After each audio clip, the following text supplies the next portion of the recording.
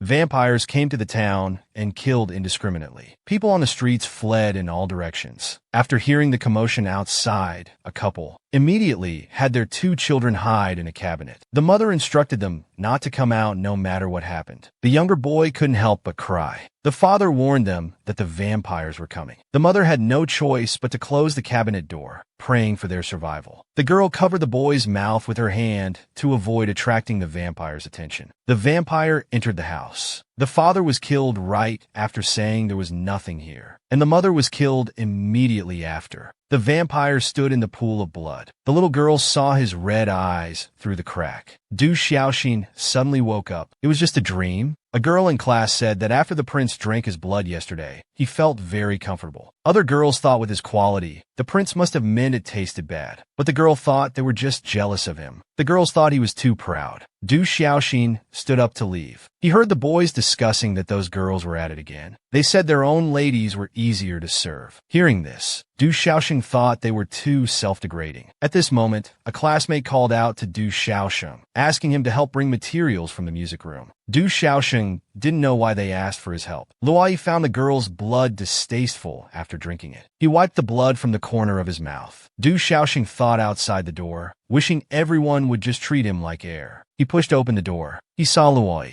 Just as Luai was about to call him, Du Xiaoxin closed the door and ran away. He ran with all his might. He didn't want to see that filthy scene. But Luai caught his shoulder from behind, because no one had ever dared to ignore Luai.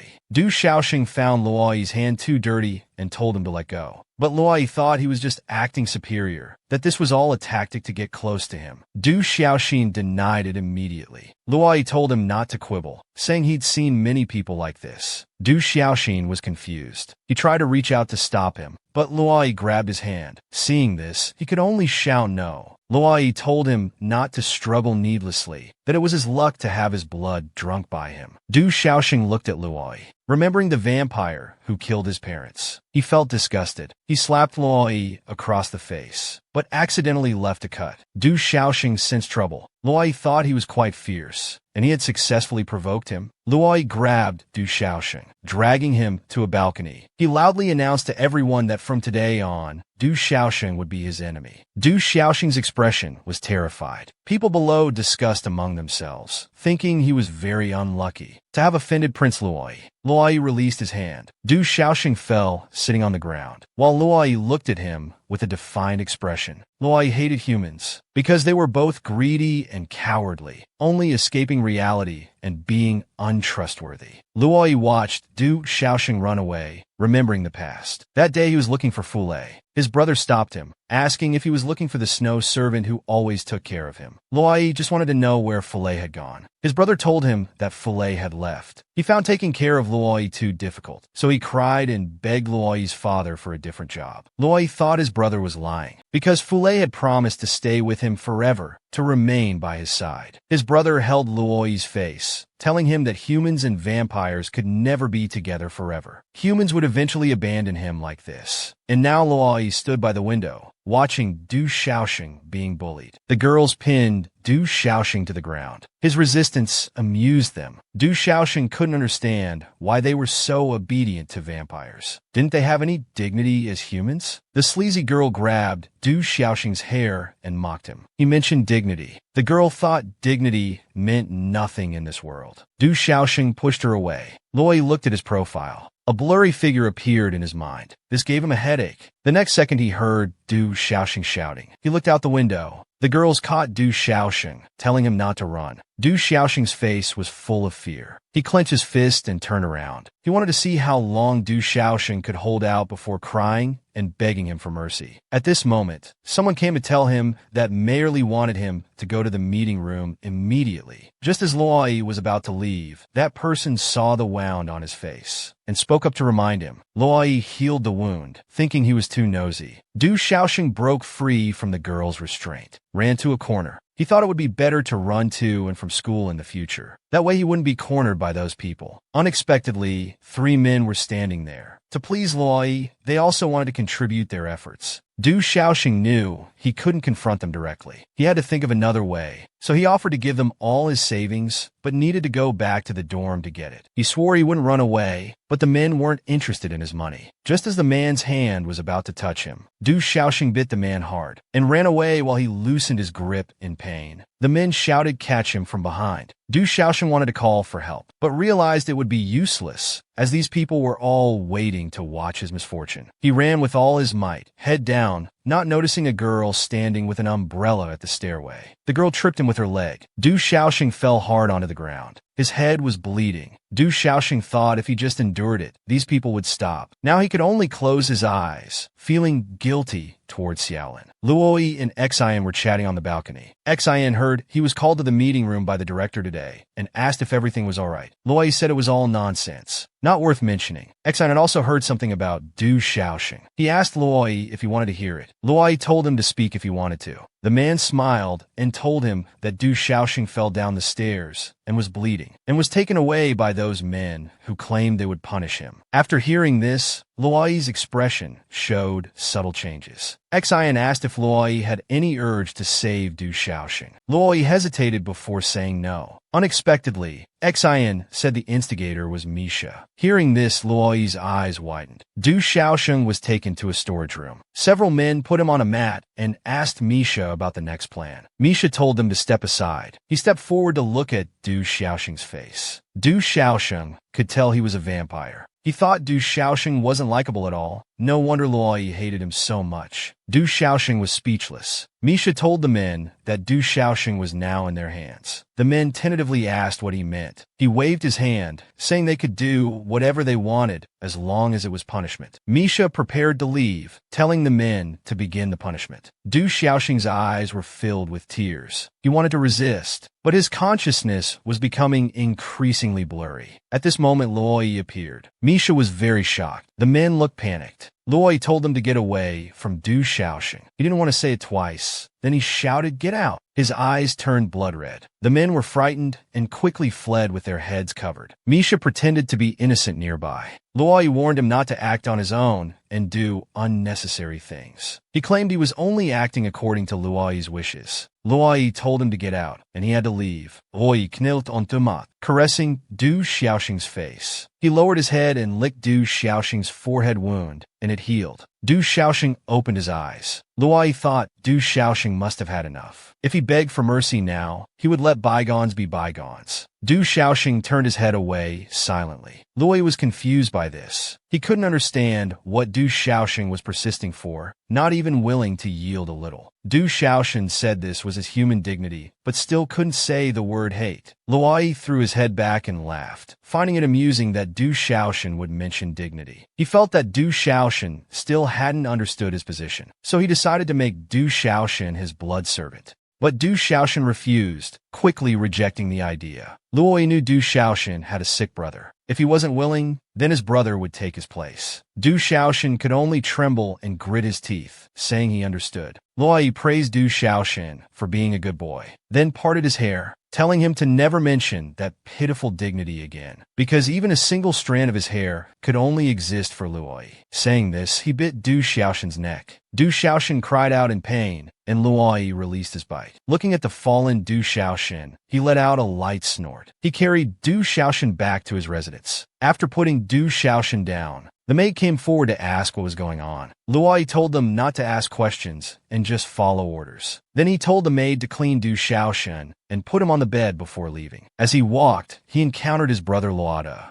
Luoda asked if he had brought Du Xiaoxing back. Luoyi said it was none of his business. Luoda stood up, saying he was just concerned about him. After all, he wasn't a child anymore and should act more steady. First, he said he wanted to teach someone a lesson. Then he wanted to save them. Luoda wondered how long Luoyi would continue being so willful. Luoyi impatiently stated he didn't need to explain himself to Luoda. But Luoda thought it was Du Xiaoxing's long hair that reminded Luoyi of his childhood blood servant, Filet. Luoyi found him annoying, telling him not to mention that name in front of him. He arrived at the bedroom door. The maid told him they had put Du Xiaoxing on the bed as instructed. The maids opened the door, but Luoyi found the bed empty. The maids were extremely panicked about this. He went to the window. Looking at the disturbed bed sheets, he fell into deep thought. It seemed he had underestimated Du Xiaoshan. Du Xiaoshan ran into the forest but couldn't find the exit. The crows behind him pursued relentlessly, leaving him confused. Luoyi stood at the forest edge with a night lamp. The commotion of the crows caught his attention. The crows kept harassing Du Xiaoshan. He was forced to stop and chase them away, but accidentally stepped off the cliff. At that moment, Luoyi appeared and grabbed him. He hadn't expected Luoyi would save him. Luoyi, holding onto a tree branch with one hand, thought he was really troublesome. The next moment, the branch cracked. Du Xiaoshan closed his eyes, knowing that falling from this height would surely mean death. But Luoyi held him and switched positions. Before they could react, they crashed heavily onto the ground. Du Xiaoshan opened his eyes. Luoyi told him to move away. Du Xiaoxing's hands were stained with Luoyi's blood. The excessive blood loss had weakened Luoyi's self-healing ability. He told Du Xiaoxing to get away quickly, as he couldn't control himself and might drain all his blood. If Du Xiaoxing didn't want to die, he should quickly find a place to hide. But Du Xiaoxing asked why Luoyi saved him. He pulled aside his closed shoulder strap for Luoyi to drink his blood, saying he'd find a way to push Luoyi away if he couldn't take it. He'd rather die than owe a vampire a favor. Luoyi couldn't understand why Du Xiaoxin would try to escape one moment and then refuse to leave the next. He pushed Du Xiaoxin to the ground, thinking he wanted to be bitten. Surely his previous resistance was all an act. Du Xiaoxin reminded him about his injuries, but he said he didn't need such fake concern. Better to get started. He assured Du Xiaoxin he would be gentle. Luoyi didn't drink his blood. He felt confused. If drinking blood was all that was needed, why treat him this way? Luoyi said this was his duty. Not only did Luoyi not drink Du Xiaoxing's blood, but he also healed his wounds. Luoyi knew that owing him a favor was a form of torture for him. Du Xiaoxing told him to let go, but Luoyi told him to be quiet, saying he didn't want to waste energy catching him again. Du Xiaoxing didn't understand what was fun about toying with people, but Luoyi found it amusing and said even if he let Du Xiaoxing go, he would still be caught again, because he could never escape in this lifetime. Du Xiaoxing shuddered. A mysterious cloaked figure was watching everything from the shadows. He thought this woman was quite stubborn, which made him look forward to what would happen. Luoyi held Du Xiaoxing tightly at the bottom of the cliff. Du Xiaoxing told himself not to be deceived, so he gently pushed Luoyi away, planning to leave. But Luoyi grabbed his wrist, asking if he still wanted to escape. Du Xiaoxing knew he had no chance in a direct confrontation, so he lied about just wanting to scout the path. Luoyi pulled him into his arms, telling him not to lie. Du Xiaoxing insisted he was telling the truth, saying they needed to find a way back. Luoyi asked where he meant by back. Du Xiaoxing begged him not to force him to say things he wouldn't like to hear. They both stood up, looking at the forest before them. Luoyi told Du Xiaoxing only Blood Clan members could see the miasma inside. Ordinary people who entered would likely die. But since Du Xiaoxing wanted to explore, he would accompany him to the end. So they walked into the forest hand in hand. The leaves rustled, and Luoyi noticed his fear. Du Xiaoxing felt Luoyi brought him into this forest just to make him see his own insignificance, that he couldn't survive without Luoyi. So he shook his hand free, telling Luoyi to let go. Luoyi teased, asking if he wasn't afraid anymore. He admitted he was scared, but he disliked being led around even more. Luoyi stopped walking. He noticed that Du Xiaoxing seemed to be more resistant to vampires than most people, as he would tremble nonstop whenever they had physical contact. He leaned close to Du Xiaoxing's ear, telling him to keep enduring it, because he enjoyed seeing his uncomfortable expressions. Du Xiaoxing told Luoyi to let him go, but he accidentally slipped and fell into the mud. Luoyi looked at mud-covered Du Xiaoxing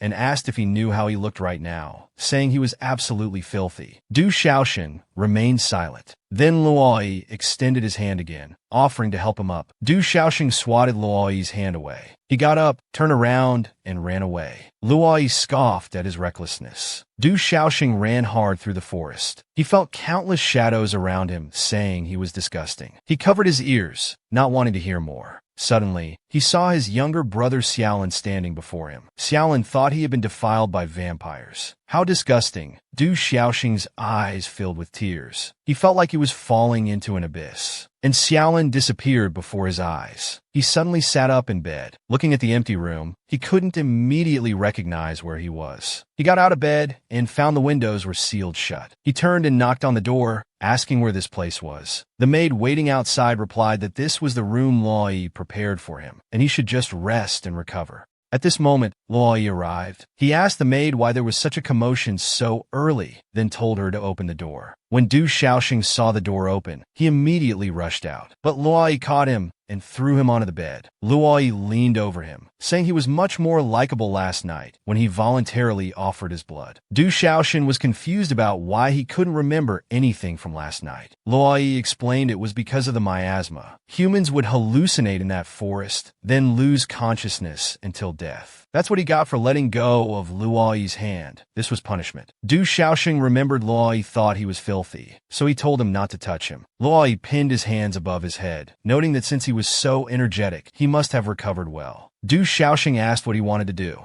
Luoyi said he was going to drink his blood, of course. Du Xiaoxing felt so dirty. Luoyi paused and asked who he was calling dirty. Du Xiaoxing cried and begged Luoyi to let him go home. Luoyi assured him that as long as he became his blood servant, his brother wouldn't be harmed. However, this was only while he still found him interesting. Luoyi walked out and instructed the maid to watch Du Xiaoxing carefully. Du Xiaoxing covered his eyes as tears fell. Xiaoling stood at the doorway. Two women came to greet her, asking why she was so early today. Xiaoling said today was the day her sister would return home. The women praised her sister for getting into the capital academy, which made Xiaoling's expression dim. She said goodbye to the women, saying she needed to go pick up her sister. After she left, the women whispered among themselves, thinking that if it weren't for her heart condition, her beauty would have attracted many noble families. Xiaolin hadn't walked far before weakly leaning against a wall. He knew his sister entered the vampire-run school only to pay for his medical expenses. Just then, a girl asked if he was Du Xiaoxing's brother. The girl introduced herself as Du Xiaoxing's classmate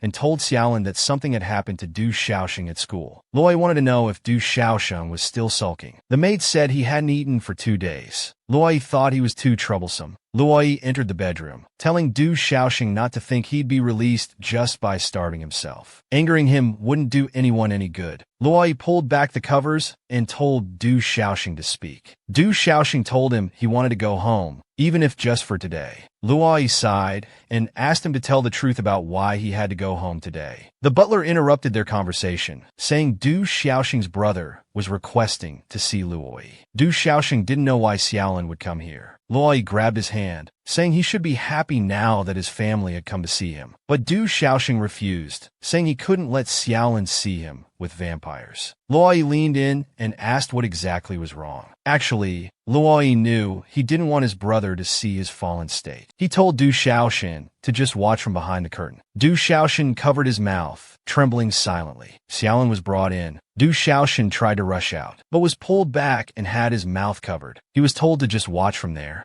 Luoyi asked Xiaolin what brought him here. Xiaolin clenched his fists and knelt down, begging Luoyi to spare his sister. Both Luoyi and Du Xiaoxing were shocked by this. Luoyi hadn't expected Xiaolin to be so spineless, thinking he'd be like Du Xiaoxing. Xiaolin could only swallow his pride and apologize. Whatever Du Xiaoxing had done to anger Luoyi, he was willing to bear it all for his sister. He'd do anything. Luoyi noticed something wrong with Xiaoling and told him to lift up his clothes and explain. Before Xiaoling could finish speaking, he fainted. Du Xiaoxing immediately rushed out. Luoyi called for the butler to bring the best doctor in the area immediately. Du Xiaoxing held Xiaoling. Looking at Xiaoling's pale face, he felt dazed. Luoyi told him to pull himself together and angrily demanded to know why the doctor hadn't arrived yet. The doctor finally arrived. After injecting medicine into Xiaolin, he said it was fortunate they rescued him in time. However, he suggested hospitalization would be more secure. Luoyi asked the butler to arrange hospitalization. He hadn't expected to cause so much trouble.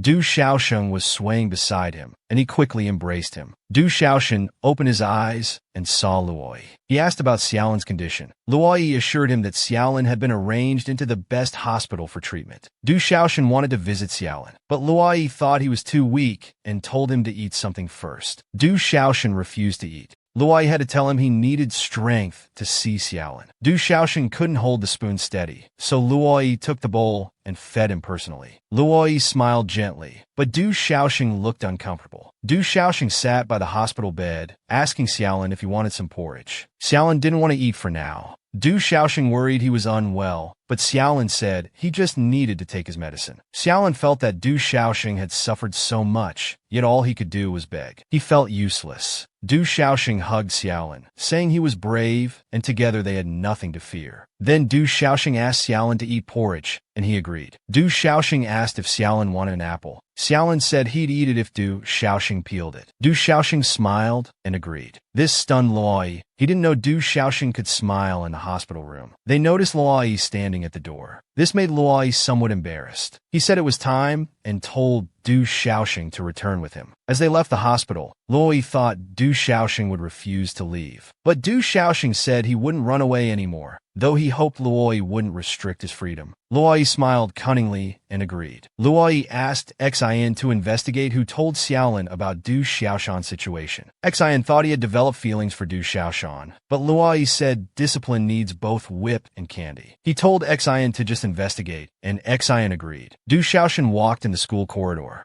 Nearby students whispered about him. They disliked him and decided to teach him a lesson. A girl called out to Du Xiaoxin, and he turned around. The girl slapped Du Xiaoxin's face. Du Xiaoxin glared at her. She thought anyone could hit Du Xiaoxin. Du Xiaoxin told her not to go too far. The girl raised her hand to slap him again, but Du Xiaoxin caught her hand, saying his compromise had limits. He then threw her hand aside. The girl, embarrassed and angry, pulled out a small knife. Just then, a male student appeared behind him and knocked the knife from her hand. He was Sun Nai, the disciplinary committee member. He warned the girl against horsing around during breaks. The two girls, seeing they were at a disadvantage, left. Du Xiaoxing thanked Sun Nai, asking if he wasn't afraid of getting involved. But Sun Nai wasn't afraid. He believed people should help each other. Noticing Du Xiaoxing's facial injury, he offered to take him to the infirmary. Du Xiaoxing felt it wasn't necessary, but Sun Nai insisted on taking him. At the infirmary, Du Xiaoxing felt it was troublesome, but Sun Nai said it was part of his duty. He said if he had met Du Xiaoxing earlier, perhaps he could have prevented some bullying. Sun Nai suggested he could escort Du Xiaoxing to and from classes. They could talk while walking together. This left Du Xiaoxing unsure how to respond. After school, they walked together. Other students were gossiping around them. Sun Nai patted Du Xiaoxing's head, telling him to ignore the gossip. Du Xiaoxing thanked him, calling him senior. But he asked Du Xiaoxing to call him Sun Nai. Luoyi watched their cheerful interaction from afar. With a dark expression, he pulled Du Xiaoxing away from Sun Nai. Luoyi threw Du Xiaoxing onto the bed. Du Xiaoxing didn't understand why Luoyi suddenly brought him back. Luoyi said it was because he belonged to him. Luoyi pinched Du Xiaoxing's face, saying he forgot who he was just because someone was nice to him. Then he noticed the injury on Du Xiaoxing's face. He asked who hit him. Du Xiaoxing said it was all thanks to him, saying this was what he wanted anyway. But Luoyi's face showed guilt. Seeing this, Du Xiaoxing warned himself not to be deceived. Because Du Xiaoxing was friendly with other men, Luoyi decided to punish him. Du Xiaoxing's eyes widened when he heard this. Luoyi found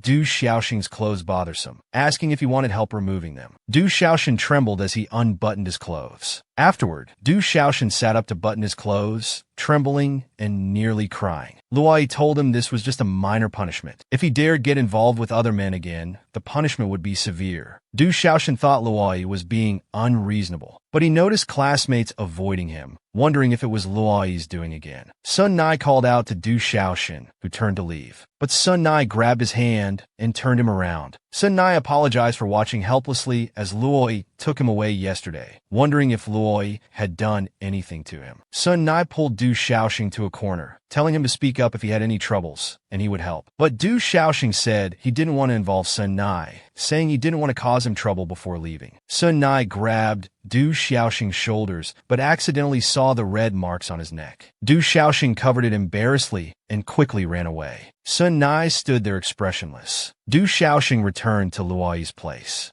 Luoyi asked if he had a good day at school. Du Xiaoxing said he hadn't broken any promises. Luoyi put down his wine and told him to come over. Du Xiaoxing was scared. As soon as Du Xiaoxing approached, Luoyi pulled him into his arms, asking if he was dissatisfied. Du Xiaoxing thought Luoyi was deliberately mocking him first, but Luoyi considered Du Xiaoxing his private property. He could do whatever he wanted. Du Xiaoxing was speechless. Luoyi took the wine and asked Du Xiaoxing to drink it, saying he would forgive his rudeness. Du Xiaoxing turned away, saying he couldn't drink. Luoyi thought for a moment and pulled Du Xiaoxing to the balcony. He asked him to dance together, saying as a blood servant, he should have some skills to please his master. At first, Du Xiaoxing was clumsy. Luoyi warned him he'd be dead if he stepped on his feet. After a while, they danced in perfect harmony, their bodies close together. This made Du Xiaoxing's heart beat faster. Luoyi praised his dancing. Asked if he had learned before, Du Xiaoxing said he watched his parents dance when he was young. Luoyi told him there was a party this week, and he must bring his blood servant. So he asked Du Xiaoxing to prepare. Thinking about a vampire party, Du Xiaoxing felt nauseous. Feeling unwell, he excused himself and ran away. Xian thought Du Xiaoxing ran away because Luoyi had been too lenient with him. He remembered Luoyi used to attend parties alone, but now he planned to bring Du Xiaoxing. Luoyi said he wanted Du Xiaoxing to enter the tiger's den, so he would know that he was the only one who could protect him. Xian thought this was Luoyi's possessiveness, noting that Sun Nai had given him quite a stimulus. Du Xiaoxing ran to the fountain, unsure of Luoyi's intentions. Someone stood behind him, asking what he was doing there. He thought it was Luoyi. Turning around, he found it was Luoda. Director Luoda asked who allowed Du Xiaoxing to wander around. Luoda thought he resembled the previous blood servant and reached for his hair. Du Xiaoxing backed away. He accidentally tripped and fell into the fountain. Luoda held 2 strands of Du Xiaoxing's hair, particularly admiring his beautiful hair. Du Xiaoxing didn't understand what he meant. Luoda said he was talking about Fulei, Luoyi's former favorite blood servant. Luoda thought Luoyi was interested in Du Xiaoxing because he resembled Fulei. Luoda told Du Xiaoxing not to have any expectations. Du Xiaoxing felt his heart ache, thinking how he could never expect anything from vampires. Luoda mentioned Fulei's eventual betrayal of Luoyi, but was interrupted by Luoyi's arrival. Luoyi told him to stop gossiping behind his back, and that his servant didn't need his discipline. Looking at Du Xiaoxing in the water, Luoyi thought he was an idiot. He reached out to Du Xiaoxing, ordering him to get up, then took off his coat and put it on Du Xiaoxing before leading him away. Du Xiaoxing felt confused, not understanding why Luoyi was being deliberately gentle. Luoyi told Du Xiaoxing to avoid wandering and stay away from Luoda. He thought Du Xiaoxing's dancing still needed work. He needed more practice before the party. Du Xiaoxing had a dream where he saw his parents standing opposite a strange woman. He thought she was a guest, but she called his name. Later, he couldn't hear what she was saying. Du Xiaoxing woke up, still unable to remember who the woman was. After school, someone told Du Xiaoxing there was a phone call for him in the communication room. Du Xiaoxing answered the phone. The caller claimed to be Xiao Ling's doctor, saying her condition had suddenly worsened and he needed to come to the hospital immediately. Du Xiaoxing immediately hung up and ran to the hospital, but was stopped at the school gate. The students at the gate said students couldn't leave on non-visiting days without teacher approval, even if Du Xiaoxing had an emergency. It was too late to apply now. Du Xiaoxing mentioned his brother was critically ill, hoping they could make an exception. The 2 students refused. Then Sun Nai appeared, and the gate students reported the situation to him. Sun Nai pulled Du Xiaoxing aside. Du Xiaoxing wanted to ask Sun Nai to let him out, but Sun Nai said he didn't have that authority. However, he had a risky solution. Vampire noble family emblems could allow free access. He thought Luoyi must have one and suggested Du Xiaoxing secretly borrow it. Du Xiaoxing felt uneasy about this, but Sun Nai reminded him that emblems were important to vampires. If Luoyi wouldn't lend it, he'd have no chance. Du Xiaoxing wondered why Sun Nai would help him like this. Sun Nai recalled how his cowardice had once led him to ignore a girl being bullied by vampires. He indirectly caused her death, so he vowed never to let such tragedy happen again. Du Xiaoxing apologized for reminding Sun Nai of bad memories. Sun Nai said it was fine. Solving his current problem was most important. He reminded Du Xiaoxing to be careful. Du Xiaoxing said he understood. Du Xiaoxing saw Luoyi about to leave and wanted to ask to borrow his emblem. But Luoyi suddenly turned to look at him, making him nervous. He could barely speak clearly. Luoyi had never seen him so proactive. However, he emphasized to Du Xiaoxing to address him as Sir or directly as Master. Du Xiaoxing tentatively expressed concern about Xiao Ling. Luoyi assured him Xiao Ling was fine in the hospital. The maid reminded Luoyi would be late if he didn't leave soon. Before leaving, Luoyi told Du Xiaoxing to stay in his room and practice. Unable to ask for the emblem, Du Xiaoxing decided to steal it. After getting the key, he opened the door and took the emblem. He met Sun Nai while running to the school gate. Sun Nai offered to go with Du Xiaoxing for support. As they left the school, Sun Nai remarked that their school was actually a cage for humans. Du Xiaoxing felt it was getting late and they should hurry to the hospital. While running, Sun Nai suddenly stopped, causing Du Xiaoxing to bump into his back. Sun Nai discovered they were being followed. He guessed they discovered the stolen emblem but were hesitant to act due to Du Xiaoxing's relationship with Luoyi. Du Xiaoxing didn't know what to do. Sun Nai told him to go ahead while he stayed behind. He told Du Xiaoxing to trust him. Du Xiaoxing rushed into Xiaolin's room, only to find him sitting up reading. Xiaolin noticed Du Xiaoxing looked panicked and asked if something happened. Du Xiaoxing hugged Xiaolin, saying he was just overly worried and told him to rest easy. But something felt wrong. Du Xiaoxing checked his pocket. The emblem was gone. Xiaolin saw his panic and asked what was wrong. Not wanting to worry him, Du Xiaoxing lied that he'd lost some candy he'd brought. After saying goodbye to Xiaolin, Du Xiaoxing took a lamp to search the streets he'd passed through. He carefully recalled everything that happened and began to doubt Sun Nai. Just then a car honked at him. When he turned, he saw it was Luoyi. Luoyi asked why he was there and who had brought him out. After thinking for a moment, Du Xiaoxing decided to tell the truth. He apologized to Luoyi for taking the emblem without permission, but he had lost it. Luoyi felt someone with his intelligence wouldn't do such a thing, so he asked to put him up to it. Du Xiaoxing told him everything. Luoyi ordered his subordinates to retrieve the emblem immediately, especially investigating Sun Nai. They left after receiving the order. Luoyi pulled Du Xiaoxing into the woods, pinning him against a large tree. Du Xiaoxing didn't know what he was going to do. Luoyi said he would punish him, then bit Du Xiaoxing's neck. Du Xiaoxing grimaced in pain. Blood trickled down his neck, staining his collar red. Luoyi unbuttoned Du Xiaoxing's clothes and bit his raised hand. Luoyi thought Du Xiaoxing was ungrateful, asking if he wasn't afraid of being drained of blood and abandoned. He then bit Du Xiaoxing's leg. Du Xiaoxing gripped the tree bark tightly. He felt he couldn't let himself be led around anymore, so he pushed Luoyi away. He knew he was just Luoyi's blood servant, and Luoyi would eventually tire of him and discard him. But before that, he hoped Luoyi would let him help find the emblem. It was his responsibility after all. He didn't want to be indebted to Luoyi. Before he could finish speaking, he fainted. Luoyi embraced him, telling him not to think such words would move him at a time like this. When Du Xiaoxing woke up, he found himself back in his bedroom. He didn't know how long he'd slept. He opened the door and asked the maid what time it was. The maid said he'd been asleep for 2 days. Luoyi had instructed them to prepare food when Du Xiaoxing woke up. After the maid left, Du Xiaoxing realized tonight was the banquet, but Luoyi was nowhere to be seen. He planned to ask around,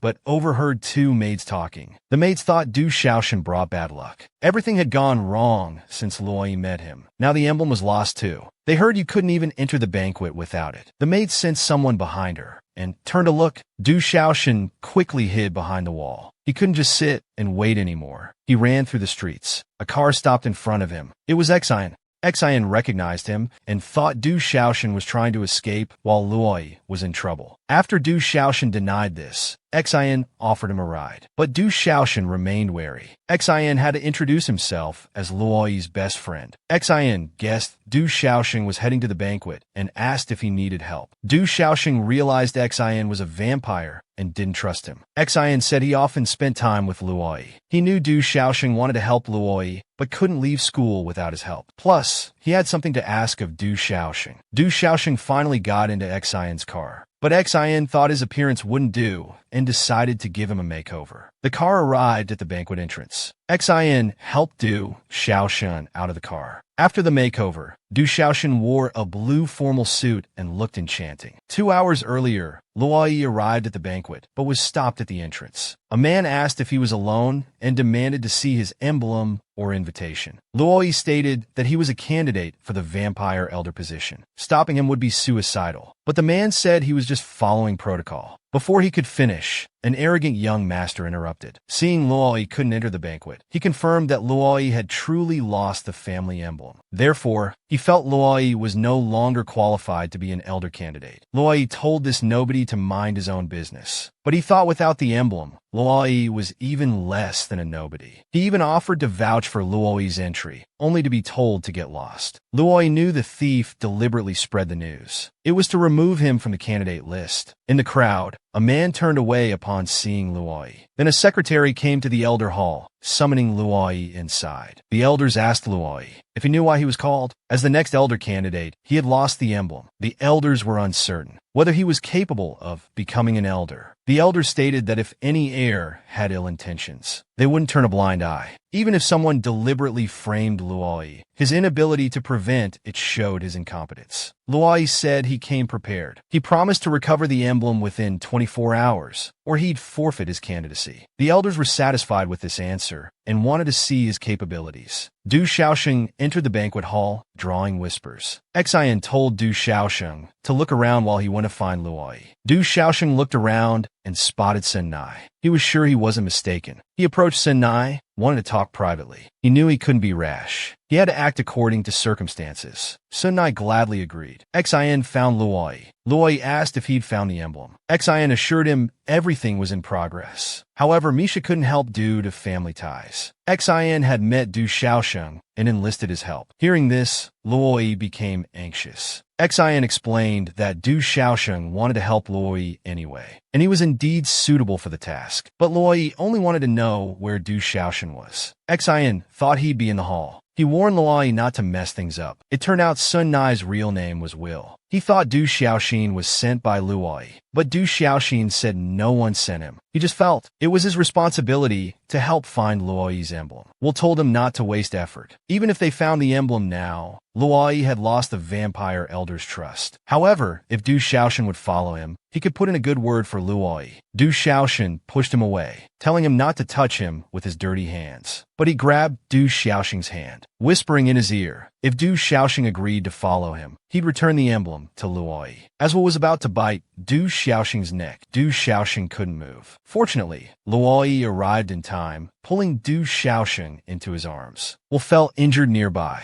Luoyi wanted to check if Du Xiaoxin was hurt, but found himself somewhat moved. He quickly pushed Du Xiaoxin away, thinking something had happened again. Luoyi scratched his head, telling him not to go anywhere without his permission. Then Elder Leonard arrived. Will tried to stand up to complain, but Luoyi's family emblem fell from his body. Luoyi calmly picked up the emblem, demanding an explanation from Will. Leonard was very disappointed in Will, but Will claimed he was wrongly accused. People nearby seized him, asked him to move to the Elder Hall. He finally realized Du Xiaoxin deliberately approached him to frame him. There's no way he could have Luoyi's family emblem. It turned out Xian had found the emblem in Will's bedroom earlier. He showed it to Du Xiaoxin in the car, but Du Xiaoxin thought Will had his reasons. Xian told him Will was a vampire disguised as human, just to use him to frame Luoyi. Only then did Du Xiaoxin realize he'd been deceived. He asked Xian what the favor was. Xian gave him the emblem, asking him to approach Will, and secretly slipped the emblem into his pocket. Seeing his hesitation, Xian let him decide. The choice was his. Will roared that it was Du Xiaoxin's fault. He wanted to frame Luoyi and then blame it on him. But Luoyi blocked Du Xiaoxin, claiming he was his person. No one could slander him. Will felt Luoyi, as a vampire, shouldn't protect humans so much. He wasn't qualified to be an elder. Luoyi thought Will wasn't qualified either, because he only used despicable means to achieve his goals. And if he couldn't protect his own blood servant, how could he maintain the vampire clan's honor? Will wanted to argue more, but was stopped by Leonard. Leonard had his men escort Will out. He didn't need to go to the Elder Council anymore. He should return to his northern territory. Will beg Leonard for another chance. But Leonard thought he had lost his dignity. Before leaving, Will made threats to Luoyi and Du Xiaoshan. This scared Du Xiaoshan a bit. Luoyi noticed his unease and comforted him. Leonard told Luoyi not to celebrate too early. As the next elder candidate, tricks alone weren't enough. Then he turned and left. Xin didn't want to disturb their private moment. He said he had matters to attend to and left. Luoyi took Du Xiaoshan to a quiet place. He knew the castle full of vampires made Du Xiaoshan uncomfortable. He told Du Xiaoshan not to misunderstand. This was just a reward. Du Xiaoshan had helped him.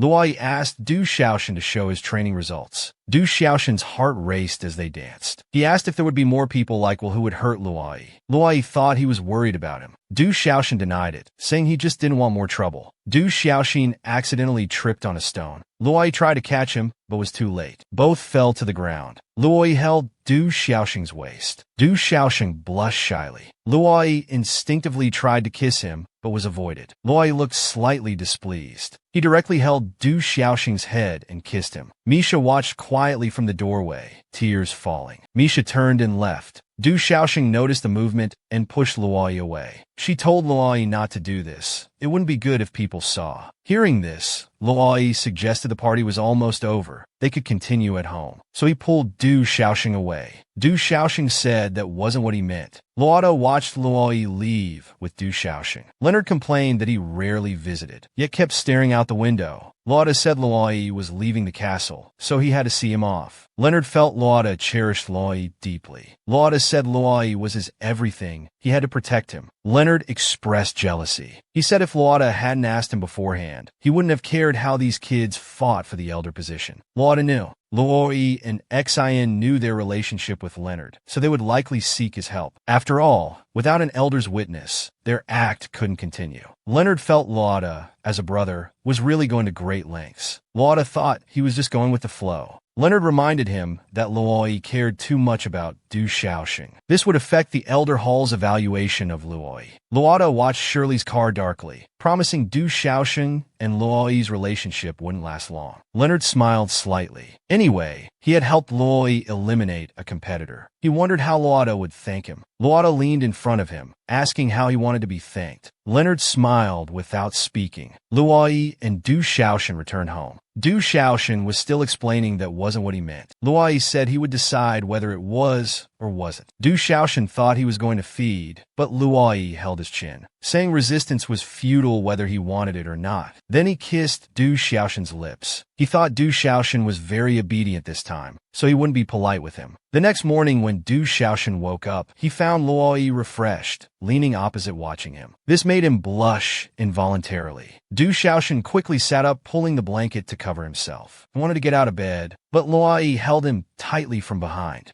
Luoyi brought Du Xiaoshan for breakfast. Looking at the abundant food before him, Du Xiaoshan didn't know what Luoyi was planning. Luoyi just wanted to fatten Du Xiaoshan up a bit. Otherwise, he'd faint after just 2 bites. Du Xiaoshan argued his body was fine. Luoyi mentioned last time, when he bit a bit hard, Du Xiaoshan slept for 2 days. Du Xiaoshan said he couldn't finish all this food. Luoyi insisted he had to eat it all. Then he took a strawberry cake and fed it to Du Xiaoshan. Du Xiaoshan wanted to eat by himself, but Luoyi wouldn't let him refuse. After eating, Luoyi wiped the cream from Du Xiaoshan's mouth corner, then extended his hand for Du Xiaoshan to eat the cream off it. Du Xiaoshan didn't want to, but Luoyi insisted. Seeing Du Xiaoshan obediently comply, Luoyi was in a good mood. He told Du Xiaoshan to continue eating, then they'd go to school together. Du Xiaoshan couldn't believe he had just done such an embarrassing thing. Luoyi took Du Xiaoshan to school. Students made way. Some thought Du Xiaoshan was quite unexpected. Having gotten close to Prince Luoyi, they couldn't offend him anymore. Hearing this, Luoyi glared at the person who said it. Luoyi dropped Du Xiaoshan at the classroom door, saying he'd pick him up after school. Du Xiaoshan wondered what to do about Luoyi picking him up every day like this. Just as he returned to his seat, a girl came with snacks, inviting him to enjoy them on the lawn outside. Another girl squeezed forward, asked if he was interested in joining clubs. Du Xiaoshan didn't want to deal with them, saying he had something to do, and left. The girls behind wanted to know where he was going. He thought they were all just opportunists. Du Xiaoshan went to the rooftop, leaning on the railing. He felt he was becoming the type of person he used to despise most. Then Luoyi came. He didn't know why Du Xiaoshan would come to such a place. Hadn't he told him to wait in the classroom? Du Xiaoxin said he could go back by himself. Luoyi thought his resistance would only backfire. He took Du Xiaoxin's hand to go back with him. He had something to give Du Xiaoxin. Luoyi asked the maid if what he had instructed was ready. The maid said everything was prepared. Then Luoyi had the maid take Du Xiaoxin in to get ready. Du Xiaoxin didn't know what Luoyi was planning. Luoyi told him he'd find out once inside. After a while, the maid told Luoyi that Du Xiaoxin was ready. Du Xiaoxin looked at himself in the mirror. Luoyi asked how he felt. Du Xiaoxin didn't understand what Luoyi meant. Luoyi showed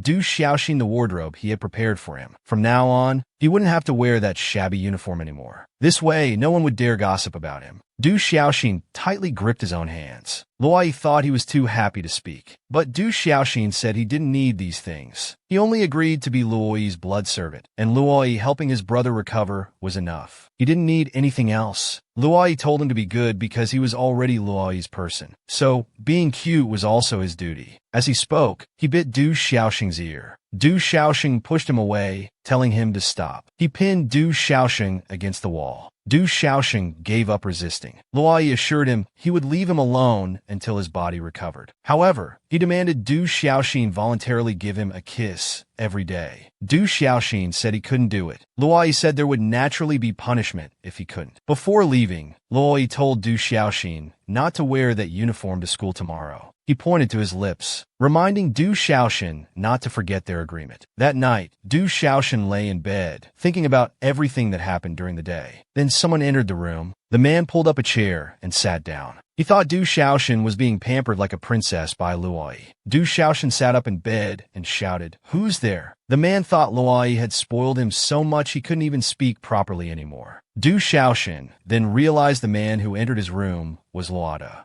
Du Xiaoxin didn't know what Luoda wanted. Luoda said he had mentioned this before. The reason Luoyi was interested in him was because he resembled his previous blood servant. Luoda had warned Du Xiaoxin not to have any expectations, but he felt Du Xiaoxin hadn't listened to his advice and was falling deeper instead. Du Xiaoxin hurriedly denied it, but Luoda thought that was because Du Xiaoxin didn't know his own expression when kissing Luoyi. However, he felt Du Xiaoxin was at most a substitute. When Luoyi got bored, he would naturally cast him aside. Du Xiaoxin said it didn't matter even if that was true, because he wouldn't feel hurt at all. Luoda snorted, saying unfortunately. He hoped Du Xiaoxin could do as he said. Du Xiaoxin knew the letter was their prank. The girls thought since he came despite knowing, he must not want to miss any chance. Du Xiaoxin shook off the girl's hand. He said his business was none of their concern. He didn't understand why they always resorted to such petty tricks. Wasn't there anything more meaningful they could do? But the girls thought in this environment,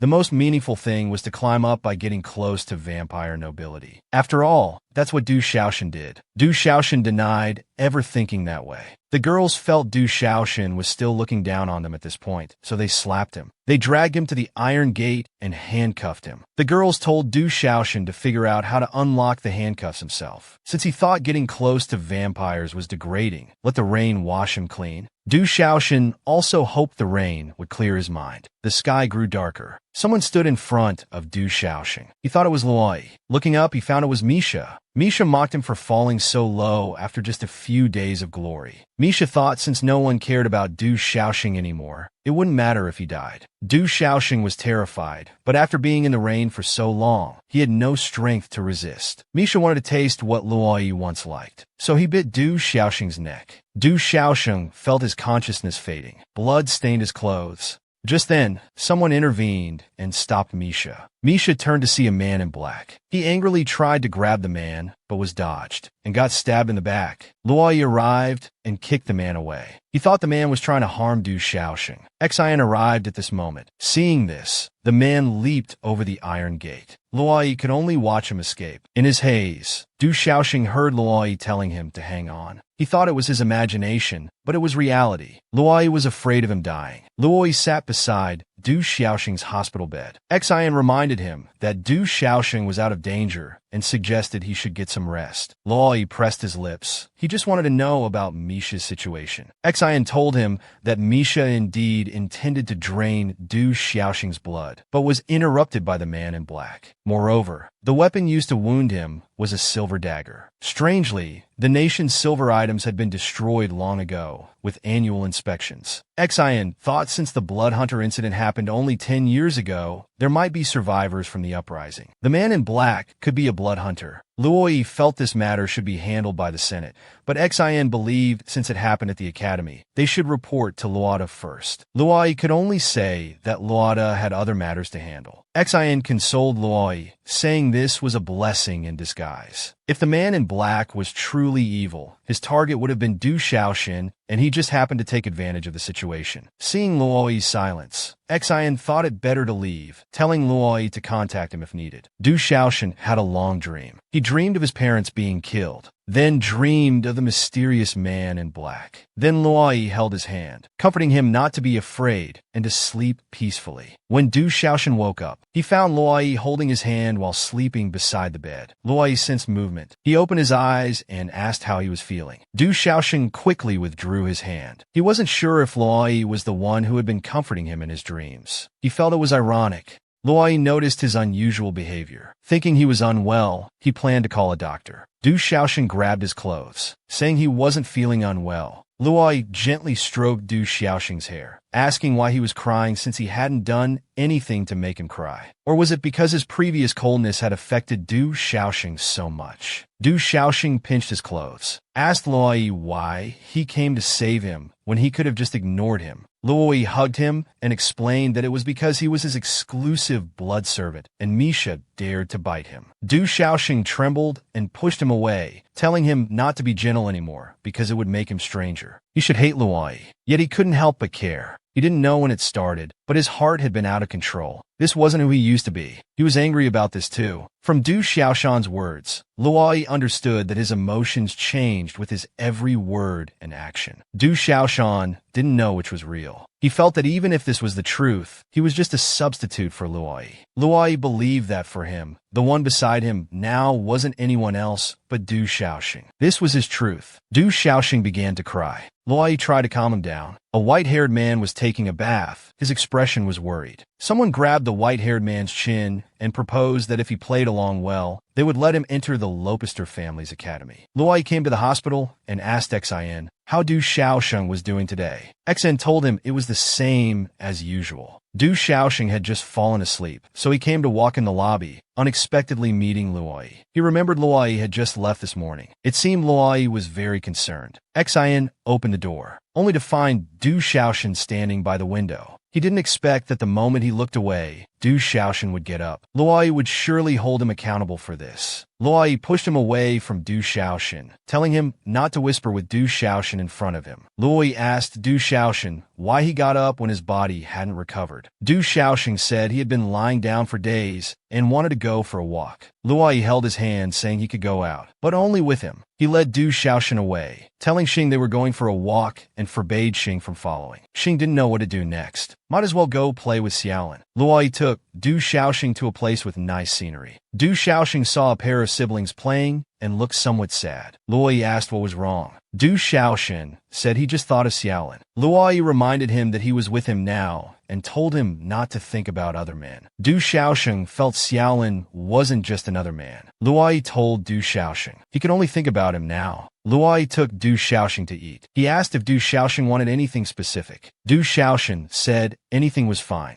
A homeless boy grabbed Luoi's clothes, wanting to beg for food. Luoi glared at him. The boy was scared and let go. Du Xiaoxing feared Luoi would hurt the boy, so he pulled him to a restaurant. Luoi mentioned this was the first time Du Xiaoxing took his hand voluntarily. Du Xiaoxing shyly let go. Luoi smiled, telling him to find a seat first. Du Xiaoxing sat watching Luoi. He noticed Luoi was pointing in the direction of that little boy. He thought Luoi would harm the child, so he looked out the window, but saw a waiter giving the boy a bag containing food and some money. Du Xiaoxing didn't expect Luoi would help a human child. He felt a sense of guilt inside. Du Xiaoxing noticed Luoi only ordered one drink. It was a couple's cup, but he was very thirsty. Seeing him staring at the juice cup, Luoi told him to drink if he wanted to. Du Xiaoxin couldn't care about formalities anymore. So he drank first. Suddenly Luoyi leaned, close, and drank together with him. Du Xiaoxing felt his heart racing. This was just like a date. When they returned to the hospital, Xian told Luoyi the Senate needed him for something. Before leaving, Luoyi told Du Xiaoxing to rest early. Xian asked Du Xiaoxin if he enjoyed the date. Du Xiaoxin denied it was a date. Xian thought they were both too uptight. He believed if they liked each other, that was enough, no need to worry about race. Watching Du Xiaoxin fall into deep thought, Xian asked if he had noticed that his eyes were different from other vampires. Because he was a descendant of humans and vampires, so he didn't have linear pupils like normal vampires. Du Xiaoxin was shocked by this. Xian recalled being discriminated against since childhood. Only Luoyi never despised him. Luoyi was his savior. He asked Du Xiaoxin if he wanted to know about Luoyi's past. Du Xiaoxin stopped walking. Xian noticed, so he said it would only be meaningful if Luoyi told it himself. After escorting Du Xiaoxin to the door, Xian reminded him to rest early. Lying in the hospital bed, Du Xiaoxing recalled what Luoyi said to him. Had he really fallen for Luoyi? He buried his face in the pillow, telling himself he must control it. Luoyi asked from behind what he needed to control. He sat up wanting to leave, but Luoyi pulled him back, telling him not to try escaping, just stay obediently. Luoyi turned Du Xiaoxing around, asking him to praise himself. Du Xiaoxing didn't know what to praise. Luoyi told him to praise his hard-working master. Du Xiaoxing couldn't help but laugh. He thought Luoyi was being absurd, just like a child. Luoyi smiled, pushing him down, saying he dared to mock his master. Seems his courage had grown.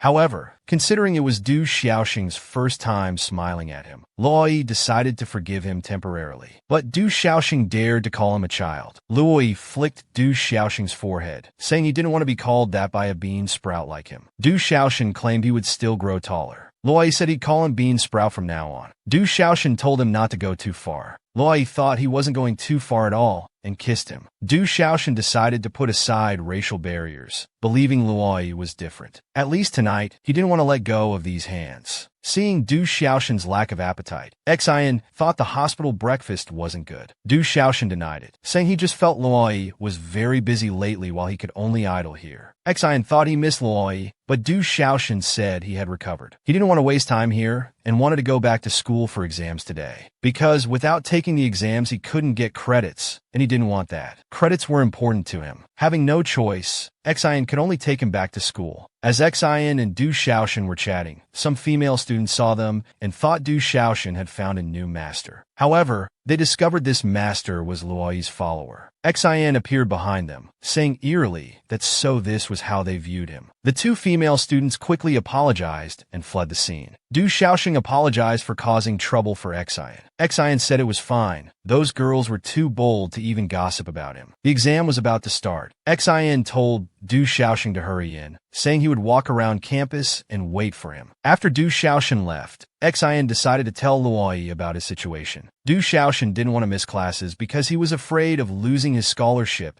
and being unable to repay Luoyi's kindness. Plus, after the exam, he could visit Xiao Ling suddenly. A female student raised her hand, claiming Du Xiaoxing was cheating. She said she saw cheat notes hidden in his drawer. Du Xiaoxing looked down and indeed found notes there. The teacher was surprised Du Xiaoxing would do such a thing and said the school would publicly punish this behavior. Du Xiaoxing claimed he knew nothing about it, but the teacher thought he was making excuses. Du Xiaoxing argued he didn't need to cheat and asked the teacher to check if the handwriting matched his. The girl countered that Du Xiaoxing could have deliberately written differently, suggesting maybe all his previous grades were from cheating, since everyone thought he was manipulative. Luoyi snatched the cheat notes from the teacher's hand. He said he would examine them himself, and they would soon know who was lying. Moreover, he wanted everyone to see clearly what they all knew. He pulled Du Xiaoxing away, telling everyone to follow. He brought Du Xiaoxing to the balcony and announced to everyone that Du Xiaoxing was his exclusive blood servant. No one could harm him in any way. Du Xiaoxing hadn't expected Luoyi to protect him like this. People below whispered that it would be best not to mess with Du Xiaoxing anymore. Luoyi suggested Du Xiaoxing transfer to his class where he wouldn't have these troubles. But Du Xiaoxing thought it wasn't proper and couldn't accept being in a place full of vampires. Luoyi mentioned someone had already broken the rules, looking at the white-haired man below. The man was also watching them. In Luoyi's class, vampires were discussing that a blood servant would transfer to their class. Reportedly Lady Gorlit's most favored blood servant. Luoyi silently listened to everything. Just then, the door opened. Luoda brought in the white-haired man, introducing him as Ming Jian, a transfer student. Luoda hoped everyone would get along with him. The vampires below whispered among themselves, smelling Ming Jian's sweet scent and thinking he must taste good. Luoda asked everyone to calm down. He told Ming Jian not to be afraid, as he was indeed special here. Ming Jian asked Luoda if he was like the others, wanting to eat him too. Luoda smirked, watching Ming Jian return to his seat. After Ming Jian sat down, the surrounding vampires looked at him sinisterly. Only Luoyi watched him thoughtfully. After school, several vampires called Ming Jian to a corner. They thought he was too scared to speak. One vampire felt that as a human in their class, Ming Jian had to pay a price. Since he was Lady Gorlit's blood servant, his skills in pleasing vampires must be excellent. He thought Ming Jian should know what to do after hearing this. He reached for Ming Jian's clothes. Unexpectedly, Ming Jian twisted his hand behind his back, telling him not to touch him with his dirty hands. The controlled vampire called for others to help, but Ming Jian dealt with them in just a few moves. Ming Jian thought they were trash. After saying that, he turned and left. Luoyi leaned against the corridor wall, waiting for Ming Jian to pass by. He thought Ming Jian was much sharper than he appeared. Ming Jian stopped. Luoyi reminded him that if he wanted to stay in this academy, being too conspicuous wasn't a good thing. Ming Jian replied that his master hated weak people. Luoyi smiled without saying anything. Du Xiaosheng was soaking in the bath. He recalled the day's events, not understanding what Luoyi was thinking. Just then Luoyi arrived. He said this was his place, and as he'd said before, there was nowhere he couldn't go. Besides, this was a public bath. He took off his clothes to take a bath. Du Xiaosheng blushed shyly. Luoyi thought it was too late for him to be shy now. Du Xiaosheng told Luoyi not to talk nonsense. They hadn't done anything. Luoyi disagreed, while Du Xiaosheng looked shocked. Du Xiaosheng opened his eyes to find Luoyi sitting beside him. Luoyi didn't know how long he had been soaking to suddenly faint. Luoyi warned that if it happened again, he would only be allowed to bathe with him from now on. Du Xiaosheng quickly refused. Luoyi thought he despised him. Du Xiaosheng thought Luoyi had come to check on him out of concern. Luoyi asked Du Xiaosheng why he didn't listen and stay in the hospital to recover. Were credits really that important? Du Xiaosheng explained that without enough credits, he couldn't apply for the scholarship. Luoyi thought he needed money, but actually, he wanted to repay Xiao Lin's medical fees that Luoyi had paid. Luoyi said he didn't need to repay the money. If he really wanted to repay him, there were other ways. But Du Xiaosheng felt it was different. Taking care of Xiao Ling was his responsibility. Moreover, it had always been his spiritual support to keep living. Hearing this, Luoyi snorted, saying he could ignore the past, but Du Xiaosheng's future spiritual support could only be him. He made Du Xiaosheng promise. Du Xiaosheng's face turned red, and he couldn't speak. Luoyi found Lauda, saying the matter he mentioned before should be approved today. However, Lauda said he had already refused when Luoyi proposed transferring Du Xiaosheng to his class. Luoyi didn't understand. With precedent already set, why was he still refusing? Why did Lauda always think he would be held back by such things? Whether Lauda agreed or not, Luoyi would do it anyway. Lauda reminded him if being hurt once wasn't enough. Luoyi froze. He turned and slammed the door as he left. Xian saw this and knew the result. But Luoyi told him to come find Du Xiaosheng with him. Du Xiaosheng was walking on the stairs. He realized he still hadn't clearly told Luoyi he didn't want to join the vampire class. The class bell suddenly rang, and he hurried back to the classroom. But he missed a step. Just as he was about to fall down the stairs, Ming Jian reached out and caught him. Luoyi stood at the top of the stairs watching everything. His expression was very gloomy. Du Xiaosheng gently pushed Ming Jian away. He bowed in thanks and turned to leave. He felt a sense of familiarity about Ming Jian. Ming Jian walked to the stairway, and his eyes met with Luoyi's. Then he brushed past him. Xian was surprised by this, as few humans dared to make eye contact with Luoyi. But Luoyi said a mere blood servant wasn't worth paying attention to. Luoyi sat in the chair, asking Du Xiaosheng to kiss him first. Du Xiaosheng obediently complied. Afterward, Luoyi asked if he had learned Du Xiaoxing told him not to make things difficult. Luoyi pointed out this was their previous agreement, not making things difficult. Du Xiaoxing felt Luoyi wasn't in a good mood today and asked if something bad had happened. Luoyi was happy about this because he could read his mood. Luoyi asked how he would comfort him if that were the case. Du Xiaoxing offered to cook for him, like steak or something. Luoyi couldn't help but laugh. Cooking steak for a vampire sounded too interesting. However, he decided to let Du Xiaoxing show his skills and taste his cooking. They went to the kitchen. Luoyi asked if the food was ready, while Du Xiaoxing told him to wait. Du Xiaoxing asked if Luoyi knew where the pepper was. Luoyi said he couldn't possibly know. Du Xiaoxing decided to look for it himself, but Luoyi couldn't wait. He wanted to have an appetizer first, but Du Xiaoxing hadn't prepared one. Luoyi stood at the doorway, silently observing everything. Du Xiaoxing noticed Luoyi outside, but thought nothing of it. Du Xiaoxing asked Luoyi how the steak was. Luoyi said it was bland and a bit burnt. Du Xiaoxing got angry and told him not to eat it, but Luoyi said seeing how hard he tried, he'd give him another chance. Luoyi's class had a weekend outing, and he asked Du Xiaoxing to prepare lunch for him, though Du Xiaoxing couldn't guarantee it would taste good. Luoyi immediately asked Du Xiaoxing if he was ready. Du Xiaoxing was stunned until Luoyi called him again. He handed the lunchbox to Luoyi, who took it but then told him to come along. Du Xiaoxing only agreed to make lunch, not to go with him. Before he could finish speaking, Luoyi lifted him on a horseback. Luoyi thought weekends should be for going out. Staying home was too boring. They chatted while riding. Ming Jian watched everything from behind.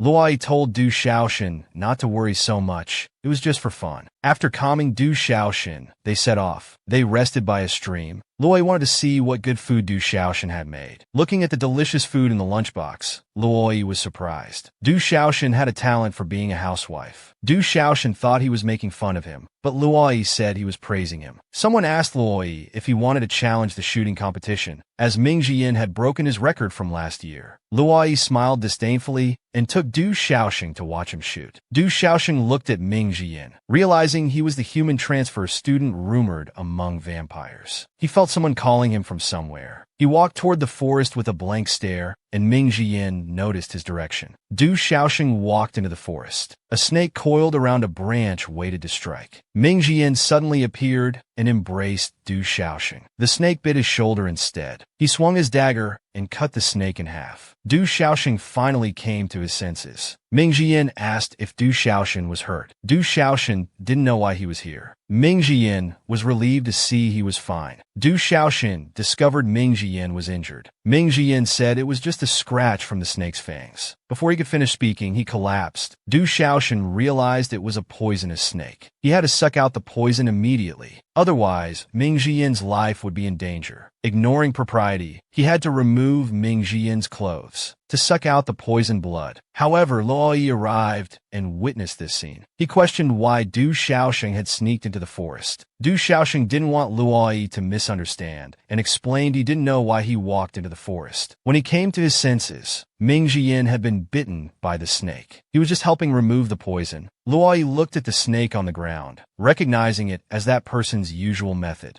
A group of people arrived then. Luoyi pulled Du Xiaoxing up. After they saw the injured Ming Jian, they had the accompanying doctor check his injuries. They wanted to ask if Luoyi was hurt, but Luoyi silently pulled Du Xiaoxing away. Du Xiaoxing felt Luoyi was angry. Luoyi threw Du Xiaoxing into the carriage. He closed the door and started kissing Du Xiaoxing. He was indeed angry, but Luoyi suddenly stood up. He sensed someone else's scent mixed in. He opened the door to leave. He would let it go this time, but in the future, Du Xiaoxing must not have any connection with Ming Jian. Du Xiaoxing remained silent. He didn't know what he really meant to Luoyi. A subordinate reported to Luoda that the assassination attempt failed because someone intervened, Ming Jian. Luoda hadn't expected this. However, he decided to stop trying to assassinate Du Xiaoxing. The subordinate asked about the next task. Luoda said he would fulfill their wishes. He wanted Luoyi to witness the entire process of being betrayed. Du Xiaoxing walked on the school path. He felt Luoyi was sulking. Then, he heard two female students discussing Ming Jian. So that was his savior's name. Ming Jian had been bedridden since returning from the outing. Now he was left alone in the infirmary. They said it was just his bad luck.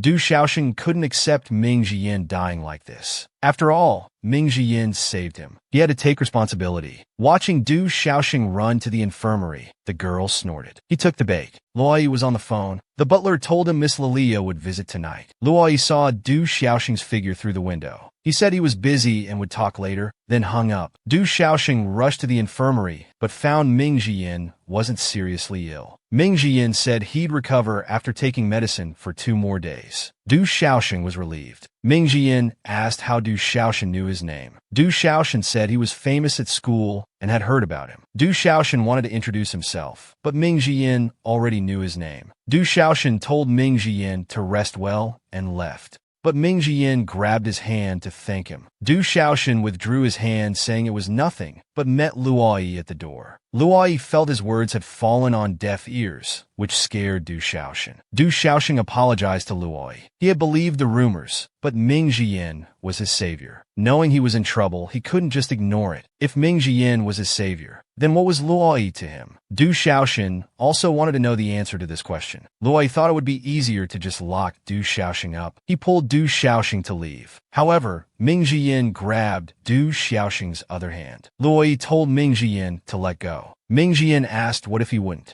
Luoyi pulled Du Xiaoxing back and bit his neck, asserting his ownership. There was no room for Ming Jiyin here. He left with Du Xiaoxing, while Ming Jiyin's face darkened. Luoyi felt Du Xiaoxing dared to disobey his orders. He had indeed been spoiled. Du Xiaoxing had apologized for believing rumors, but on principle, he didn't feel he was wrong. Luoyi told him to drop his naive confidence. Only he could truly protect him. But Du Xiaoxing didn't feel naive. He asked Luoyi to explain why he was suddenly attacked last time. If Ming Jiyin hadn't saved him, he would be dead. Luoyi found it annoying. He didn't understand why Du Xiaoxing kept mentioning Ming Jiyin when he was Du Xiaoxing's master. Du Xiaoxing stated he never saw him as a so-called master. Luoyi thought Du Xiaoxing was the most willful person he'd ever met. He decided to give Du Xiaoxing one more chance. If he wasn't the master, then what was he? Du Xiaoxing couldn't give an answer. Luoyi pushed Du Xiaoxing onto the bed. Since he wouldn't say it, Luoyi would wait until he told the truth. Du Xiaoxing didn't understand Luoyi's meaning. Luoyi told him to guess. Du Xiaoxing covered his eyes, unwilling to guess. Afterward, Luoyi sat on the bed's edge. He gently stroked Du Xiaoxing's face, surprised at how scared he was. Just then, the butler announced Miss Lilia had arrived. Luoda had instructed Luoyi to personally receive her. To protect Du Xiaoxing's life, Luoyi thought it better to comply with Luoda. Lilia stepped out of the car. She placed her hand on Luoyi's shoulder. She noticed Luoyi had grown taller, but Luoyi told her not to touch him. She thought Luoyi was being shy, but Luoyi felt she was as frivolous as before. She whispered in Luoyi's ear, mentioning the games they played as children. Luoyi should remember. The butler invited Lilia to rest inside. Luoda watched all this with satisfaction. Luoyi finally understood his intentions. Reinhard thought it unnecessary to be so serious with his brother over a blood servant. Luoda used to think the same, but this time Luoyi was too obsessed. Reinhard agreed it was dangerous, but he remembered Lilia loved balls, so their house would be lively for a while. Early the next morning, the maid brought Du Xiaoxing the blood porridge Luoyi ordered. If Du Xiaoxing felt unwell, he would contact a doctor. Du Xiaoxing said he was fine. The maid told him there would be a welcome ball for Lilia tonight. As Lilia was an honored guest, Du Xiaoxing must attend on time. Du Xiaoxing sipped his porridge. He felt this must be Luoyi's way of showing care. Sometimes Luoyi could be quite gentle. These questions actually troubled him too. Du Xiaoxing thought they should find time to clarify their relationship. Xin just learn about everything that happened while he was away. He asked about Luoyi and Du Xiaoxing's progress. Luoyi said his previous defiance against Luoda only put Du Xiaoxing in danger. Now it was better to comply a bit. Xin hadn't expected Luoyi would compromise himself for Du Xiaoxing. Luoyi glared at him intently. Luoyi said Luoda was controlling everything now.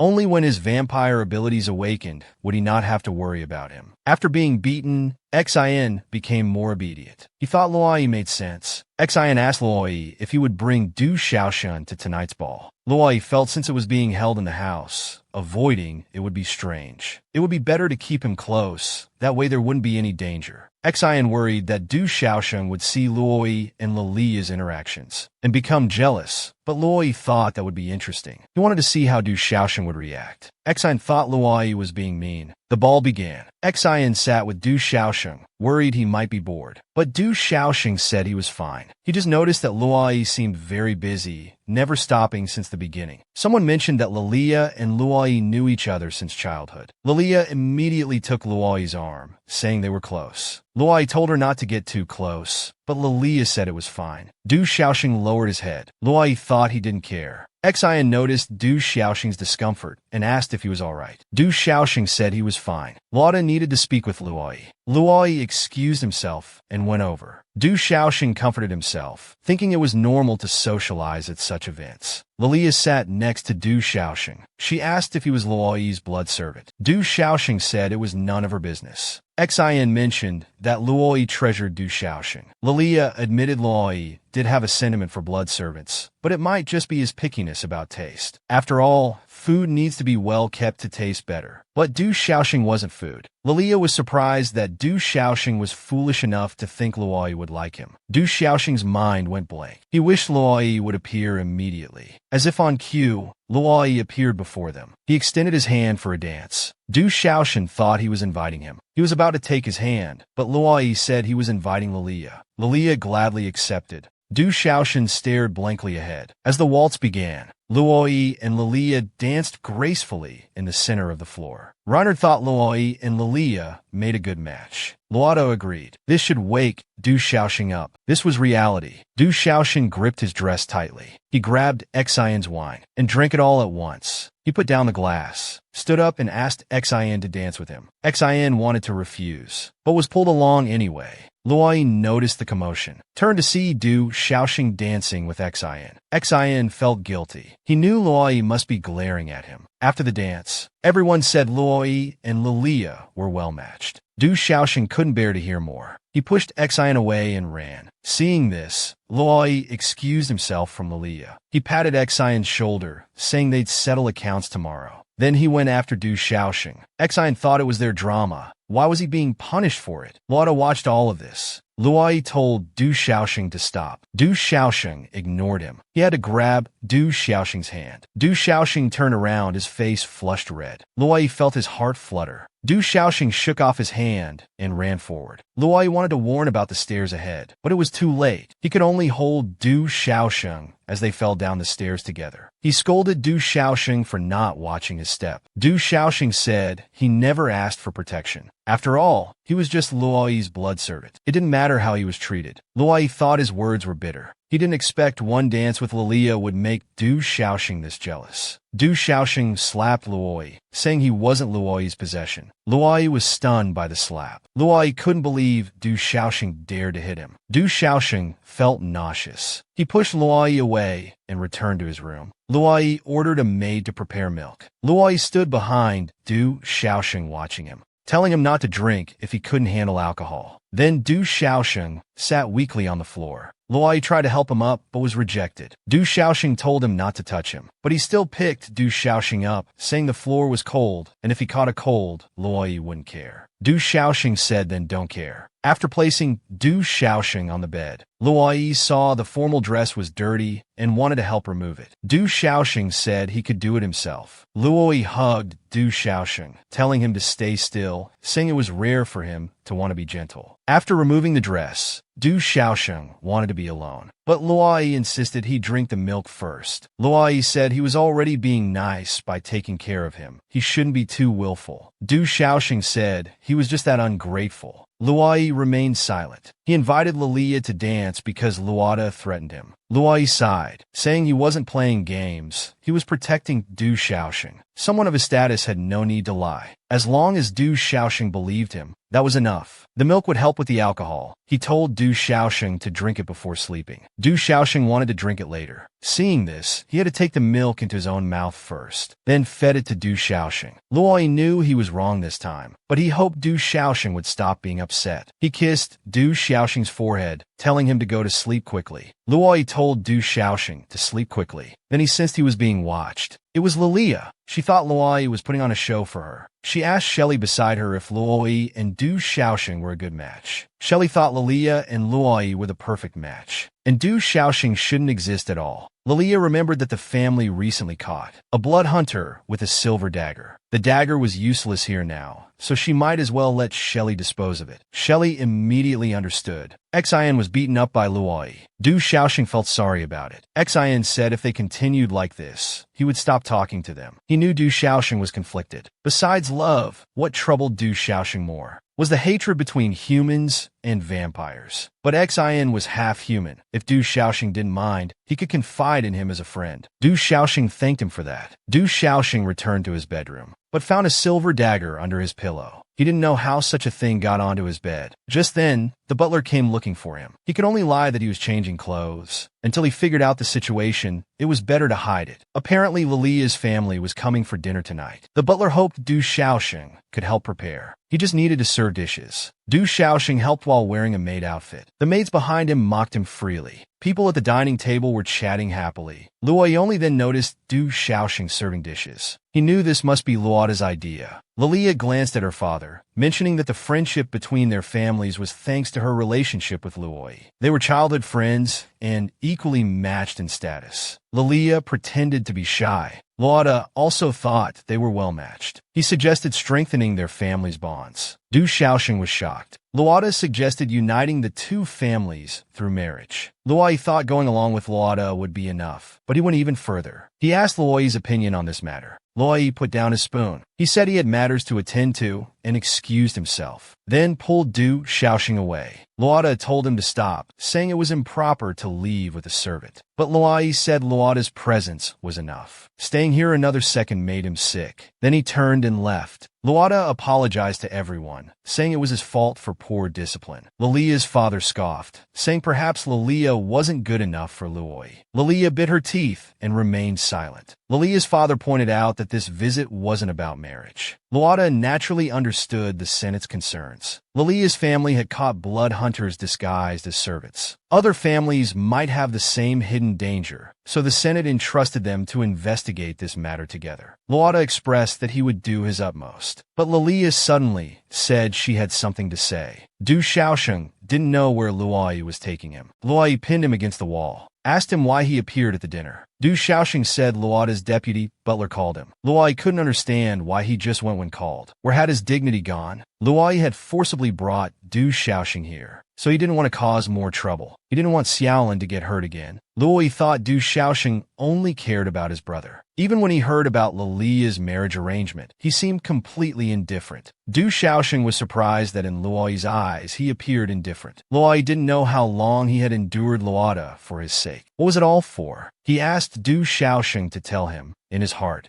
What kind of relationship did they have now? Du Xiaoxing didn't know how to answer. This was also what he had been wanting to ask. It seemed they were nothing to each other. Luoi withdrew his hand and turned to leave, but Du Xiaoxing hugged him from behind. He indeed couldn't answer Luoi's question, but one thing he was clear about. He didn't want to give Luoi to anyone else. However, even with such feelings, faced with reality, he was caught in a dilemma. He had no standing and didn't truly understand Luoi, so he really didn't know what to do. As he spoke, he began to cry. Luoi embraced him tightly. He understood everything now. He told Du Xiaoxing to stop crying. From now on, he wouldn't let anyone hurt Du Xiaoxing. Lilia came aggressively with her people. They quickly surrounded Luoi and Du Xiaoxing. Luoi didn't know what they were trying to do. Lilia told Luoi that Du Xiaoxing might be a blood hunter. Du Xiaoxing wanted to refute, but Luoi blocked him behind, telling him not to be afraid. Whatever game Lilia was playing, Luoi wouldn't take it seriously. Luota asked Luoi to come first. They must question him clearly. If it was a misunderstanding, they would naturally release Du Xiaoxing. Luoi thought Luota was the same. He released his power, warning them not to touch Du Xiaoxing. Luota told Luoi not to use his power. His body couldn't handle it yet. Du Xiaoxing was also worried about Luoi's condition. Lilia couldn't understand what Du Xiaoxing was to Luoi, making him protect him so much. Declared that Du Xiaoxing was the person he loved. Everyone was shocked. Luota told Luoi not to be too presumptuous. Luoi stated that if they kept pestering, they shouldn't blame him for being impolite. However, Lilia claimed there was evidence that Du Xiaosheng was a blood hunter. Her family recently caught a blood hunter, and she brought the silver dagger from the hunter here, planning to hand it to the Senate for quick processing. But yesterday, she found the silver dagger missing, and her personal maid discovered Du Xiaosheng sneaking around in her room. After listening for so long, he didn't know where the evidence was. Du Xiaosheng finally realized the silver dagger under his pillow was meant to frame him. Guards had gone to search Du Xiaosheng's room. Results would come soon. Just then, guards arrived. Lilia thought they found evidence. However, guards found no silver items in Du Xiaosheng's room. Lilia refused to believe it. Luoyi asked everyone to withdraw, but Lilia demanded another search. Worried about Luoyi's health, Lauda ordered his men to search elsewhere and instructed the deputy butler to escort everyone back to their rooms. Lilia refused to let Du Xiaosheng go, believing he must have received news and moved the silver dagger. Lilia's father told her to stop. She had already caused trouble by mishandling official duties and should leave the rest to Lauda. Lilia remained unconvinced. Lauda told Luoyi to stop making trouble. After everyone left, Luoyi swayed slightly, saying he was just tired. Du Xiaosheng helped him to a nearby pavilion to rest. After sitting down, Du Xiaosheng decided to tell him something important. When he returned to his room in the evening, he saw the silver dagger. He didn't know why it was in his room. He hid it under the bed, but didn't understand why they couldn't find it. Luoyi believed Du Xiaosheng wouldn't betray him. Du Xiaosheng wondered why it was him. Luoyi asked which him he meant. Du Xiaosheng shyly said he meant Luoyi, about saying he liked him. Luoyi hadn't realized the reason was so important to him. Du Xiaosheng thought Luoyi was trying to dodge again. Luoyi moved closer, saying liking him needed no reason. He asked Du Xiaosheng to lean on him. Seeing Du Xiaosheng hesitate, Luoyi pulled him onto himself. Luoyi blushed slightly, because Du Xiaosheng kissed Luoyi's collarbone, leaving a mark. Luoyi found Du Xiaosheng increasingly cute. He asked if Du Xiaosheng was scared. Du Xiaosheng said at this point, there was nothing to fear anymore. Luoyi held Du Xiaosheng in his arms, feeling he was different from usual, so docile that Luoyi felt unaccustomed. But Du Xiaosheng was like this because Luoyi had just protected him. Luoyi asked if he would agree to any request he made. Lilia threw a tantrum in her room, believing it impossible not to find the silver dagger. She suspected Xueli was in cahoots with them and had hidden the dagger. But Xueli grew up with her. How could it be Xueli?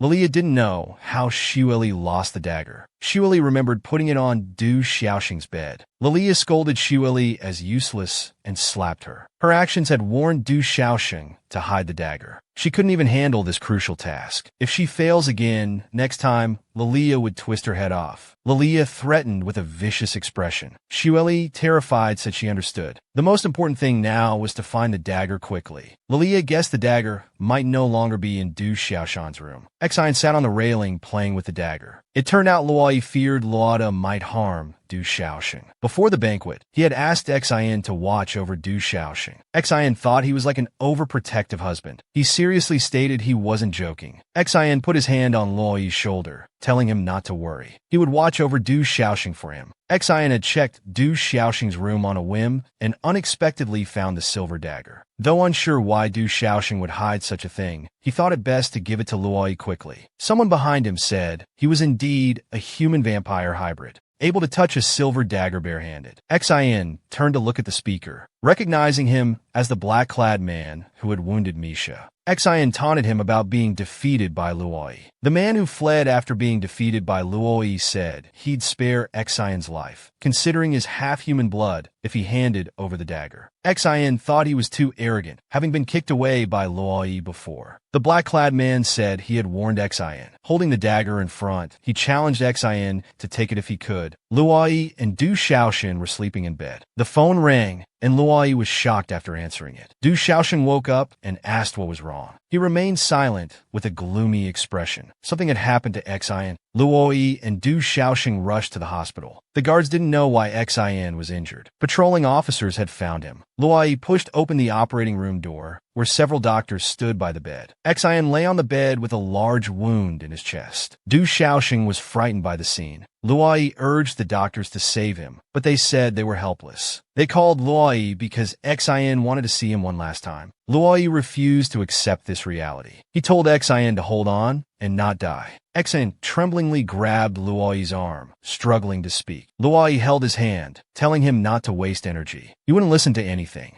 Luoyi just wanted him to get better quickly. Xian was interrupted by Luoyi when trying to say silver. He ignored Du Xiaoxing's reminder to listen to Xian. Finally, Xian mentioned the silver dagger was taken by blood hunters. This shocked Luoyi. He recalled everything that had happened before. Suddenly, Xian coughed up blood and collapsed to one side. Luoyi shouted his name loudly. Du Xiaoxing covered his mouth in disbelief. Luoyi told the doctors not to just stand there and to save him quickly. After checking Xian's pupils, the doctor told Luoyi he was already dead. Luoyi angrily grabbed the doctor's collar, saying with half vampire blood he couldn't die so easily. But precisely because he was a hybrid, the doctors had never dealt with such a case. Moreover, his injuries were too severe for his vampire genes to trigger self-healing. Luoyi refused to listen further, calling the doctors useless. Luoyi took a surgical knife and cut his palm, then placed his hand over Xian's mouth. The doctors were panicked. Luoyi couldn't do this because giving blood to another noble vampire was taboo. Luoyi didn't care about that. He just wanted Xian to live. Du Xiaoxing stood aside praying. Xiaolin arrived at the hospital room door, showing concern. Guards spotted Xiaolin and immediately closed the door, telling him to return to his room. No spectators allowed. Du Xiaoxing turned his head to look at Xian. He finally regained consciousness. Luoyi removed his hand and sighed in relief. The nurses were amazed that Luoyi's blood could bring Xian back to life. Ordinary purebloods couldn't do this. Only those like Luoyi, who inherited the ancestors' lineage, could possibly achieve this. Luoyi stated he would explain this matter to the Senate himself. The doctor should focus on saving Xian. But everything that happened here today must not be spoken of. Considering they might need Luoyi during the rescue, the doctor asked him to wait before leaving. The doctor led him and Du Xiaoxing to sit in nearby chairs. Du Xiaoxing had never seen Luoyi like this. But what seemed stranger was that Xian's family was nowhere to be seen. Luoyi explained that Xian had been with him since childhood. Being a hybrid, he was rejected by his own family. Xian had told Du Xiaoxing about this before. Luoyi was surprised how open Xian was about it now. As a child, he used to cry often about this. When he was young, Xian would always cry alone and hiding, because his father called him useless, saying he was more human than vampire. Luoyi believed it was because Xian's father's genes couldn't overcome the human ones. That's what his family elders said about Xian.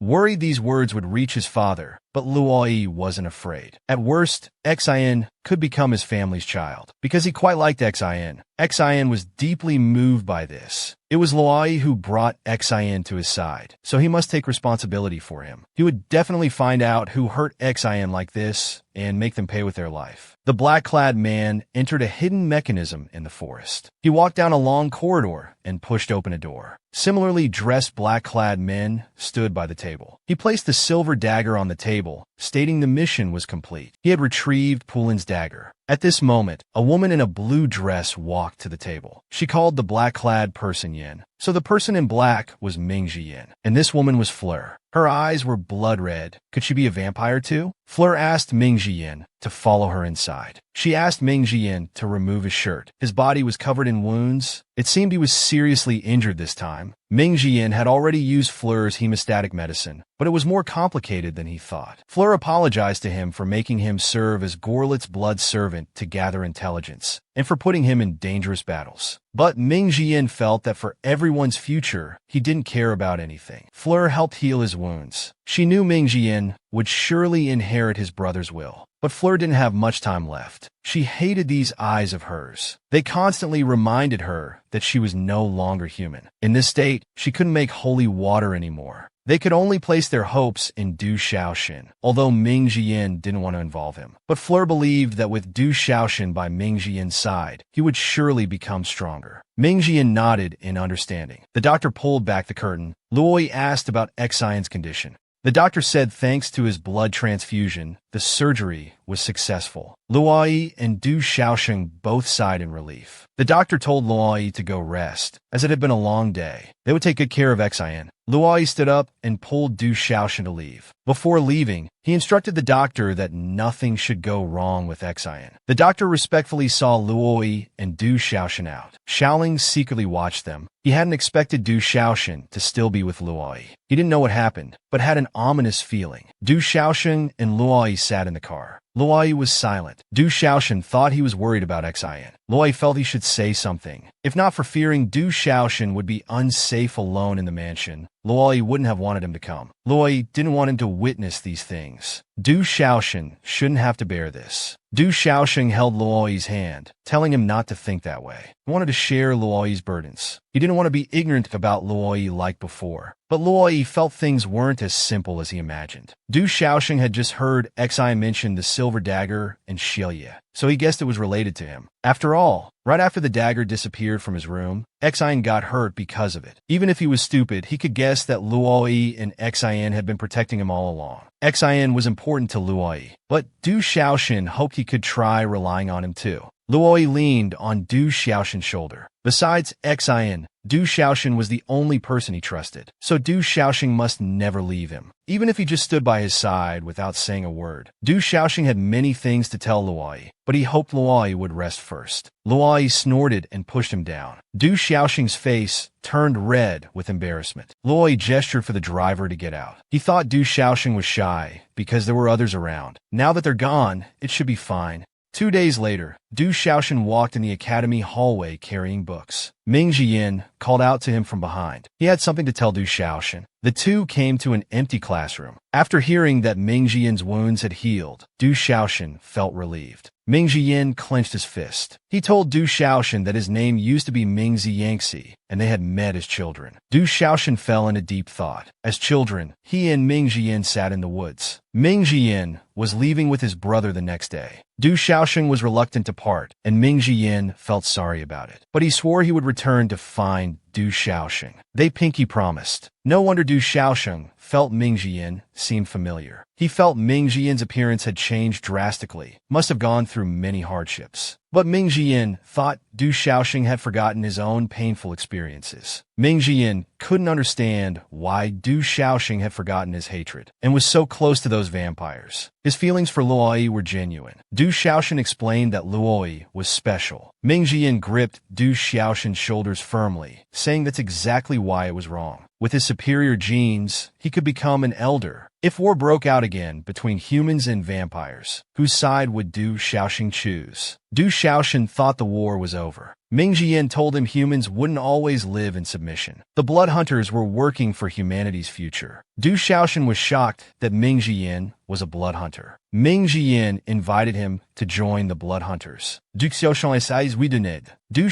couldn't believe what he heard. Ming Jian explained he became a blood servant to gain vampires' trust and gather intelligence. Du Xiaosheng recalled Luoyi's words and leaned back against the desk. So Ming Jian wanted him to extract information from Luoyi. Xielie needed him not just because Luoyi trusted him, but also because of his background. Du Xiaosheng didn't want to hear more. His mind was confused and needed to calm down. Ming Jian grabbed Du Xiaosheng's hand, not understanding his hesitation. Du Xiaosheng cried, saying others could say what they wanted, but he couldn't betray Luoyi. Ming Jian was shocked at this response. He felt Du Xiaosheng could say such things only because he didn't know the truth. 10 years ago, Luoyi's family killed Du Xiaosheng's parents and Ming Jian's brother. Du Xiaosheng's eyes widened. Meanwhile, Luoyi was being questioned by the Elder Council. They demanded he explain why he wrote to Xian, a fellow noble. Luoyi answered that Xian was attacked by blood hunters and might have intelligence they needed. Leonard hadn't expected Luoyi to find such a plausible excuse to protect those around him. Someone asked Luoyi if he knew why this had become taboo. Luoyi said he knew. It was to prevent families from consuming each other. If one drinks the blood of a pure-blood vampire superior to oneself, they would be controlled by them for life. A female elder stated this was also to maintain family dignity and racial balance. Luoi countered by asking which was more important, racial balance or racial survival. Some called him insolent, but Leonard thought he made sense. In the face of greater matters, being flexible was a virtue. A junior elder suggested that since Xin was a half-blood and not valued by his family, they should let the matter rest. However, through the Lilia family's dagger incident at Luoyi's house, the elders noticed his special protection of Du Shaoxing. The elders warned Luoyi that if Du Shaoxing was a blood hunter, he must die. Luoyi stated he knew clearly whether Du Shaoxing was a blood hunter, and the elders needn't worry. That evening, Du Shaoxing returned to Luoyi's mansion. Just as he was about to enter, Luoyi arrived by car. He was surprised Du Shaoxing was also returning so late. Du Shaoxing lied, saying he was studying at school. Luoyi patted his head, praising him as a good child. Du Shaoxing's expression showed discomfort. Luoyi put an arm around his shoulder, suggesting they eat together. He hastily pushed Luoyi away, saying he'd eaten bread at school and just wanted to rest in his room. Luoyi suggested visiting Xin tomorrow. Du Shaoxing agreed before leaving resolutely. Luoyi stood there, watching his retreating figure thoughtfully. Du Shaoxing wrapped himself in blankets. He didn't know how things had become like this. At this point, he didn't know how to face Luoyi. He could only hug himself and cry painful tears. That night, Du Shaoxing had a nightmare. He dreamed his parents were blaming him. Luoyi woke him up and offered him water. As he reached out to help him up, Du Shaoxing remembered the vampire who killed his parents. He pushed Luoyi away, and the glass shattered on the floor. Luoyi looked disappointed. After realizing what he'd done, Du Shaoxing quickly apologized, explaining he hadn't fully awakened from his nightmare. Luoyi sighed, wanting to know what nightmare had frightened Du Shaoxing so much. Trembling, Du Shaoxing said he dreamed of his parents' murder and of war breaking out again between vampires and humans. Luoyi embraced him, thinking recent events had made him anxious. Originally, Luoyi didn't want to interfere in such matters, but for Du Shaoxing, he wanted to become stronger. Before Du Shaoxing could react, Luoyi gently caressed his face. They held each other tightly. The next day, they visited Xin in the hospital. Thanks to Luoyi's blood, Xin survived. As long as he could wake up, that was good. Xin was about to become Luoyi's person. When Luoyi asked his thoughts, Xin said he had always been his. Du Shaoxing felt there was something ambiguous between them, but Xin didn't mind. Being alive was hope enough. Although Xin was nominally Luoyi's subordinate, Luoyi still treated him as his best friend. They would always be equals. Xin smiled reassuringly. Xin had something to tell Luoyi.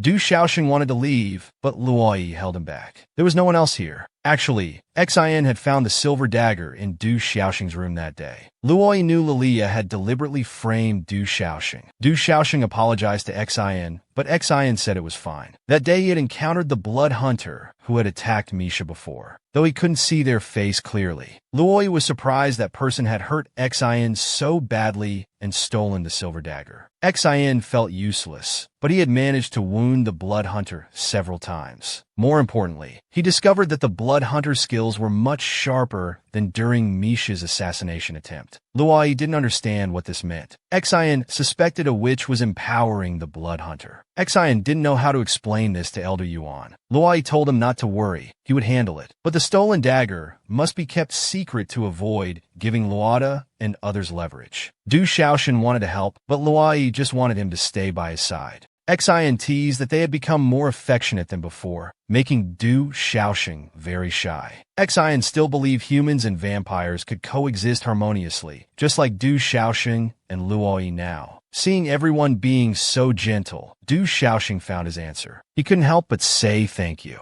Xin and Luoyi were confused. He had to say he wanted to see Xiaolin. Just then, Xiaolin appeared at the hospital room door. Xin noticed him first. Du Shaoxing hadn't expected Xiaolin to appear here, but Xiaolin knew everything about their situation. Though his health was poor, they didn't need to hide things from him. Xiaolin hugged Du Shaoxing tightly. He would support Du Shaoxing's decisions unconditionally, as long as he was happy. Du Shaoxing closed his eyes tightly, seeming to have made some decision. He found Ming Jian. Ming Jian thought he had decided to leave with him, but Du Shaoxing stopped him. Du Shaoxing wanted to try trusting Luoyi, so he decided to stay by Luoyi's side. Ming Jian hadn't expected Du Shaoxing to make such a decision. Du Shaoxing tried to explain, but was pushed against the wall. He thought Du Xiaoxing had revealed their secret. He didn't want their carelessness to harm the organization. Du Xiaoxing assured him he hadn't said anything. Rather than continuing with hatred, creating a better future was more important. Perhaps they could find other ways to coexist. Ming Jian thought he was too naive. He was about to say something, but was interrupted. Luoyi had arrived. He pulled Du Xiaoxing into his arms. Luoyi warned Ming Jian not to touch Du Xiaoxing, or he would kill him. Ming Jian doubted Luoyi could do it. Luoyi suggested he must be tired of living. Fearing they would fight, Du Xiaoxing quickly pulled Luoyi away. Ming Jian remained there with a gloomy expression. After walking for a while, Luoyi stopped. He asked Du Xiaoxing what was going on. Du Xiaoxing stammered, unable to speak. Was he afraid of someone? Seeing Du Xiaoxing explain that he and Ming Jian were just friends, Luoyi was surprised by their friendship, but he could sense Ming Jian's ill intentions. He smiled cunningly and took Du Xiaoxing home. Luoyi and Du Xiaoxing lay in bed. Perhaps he had been a bit too harsh. He gently wiped away the tears on Du Xiaoxing's face. Just then, someone knocked on the door. It was Luoda. He wanted to talk with Luoyi. They went to a balcony. Their parents were long gone, so Luoda hoped Luoyi could understand his concerns. Luoyi didn't know what he wanted to say. He knew that Du Xiaoxing's parents were killed by vampires, but Luoda told him that their father was the one who killed Du Xiaoxing's parents. Luoyi's eyes widened. This information was discovered by Luo Digang's people. He worried Du Xiaoxing might harm Luoyi, but Luoyi believed. In that era of war, everyone was a victim. Such past matters should be left alone. Luoda felt this was just Luoyi's opinion. Du Xiaoxing might not be able to let it go. Luoyi said he would handle this matter himself. Early the next morning, Luoyi went out. There was an important meeting at the council. He chose a personal maid for Du Xiaoxing, gave instructions, and left. Du Xiaoxing went back to sleep. After a while, he heard a loud boom and commotion outside. Something had happened at the council. Du Xiaoxing worried about Luoyi's safety. He ran barefoot to the council, praying nothing had happened to Luoyi. When Du Xiaoxing arrived at the council, he found it had been bombed to ruins. The guards saw him and wanted to warn him that it was dangerous. But Luoda signaled to let Du Xiaoxing search. No one could explain clearly what had happened. Du Xiaoxing knelt in the ruins searching for people, but there was no news of Luoyi. He didn't know what to do.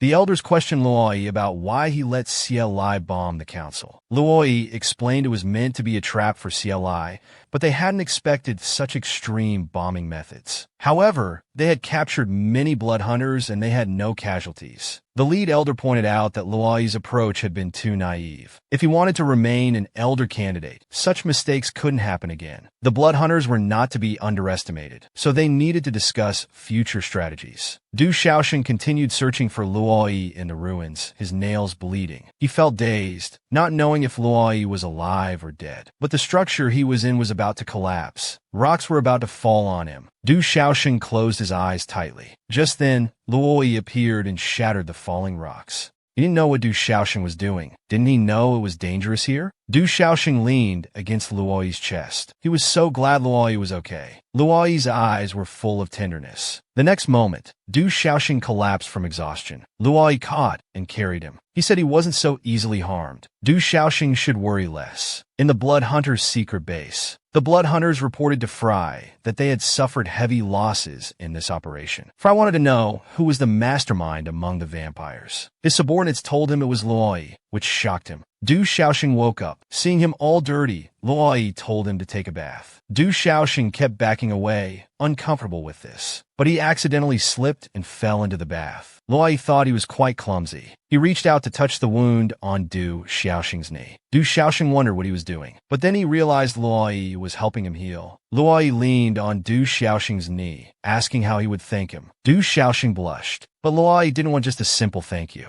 The next day, when Du Xiaoxing woke up, he found Luoyi had already left. Then someone knocked on the door again. It was the maid Aina. Luoyi had specifically assigned her to take care of Du Xiaoxing. Du Xiaoxing often saw her around. Aina asked what Du Xiaoxing wanted for breakfast. He said bread would be fine. Du Xiaoxing sat in the small garden. With classes suspended, he thought about visiting Xing and Xiaolin. While lost in thought, someone called out to him. He turned to look and saw Ming Jian standing outside the railing. He had come to find Du Xiaoxing. Du Xiaoxing advised him not to come looking for him. It wasn't good for anyone. But Ming Jian said he had only heard about his scrapes and came to bring medicine. Du Xiaoxing was firm, telling Ming Jian not to come find him anymore. Ming Jian gripped the ointment tightly after hearing this. He had something to tell Du Xiaoxing, but Du Xiaoxing turned away, unwilling to listen. But this was about Luoyi. The blood hunters were already moving against Luoyi. Ming Jian worried Du Xiaoxing might also be in danger. But he knew that no matter what, Du Xiaoxing wouldn't leave Luoyi. So he just wanted to warn Du Xiaoxing to be careful, especially with food and drink. Du Xiaoxing hadn't thought there could be problems with food. Could someone be trying to poison Luoyi? Ming Jian didn't deny this possibility. Lilia was secretly watching all of this. She showed a sinister smile. Lauda and Luoyi were talking on the balcony. Lilia appeared with a crystal ball.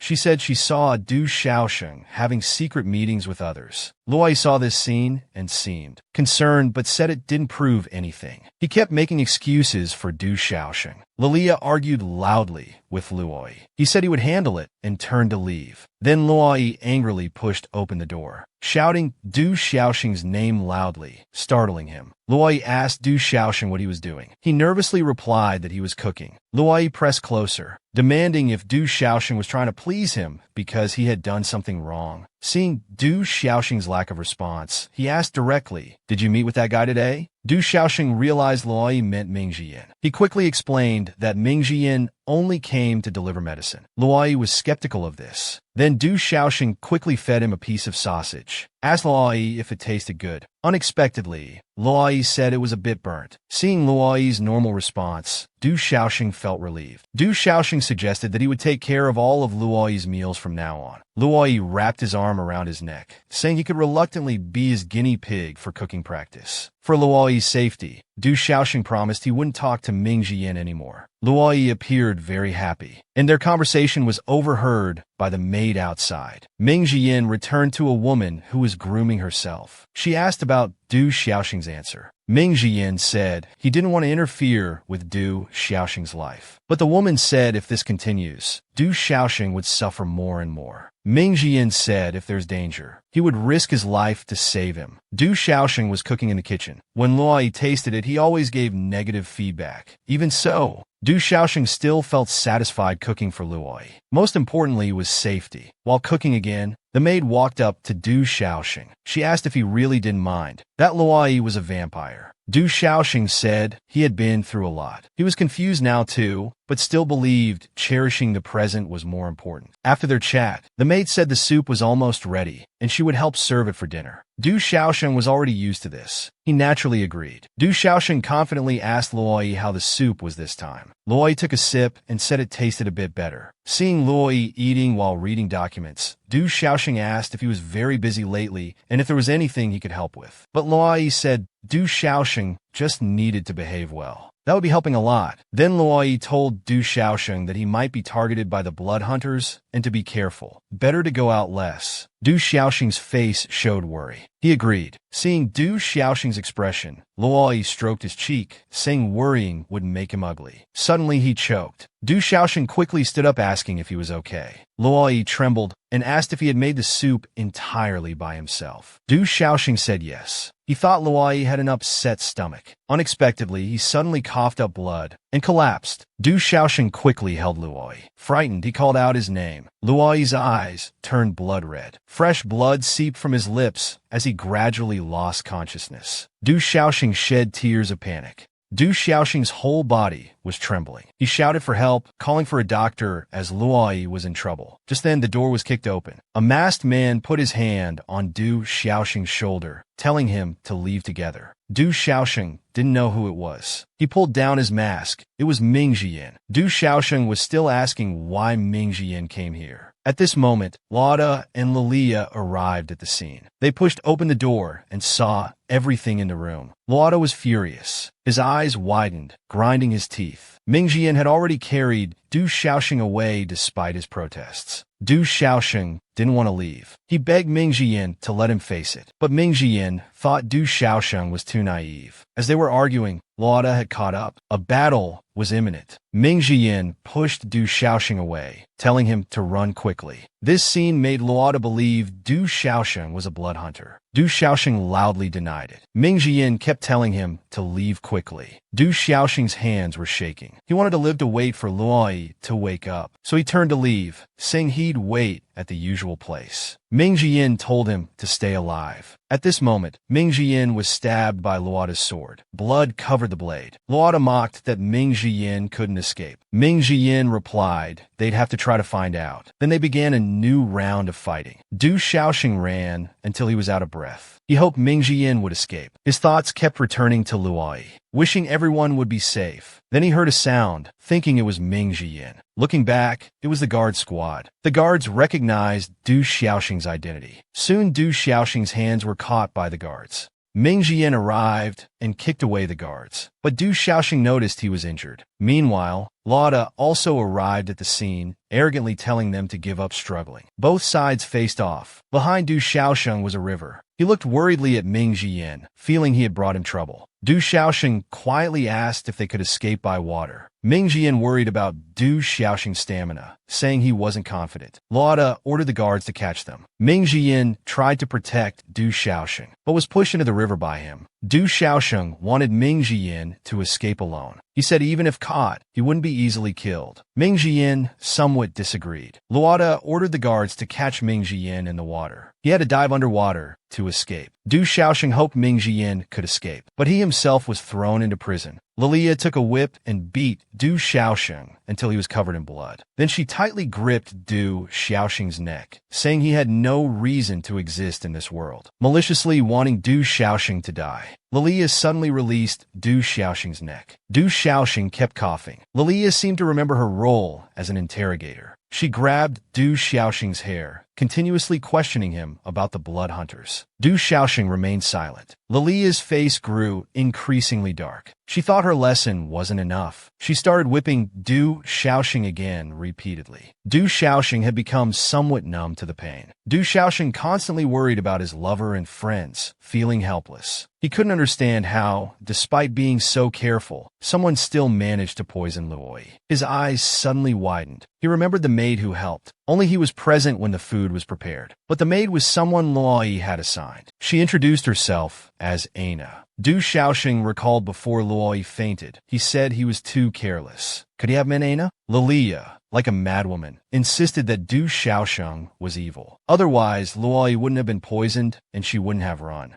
Meanwhile, in the forest, the wounded Ming Jiyin insisted on rescuing Du Xiaoxing. The woman with him strongly advised against it. Ming Jiyin blamed himself for failing to save him. The woman said everything was her fault. She had planned it all, aiming to make Du Xiaoxing return. But she never expected this outcome. Ming Jiyin insisted on leaving to save him. The woman urged him to stay calm and stick to the plan. They began arguing. The woman said if they acted rashly, they would fall into an irredeemable situation. Ming Jiyin finally fell silent. The unconscious Luoyi dreamed of his childhood. He sat on the ground thinking Free had abandoned him. His mind recalled happy memories of companionship. Suddenly he looked up and saw Free. Little Luoyi ran over happily, but Free drew a sword ready to stab him. His eyes widened. He suddenly woke up. Lauda beside him quickly asked if he felt unwell anywhere. He held Luoyi's shoulders. Before Luoyi could answer, he suddenly asked about Du Xiaoxing. Hearing this, Lauda looked unhappy. Lauda asked Luoyi why he still trusted him. Luoyi hurriedly asked what they had done to Du Xiaoxing. Lauda said he needed to tell Luoyi about Du Xiaoxing escaping with the blood hunters. Luoyi frowned. The sound of whips continued to echo from the prison cell as Lilia kept torturing Du Xiaoxing. Du Xiaoxing wanted to know about Luoyi's condition, but Lilia cursed him as shameless. Lilia drew a sword, saying she would report to her superiors. Du Xiaoxing remained defiant until death. She then raised the sword to strike him. Du Xiaoxing's eyes widened in terror. But at that moment, someone grabbed Lilia's hand and the sword fell to the ground. Du Xiaoxing's eyes showed excitement. Lilia discovered the arrival was actually Luoyi. Luoyi grabbed Lilia's neck. He told Lilia it wasn't her place to handle his people. Lilia couldn't understand why Luoyi did this, saying she did everything for him. But Luoyi only told Lilia to get lost, throwing her aside. Lilia clutched her neck, deeply hurt. Lilia had no choice but to turn and leave. In her heart, she hoped Luoyi would understand understand her good intentions one day. Luoyi's clenched fist kept trembling. Seeing Luoyi, Du Xiaosheng involuntarily called out his name. Luoyi asked if they had wronged him. Du Xiaosheng didn't know how to express himself. Luoyi continued questioning Du Xiaosheng about the series of events that night, hoping everything was just a false accusation. Du Xiaosheng painfully shed tears. Seeing Du Xiaosheng's tears,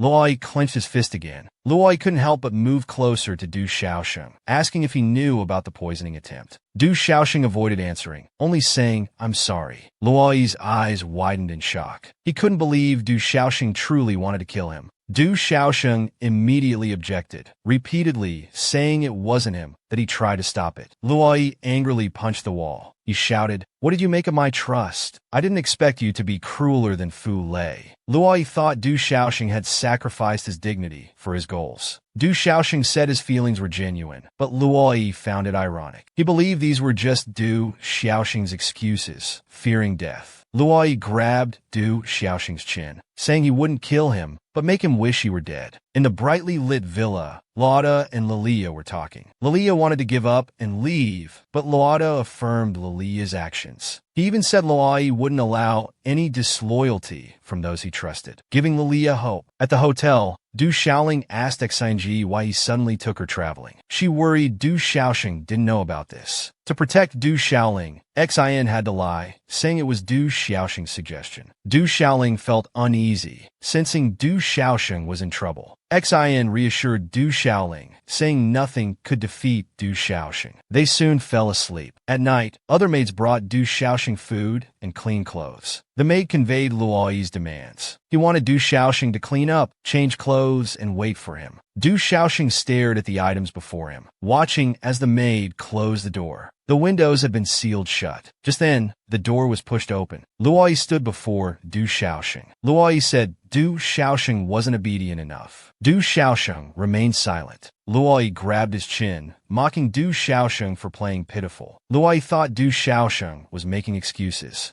Du Xiaosheng wanted to tell Luoyi they were once lovers, but he couldn't bring himself to say it. Luoyi became angrier when Du Xiaosheng mentioned the past. He gripped Du Xiaosheng's hand tightly. Du Xiaosheng asked what their relationship was now. Luoyi coldly said Du Xiaosheng was just his food and servant. On the balcony, Lauda asked about Luoyi's recent health condition. He kept mentioning Du Xiaosheng, wanting to know how Luoyi planned to deal with him. Lauda strongly disapproved of Du Xiaosheng, speaking ill of him. Luoyi angrily told him to stop. Hearing these words, Luoyi slammed the table hard. He declared again that his matters with Du Xiaosheng needed no interference from others. Lauda was very dissatisfied. He said Luoyi always talked tough, but was actually still protecting Du Xiaosheng. Luoyi said it wasn't Lauda's business. At night, Du Xiaosheng lay quietly alone in bed. Suddenly the door opened, and surprisingly, it was Lauda. Du Xiaosheng found it strange. Lauda immediately started mocking Du Xiaosheng, saying he thought Du Xiaosheng would have been beaten to death in the dungeon. Du Xiaosheng impatiently listened to Lauda's words, asked what he really wanted to say. Unexpectedly, Lauda suddenly covered Du Xiaosheng's mouth, saying he would give him an end. He had forced a pill into Du Xiaosheng's mouth. Du Xiaosheng nervously asked what he had been given. Lauda cruelly said the pill would corrode Du Xiaosheng's heart. This way, even if he died, others would think it was due to heart disease. Du Xiaosheng was shocked. Lauda told him not to get too emotional, or it would take effect faster. This made Du Xiaosheng feel scared. Lauda left. The door closed. Looking at the sealed window, Du Xiaosheng wondered if he would really die like this. He remembered all his previous attempts to escape and struggles. Every injury and pain, he had survived them all. If he left so easily now, Du Xiaosheng felt unwilling. Du Xiaosheng decided to try harder. At this moment, the door opened again. Luoyi walked in. Seeing Luoyi's calm face, Du Xiaosheng struggled to call his name. Luoyi moved close to Du Xiaosheng's neck, asking why he wasn't resisting anymore. Du Xiaosheng told him this might be their last conversation. Luoyi didn't believe this, saying he wouldn't show mercy. Du Xiaosheng felt a sharp pain in his neck. He decided to say everything this time, so he pushed Luoyi away and explained everything about his previous encounter with the blood hunters. Du Xiaoxing honestly shared all his difficulties and expressed his true feelings for Luoyi. But when Du Xiaoxing reached out his hand, Luoyi pulled it down. Luoyi said if Du Xiaoxing was sincere, he would have been honest from the start. He thought Du Xiaoxing was now just seeking sympathy. Luoyi grabbed Du Xiaoxing's hand, then let it go, saying Du Xiaoxing made him feel disgusted. Du Xiaoxing's tears flowed uncontrollably. He couldn't believe this was how Luoyi saw him. Du Xiaoxing suddenly knelt before Luoyi. This made Luoyi feel strange. Then Du Xiaoxing said he only had one request: to release his brother. After speaking, he collapsed. Luoyi anxiously embraced Du Xiaoxing immediately. Blood trickled from Du Xiaoxing's mouth. Luoyi couldn't believe things had turned out this way. Du Xiaoxing gazed tenderly at Luoyi, calling his name, while trying to place his hand on Luoyi's face. Du Xiaoxing told Luoyi, "I love you." Then his hand suddenly dropped. Luoyi frantically called out Du Xiaoxing's name. He immediately carried Du Xiaoxing out of the room, seeking a doctor's help. Luoyi moved very quickly, begging the doctor to save Du Xiaoxing. Luoyi placed Du Xiaoxing on the hospital bed. The doctor said Luoyi couldn't enter the emergency room and asked him to wait outside, then close the door. Luoyi stood alone at the emergency room entrance, not understanding why things had become like this. He kept replaying the previous scenes in his mind, remembering how Du Xiaoxing touched his face, said he loved him, then closed his eyes. He just hoped Du Xiaoxing wouldn't leave him. The emergency room door opened. The doctor was shocked that Luoyi had waited there all night. Luoyi anxiously gripped the doctor's shoulders, asking about Du Xiaoxing's condition. The doctor said 5 minutes later would have been too late, but fortunately, the rescue was timely, and he's temporarily out of danger. Luoyi's trembling hands finally relaxed. He let out a long breath. The doctor asked how to care for the patient. Luoyi said he would personally take care of Du Xiaoxing. Back home, Luoyi sat in the chair, watching the sleeping Du Xiaoxing on the bed. He took Du Xiaoxing's hand and kissed it with his lips, grateful that Du Xiaoxing hadn't left him. Just then, there was a knock at the door. Luoda walked in, questioning why Luoyi still wanted to save Du Xiaoxing. Luoyi put down Du Xiaoxing's hand, closed his eyes, and asked if Luoda was behind this. Luoda remained calm, saying Du Xiaoxing had heart disease, and asked why Luoyi would suspect him, his closest person. But Luoyi said Luoda was never trustworthy, leaving Luoda silent. He kept saying everything he did was for Luoyi's good. Finally, he reminded him to rest early and left. Luoda stood alone on the balcony drinking, when suddenly someone approached. Luoda called out Leonard's name. Leonard touched Luoda's eyes with his finger, telling him that frowning would cause wrinkles. Luoda suddenly turned his head and said helplessly, "Stop it." Leonard knew Luoda was worried about his brother again. Asked why he helped conceal Du Xiaoxing's escape with Shelley when he clearly disliked him. Luoda said he was only helping Luoyi. Leonard put his arm around Luoda's shoulders as they continued their cheerful conversation. On another street, Du Xiaolin heard a newspaper vendor talking about the blood hunters poisoning incident and bought a newspaper. When he saw the newspaper, his eyes widened in shock. He hurriedly asked Xian what was happening, worried about his sister. Xian comforted him, saying the Senate had already found Aina, and asked him to calm down. But Du Xiaoling insisted on going back. Xian hesitated, but agreed after Du Xiaoling's repeated requests. At night, Luoyi came to the hospital again, angrily asking the doctor why Du Xiaoxing hadn't woken up. Du Xiaoling overheard this as he entered. He rushed into the room to see Du Xiaoxing. Xian quickly went to comfort Du Xiaoling, saying Du Xiaoxing had heart problems like him. But Du Xiaoling said his sister never had heart problems before. Xian and Luoyi exchanged a few words. Then Xian asked the doctor if they would disturb the patient's treatment. The doctor said it could actually help because the patient's unconsciousness was voluntary. Having family and friends talk would help recovery. Hearing the doctor's words, Luoyi clenched his fists, wondering if it was because of him. Xian asked Du Xiaoling to return with him. Du Xiaoling was worried about his sister. Xian whispered that only the one who tied the bell could untie it, and they left. The door closed tightly. Luoyi stroked Du Xiaoxing's hair. He began his self-reflection. He recalled his past actions, realizing he had been too self-centered. He hadn't considered Du Xiaoxing's situation, failed to protect him, and hurt him the deepest. He said sorry, then kissed Du Xiaoxing's lips, saying, "I love you too." Just then, tears suddenly fell. Luoyi looked with wide eyes. Du Xiaoxing had opened his eyes with tears. Luai became very excited, thinking Du Xiaoxing had awakened. He touched Du Xiaoxing's face, repeatedly calling his name. But Du Xiaoxing showed no response. Luai quickly pressed the call button to summon the doctor. After examination, the doctor said there were signs of improvement and advised Luai not to worry. Luai could only stay quiet. The doctor reminded him to rest well and left, closing the door. Luai sighed deeply. He sat on the bed, saying they could both rest early today. But then something shocking happened. Du Xiaoxing's body unconsciously moved backward. Luai quickly tried to stop him. Du Xiaoxing tried to turn over, but almost fell off the bed. Luai quickly held him. Luai concernedly asked if Du Xiaoxing was okay, but Du Xiaoxing showed strong resistance towards Luai. Luai felt sad. Du Xiaoxing's hands kept pushing Luai away from himself. His whole body was trembling. Luai had to let go of Du Xiaoxing and cover him with a blanket. Said he wouldn't sleep on the bed and told Du Xiaoxing to rest easy. Du Xiaoxing's eyes were very numb. Luai sat in the chair, quietly watching him. Time passed, and Luai remained motionless. Slowly, down Broke,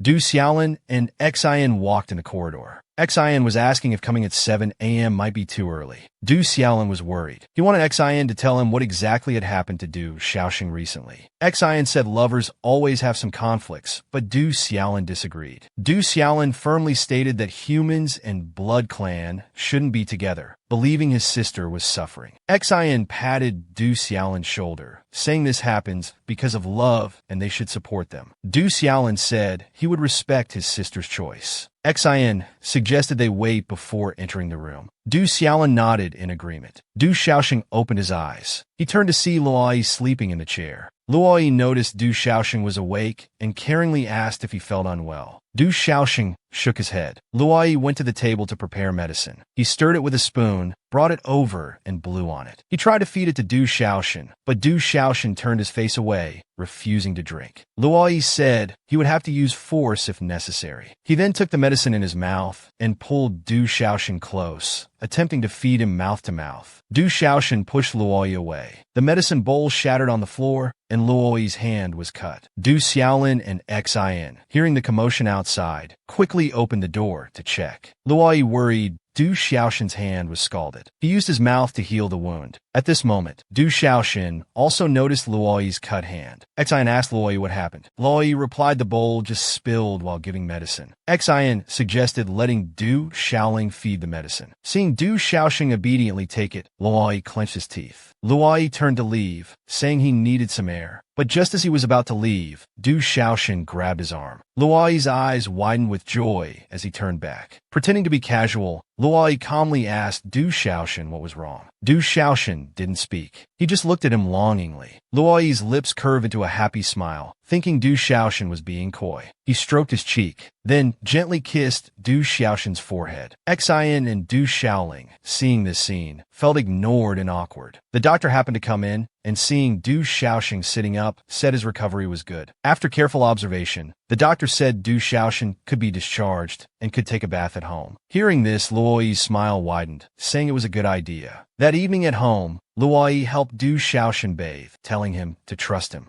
Seeing Du Xiaoxing's face flush from the hot water, Luoi felt his heart touched. His lips curved involuntarily into a smile, saying Du Xiaoxing's expression was unfair. Luoi's eyes turned red. His fingers touched Du Xiaoxing's pink lips, asking if he could kiss him. Then he started kissing him, and they embraced tightly. Luoi heard Du Xiaoxing call his name. The next morning, Du Xiaoxing stood barefoot on the floor in the breeze. Luoi came in asking why he was up so early. Du Xiaoxing didn't look well. He suddenly called Luoi's name. Luoi was curious. What's wrong? Du Xiaoxing said he had something to tell him. Luoi didn't know what Du Xiaoxing wanted to say. Du Xiaoxing turned his head, saying he was no longer suitable to stay by Luoi's side and wanted to leave. Hearing Du Xiaoxing's words, Luoi suddenly frowned, finding it hard to accept. Luoi strongly disagreed, saying he wouldn't let Du Xiaoxing leave. But Du Xiaoxing insisted, believing humans and blood clan shouldn't be together because of their ancestral feud. Luoi remained silent with a gloomy face. He felt they had been through so much and shouldn't separate. But Du Xiaoxing thought continuing would hurt them both. Luoi grabbed Du Xiaoxing's wrist, promising to protect him better. Du Xiaoshan said he was the one who had wronged Luoyi. He couldn't choose between Luoyi and Xuelye. Luoyi held Du Xiaoshan tightly, saying he wouldn't put him in difficult situations anymore. He mentioned Du Xiaoshan's dream, offering to help fulfill it, and even visit his future hermitage. Du Xiaoshan fell silent, knowing this was just a temporary solution. But due to his feelings for Luoyi, he agreed for now. Luoyi sighed in relief, and they embraced and kissed. Soon Luoyi took Du Xiaoshan out. They traveled by carriage to a villa in the countryside. Luoyi carefully helped Du Xiaoshan off the carriage. Seeing the scene before him, Du Xiaoshan was delighted. Luoyi held his shoulders, asking if he liked it here. Du Xiaoshan nodded happily. Then Xin, carrying Du Xiaoling on the carriage, asked when they would eat. Du Xiaoling stuttered Xin's name while being carried. Unexpectedly, Luoyi confidently said he would cook today. Everyone was shocked hearing this. Xin prepared many ingredients. Du Xiaolin thought it was too much, but Xin said it was better to be prepared. Luoyi overheard this. Du Xiaoshan gently asked if Luoyi needed help. Luoyi patted his head, telling him to just wait for the meal. Xin brought an apron, which Luoyi firmly refused to wear. But worried about dirtying his clothes, he finally compromised. After putting it on, Luoyi discovered there was a cat on the apron. He was speechless. Xin thought it was cute. Du Xiaoshan laughed too.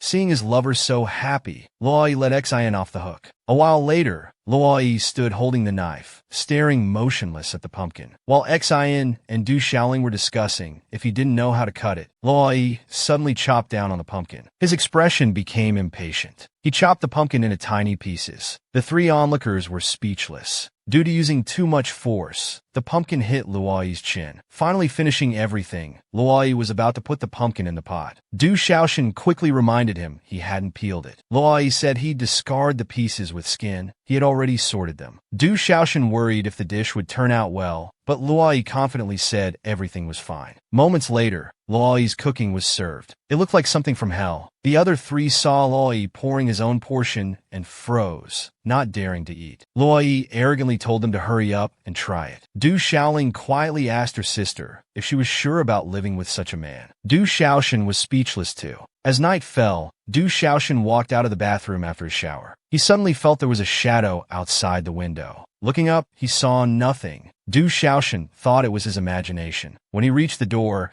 he found Luoyi sitting by the hot spring, soaking his feet. Luoyi invited him to join, and Du Xiaoshan walked over. They sat together chatting. Luoyi asked how Du Xiaoshan liked staying here. Du Xiaoshan said it was nice, but worried about safety. Luoyi said he could protect him. Du Xiaoshan's mind started wandering. If that black shadow wasn't human, it must be a ghost. He started sweating in fear. Luoyi stroked his head, asking what's wrong. Du Xiaoshan awkwardly said nothing. Du Xiaoshan asked if the house was newly built. Luoyi replied it was recently purchased. Du Xiaoshan grew more scared, asking if anyone had died in the house. Knowing what Du Xiaoshan feared, Luoyi teased him deliberately. Lying on Du Xiaoshan's lap, he said they could sleep in the same room, and told Du Xiaoshan to come find him if scared at night. Then Luoyi shamelessly asked for a kiss. Du Xiaoshan had to bend down. Luoyi suddenly turned his head. Their lips met perfectly. Du Xiaoshan's face turned red. Luoyi laughed heartily. Du Xiaoshan emphasized he was just uncomfortable with the position. They said goodnight and went to their rooms. Lying alone in bed, Du Xiaoshan couldn't sleep at all. The room felt strange, and there were some noises. Du Xiaoshan suddenly opened his eyes, saw shadows outside, and screamed in fear. He accidentally tripped on the bed leg and was about to fall. Luoyi arrived just in time, heroically catching him. He asked concernedly if Du Xiaoshan was okay. Du Xiaoshan immediately hugged Luoyi, crying in fear, telling him about the shadow in the window. Luoyi looked up and found black bats outside the window. He comfortingly patted Du Xiaoshan's back, then playfully said he'd sleep with him tonight. He carried him to his room as they flirted with each other. Fireworks were going off everywhere. Du Xiaoshan felt confused. He asked what was happening while walking down the stairs. Du Xiaolin happily said it was Du Xiaoshan's birthday, and everyone was wishing him happy birthday. Du Xiaoshan was very touched. Then Luoyi walked towards him and extended his hand. Du Xiaoshan felt shy, but still reached out his hand. They walked down the stairs together.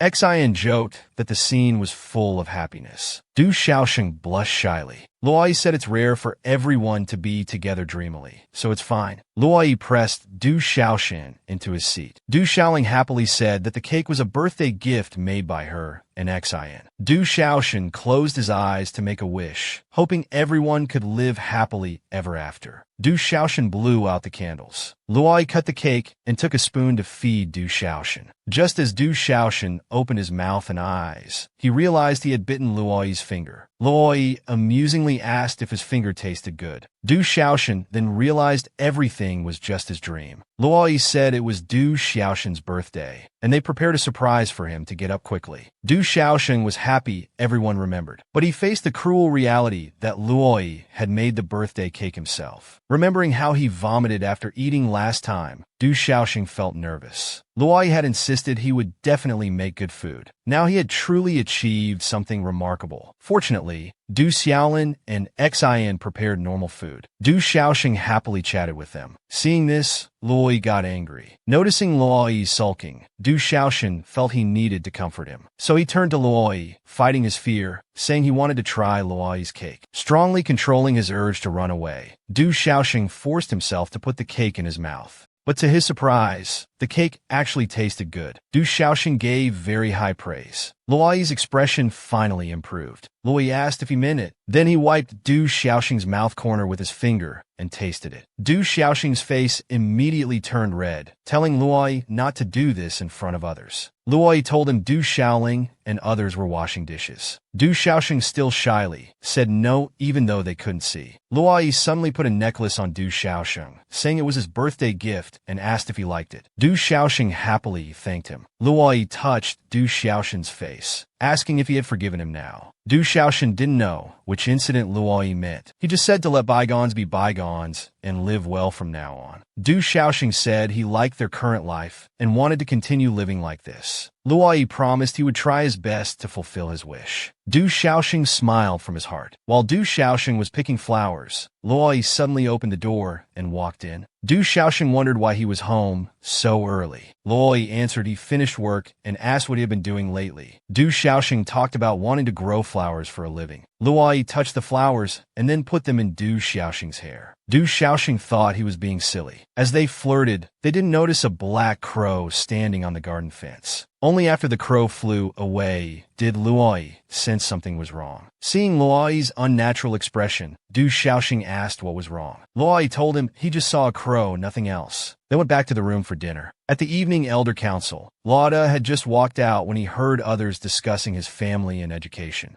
Hearing others mock the Luapest family's decline, Lauda's face darkened as he clenched his fists. At that moment, Lilia's father patted Lauda's shoulder, saying he had something to discuss. They went to the balcony, where Lilia's father advised Lauda to ignore those comments. He mentioned the marriage alliance between their families, and Lauda apologized about it. But Lilia's father brought up marriage again, expressing hope for a union between Lilia and Luai. He told Lauda that Lilia had been depressed lately, and he couldn't bear to see it. He also stated that he had influence in the elder council, and Yar was from his family. He could guarantee that Luai would be the next elder if the marriage proceeded. Only then did Lauda agree to try his best to arrange the marriage. In the suburban villa, Xin and Luai were discussing family matters. Xin said he had always been left to his own devices. Luai also said he could occasionally control things. Hearing their conversation, Du Xiaoxin remained silent while washing dishes. He wondered how long these days could last. In the evening, Luai prepared to leave, with Du Xiaoxin seeing him off at the door. Shortly after leaving the yard, Luai suddenly encountered Lauda. Luai questioned why Lauda was following him. Lauda replied that a simple investigation would reveal everything. He handed Luai a pack of blood, telling him to drink it quickly. But Luai pushed it away, throwing the blood pack to the ground. Lauda shouted at Luai not to be willful. He demanded Luai act like a proper family heir and brought up the marriage arrangement with Lilia. Luai said it was impossible, but Lauda stated he would spare Du Xiaoxin if Luai agreed to the marriage. Otherwise, he would kill him personally. Luai felt Lauda was blackmailing him. Lauda likewise felt Luai was forcing his hand. The two reached a standoff. Lauda patted Luai's shoulder, stubbornly believing he was doing what's best for him. He dismissed Luai's opposing views entirely. After mentioning Du Xiaoxin's life again, Luoda gave a deadline. Then he turned and left, leaving Luoyi conflicted. Luoyi pushed open the door. Du Xiaoxing wondered why he had returned. Unexpectedly,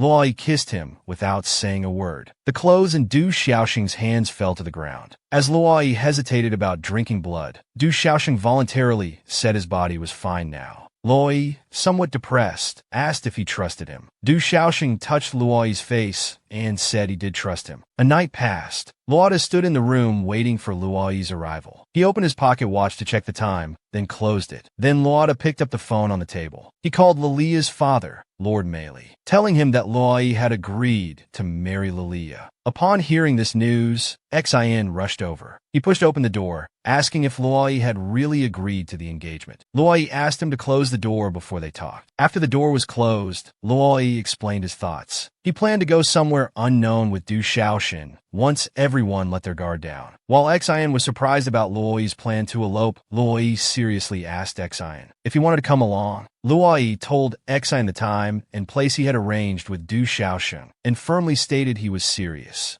Hearing this, Xin fell silent, then smiled. He recalled being mocked and insulted in his childhood. Everyone called him a failure. Even his parents looked down on his decision to become a subordinate. But Luoyi had accepted him and treated him as his best friend. Xin firmly stated that since the day Luoyi saved his life, he had dedicated his life to him. Luoyi reached out his hand, saying he never saw Xin as a subordinate. Instead, he always hoped Xin would stay by his side of his own will. Moved by Luoyi's words, Xin reached out, and their hands clasped tightly together. Du Xiaoxing was watering flowers in the courtyard. At this moment, he recalled last night when Luoyi asked if he would be willing to elope with him. He also learned this place had been discovered by Luoyi and decided to face reality. Just then, Du Xiaoxing suddenly heard the door opening. A woman in a black cloak walked in. The woman's eyes were blood red, and she smiled, saying long time no see to Du Xiaoxing. But Du Xiaoxing didn't recognize this person. The watering can in Du Xiaoxing's hands fell to the ground. He asked in shock who she was. The woman said she didn't blame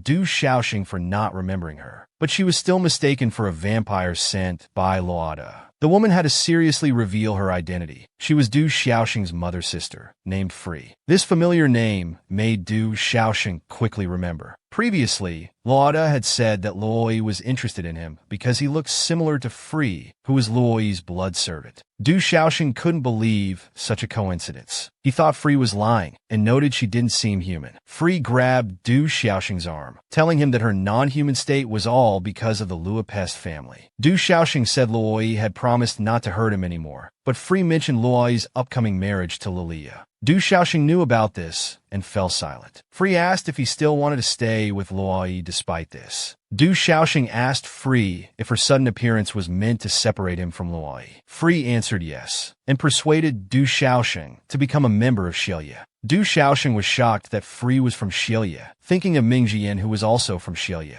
Back then, Ming Jian had said he wanted to introduce him to someone important. Du Xiaoxing suspected this person was Free. Free thought Du Xiaoxing understood the situation and grabbed his arm to take him away. Unexpectedly, Du Xiaoxing firmly stated he wouldn't join Xilye and said he wouldn't betray Luoyi like Free did. An angry Free slapped Du Xiaoxing, scolding him for having no human dignity. She berated him for betraying his deceased parents. She said he was too naive. Du Xiaoxing's tears fell as he touched his cheek, but still said even so, he didn't want to leave. Helpless, Free said she wouldn't force Du Xiaoxing, but she suddenly raised her hands and hypnotized Du Xiaoxing, and learned about the time and place where Du Xiaoxing planned to elope with Luoyi. Then Du Xiaoxing fell into a deep sleep. Free apologetically embraced the fallen Du Xiaoxing. Free wanted to quickly take away Du Xiaoxing and his sister. She ordered her subordinates to lay an ambush for the vampires. Xin, arriving on time, pushed open the door, apologizing for being late due to preparing things, but found the courtyard empty. Then Xin discovered traps at the entrance, and suddenly someone charged at him from behind with a sword. In the emergency, Xin had to dodge quickly. The person behind kept pressing forward. Xin drew his sword and discovered many blood hunters were present. He realized that Du Xiaoxing and his sister must have already left. Surrounded by enemies, Xin wanted to quickly escape to notify Luoyi. But for the moment, he had had no way out. Luoyi was driving to the meeting point to wait. He took out his watch to check the time, still imagining that after tonight, he and Du Xiaosheng could be together forever. But at this moment, the car clearly had problems, encountering roadblocks along the way. He suspected Luoyi's doing, but quickly dismissed the thought. The car began to lose control, and after continuous skidding, finally crashed into a tree. The car was destroyed, but Luoyi walked out from the wreckage, extremely angry. He swore that anyone who blocked his way would die. Luoyi began his attack, causing fierce winds to blow. The blood hunters were busy shooting arrows, with will swords flying towards Luoyi. Luoyi stood alone, surrounded by countless attacks, yet effortlessly broke through the sword formation. He domineeringly ordered the enemies to show themselves. After the blood hunters nodded to each other, someone walked out from the side. Luoyi's attention was suddenly drawn. He saw they had taken Du Xiaosheng hostage. They stated directly that if Luoyi attacked, they would kill Du Xiaosheng. Left with no choice, Luoyi had to withdraw his power. What Luoyi didn't expect was an attack from behind. Caught off guard, his neck was injected with a drug. His back was also hit multiple times. The severely wounded Luoyi fell to his knees, fearlessly pulling out the needle from his neck and throwing it to the ground. But he found his entire body paralyzed and unable to stop bleeding. He then realized the needle had contained holy water. Luoyi looked up at the approaching Xielia. At this moment, Xielia suddenly threw Du Xiaosheng into Luoyi's arms. Luoyi's hands held Du Xiaosheng's neck. Only then did he realize what he held was just a doll. Due to excessive blood loss, Luoyi quickly became disoriented and collapsed to the ground. Xielia was praising Lady Free's brilliant strategy. Luoyi, not yet fully unconscious, heard Free's name. Free brought her subordinates back to the secret base. In the room,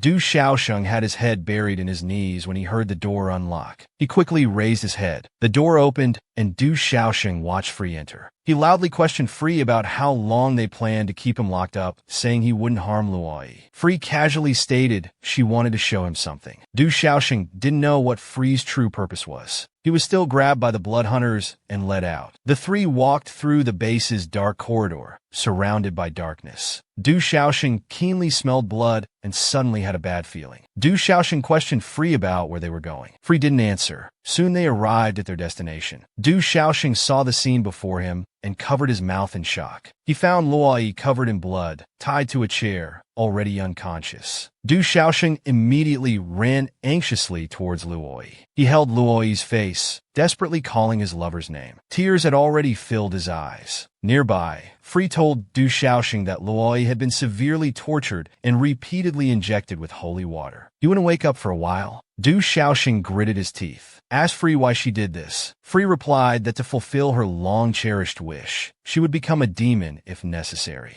Du Xiaosheng painfully begged Free to release Luoyi, saying he would do anything she asked. But Luoyi was a candidate for the Senate, and the heir to the Lopez family. Free would show no mercy to enemies. Du Xiaosheng argued that Luoyi was different from other vampires, that he also wanted to stop the war. When Free doubted Luoyi, Du Xiaosheng firmly believed in him. Free thought Du Xiaosheng was being willful, but agreed to give him a chance. She stopped her subordinate's advice. She demanded Du Xiaosheng join the Blood Hunters, extract military secrets from Luoyi, and completely break ties with him. Hearing Free's demands, Du Xiaosheng felt troubled. Free sternly asked if he could do it. Du Xiaosheng cried and said he needed time. Free set the final deadline until Luoyi wakes up. Du Xiaosheng was heartbroken to the extreme, momentarily dazed, suddenly fell to his knees, crying helplessly. Luoyi woke from his unconsciousness, seeing the cage before him and the holy water syringe. She also noticed Du Xiaosheng's presence. Seeing Luoyi regain consciousness, Du Xiaosheng was overjoyed, said he would find a way to untie him. But Luoyi was curious why Du Xiaosheng was here. Du Xiaosheng nervously broke into a sweat. He told Luoyi Xielia wanted him to persuade Luoyi to reveal vampire intelligence. Du Xiaosheng explained he didn't want to do that. Luoyi didn't blame him, just kept expressing relief that Du Xiaosheng was safe. Du Xiaosheng grabbed Luoyi's arm and cried continuously, unable to accept seeing Luoyi so badly injured. Luoyi weakly kissed Du Xiaoxing's hair, gently telling him not to cry. They talked about Xing and Du Xiaoling's involvement in this incident. Du Xiaoxing said Du Xiaoling was safe, but didn't know about Xing's situation. Luoyi said he was the target, hoping Xing would be safe. Suddenly Luoyi cried out in pain. Du Xiaoxing hurriedly supported him. It was because the holy water prevented Luoyi from healing his wounds. Du Xiaoxing remembered that Luoyi could restore his healing ability by drinking blood. But Luoyi refused to drink Du Xiaoxing's blood, fearing he couldn't control himself. Du Xiaoxing kept persuading Luoyi, saying escaping was their only hope. Du Xiaoxing tied up his hair. He straddled Luoyi's legs, actively moving closer, hoping Luoyi would drink his blood to recover strength. Du Xiaoxing firmly held Luoyi's shoulders. The pain from the bite made him grab Luoyi's clothes. He couldn't help saying in his heart, "I'm sorry." In the forest, flames suddenly rose high.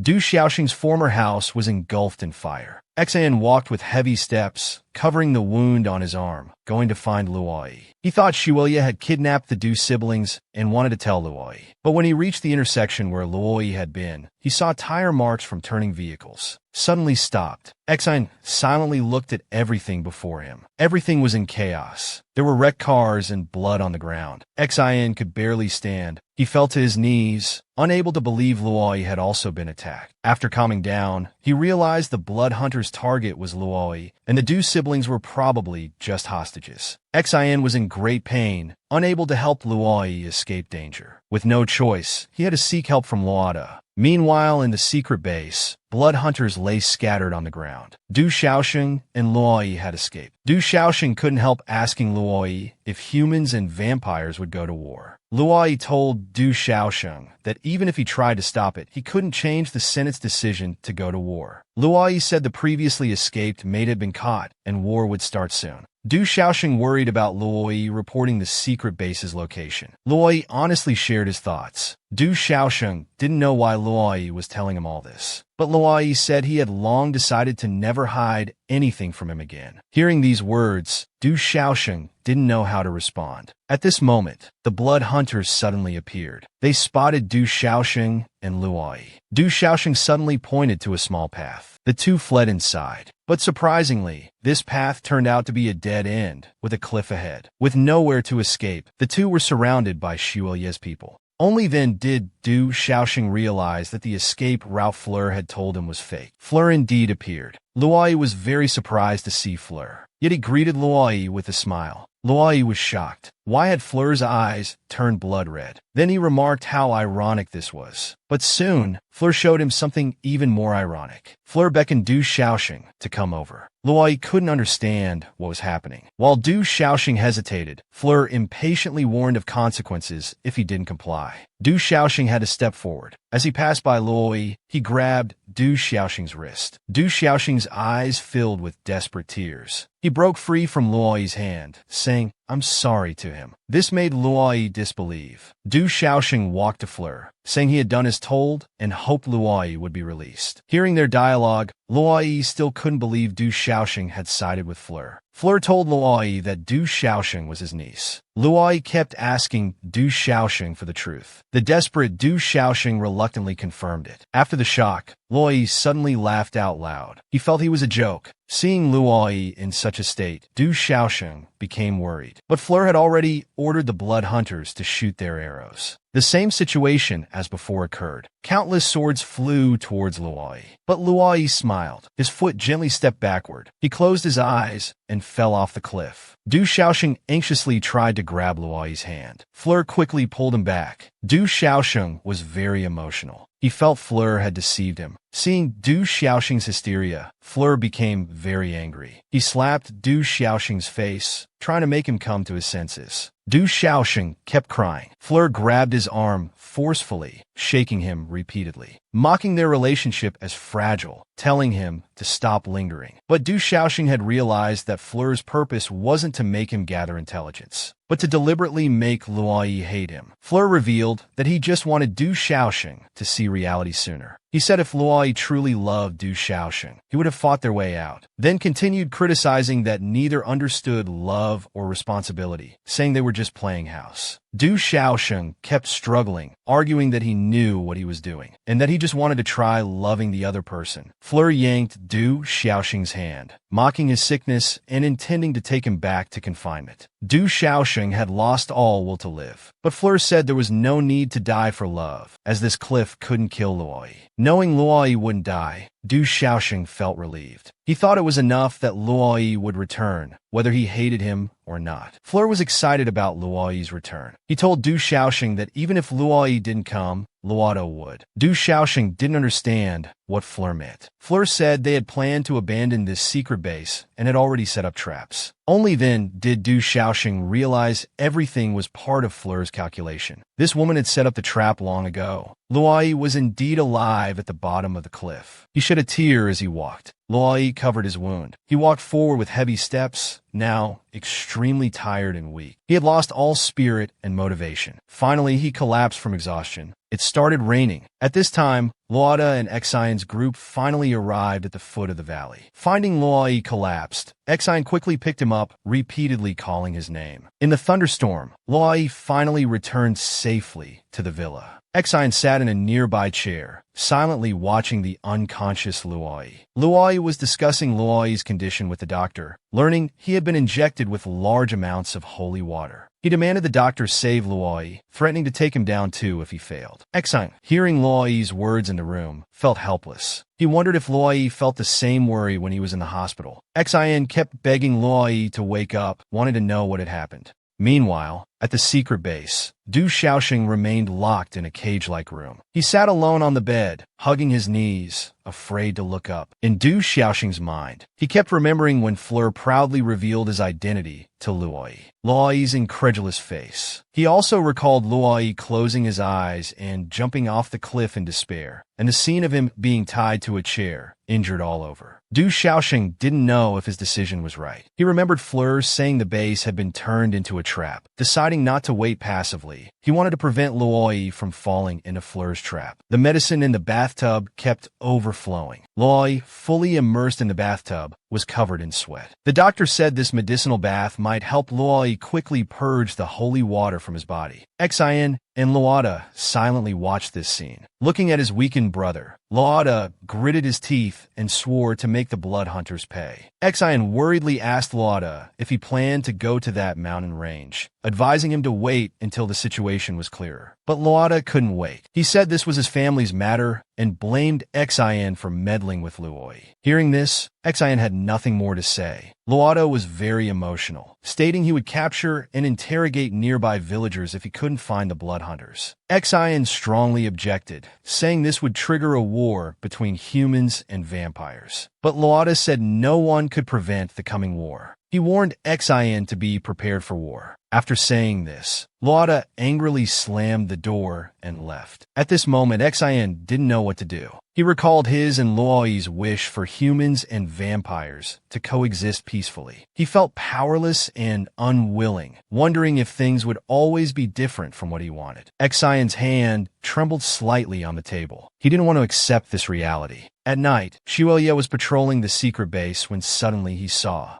Du Xiaoxing, locked in the cage, lying motionless on the ground. Xuelia told Du Xiaoxing to get up quickly, but he showed no response. He had to quickly unlock the door to check on Du Xiaoxing's condition. Unexpectedly, Du Xiaoxing suddenly bit Xuelia's arm. Then he ran away, but more blood hunters suddenly appeared nearby. They surrounded Du Xiaoxing tightly. In desperation, Du Xiaoxing threatened to bite his tongue and kill himself if they came any closer. Xuelia had to report Du Xiaoxing's escape to Fleur. Fleur said she had anticipated this and asked if anyone was pursuing Du Xiaoxing. Another blood hunter reported that vampires had reached nearby villages. Fleur's plan had succeeded. She wanted Du Xiaoxing to see the cruelty of war. Fleur ordered the blood hunters to watch Du Xiaoxing and bring him back when the time was right. All this was overheard by Du Xiaoling, who was hiding behind the door. She had a bad feeling, so she ran out too. In the forest, Du Xiaoxing was running desperately. He remembered asking Luoi if he would report the base's location to Yuan Lao Yuan. Now Du Xiaoxing felt he was like Luoi, unable to betray humans no matter what. But he needed to ensure Luo wouldn't fall into the fortress trap. Du Xiaoxing suddenly saw figures in the woods and quickly stopped. He hid behind a large tree. He discovered it was Luo ahead. Luo had learned the base was on the mountain, and they were preparing to split into two groups to climb up. Du Xiaoxing fearfully covered his mouth. He knew he would be in danger if discovered, so he tried to bypass these people. But unexpectedly, Du Xiaolin saw him at that moment. Du Xiaoxing happily called out sister, and Du Xiaolin was glad to have found him. But their commotion was discovered by Luo.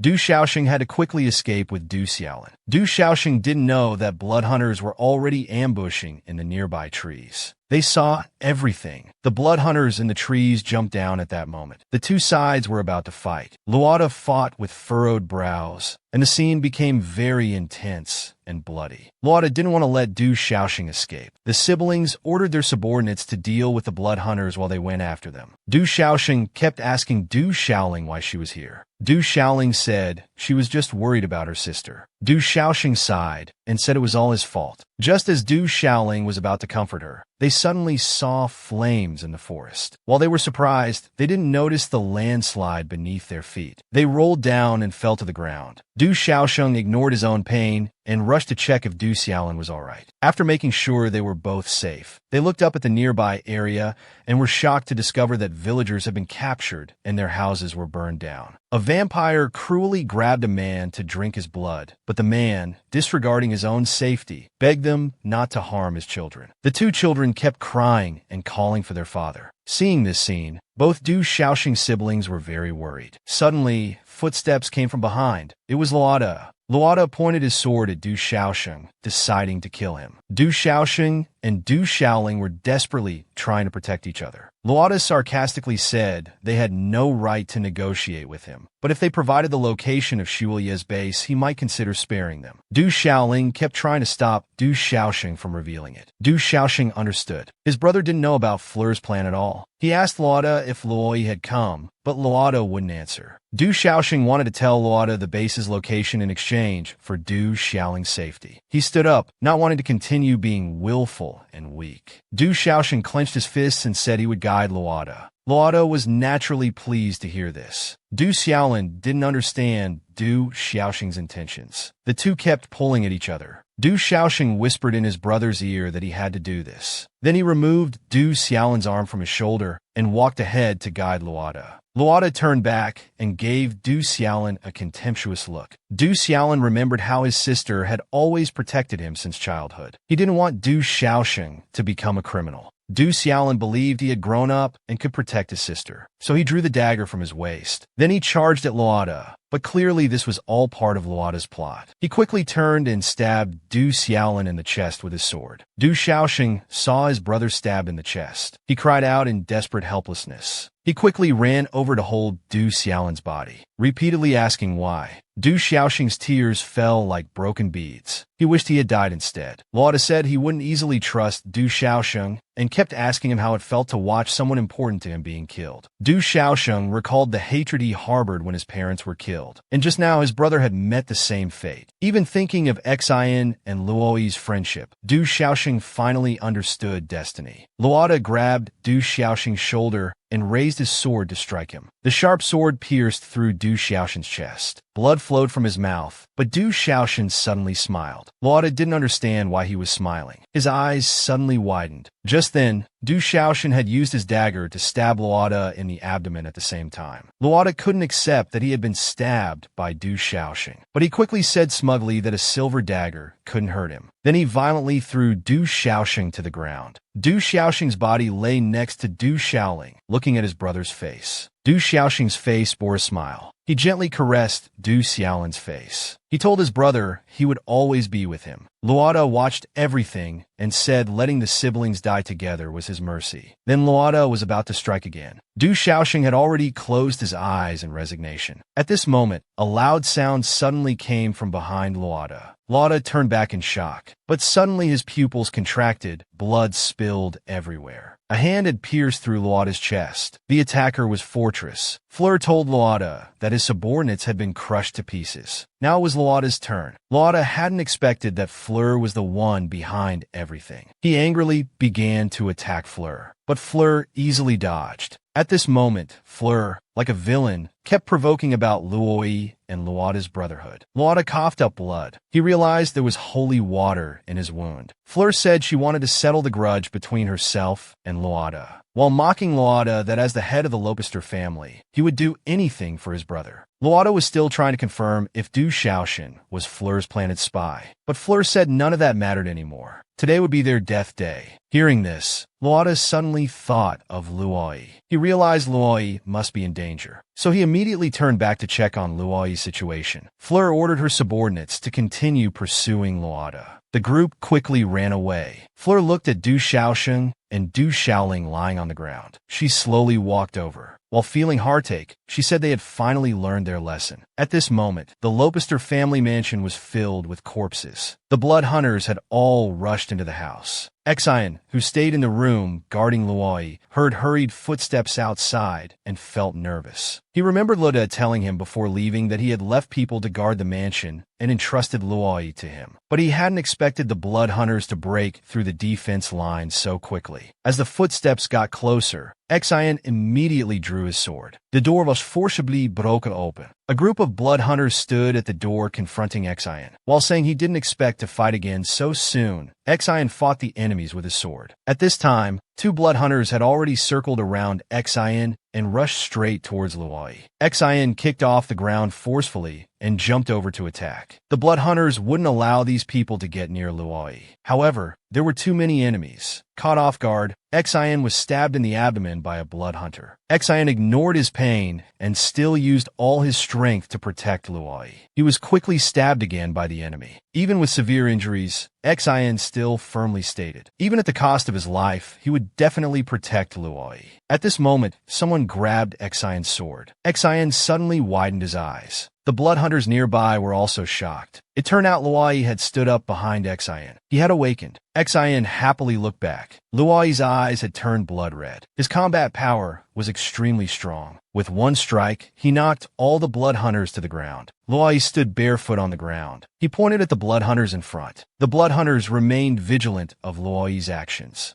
But unexpectedly, Luoi just casually pointed, and the people nearby were quickly struck dead. The blood hunters realized something was wrong and hurriedly tried to return to report to Fleur. But Luoi had already gone berserk. He continued attacking these blood hunters. Blood stained the entire room red. Seeing Luoi in this state, Xian felt surprised. He quickly called Luoi's name, asking if he had awakened his abilities. Luoi didn't answer this question. Instead, he turned and asked if Xian was the only person in this world who would never betray him. Xian didn't know why Luoi asked this. He felt that Luoi must have experienced something he didn't know about. Meanwhile, Fleur sat by the bed watching the unconscious Du Shaoxing. Du Shaoxing soon opened his eyes. Fleur said his injuries were very severe this time, but Du Shaoxing's first words were asking about Du Shaoling. Fleur then said she would let him see people once his wounds healed, and asked if Du Shaoxing hated her. Du Shaoxing didn't want to give any answer to this question. Fleur then said she wanted to tell Du Shaoxing a story. Time had reached the cold winter. Bare branches were everywhere. Du Shaoxing walked alone on a small path. He came to a desolate cemetery. Then he stood in front of a tombstone. Du Shaoxing stood there quietly. He brushed his hair with his hand. He recalled that day when he was lying in the hospital bed. Fleur told him a story. Fleur told Du Shaoxing that 10 years ago, there was constant warfare between vampires and humans. At that time, a girl was chosen as a spy to infiltrate the Lopister family with the purpose of stealing intelligence. To facilitate her mission, the girl became a blood servant to the family's second son. Then she discovered that the child, like ordinary humans, would cry when he couldn't get his parents' company. The girl would comfort him every day, and the child came to see this girl as his mother. The girl gradually developed a sense of guilt and began to question the world. But at this time, she received orders. The organization ordered her to kill the child she was caring for. Because this child had the blood of the ancestor, he would become a great threat to them in the future. The girl tried countless times,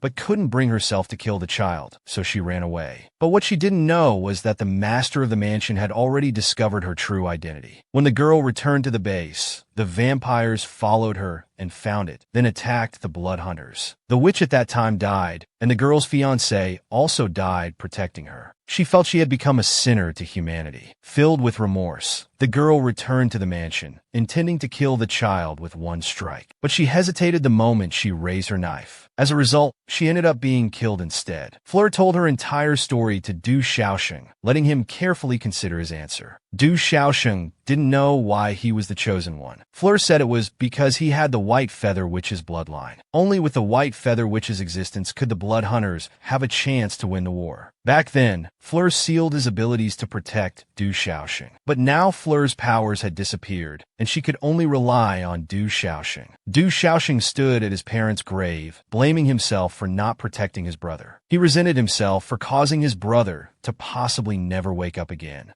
Du Xiaosheng believed he carried countless sins. At this moment, footsteps were heard. It was Ming Jian. Du Xiaosheng was curious about Ming Jian's arrival. Ming Jian said he heard about what happened and came. Du Xiaosheng casually greeted Ming Jian, pretending to be relaxed. But Ming Jian loudly said he should care about his own situation first. Du Xiaosheng told him that he wouldn't cry anymore after this, so it didn't matter what happened. Hearing this, Ming Jian was very worried. He put his hand on Du Xiaosheng's shoulder, blaming himself for not appearing sooner. Hearing Ming Jian say he wanted to protect him, Du Xiaosheng rejected him. Du Xiaosheng said he didn't want Ming Jian to live for him, hoping he could do more worthwhile things. He also said he would try to become stronger, strong enough not to rely on anyone. Ming Jian didn't know what to say. Du Xiaosheng was already preparing to leave. In the new base, Ming Jian opened the door and saw Fleur standing in the room. Fleur smiled and welcomed Ming Jian's return. But Ming Jian questioned why Fleur had kept everything from him, while also blaming her for making Du Xiaosheng sad. Fleur explained that because Du Xiaosheng was her niece, she had to make him see reality early. Moreover, for the greater good, sometimes sacrifices had to be made. Then Fleur ordered Ming Jian to go back and complete his mission. Ming Jian didn't move. He asked Fleur why she chose this location for the new base. Fleur explained her reasons and thoughts. But Ming Jian felt that Fleur was just self-satisfying. Hearing Fleur continue to tell him to go back, Ming Jian only said that using any means to achieve goals wasn't what his brother would want to see, then left. Only Fleur remained standing in the room, with the door tightly shut. Just like the fortress back then, now Du Xiaosheng has also taken the same path. He wanted to face reality and bring everything to an end. 2 years passed, Luoyi had grown long hair. Du Xiaosheng, who was leading the blood hunters, cut his hair short. He looked up into the distance, swearing he would risk his life if necessary. The war between humans and vampires broke out again. It was all because during these 2 years, vampires had increasingly enslaved nearby humans. Therefore, more humans were willing to risk death to join the blood hunters. The Blood Hunter organization gradually expanded their territory and wanted to rescue more humans. On the streets, vampires were ruthlessly killing humans, and everyone was running for their lives. A pair of siblings was being hunted by vampires. The brother was stabbed by a vampire sword while protecting his sister. The sister ran forward desperately, but she was cornered in an alley. The vampire cruelly said that running away would be punished. The girl collapsed on the ground in fear. Tears of terror flowed from her eyes as she covered her head, not wanting to face death. At that moment, a sword flashed. The girl opened her eyes to find a figure standing before her. The girl didn't know who was standing in front of her. Du Xiaosheng answered that he was a blood hunter. Seeing how scared the girl was, Du Xiaosheng gently helped heal her wounds. The girl's wounds were quickly healed. As Du Xiaosheng stood up, the girl grabbed his skirt, repeatedly begging him to take her away. Du Xiaosheng turned his head, looking at the approaching vampires. At this time, the blood hunters had also arrived. With these people helping to block, Du Xiaosheng grabbed the girl's hand and ran out. The blood hunters' base was full of wounded people. Du Xiaosheng brought the girl back to settle her in.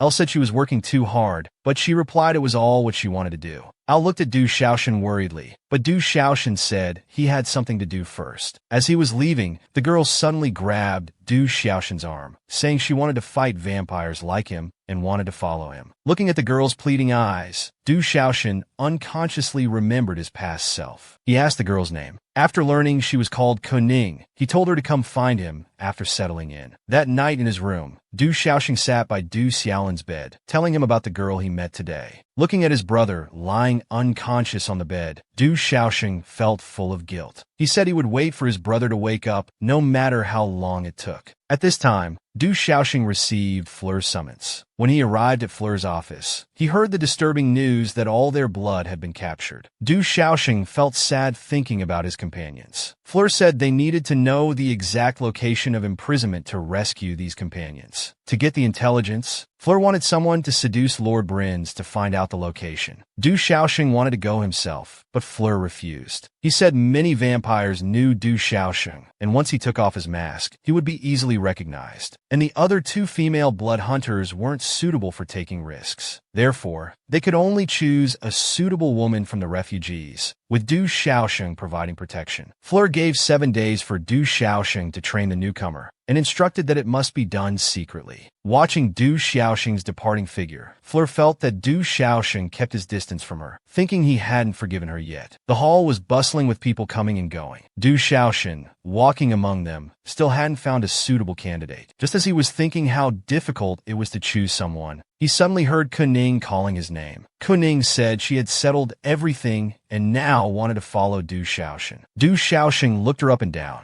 Then he asked Kuning if she was ready to become a female blood hunter, and received an affirmative answer. Over the next few days, Du Xiaoxing put Kuning through various training exercises. Not only self-defense, but also the use of various hidden weapons. Du Xiaoxing brought Kuning to a table. On it were wigs, masks, formal dresses, and various items needed for a ball. Kuning didn't know what these things were for. Du Xiaoxing told her that she needed to complete a mission now. As night fell, Du Xiaoxing and Kuning sat under a tree. Du Xiaoxing was explaining to Kuning about her identity for this mission and how to complete it. But Kuning felt nervous and insecure. Du Xiaoxing said he would protect her from the shadows. Looking at the masked vampires at the entrance, Kuning unconsciously remembered the vampires who tried to kill her before. She couldn't help but vomit. She said she really couldn't complete this mission. Du Xiaoxing hugged Kuning sympathetically, constantly reassuring her that she had been very brave. Kuning hugged Du Xiaoxing, crying continuously, not knowing what to do. With no choice left, Du Xiaoxing said he would take the stage himself. He changed into formal wear and slowly walked to the entrance. Then he handed an invitation to the guard at the door. Du Xiaoxing safely entered the ball using Diane's identity. Du Xiaoxing was dressed both elegantly and beautifully. Everyone at the ball was dancing gracefully. At this time, the host of the ball was thanking guests for attending. People around were applauding, and beautiful music started playing. Everyone was inviting each other to dance. The entire ball had a peaceful atmosphere. Du Xiaoxing decided to observe from the side during the first dance. Just then, suddenly a hand reached out. A gentleman beside was inviting Du Xiaoxing to dance. To avoid suspicion, she had to accept. Du Xiaoxing gave her hand to the gentleman, and the music started. The two danced gracefully in the venue, moving with the rhythm of the dance steps. Du Xiaoxing vaguely felt that the person before her seemed very familiar. She kept reassuring herself it couldn't be such a coincidence. But the other person noticed her nervousness. She apologetically said sorry to them. By now the music had ended, and people around were applauding. Each pair of dance partners was bowing to each other.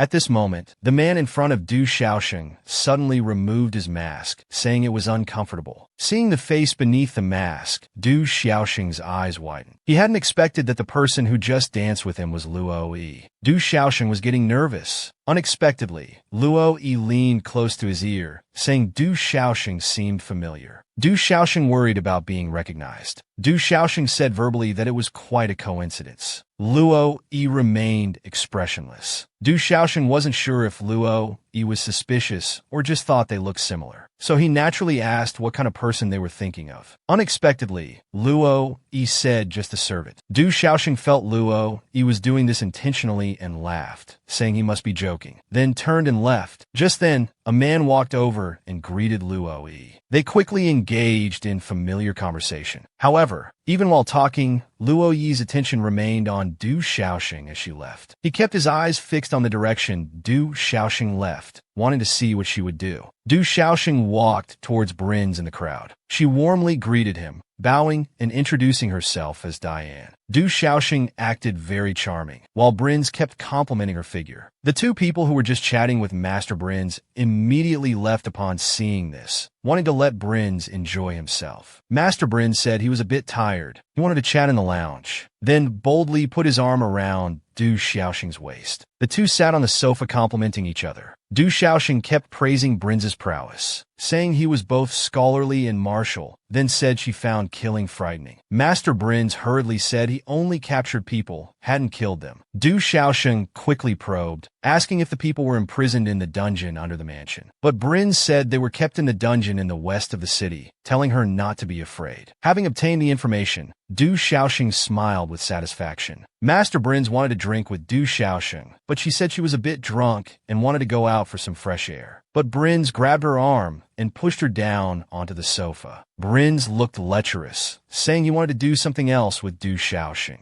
Du Xiaoxing quickly avoided him, fearing her disguise would be revealed. At this moment, Luo Yi pushed open the door, saying he wanted to rest in the room. Seeing Luo Yi, Brins immediately became scared. He said he needed to attend to the guests and told Luo Yi to rest well. Brins quickly closed the door and left. Du Xiaoxing quickly said he wouldn't disturb Luo Yi's rest and tried to leave. But as he passed by Luo Yi, his mask was suddenly pulled off. Luo Yi said, "It really is you." Having been recognized, Du Xiaoxing immediately tried to escape, but was quickly blocked by Luo Yi. Luo Yi jokingly said long time no see to him. Du Xiaoxing knew he was in big trouble. Du Xiaoxing didn't know why he had to run into Luo Yi at this moment. He told Luo Yi that he had let him down before. At this moment, Luo Yi suddenly grabbed Du Xiaoxing's hand, telling him not to play tricks. Du Xiaoxing knew he couldn't let Luo Yi catch him, so he immediately shook off Luo Yi's hand and ran to the side. He took a big step, rushed through the glass window, and jumped down, then landed on the ground. Luo Yi stood still, silently watching Du Xiaoxing's retreating figure. Du Xiaoxing returned to the agreed meeting place with Kening and began giving the signal. Seeing the signal, Kening quickly nodded. Du Xiaoxing ran ahead, hoping Kening would safely bring the intelligence back to headquarters. At this moment, a figure appeared in front of Du Xiaoxing. Discovering Luo Yi waiting ahead, Du Xiaoxing quickly stopped. Not wanting to confront Luo Yi directly, he turned to run. But Luo Yi stretched out his hands at this moment, activating his ability. Under the intense attack, Du Xiaoxing desperately tried to steady himself. But by then Luo Yi had reached his side, warning Du Xiaoxing he would kill him if he moved. Du Xiaoxing knew Luo Yi's ability was too powerful and he had no chance in a direct fight, so he didn't resist. Luo Yi asked Du Xiaoxing what his purpose was this time. Du Xiaoxing remained silent. Luo Yi couldn't bear Du Xiaoxing ignoring him and forced him to answer, then attacked him, violently throwing Du Xiaoxing against a nearby tree. Du Xiaoxing stated he wouldn't say anything. Luo Yi tightly gripped Du Xiaoxing's neck, advising him to be more cooperative. Otherwise, he might kill him. Hearing this, Du Xiaoxing tightly closed his eyes, telling Luo Yi to kill him. Luo Yi looked at Du Xiaoxing's face, hearing him say to do it now, or they would become enemies. Luo Yi asked if this was his true self. Du Xiaoxing replied that none of it mattered. Luo Yi angrily tightened his grip on Du Xiaoxing's neck. Du Xiaoxing struggled to breathe, feeling that dying by his hands would be a relief. Luo Yi's eyes reddened, saying he wouldn't let Du Xiaoxing die easily. After speaking, he bit his neck. Blood suddenly flowed, and Du Xiaoxing bit down on his teeth in pain. He kept his eyes tightly shut, not knowing what Luo Yi wanted to do. Du Xiaoxing kept saying, telling Luo Yi to kill him now. But Luo Yi stated that regardless, Du Xiaoxing had no ability to oppose him. Du Xiaoxing felt helpless. He struggled to make his hand move. Soon his hand was bleeding from the piercing. Finally breaking through Luo Yi's power, Du Xiaoxing pulled out the dagger hidden on his leg. Luo Yi was shocked that Du Xiaoxing could counterattack and immediately stepped back. As Du Xiaoxing tried to escape again, Luo Yi immediately stretched out his hands to try to control him. But at that moment, Luo Yi's hand was suddenly pierced by a silver arrow. Luo Yi realized Du Xiaoxing had an accomplice. He quickly pulled out the arrow and looked to the side. Knowing Du Xiaoxing had already run far away, Luo Yi turned and walked towards the nearby bushes, immediately spotting Kening hiding there. asking if he was the accomplice. Kuning's eyes widened in fear. After returning to the secret base, Du Xiaoshan immediately told Fleur about the vampires keeping prisoners in the western dungeon. Fleur asked Du Xiaoshan if he had fought with the vampires. Du Xiaoshan thought Fleur had discovered about Luo Yi, but Fleur stood up, saying they must rescue the people immediately. But he stopped to ask where Kuning was. Du Xiaoshan then realized Kuning might be in danger. But time was urgent, so they could only talk while walking. Fleur called for people to rescue their companions. He said they would send someone separately to check on Kenny's situation, but rescuing people was the priority now. Meanwhile, Fleur handed Du Xiaoshan a gun, saying its silver bullets were very effective against vampires. But due to development difficulties, there was only one gun. Fleur told Du Xiaoshan to use it to protect everyone in emergencies. Everyone immediately took action. The blood hunters waited near the dungeon. Then squad leader Al said that half an hour ago, a group of people had been moved, probably because the vampires discovered the location. Learning that people were transferred to the dock, they hurried to chase after them. But by then the people had been moved onto ships, so they could only continue pursuing. The small boat floated on the sea. Some prisoners were locked in cages, with guards watching outside. In the room, Luo Yi was saying it was his discovery, so he had the responsibility to escort them, talking about how the sailing time wasn't good, as people nearby were getting seasick. Luo Yi explained they rushed because they wanted to wait for other blood hunters to come rescue their companions. Then they could catch them all at once. Then they discussed the existence of witches. Luo Yi said his purpose for joining this journey was to hunt witches. Meanwhile, Du Xiaoshan and his companions had also boarded a small boat. A storm raged at sea, making the small boat rock, poisoning her, making her drink his blood, leading to her paralysis. Ming Jian picked up a bowl to feed her. Gorlet wanted to die, but Ming Jian said her life was still useful. Meanwhile at sea, Luo Yi carried Du Xiaoshan to a small island. He laid Du Xiaoshan on the ground, then supported his neck, kissed Du Xiaoshan's lips, and used his power to heal him. Soon Du Xiaoshan woke up coughing. Upon waking, Du Xiaoshan saw Luo Yi right in front of him. Luo Yi joked that the legendary, which wasn't much after all. Du Xiaoshan turned his head away. He tried to free his hand, but Luo Yi held it tightly. Luo Yi said to Du Xiaoshan, "Don't try to escape again," then leaned back against a rock and closed his eyes. Du Xiaoshan found his hand was released and felt confused. Suddenly, he saw Luo Yi's wound continuously bleeding. Du Xiaoshan quickly touched Luo Yi's face, kept calling his name, not knowing what to do. Du Xiaoshan knew Luo Yi had been shot with a holy water silver bullet. He needed immediate rescue.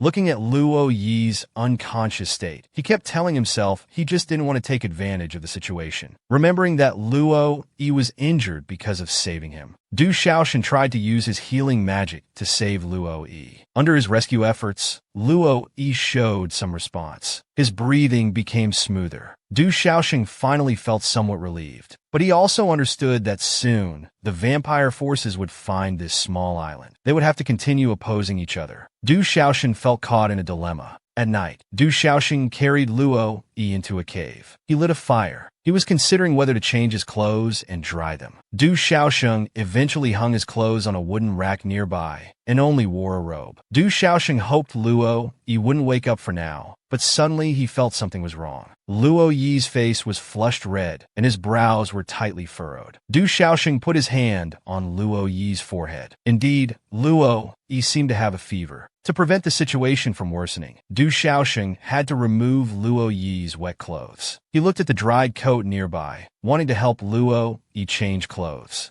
Du Xiaoshan nervously placed his hands on Luo Yi's chest, unbuttoning his clothes. He slowly removed Luo Yi's clothes and placed them on the ground. Before he could finish undressing him, Luo Yi suddenly woke up. He asked Du Xiaoshan what he was doing, staring directly at him. Du Xiaoshan quickly covered his robe, explaining he just wanted to help him change clothes. Luo Yi looked at Du Xiaoshan, asking if he was worried about him. Du Xiaoshan blushed, saying now that Luo Yi was awake, he could change by himself. Unexpectedly, Luo Yi pushed Du Xiaoshan to the ground. Luo Yi thought Du Xiaoshan was trying to trick him again. Du Xiaoshan told Luo Yi to let go, but Luo Yi ignored his words. but then he was pushed away. Du Xiaoshan kept saying he was no longer the weak person he used to be, and he was shocked to discover that due to the sudden movement, Luo Yi's wound had reopened. Du Xiaoshan stood up saying he didn't want to owe Luo Yi any favors, but Luo Yi felt Du Xiaoshan hadn't changed at all. Du Xiaoshan looked displeased, and at this moment Luo Yi suddenly grabbed his clothes. Before Du Xiaoshan could react, his neck was bitten and Luo Yi drank a lot of blood. Du Xiaoshan looked vulnerable as he asked Luo Yi why he saved him. Luo Yi laughed, grabbing Du Xiaoshan's chin, saying only he could end his life. Luo Yi couldn't understand why Du Xiaoshan was the White Witch. Regarding this matter, Du Xiaoshan said he didn't know either. Luo Yi then asked if this was also part of Du Xiaoshan's plot, but Du Xiaoshan demanded to be released. At this moment, Luo Yi saw that Du Xiaoshan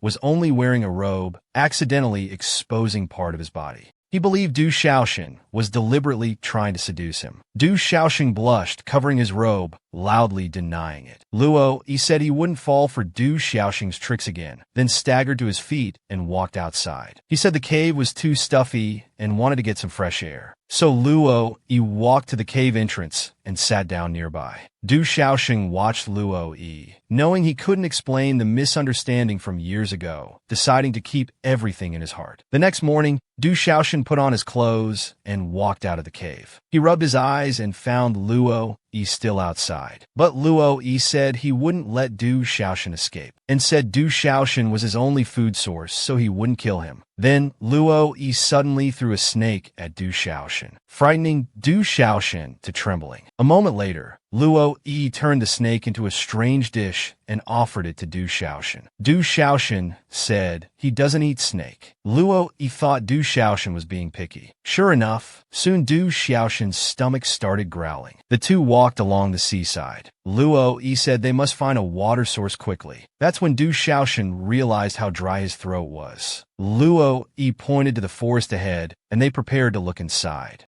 After 3 hours of searching, Du Xiaoshan could barely walk due to thirst. He didn't understand why Luo Yi was so comfortable walking with his back turned to him. Just as he was thinking this, Du Xiaoshan suddenly misstepped. He tried hard to steady himself, but still twisted his ankle. Du Xiaoshan blamed himself for being distracted. Luo Yi turned and asked what happened. Du Xiaoshan said it was nothing, and Luo Yi told him to walk faster. Luo Yi, walking ahead, discovered a fruit tree, so he reached out and picked a fruit. He first smelled it, then took a bite. Finding it wasn't poisonous and edible, Luo Yi handed it to Du Xiaoshan. But Du Xiaoshan felt embarrassed and said he could pick one himself. Luo Yi thought Du Xiaoshan was disgusted because he had bitten the fruit. Du Xiaoshan walked to the tree, looking for the lowest fruit to pick. But he wasn't tall enough, standing on tiptoes unsteadily. He was just a bit short of reaching the fruit while Luo Yi watched. Eating his fruit, Du Xiaoshan had to jump a little. Finally, he managed to touch the fruit. But at this moment, Du Xiaoshan frowned. When his foot touched the ground, a sharp pain shot through it. Having already touched the fruit, Du Xiaoshan didn't want to give up. He thought one more jump would do it, but his eyes suddenly widened as someone pressed against him from behind. Luo Yi was pressed tightly against Du Xiaoshan, their heartbeats audible to each other. Luo Yi easily reached the fruit on the tree, picked it, and handed it to Du Xiaoshan. He called him by a familiar nickname. Du Xiaoshan couldn't hide his excited heartbeat. He remembered when he was with Luo Yi before, how Luo Yi had flicked his forehead and gave him the nickname Bean Sprout. Du Xiaoshan warned himself not to fall for Luo Yi again. Watching Luo Yi holding the fruit in front of him, Du Xiaoshan unconsciously clenched his fists. He asked Luo Yi if it felt strange to be getting along with someone who was his enemy. Luo Yi fell silent. He explained he was just rewarding Du Xiaoshan for not running away. Then he suddenly threw the fruit to the ground. Du Xiaoshan asked Luo Yi if he was going to hand him over to the Senate. Luo Yi only said he didn't need to explain his actions. Just then, they suddenly heard flute sounds from not far away. Du Xiaoshan realized the Blood Clan had arrived and immediately tried to run away. But his hand was quickly caught by Luo Yi. Luo Yi mocked that it was too late to run now. Du Xiaoshan believed Luo Yi had treated him nicely just to lower his guard. Luo Yi admitted it. Du Xiaoxing bit his lip, then produced a syringe of anesthetic. He suddenly attacked Luo Yi, but Luo Yi had already sensed Du Xiaoxing's intentions and immediately grabbed his other hand. Luo Yi gripped Du Xiaoxing's wrist, saying he had known Du Xiaoxing's thoughts all along. He took Du Xiaoxing's hand and jabbed the anesthetic into Du Xiaoxing's neck. Du Xiaoxing's eyes suddenly widened. Luo Yi told him he couldn't hurt him. Du Xiaoxing blamed himself, but his consciousness gradually faded into unconsciousness. Luo Yi supported Du Xiaoxing's neck with one hand, saying he would make him pay for his betrayal. A large ship slowly approached the shore. Luo Yi carried Du Xiaoxing as he walked over, seeing the Blood Clan members who came to welcome him. Luo Yi loudly ordered them to set sail. Watching Luo Yi's departing figure, the Blood Clan members all nodded in agreement. Luo Yi quickly returned to the mansion with the Blood Clan. Someone excitedly ran over. It was Exin, happily saying Luo Yi had finally returned. He looked to the side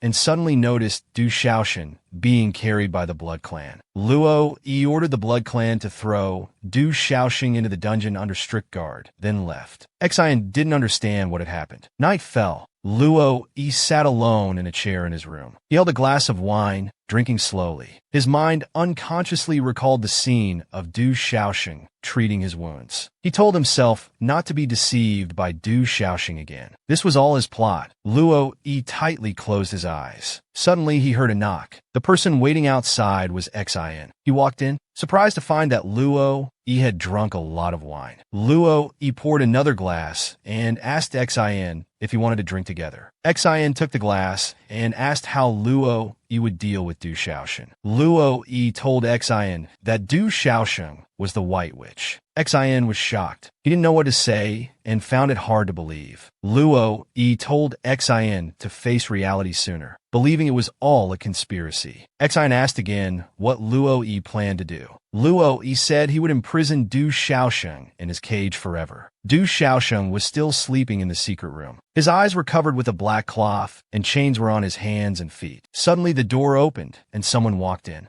Du Xiaoxing sensed something was wrong. The person firmly pinned Du Xiaoxing down, placing their hands beside his pillow. Du Xiaoxing knew the visitor was Luo Yi and didn't know what would happen next. He smelled strong alcohol. At this moment, Luo Yi removed Du Xiaoxing's cloak. Du Xiaoxing said he would never reveal the organization's secrets, but Luo Yi indicated he wanted to do something else. Du Xiaoxing knew the anesthetic hadn't worn off yet, and he couldn't move at all. The cloak was thrown to the ground by Luo Yi. Du Xiaoxing shouted that he would never submit no matter what. Luo Yi calmly looked at Du Xiaoxing, then opened his mouth to bite Du Xiaoxing's collarbone, his hand caressing Du Xiaoxing's waist. He pulled down his clothes in one motion. Luo Yi was shocked to discover scars on Du Xiaoxing's body. Du Xiaoxing didn't understand why Luo Yi was doing this. Luo Yi threw all of Du Xiaoxing's clothes on the floor, saying he would make Du Xiaoxing pay the price. Du Xiaoxing helplessly bit his lip. His hands trembled involuntarily, not understanding why Luo Yi would do this. So he questioned Luo Yi, asking why he would do unnecessary things when he could just kill him. But regarding Du Xiaoxing's words, Luo Yi just thought he talked too much. He warned Du Xiaoxing not to flatter himself, saying he only wanted to humiliate him. Du Xiaoxing unconsciously gripped the bedsheet beneath him. Du Xiaoxing's face turned red, tears flowing involuntarily. He said, "I didn't." Luo Yi asked what he didn't do.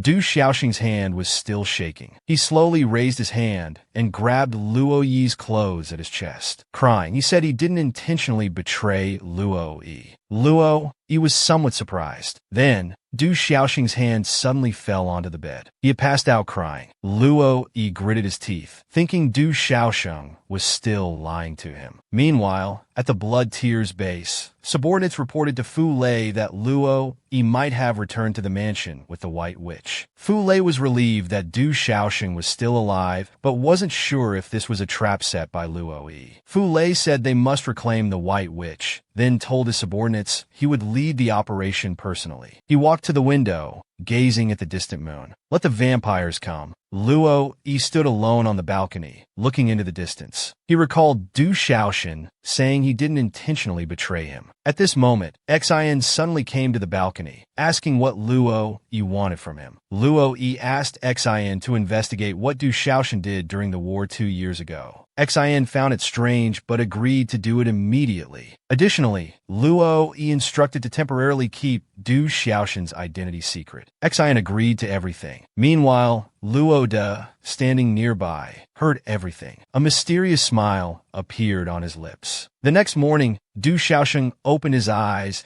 and saw blurry symbols on the wall in front of him. He thought he had had a very sad dream. Du Xiaoshan moved his fingers and found the anesthetic had worn off. He sat up, feeling puzzled. He wondered when his clothes had been changed. Just as he put his feet on the ground to walk, he suddenly felt a sharp pain in his body. Then he fell to the ground. Du Xiaoshan was shocked, his face suddenly turning red. Memories of last night with Luo Yi flashed through his mind, and he realized it wasn't a dream at all. Du Xiaoshan stood up trying to walk outside. Heavy shackles were still on his feet. When he reached the main door, Du Xiaoshan was surprised to find the door was locked tight. He couldn't open it at all. Du Xiaoshan tried to use his power to open the door, but it had no effect whatsoever. He realized the formations on the door might be restricting his powers. Du Xiaoshan forcefully rubbed his handcuffs against the markings on the wall. But no matter how hard he tried, it was useless. He angrily punched the wall. Du Xiaoshan worried that his mistake would affect the organization. Suddenly, Du Xiaoshan's eyes widened. A passage had opened at the bottom of the wall. Water and food were pushed through. Looking at the food, Du Xiaoshan, who hadn't eaten for a long time, couldn't help but swallow. Du Xiaoshan knew he couldn't care about dignity now. He understood the most important thing now was to survive and then escape. Just then, the door suddenly opened. Du Xiaoshan looked up to see Luo Yi walking straight in. He noticed Du Xiaoshan had eaten the delivered food. He said Du Xiaoshan at least understood how to stay alive. Du Xiaoshan ignored Luo Yi's words, not looking at him. Luo Yi thought he was playing deaf and dumb. He grabbed Du Xiaoshan's hand, pulling him up. Du Xiaoshan struggled constantly, but couldn't escape Luo Yi's grasp. Du Xiaoshan shouted not to let Luo Yi touch him, but Luo Yi had already picked him up. Du Xiaoshan was so angry, he gritted his teeth. He finally couldn't help but open his mouth and bite Luo Yi's collarbone. Luo Yi was surprised. He suddenly threw Du Xiaoshan onto the bed. Then he loomed over Du Xiaoshan, teasing that he had learned to bite. Du Xiaoshan worried about what Luo Yi might do to him. Luo Yi said he would let Du Xiaoshan go if he answered his questions truthfully. Du Xiaoshan firmly stated he would never talk. But Luo Yi asked him what he meant last night about not intentionally betraying him. Du Xiaoshan then remembered he had said such things last night. He suddenly closed his eyes, not wanting to answer. Luo Yi felt irritated. He suddenly smiled, saying he had captured the female blood hunter from the masquerade, using this to threaten Du Xiaoshan to cooperate. Du Xiaoshan suspected the captured female blood hunter might be Kuning. He unconsciously sat up, warning Luo Yi not to hurt them. Luo Yi insisted that Du Xiaoshan must answer his questions. But Du Xiaoshan felt that since they stood on different sides, too much explanation would be meaningless. Luo Yi insisted on knowing the answer. Du Xiaoshan said even if he had his reasons, there was nothing he could do now. They couldn't go back to the past. Luo Yi silently closed his mouth. He stood up saying Kuning was temporarily unharmed, then left. Before leaving, he threw a box of medicine, telling Du Xiaoshan it was anti-inflammatory medication. It would make him feel more comfortable. Du Xiaoshan felt embarrassed by Luo Yi's concern. He sat on the bed, watching the main door close in front of him. Luo Yi stood alone outside the door. He touched the spot where Du Xiaoshan had bitten him, lost in thought. Xin walked alone to the mountains where the war happened 2 years ago. He found the place unrecognizable from before. Thinking physical evidence would be hard to find, he decided to look for witnesses instead. Meanwhile, he clenched his fist, worried about Du Xiaoling. In the Luo Peist family mansion, Luo had just finished his bath and walked out. He sat in a chair, He casually picked up a wine glass from the table beside him and quietly drank alone. In Luo De's mind, he kept recalling the image of Du Xiaosheng and Du Xiaoling lying bloodied before him, thinking he should have finished them off. Just then there was a knock at the door. Reinhard had arrived. Luo De walked over and opened the door. He had a brief conversation with Reinhard. Reinhard saw the scar on Luo De's chest and unconsciously touched it, regretting that it couldn't be made before. Luo E asked about the investigation results. Xin said too much time had passed. There were no clues left there. Luo E had expected this, but Xin wanted to express his opinion. Luo E listened attentively as Xin said he believed Du Xiaoshen wouldn't easily betray Luo E. At this point, Luo E fell silent. Xin continued that if Du Xiaoshen wanted to kill Luo E, he could have done it long ago. Luo E argued that back then, Du Xiaoshen had led him into a trap and she was the White Witch. She felt betrayed by her beloved. Xin still insisted there must be other reasons. He believed neither Luo E nor Du Xiaosheng could stay uninvolved in the situation. He thought Luo E also believed in Du Xiaosheng, otherwise he wouldn't be so eager to find answers. Luo E touched where Du Xiaosheng had bitten him, lost in thought. Soon after, Luo E went alone to the secret chamber. He stood at the entrance and silently opened the door. Then he sat by Du Xiaosheng's bedside, quietly watching Du Xiaosheng sleeping. He unconsciously used both hands to caress Du Xiaosheng's face, deep in thought, recalling scenes of their intimate moments together. And Du Xiaosheng's shy, adorable expressions. Luo E suddenly leaned down, wanting to kiss Du Xiaosheng. But Du Xiaosheng opened his eyes at that moment. Seeing Luo E about to kiss him, his heart began beating rapidly. Luo E realized Du Xiaosheng was awake and immediately froze. Du Xiaosheng asked Luo E what he meant by this. Luo E frowned without speaking. Then he brushed aside Du Xiaosheng's hair, saying he wanted to feed. He held down Du Xiaosheng's wrist and bit his neck. Du Xiaosheng struggled continuously, wondering if Luo E would keep him imprisoned forever. The Senate members were having a meeting. They had found the Blood Hunters' base in an abandoned castle and wanted to eliminate them all at once. You're asked if anyone had anything else to report. At this time, a senator raised a question to Luo E. He said he knew Luo E had captured a female blood hunter. Asked why he hadn't reported it to the Senate. Luo E was shocked, wondering if someone had been following him or if his subordinates had leaked the secret. Then,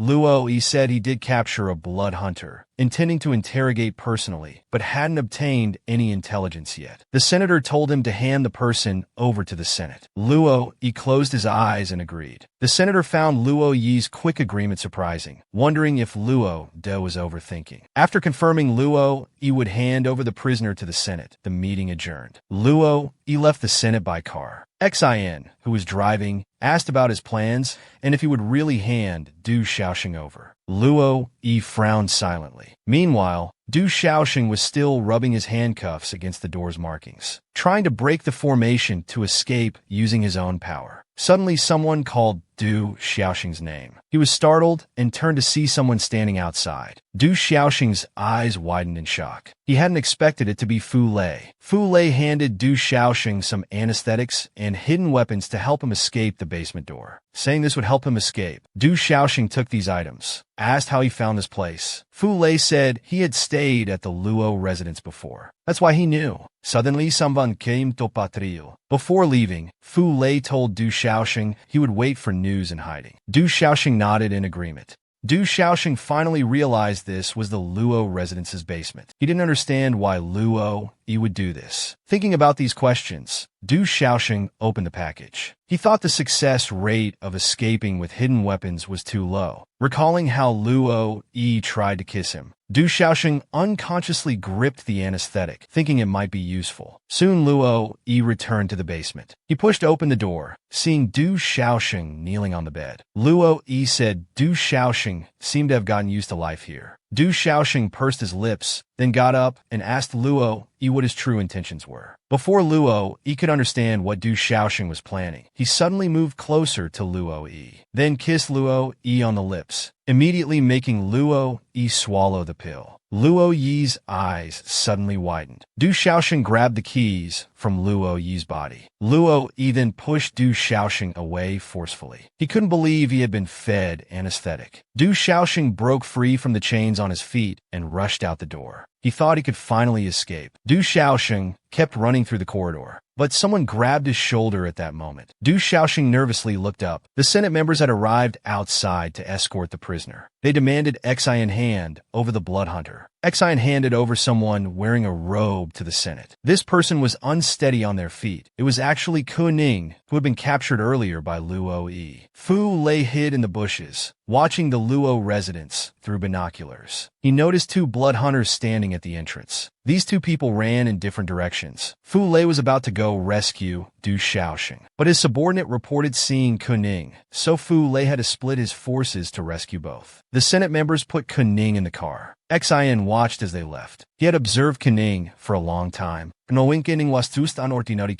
felt sorry about using Ku Ning to substitute for Du Xiaoxing. Suddenly, a large amount of smoke appeared ahead. Everyone was on guard, knowing blood hunters had come to ambush. Earlier, when Du Xiaoxing was running in the corridor, someone had grabbed his arm. That person was Luo De. Du Xiaoxing sao Luo De's face. He shook off his hand, saying he had long wanted revenge. Luo De thought Du Xiaoxing was overconfident. They quickly began fighting. Du Xiaoxing drew a small knife. Luo De hadn't expected him to have hidden weapons. He was accidentally wounded on the neck. Luo De clicked his tongue in annoyance. Du Xiaoxing said he must avenge his brother Xiaolin and continued attacking with the dagger. Luo De could only dodge, but he quickly grabbed Du Xiaoxing's wrist, saying with Du Xiaoxing's strength, revenge was impossible. But Du Xiaoxing suddenly took out a syringe of holy water with his other hand and stabbed Luo De with it. In anger, Luo De violently threw Du Xiaoxing. Thrown against the wall, Du Xiaoxing couldn't help but cough up blood. He gradually slid down the wall to the ground. Luo De said this time he would make sure Du Xiaoxing died completely. But Du Xiaoxing opened his mouth and said today would also be Luo De's death day. Luo De kept mocking Du Xiaoxing, saying the recently made holy water wasn't very effective. Du Xiaoxing wasn't sure if Luo De was testing him. He said Luo De's power wasn't as strong as before, and the holy water would harm him regardless. Plus, Fu Lei had already led people into the mansion. Hearing this, Luo De stepped on Du Xiaoxing's shoulder, saying he wouldn't live to see any rescue. Then he raised his sword to kill Du Xiaoxing. Du Xiaoxing's eyes widened in terror. At that moment, there was a whoosh of wind. Du Xiaoxing felt a drop of blood fall on his face. He opened his eyes to see Luo Yi standing in front of him, grabbing Luo De's sword.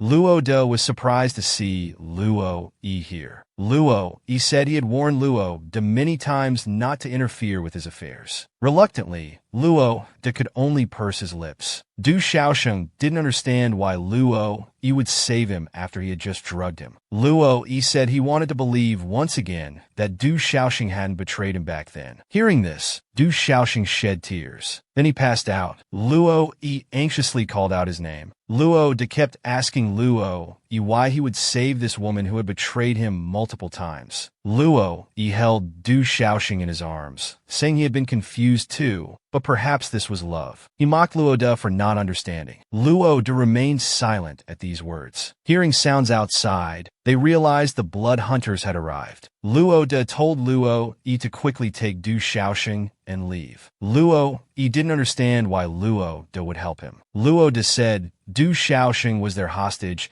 and couldn't be taken by the blood hunters, nor did he want the Senate to know about this situation. Luo Yi hurriedly left carrying Du Xiaoxing. Luo De faced Fu Lei and his subordinates alone. He thought silently that it was precisely because he understood love that he would risk everything to protect Luo Yi. Fu Lei strongly demanded Luo De hand over Du Xiaoxing. Luo De said vampires never surrender. Ming Jian said he would hold off Luo De while Fu Lei pursued Du. Fu Lei jumped high and went around Luo De.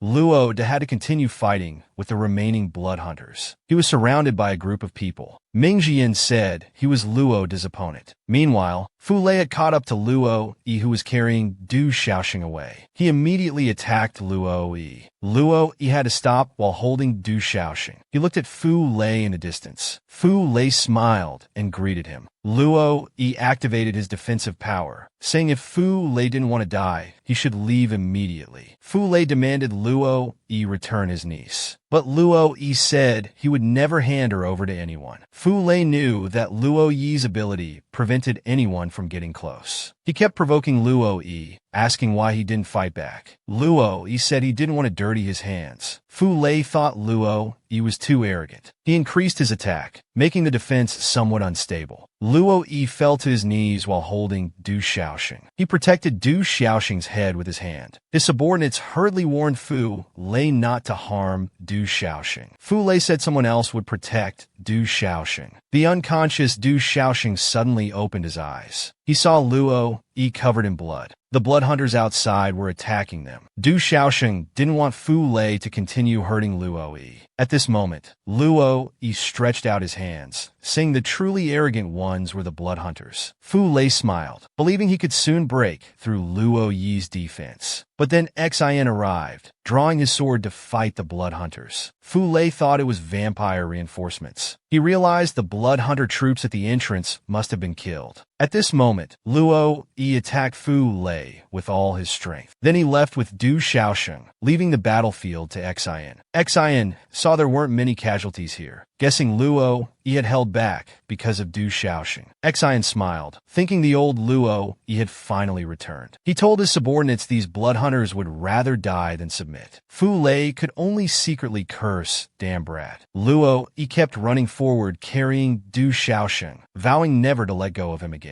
Du Xiaoxing felt like he was constantly falling. He closed his eyes tightly, memories of the past flashing through his mind. Fu Lei had once said the future of blood hunters could only be sustained by themselves. Du Xiaoxing knew he became a blood hunter and went to battle not just out of duty, but to punish himself. He remembered Luo Yi getting hurt because of him. His brother was hurt because of him. He felt he didn't deserve forgiveness. Back when setting traps with Xie Lai's companions, Du Xiaoxing hid in the bushes telling everyone to prepare for attack, but suddenly realized the leader was Luo Yi sitting on horseback. Du Xiaoxing was shocked, but his companions said eliminating Luo Yi would be greatly satisfying. Du Xiaoxing frowned, not knowing what to do. At this moment, Luo Yi suddenly looked in their direction from afar. Du Xiaoxing and the others quickly hid. The companions sensed killing intent, unsure if Luo Yi had discovered them. To gain the upper hand, he led troops to fight in front, letting Du Xiaoxing provide support from behind. The companion handed Du Xiaoxing a bow with holy water arrows, telling him to find a chance to shoot Luo Yi. Du Xiaoxing silently took the bow. The blood hunters began their attack on the vampires. After explosions rang out, all the blood hunters charged forward. Du Xiaoxing even, watching the chaotic scene, not knowing what to do. The smoke finally cleared. Du Xiaoxing could see figures now. He picked up his bow and aimed with holy water at people on the battlefield. Du Xiaoxing saw Luo Yi about to launch an attack. Worried about heavy casualties on his side, he told himself he must attack Luo Yi. Then he aimed the holy water at Luo Yi's body. But Du Xiaoxing's hands were trembling uncontrollably. He finally lowered his bow. He simply couldn't bring himself to hurt Luo Yi. Du Xiaoxing put the bow on the ground. Tears fell onto his fingers. He wiped his eyes, not believing he was actually crying. Du Xiaoxing had sworn he would never cry again, but now he couldn't hold back. Du Xiaoxing bent over, his hand on his chest, realizing that no matter what, he still deeply loved Luo Yi. In his unconscious state, Du Xiaoxing hazily called out Luo Yi's name, seeing his lover's pained expression. Luo Yi, unsure if he was having a nightmare, held Du Xiaoxing's hands and kissed his forehead, telling him not to be afraid. In his daze, Du Xiaoxing heard Luo Yi say he would stay by his side forever. He slowly opened his eyes and realized this wasn't a dream. Luo Yi thoughtfully supported Du Xiaoxing's back.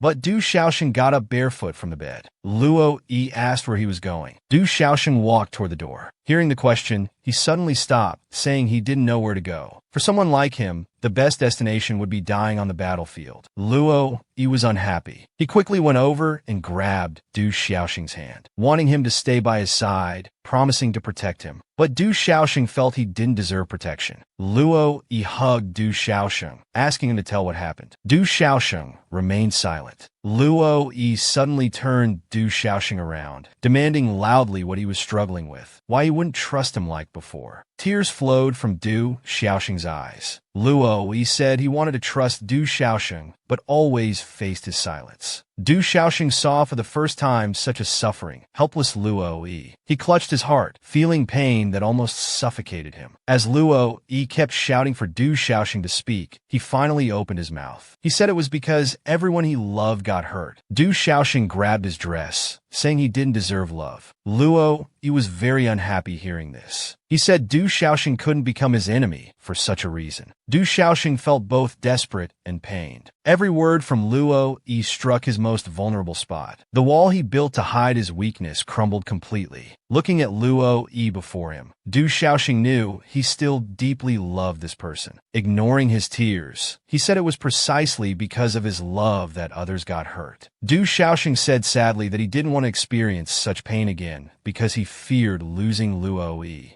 Hearing this, Luo Yi's eyes widened. He suddenly hugged Du Xiaoxing, saying that after hearing these words, he would never leave Du Xiaoxing and told him to rely on him more. Being embraced in Luo Yi's arms again, Du Xiaoxing closed his eyes. He felt all his previous grievances finally had an outlet. Luo Yi's arms tightly held Du Xiaoxing as they embraced each other. Du Xiaoxing kept saying sorry. Luo Yi said he didn't want to hear this, and Du Xiaoxing didn't know what to do next. Luo Yi suddenly grabbed Du Xiaoxing's wrist and held it before him. He said they could build a place of love together. Du Xiaoxing was deeply moved. He couldn't understand why Luo Yi was still so gentle with him. Luo Yi sighed, saying he had also done things that hurt Du Xiaoxing, then gently wiped away Du Xiaoxing's tears. He pressed his forehead against Du Xiaoxing's, saying they had taken too many detours. Luo Yi's arms wrapped around Du Xiaoxing's waist. Du Xiaoxing unconsciously stood on tiptoes, and they kissed again. On the balcony, Du Xiaoxing told Luo Yi everything that happened in the past 2 years. Luo Yi stood beside him, looking at Du Xiaoxing tenderly. He said he would fulfill his promise to stop the war, asking if Du Xiaoxing would trust him. Du Xiaoxing smiled, saying yes, he would build a place of love with him. They looked at each other. Du Xiaoxing became energetic again. Luo Yi watched him like this. Gently bending down, he pressed his forehead against Du Xiaoxing's. Du Xiaoxing asked Luo Yi about his thoughts on stopping the war. Luo Yi lowered his eyes. He proposed a peace agreement. Du Xiaoxing was surprised, given that both blood clans and blood hunters were in a killing frenzy. But Luo Yi said both sides were exhausted. He was preparing to go to the Senate to propose peace talks. Du Xiaoxing asked where they were. Luo Yi said they were in a safe zone at a suburban hotel. Luo Yi pressed on Du Xiaoxing's shoulders, telling him to rest well here, saying he'd return soon. Luo Yi asked if Du Xiaoxing had any objections. Du Xiaoxing closed his eyes and agreed with the idea. Du Xiaoxing waved to Luo Yi. Luo Yi watched Du Xiaoxing as he gradually closed the door from outside, deeply hoping Du Xiaoxing would wait for his return rather than leaving midway. Through the door, they both quietly gazed at each other. Luo Yi was walking out. The waiting messenger asked what he planned to do. Luo Yi told him he was returning to the Senate and entrusted Du Xiaoxing to him. Soon Luo Yi arrived at the Senate. He heard everyone in the conference room discussing plans to annihilate the blood hunters. At this moment, Luo Yi reached out and opened the conference room door.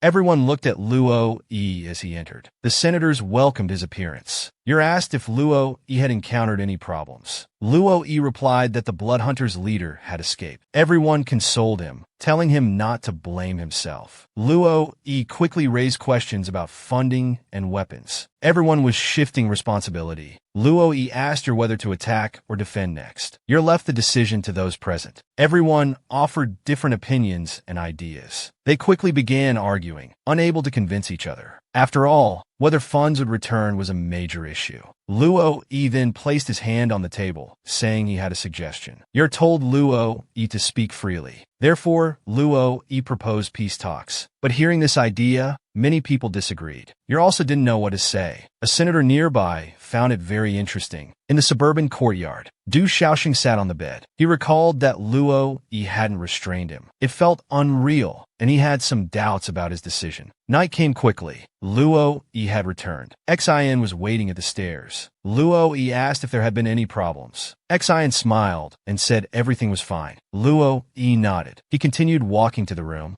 When he opened the door, he couldn't see Du Xiaoxing. But then Du Xiaoxing peeked out from behind the door, asking Luo Yi what was wrong. It turned out Du Xiaoxing was looking at books in the bookcase. Luo Yi suddenly let out a sigh. Du Xiaoxing asked how things went at the Senate. But Luo Yi suddenly hugged Du Xiaoxing, thanking him for waiting for his return. Du Xiaoxing smiled, saying he had promised and wouldn't go back on his word. Xian stood outside, watching everything. A smile appeared on his face. Then he slowly walked away. Luo Yi said half the Senate agreed to peace talks, with a high chance of success. Du Xiaoxing also thought this was good news. He happily told Luo Yi he wanted to return to the Blood Hunters' headquarters. Luo Yi asked why. Du Xiaoxing said he wanted to go back and persuade the Blood Hunters to make peace. Luo Yi remained silent. Du Xiaoxing smiled, asking Luo Yi to trust him, saying he wanted to help too. Luo Yi finally nodded in agreement. Night had fallen. Luo Yi and Du Xiaoxing said goodbye downstairs. Luo Yi pointed to a pine tree in the distance, telling Du Xiaoxing they would meet under that tree at 8 p.m. in 2 days to exchange information. Du Xiaoxing agreed the location was well hidden and suitable for the exchange. Luo Yi pointed to a horse nearby, saying it was very practical. He told Du Xiaoxing to ride it. Du Xiaoxing patted the horse's head, and Luo Yi assured him the horse was very gentle. As Du Xiaoxing was about to leave, Luo Yi suddenly gripped his wrist again. Du Xiaoxing asked Luo Yi what was wrong. Luo Yi just repeated 2 days. Seeing Du Xiaoxing smile and nod, Luo Yi released Du Xiaoxing's hand. Du Xiaoxing stepped on the stirrup and mounted the horse. He thanked Luo Yi for trusting him. Luo Yi nodded with closed eyes. Du Xiaoxing rode away as Luo Yi watched his departing figure. Xian suddenly came out surprised. He said he hadn't expected Luo Yi to let Du Xiaoxing return. Luo Yi clenched his fist, saying he believed Du Xiaoxing would definitely return. Meanwhile, at Ciel Lai's stronghold, everyone was in a state of chaos. Ire suddenly saw Du Xiaoxing return and was overjoyed. Du Xiaoxing greeted Ire and asked why everyone was so busy. Ire explained that everyone was injured, but fortunately, all had returned alive. Du Xiaoxing wondered if this was the result of Luo Yi showing mercy. Ire suddenly said sadly that Ming Jian wasn't so lucky. Du Xiaoxing asked in shock what happened to Ming Jian. Ire said Ming Jian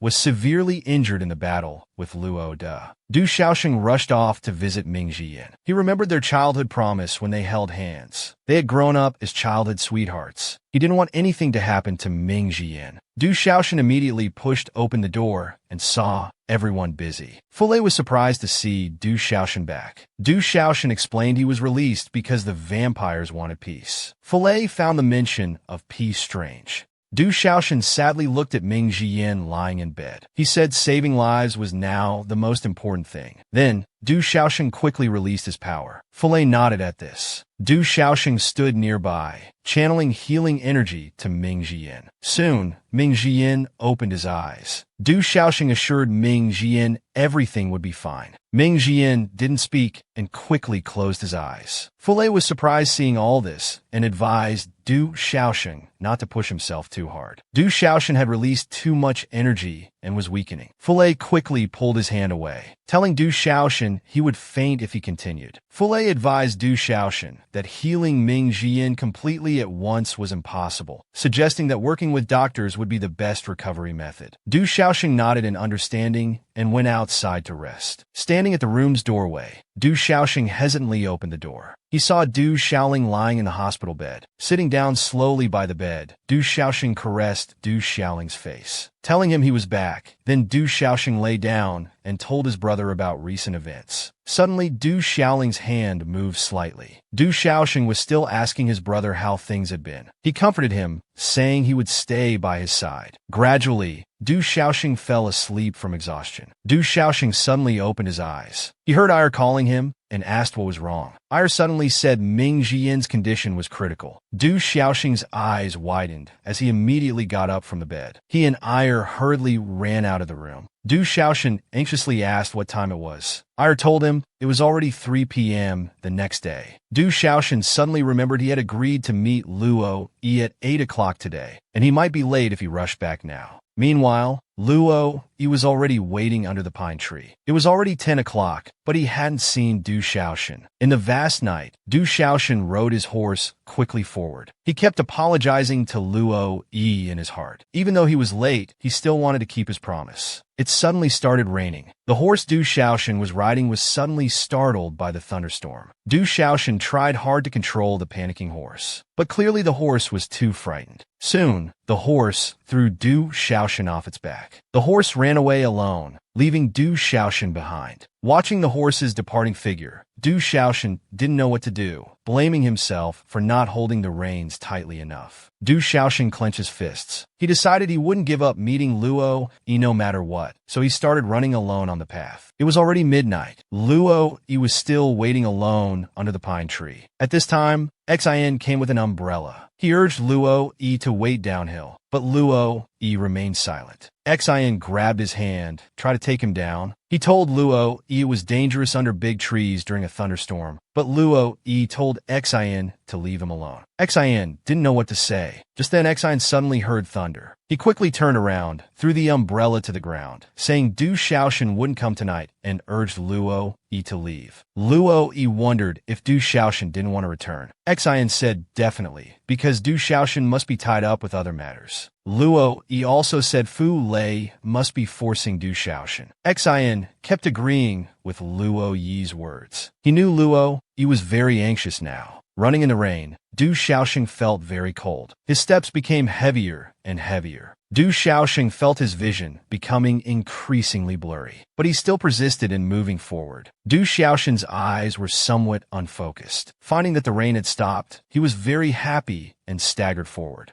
But when Du Xiaoshan arrived under the big tree, he suddenly froze. There was no one under the tree. Du Xiaoshan laughed unnaturally. He thought it was normal for Luo Yi to leave at this hour, and felt he had hurt Luo Yi again. Du Xiaoshan lost his footing and suddenly slipped. Just as he was about to fall to the ground, someone caught him by the waist. Du Xiaoshan's eyes widened in shock. He thought it was Luo Yi, but suddenly something felt wrong. He turned his head and indeed saw someone else. The man stroked Du Xiaoshan's chin. It was Will. An hour earlier, Xin firmly persuaded Luo Yi to go back. But Luo Yi suddenly heard a horse neighing. It was his horse Nos returning. They watched as the horse ran towards them. Luo Yi quickly grabbed the reins and tried to calm the horse down. Xin didn't understand why Nos came here. Luo Yi asked him to take the horse back to the stable first. He believed Du Xiaoshan was in danger and wanted to go find him. Luo Yi told Xin to settle the horse and then come back here to wait for Du Xiaoshan. When Xin took the horse back to the house, he gently stroked Nos's head, finally calming him down. Suddenly Xin heard someone approaching. He turned to look and saw a group of attackers. Back to the present, Will was still smiling and greeting Du Xiaoshan. Du Xiaoshan grabbed Will's hand, trying to break free, but Will kept holding his chin. Du Xiaoshan took out the dagger, strapped to his leg, and slashed at Will. Will quickly dodged, teasing that Du Xiaoshan had changed a lot in 2 years. Du Xiaoshan demanded to know why Will was here. But Will said he came back for revenge, and mocked Du Xiaoshan for failing to notice he was being followed. Du Xiaoshan frowned, wondering if Will had discovered his relationship with Luo Yi. His hand holding the dagger trembled slightly, worried about affecting the peace negotiation plan.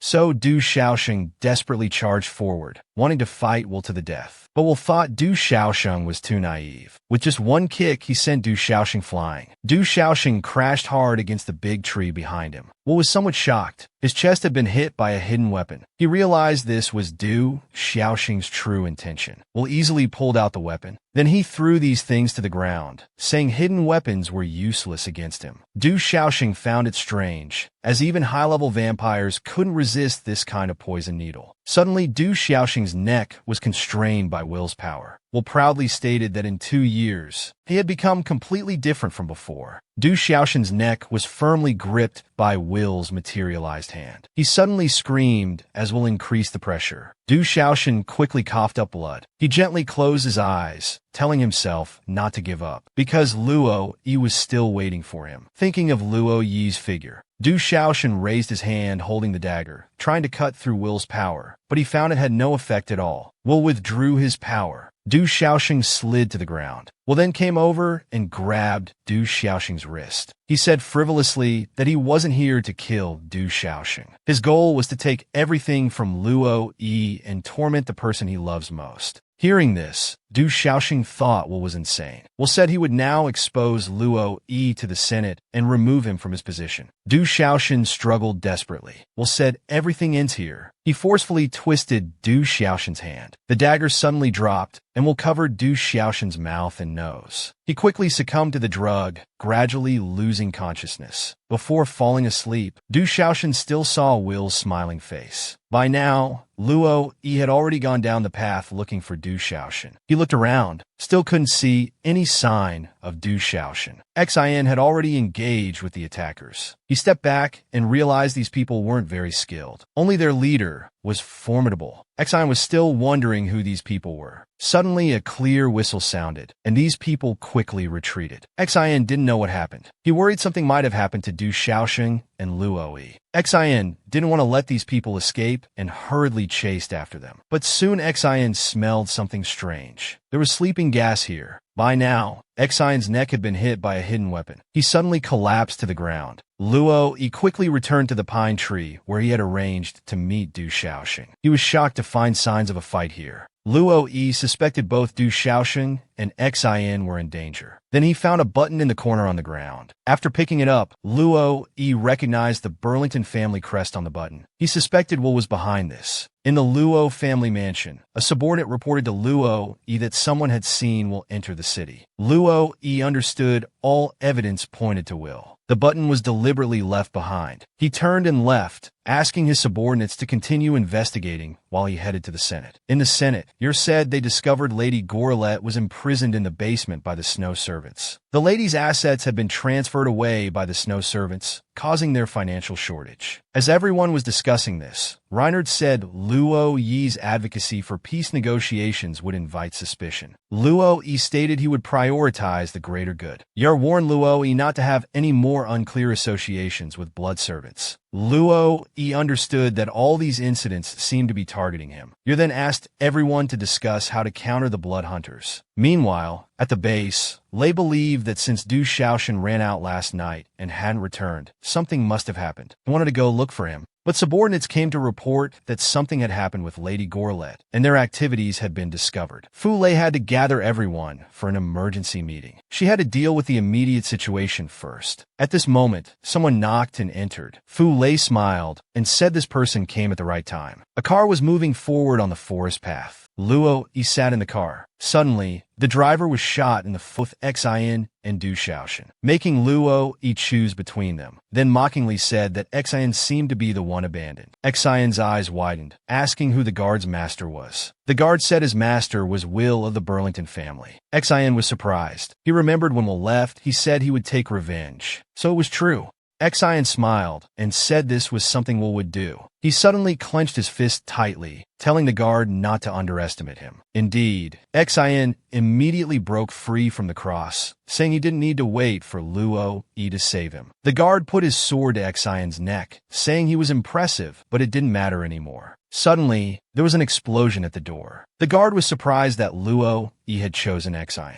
Xin nervously frowned. He wasn't sure if it was really Luo Yi. Looking carefully, it wasn't Luo Yi at all. The guard asked who it was. They replied they were here to kill him. Meanwhile, at the ancient church, Luo Yi had also arrived. Will, standing upstairs, saw Luo Yi's figure. He said Luo Yi would surely come to save Du Xiaoxing. He told Yar that his guess was correct. Yar said he was very disappointed that Luo Yi would have an affair with Du Xiaoxing and couldn't understand why his sister Lilia would like such a person. Will said he was willing to execute traitors for the Senate. Yar didn't want to be involved and left. Will proudly announced the game was about to begin. In the ancient church, Du Xiaoxing was tied to a cross. They wore a red dress, surrounded by roses. The unconscious Du Xiaoxing suddenly opened their eyes. Luo Yi walked heavily towards the ancient church. He recalled Will proudly telling him that Du Xiaoxing was in the church, and the person he just met told him to protect Du Xiaoxing. Lost in thought, Luo Yi reached the church entrance. He stood there and pushed the door open forcefully. Seeing everything in the church, Luo Yi's eyes widened in shock. Seeing Du Xiaoxing tied to the cross, Luo Yi rushed over, but was quickly blocked by Will. Will said he knew Luo Yi would come. Luo Yi asked what Will wanted. Will's clone flashed over, grabbed Du Xiaoxin's chin, and asked Luo Yi if he liked the prepared gift. Seeing Du Xiaoxin unconscious, Luo Yi was furious. He asked Will what he had done to Du Xiaoxin. Will told Luo Yi not to worry. His clone soon disappeared. Will appeared before Luo Yi again, saying he had poisoned Du Xiaoxin. Luo Yi was extremely angry, but Will warned Luo Yi not to act rashly, because only he knew where the antidote was, otherwise his clone would destroy it. Luo Yi anxiously bit his teeth, unsure if Will was telling the truth. Will smugly said Luo Yi had no choice now, and told him to look at the bound Du Xiaoxin. Luo Yi looked up. He saw Du Xiaoxin bleeding continuously, blood dripping onto their white collarbone. Luo Yi frowned deeply and increased his power to attack Will. Will warned if Luo Yi used his powers again, he would destroy the antidote immediately. Luo Yi's pupils contracted, and he had to withdraw his power. At this moment, Will used his power to knock Luo Yi to the ground, saying he must behave or Du Xiaoxin would die. Luo Yi wiped his mouth, telling Will to come at him instead, as past events had nothing to do with Du Xiaoxin.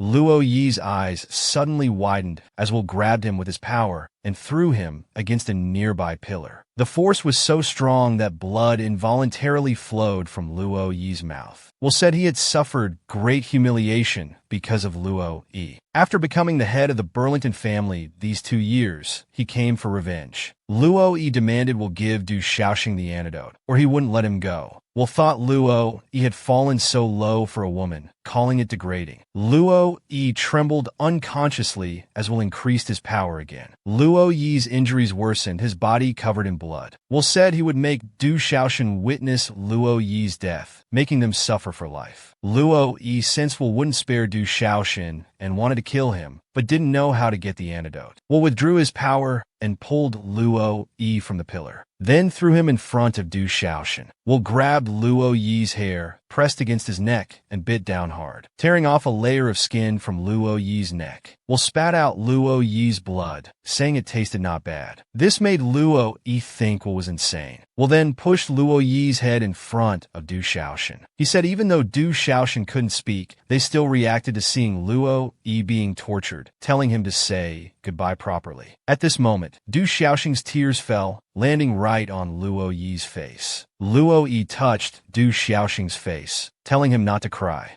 Luo Yi gazed tenderly at his lover before him. Will was displeased seeing this scene. Du Xiaoxin suddenly called out Luo Yi's name. Both Will and Luo Yi were shocked. Will especially couldn't understand why Du Xiaoxin could speak. At this moment, Du Xiaoxin spoke brokenly, saying there was no antidote and telling Luo Yi to kill Will. Luo Yi's eyes suddenly widened. Will quickly stepped back. In his anger, Luo Yi used his power. Luo Yi had stood up, but Will said Du Xiaoxin was lying to protect Luo Yi. Luo Yi questioned how Will could prove the antidote existed, realizing Will never intended to spare anyone. Will, his thoughts exposed, nervously broke into sweat. He said he had planned to destroy the antidote in front of Luo Yi before his death, to make him feel true despair. At this moment, a vial of antidote slipped from Will's hand. He gripped the vial, saying he could destroy it in 1 second. Luo Yi suddenly narrowed his eyes. Will was surprised as his hand was attacked, involuntarily releasing the antidote. Will's eyes widened. Luo Yi smiled, saying he hadn't expected Will to be so foolish. The antidote quickly came into Luo Yi's possession. He said it only took him 0.1 seconds to sever Will's hand. Will angrily shouted Luo Yi's name and manifested greater power.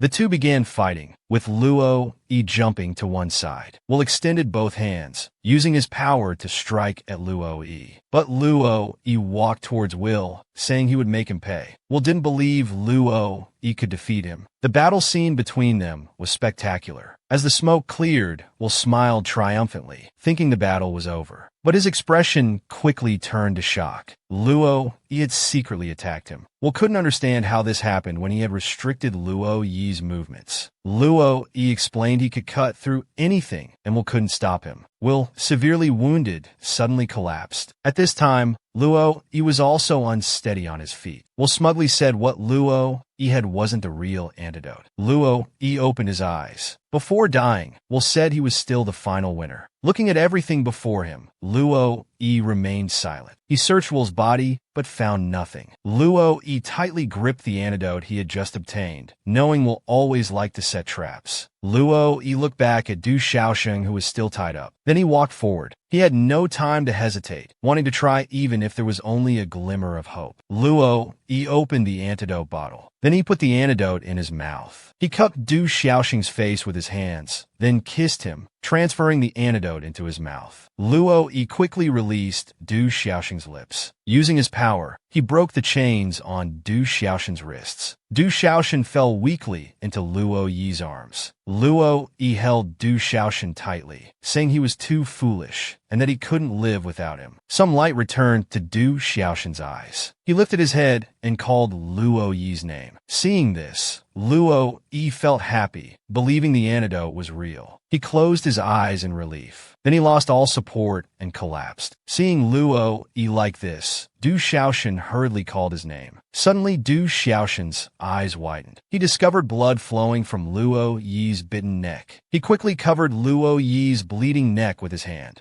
Tears burst from his eyes. Du Xiaosheng held Luo Yi's head, painfully begging him not to leave him alone. At this moment, the church doors opened. Will's subordinates rushed in. They were surprised to see Will dead on the ground. But with Luo Yi down, they thought Du Xiaosheng alone would be easy to deal with. Du Xiaosheng held Luo Yi's body tightly. He remembered being saved by Luo Yi countless times. He gently placed Luo Yi on the ground. Du Xiaosheng vowed that this time he would protect Luo Yi. He stood up resolutely. Will's subordinates charged forward. Du Xiaosheng's eyes turned fierce as he released his power. Will's subordinates warned each other to be careful of Du Xiaosheng's witchcraft. Du Xiaosheng quickly flew towards these people. He seized 2 swords from them. Will's subordinates called it a mere trick. Du Xiaosheng said he borrowed their 2 swords to repay everything Luo Yi had suffered. Will's subordinates rushed at Du Xiaosheng. Du Xiaosheng's lips curled into a cold smile. At this time, the rescued Xian was running towards the ancient church. He prayed that Luo Yi and Du Xiaosheng would be safe. Xian and the mysterious person arrived at the church entrance. When they pushed open the door, Xian saw everything inside the church. Luo Yi lay on the ground covered in blood, while Du Xiaosheng stood there holding a sword. Xian was shocked. The mysterious person at the door painfully clutched their heart. The sword in Du Xiaosheng's hand suddenly fell to the ground. He walked towards Luo Yi. Then Du Xiaosheng lifted Luo Yi's shoulders, placing his head in his arms, saying they would always be together. Xian collapsed to his knees in devastation. He struck the ground with his fist, clenching his teeth tightly. Xian watched this scene before him, feeling only intense pain. He believed if he had been stronger, this situation wouldn't have happened. Du Xiaosheng touched Luo Yi's neck. Seeing this, Xian was surprised. He helplessly lowered his head. Then he stood up, walked towards Du Xiaosheng, and asked what he was doing. Du Xiaosheng said he was trying to perform healing magic on Luo Yi, but it had failed. Xian went to Luo Yi's side and quickly examined him. Du Xiaosheng said he had tried to save Luo Yi from the beginning, but it didn't work. He didn't know why. Du Xiaosheng wanted Xian to take Luo Yi to a safe place. Xian clenched his hand. He also knew that Luo Yi was the most important thing now. Xian put Luo Yi on his back, wanting Du Xiaosheng to leave with him. But Du Xiaosheng said he had to stay here because he needed to handle Will's death scene. Otherwise, it would affect the peace negotiations. Xian lifted Luo Yi's body. At this moment, Du Xiaosheng suddenly started coughing. Xian asked Du Xiaosheng what was wrong. Du Xiaosheng said he was fine and told Xian to quickly leave with Luo Yi. The mysterious person outside walked in. They told everyone to leave, saying they would handle the rest. Xian and Du Xiaosheng looked at the newcomer in surprise. Du Xiaosheng asked who they were. The mysterious person said their identity wasn't important, but they would help them. Xian carried Luo Yi on his back, saying this person could be trusted, and asked Du Xiaosheng to come with him. The 2 walked out, with Xian thanking the mysterious person. The 3 walked outside the ancient church. Du Xiaosheng suddenly turned his head to look back. His hand had been covering his chest the whole time. When he looked, it was covered in blood. It turned out Du Xiaosheng hadn't recovered. Their retreating figures grew more distant. In the Luo family mansion, Luo De sat alone in his room. A maid knocked on his door, telling Luo De that Lord Yer was waiting in the guest room. Luo De didn't know what important matter there could be at this time, but he still went to receive him. Luo De bowed to Yar, who asked where Luo E was. Luo De could only say his brother went to handle official business. Yer said Luo E had already left the Senate. He then questioned Luo De if he knew Luo E was secretly communicating with the Blood Alliance. To this, Luo De said Yer must provide evidence. Yer then said he himself was the evidence. Luo De didn't understand what this meant. Yar said Luo E hadn't returned because he had fallen into a trap and gone to save Du Shaoshan. Luo De's eyes widened at these words. Luo De asked Yar what he wanted to do. Yar told Luo De that he came specifically to resolve this crisis. In a quiet forest, Xian suddenly kicked open a door. He said the mansion was too far away, so they could only arrange for Luo E to stay in this old house in the post-war ruins. The two placed Luo E on the bed. Xian suddenly cut his palm with a small knife. He fed his blood to Luo E, thinking this might work.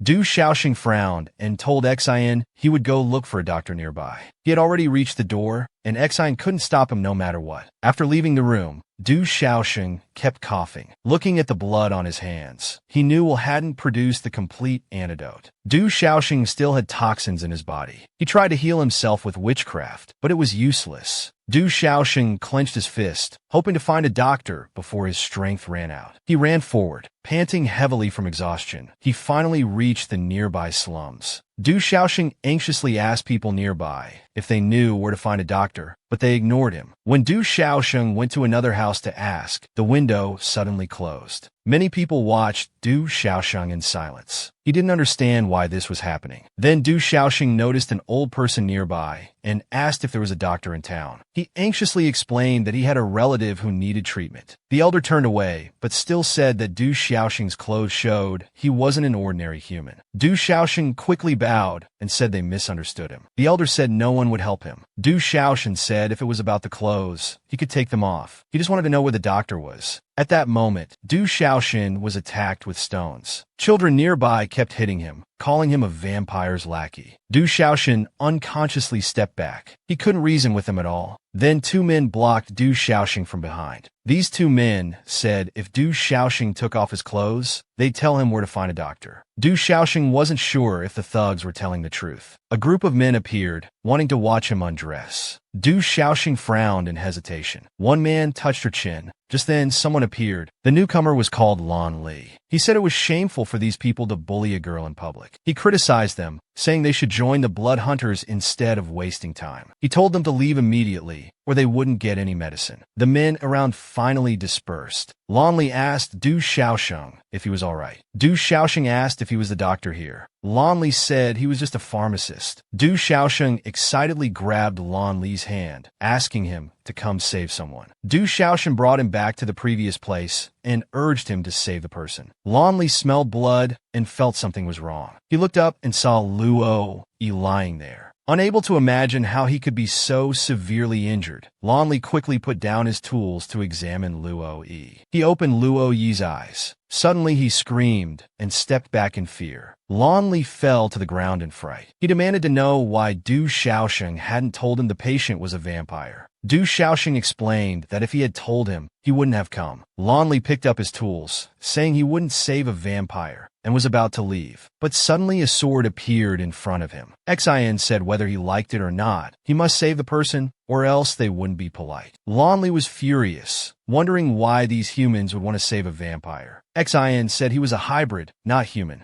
Lon Li was very surprised. Du Shaoxing then said Luo E could prevent the war between humans and vampires. Lon Li thought he was joking, but Du Shaoxing kept saying that peace was the most important thing no matter what. Lon Li frowned. He didn't want to see bloodshed either. Seeing Du Shaoxing's nervous state, he fell silent. Lon Li said he could help keep Luo E alive. The condition was they must tell him the whole truth. Hearing this, both Xian and Du Shaoxing agreed. Lon Li said he was a psychology scholar and told them not to deceive him. Xian compromised, saying he would do anything to save Luo E. Lon Li smiled and extended his hand, saying their deal was made. Luo E still lay quietly on the bed. Lon Li treated all his wounds and said the neck wound was still bleeding, probably due to poison. Du Xiaoxing was very surprised. He remembered Will had bitten that spot. He wondered if that was why his healing magic had no effect. Lonley said he needed to take blood samples for analysis to prescribe the right medicine. Xin begged him to develop the antidote quickly. While packing his tools, Lonley demanded they tell him everything. He smiled and said it was time for them to fulfill their promise. Du Xiaoxing said he would tell Lonley everything. Meanwhile, at the Luo mansion, Luo De sat alone at his desk. He kept replaying his conversation with Yar in his mind. Yar had smiled at that time. He said his sister Lilia still loved Ruoi, and he didn't want scandal to affect his family,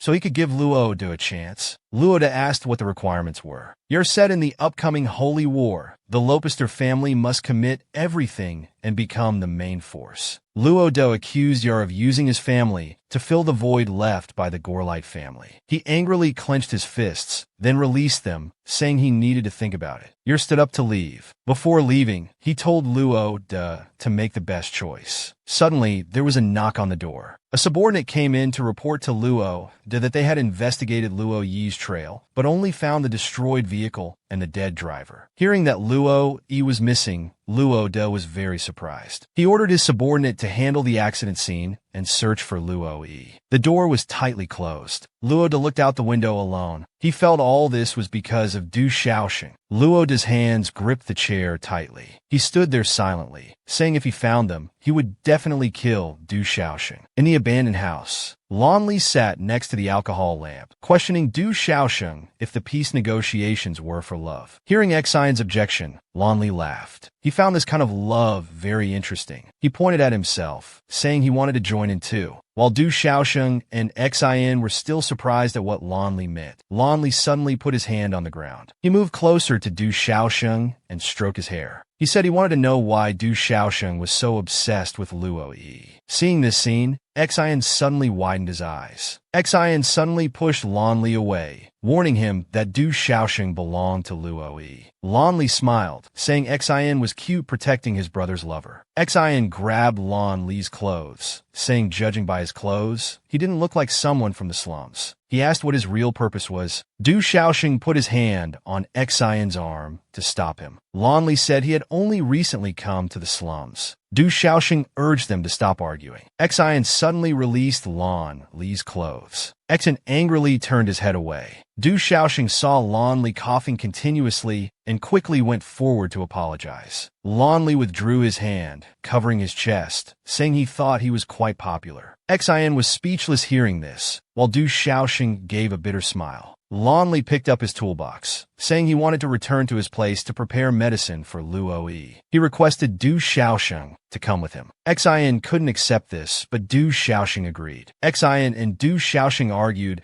as Xian wanted to go himself, but Du Xiaoxing said it would be safer if he protected Luo Yi. Seeing this, Lonley smirked at Xian. Xian frowned unhappily, seeing his smug expression. In the Senate, you're asked what Luo De wanted to do here. Reynard said Luo De must have legitimate reasons, but Luo De said he came here to apologize. Everyone was very surprised. They all discussed among themselves, wondering what Luo De meant. Luo De closed his eyes, looking pained, saying Luo Yi had given up his Senate position. He would take over the position and promised to commit all family resources to support the Holy War. Hearing this, Yer finally smiled with satisfaction, while Reynard beside him was shocked. After the meeting, Luo De walked out. Reynard suddenly called his name. He caught up with Luo De, asking why he did this. Then Reynard grabbed Luo De's arm, saying this decision would affect the foundation of the Luo family. Luo De gritted his teeth, saying he knew, but had no choice. The car door slammed shut. Inside sat Lilia's father and Yar. He asked her why they couldn't just arrest Luo Yi. Yer said this was the only way to destroy the Lopister family. As the car moved forward, Lilia's father said only when the Lopisters disappeared would Lilia be free. In his sleep, Luo Yi was still thinking about Will's last words. He dreamed of Du Xiaoxing's suffering figure. Du Xiaoxing sat on the ground crying blood tears, begging him for help. Suddenly Luo Yi opened his eyes. He sat up calling Du Xiaoxing's name. Only then did Luo Yi feel some stinging pain in his neck. Xian quickly came over to ask if he was alright. Seeing Xian, Luo Yi looked up and asked where Du Xiaoxing was. Xin scratched his head, saying Du Xiaoxing went to get the antidote. Luo Yi closed his eyes in pain, and upon learning that Du Xiaoxing left with the doctor, he shockingly asked if the doctor was male or female. Hearing this question, Xin was suddenly speechless. He awkwardly said it was a man. Luo Yi urgently tried to get out of bed. He couldn't accept Du Xiaoxing leaving with a man. Luo Yi said they couldn't be careless with Du Xiaoxing's poison treatment. Only then did Xin surprisingly learn that Du Xiaoxing was poisoned. Luo Yi grabbed Xin's clothes, pulling him close, asking where exactly Du Xiaoxing was. Du Xiaoxing and Lan Li returned to the slums together. The women around were discussing Du Xiaoxing's clothes. They were all accusing Du Xiaoxing of being shameless. Hearing these words, Du Xiaoxing tightly clenched his fists. Lan Li apologetically told Du Xiaoxing that the slums were chaotic and asked him to avoid conflicts. Du Xiaoxing said such things meant nothing to him. Hearing this, Lan Li was shocked. He patted Du Xiaoxing's head, saying he was very strong. Du Xiaoxing immediately brushed away Lan Li's hand. Lan Li pointed at himself, asked Du Xiaoxing why his attitude towards him had changed. Du Xiaoxing calmly said they should keep some distance. They walked forward while talking. Soon they arrived at Lan Li's residence. Two women nearby saw Du Xiaoxing and thought he was harassing Lan Li. Lan Li quickly closed the door. In the room, Du Xiaoxing looked around. He involuntarily started coughing. Lan Li asked if Du Xiaoxing came with him because he had something to say in private. Du Xiaoxing frowned and said he was also poisoned and couldn't use witchcraft to heal. Lan Li turned back shocked. He said Du Xiaoxing's abilities might have been suppressed by the poison. Du Xiaoxing asked Lan Li to keep it a secret and wanted him to check on him later. Seeing Du Xiaoxing's troubled expression, Lan Li suddenly moved close to his face. Du Xiaoxing quickly said embarrassedly to let Lan Li prepare medicine for Luo Yi first. While preparing medicine, Lan Li said Du Xiaoxing's poisoning couldn't be taken lightly. He got up to look for medicine on the shelf, wanting Du Xiaoxing to take some to suppress it first. Handing the medicine to Du Xiaoxing, Lan Li told him to use less witch power or it would speed up the poison's effects. Du Xiaoxing sat on the sofa, watching Lan Li prepare medicine. He wanted to ask if there was anything he could help with. After being refused, Du Xiaoxing became restless. Lan Li quickly noticed Du Xiaoxing's unease. He pointed to the medical tools nearby, asking Du Xiaoxing to help clean them. Du Xiaoxing immediately stood up, saying he would wash them now. But Lan Li said Du Xiaoxing's clothes were too eye-catching and let him change into one of his own clothes. After changing clothes, Du Xiaoxing bowed to Lan Li, thanking him for lending the clothes. Lan Li stood at the door, pointing out the exact location of the river to Du Xiaoxing. At the riverside, Du Xiaoxing squatted down to clean the medical tools. The women nearby pointed at Du Xiaoxing's clothes, recognizing Lan Li's shirt. Du Xiaoxing tried his best to ignore the women's accusations. He packed up the clean tools to leave. Just as Du Xiaoxing stood up, he felt dizzy. He held his forehead with his hand. Suddenly, water was splashed on him, soaking his clothes. He angrily asked these women what they were doing. The two women spoke rudely, saying they were helping wash Lan Li's clothes. They immediately came forward to pull at Du Xiaoxing, trying to remove his clothes. Du Xiaoxing pushed them away, saying he wouldn't be polite if they continued. At this time, several men came over. They helped up the women nearby, saying Du Xiaoxing was too arrogant.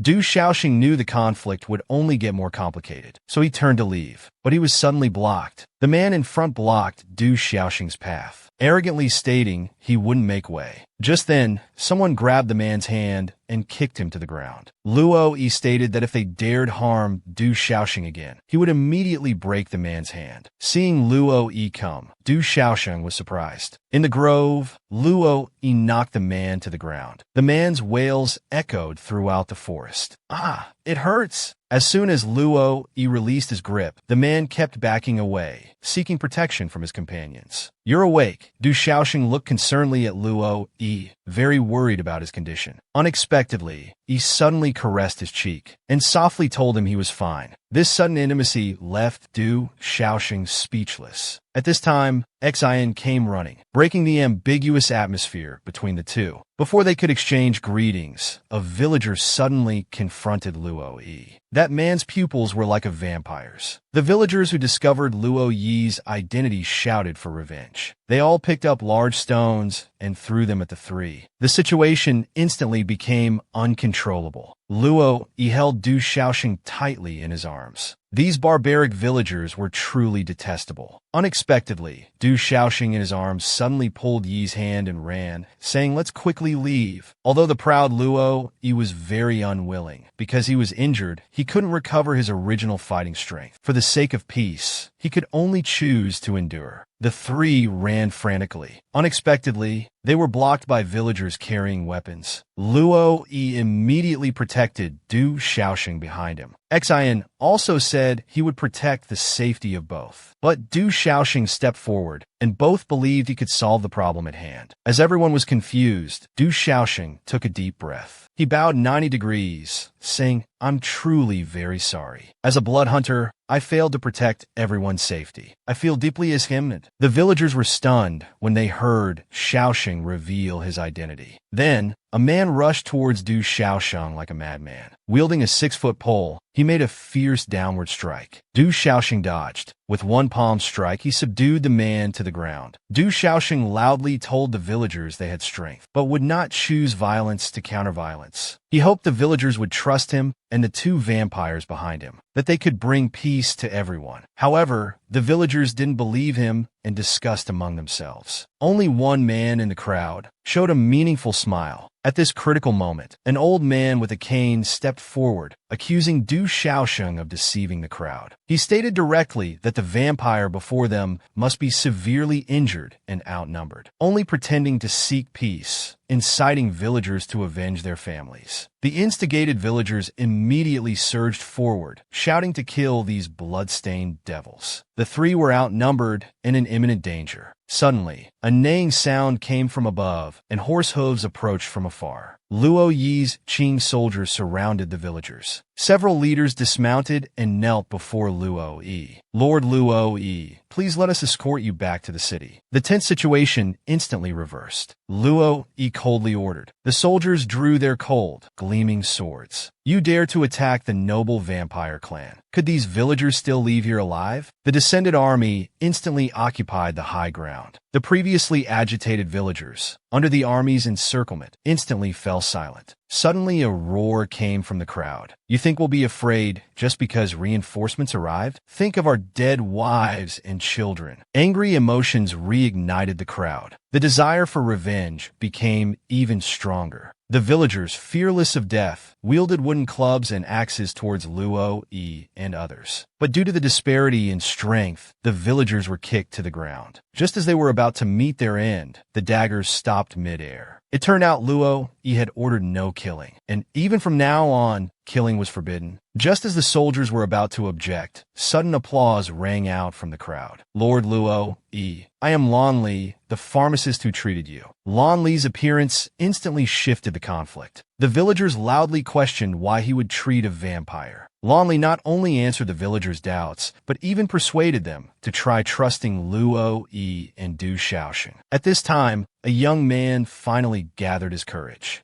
loudly asking if Shaoxing's blood hunter identity was real. After receiving an affirmative answer, this man actually apologized on the spot and requested Shaoxing to let him join the blood hunters to make a fortune. Shaoxing immediately agreed to the man's request. More and more villagers eagerly raised their hands, applying to join the blood hunters. At this point, the crisis was finally resolved, but Luo Yi looked seriously at Shaoxing, telling him if there was a next time, he would definitely not stand idly by. Shaoxing comfortingly patted Luo Yi's hand, saying he believed everything would get better. In the cabin, Lan Li handed the rushed antidote to Luo Yi and advised him not to exercise vigorously or use blood clan abilities. Luo Yi stated he would send generous payment to Lan Li after returning to the city. Unexpectedly, he was immediately refused. As it turned out, Lan Li wanted to follow Shaoxing to the series base. Luo Yi immediately looked at Shaoxing with jealousy. How could he be so intimate with another man? To prevent Luo Yi's anger from harming the innocent, Xian had to reveal the whole story. Unexpectedly, Luo Yi proposed making Lan Li his personal physician. Lan Li didn't know danger was close at hand. He even risked death by expressing his liking for Xiaoshan in front of Luo Yi. Luo Yi, with a dark expression, immediately gripped Lan Li's shoulders forcefully. Such a gloomy and terrifying atmosphere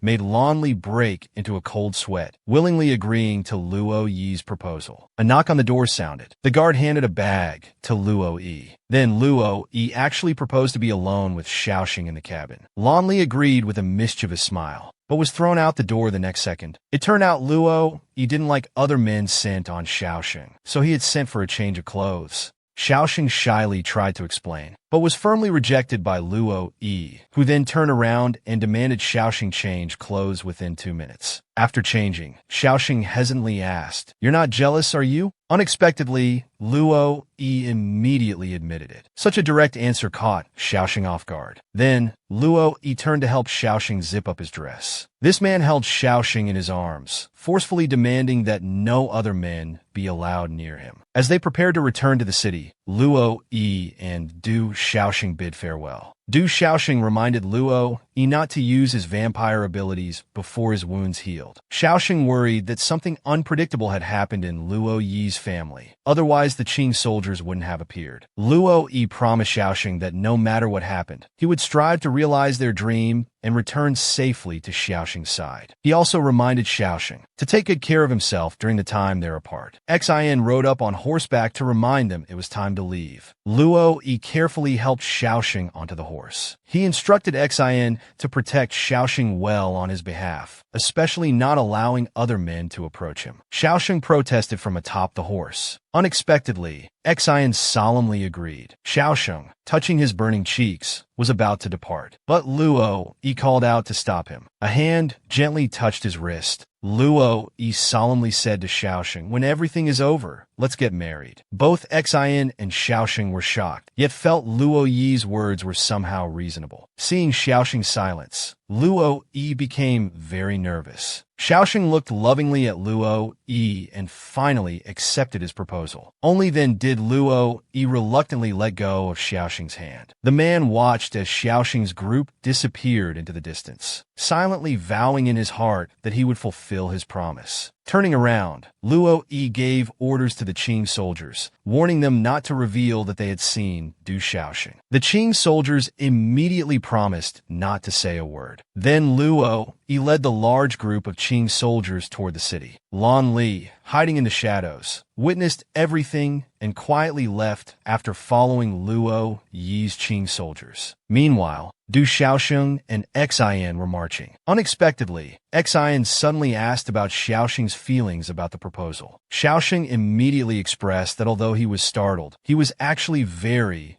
happy. Xiaoxing worried their marriage wouldn't be understood or blessed, but Xin immediately stated that he and Xiaolin would bless them. Then, Xin suddenly suggested that Xiaoxing shouldn't have accepted Luo Yi's proposal because he hadn't prepared an engagement ring. Xin's complaint made Xiaoxing smile knowingly. Xin said after everything was over, he would make Luo Yi propose again. Xiaoxing was touched by Xin's protection, but Xin said it was all natural. However, beneath the calm surface, the group's whereabouts were being silently monitored by a person in black. After a day's journey, the villagers were exhausted. Xiaoxing and others rested temporarily in tents. Xiaoxing couldn't help but sigh that traveling like this was too tiring. Everyone was snoring loudly from exhaustion. Xin comforted him, saying at this marching speed, they would reach the base the next day. Hearing this news, Xiaoxing immediately became energized. This way, he could soon successfully complete the task he had given him. Xiaoxing and Xin bid each other goodnight, and soon both entered sweet dreams. Deep in the night, strange movements suddenly came from outside the tent. A smoke bomb was quietly inserted into the tent. The strong smell made Xiaoxing cough. Xiaoxing immediately became alert. Sure enough, a person in black broke into the tent and forcefully stabbed at Xiaoxing's pillow. After the first failed attempt, the person in black quickly withdrew their sword. This time, the sword aimed directly at Xiaoxing's brow. In this critical moment, Xin appeared just in time, firmly shielding Xiaoxing behind him. Xin loudly demanded to know who they were. Then he saw these people in black were wearing stalkers' clothes. They turned out to be the Lopister family's strongest assassination unit. When Xiaosheng heard Xian say this, he became deeply worried about Luo Yi's safety. The stalkers respectfully asked Xian to leave, saying they needed to kill Xiaosheng for the Lopister family's future. Otherwise, they wouldn't mind killing Xian as well. Facing the stalkers' threats, Xian showed no fear and engaged them in combat, loyally fulfilling his promise to protect Xiaosheng. Meanwhile, Luo Yi and Lan Li were heading to the city with the guards. Lan Li sat comfortably in the carriage that the guards had specially found for Luo Yi, praising how thoughtful the guards were. Luo Yi kindly explained that these guards weren't just family members, but also his own men, which was why they were so attentive. Lan Li belatedly asked Luo Yi if they were heading directly to his home now. Unexpectedly, Luo Yi pulled back the curtain and suddenly discovered the carriage was going in the wrong direction. Luo Yi immediately ordered the guards to stop. However, the carriage continued in its original direction, showing no signs of stopping. A guard walked to the carriage side, informing Luo Yi they would soon reach their intended destination. Luo Yi became furious, demanding if the guards knew the consequences of defying him. The guards calmly stated they would soon die from poison for disobeying orders. Luo Yi broke through the door, trying to leave, but these loyal guards surrounded him, preventing his escape, and begged him not to oppose the Senate. Luo Yi demanded loudly to know whose orders they were following. At this moment, a man stepped out from the crowd. It was Luo Yi's brother, Luo De. Luo De, as the elder brother, ordered Luo Yi to stop acting recklessly. Although Luo Yi wanted to resist, his physical condition prevented him from using his full strength. After a standoff, Luo Yi was locked in a dark room by Luo De. In the room, Luo Yi desperately pondered ways to escape. Lan Li, acting unbothered, lay down on the soft bed. He invited Luo Yi to feel the bed's softness. Luo Yi wanted to know when he could use his abilities. Lan Li, enjoying himself on the bed, gave an ambiguous answer. This finally angered the already upset Luo Yi. If you can't beat them, avoid them. Lan Li jumped up and gave up the bed. Luo Yi sat down on the bed, resigned, and ordered Lan Li to quickly think of a solution. After thinking for a moment, Lan Li suddenly came up with a good idea. After searching in the toolbox for a moment, Lan Li drew a syringe of his own blood and offered it to Luo Yi. Unexpectedly, this man suddenly gave a wicked smile, grabbed Lan Li, and began to enjoy his dinner. The dark castle was brightly lit.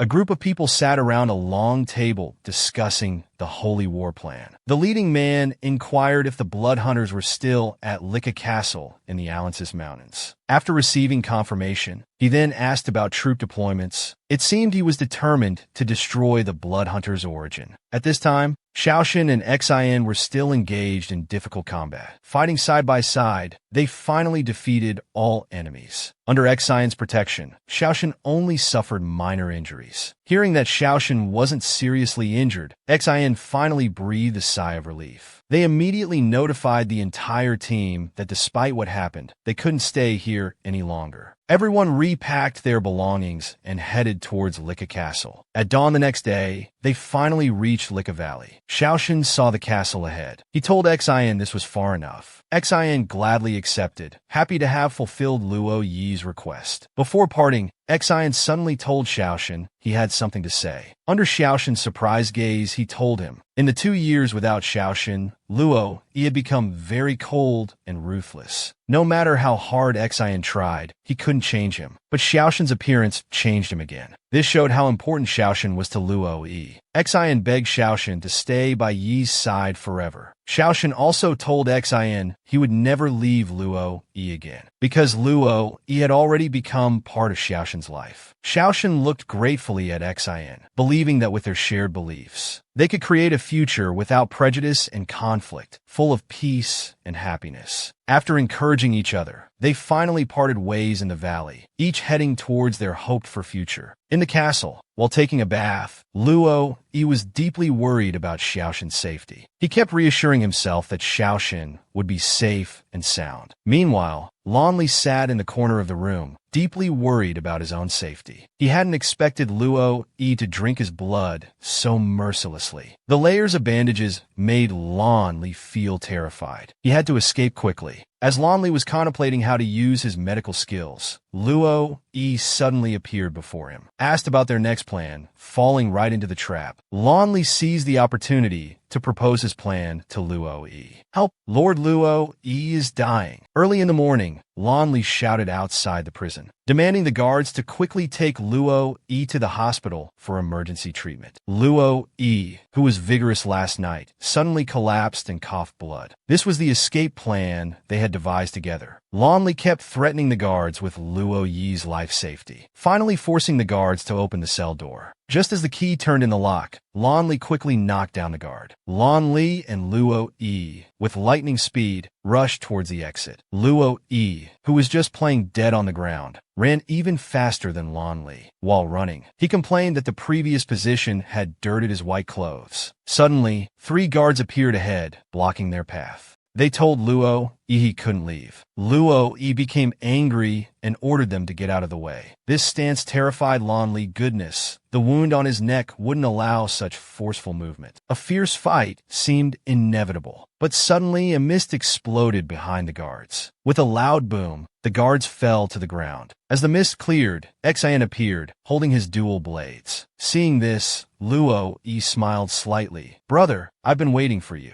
However, Xian didn't bring good news. He told Luo Yi that Luo had already led the vampire army towards the Holy War battlefield. This was like a bolt from the blue for Luo Yi. Meanwhile, in the Maligna family castle, Lilia sat restlessly on her bed. For some reason, she had been feeling uneasy lately. Victory was near. She heard the Lopister family would deploy all their forces to eliminate the hunters. Lilia felt worried, thinking about her father and brother, who were in the study since early morning. Lilia decided to ask them personally. The thoughtful Lilia prepared some tea and snacks. About to knock, she heard her father and brother still discussing the war. About to leave, she suddenly heard a shocking conspiracy. It turned out her father and brother had prepared 20 cannons, planning to eliminate both the Lopisters and Blood Hunters during their battle, to ultimately dominate the era. This news shocked Lilia. She didn't care about the war situation, but was very worried about Luo Yi's safety. Lilia quickly drove to Luo Yi's house. Unexpectedly, the servants informed her that Luo Yi and Luo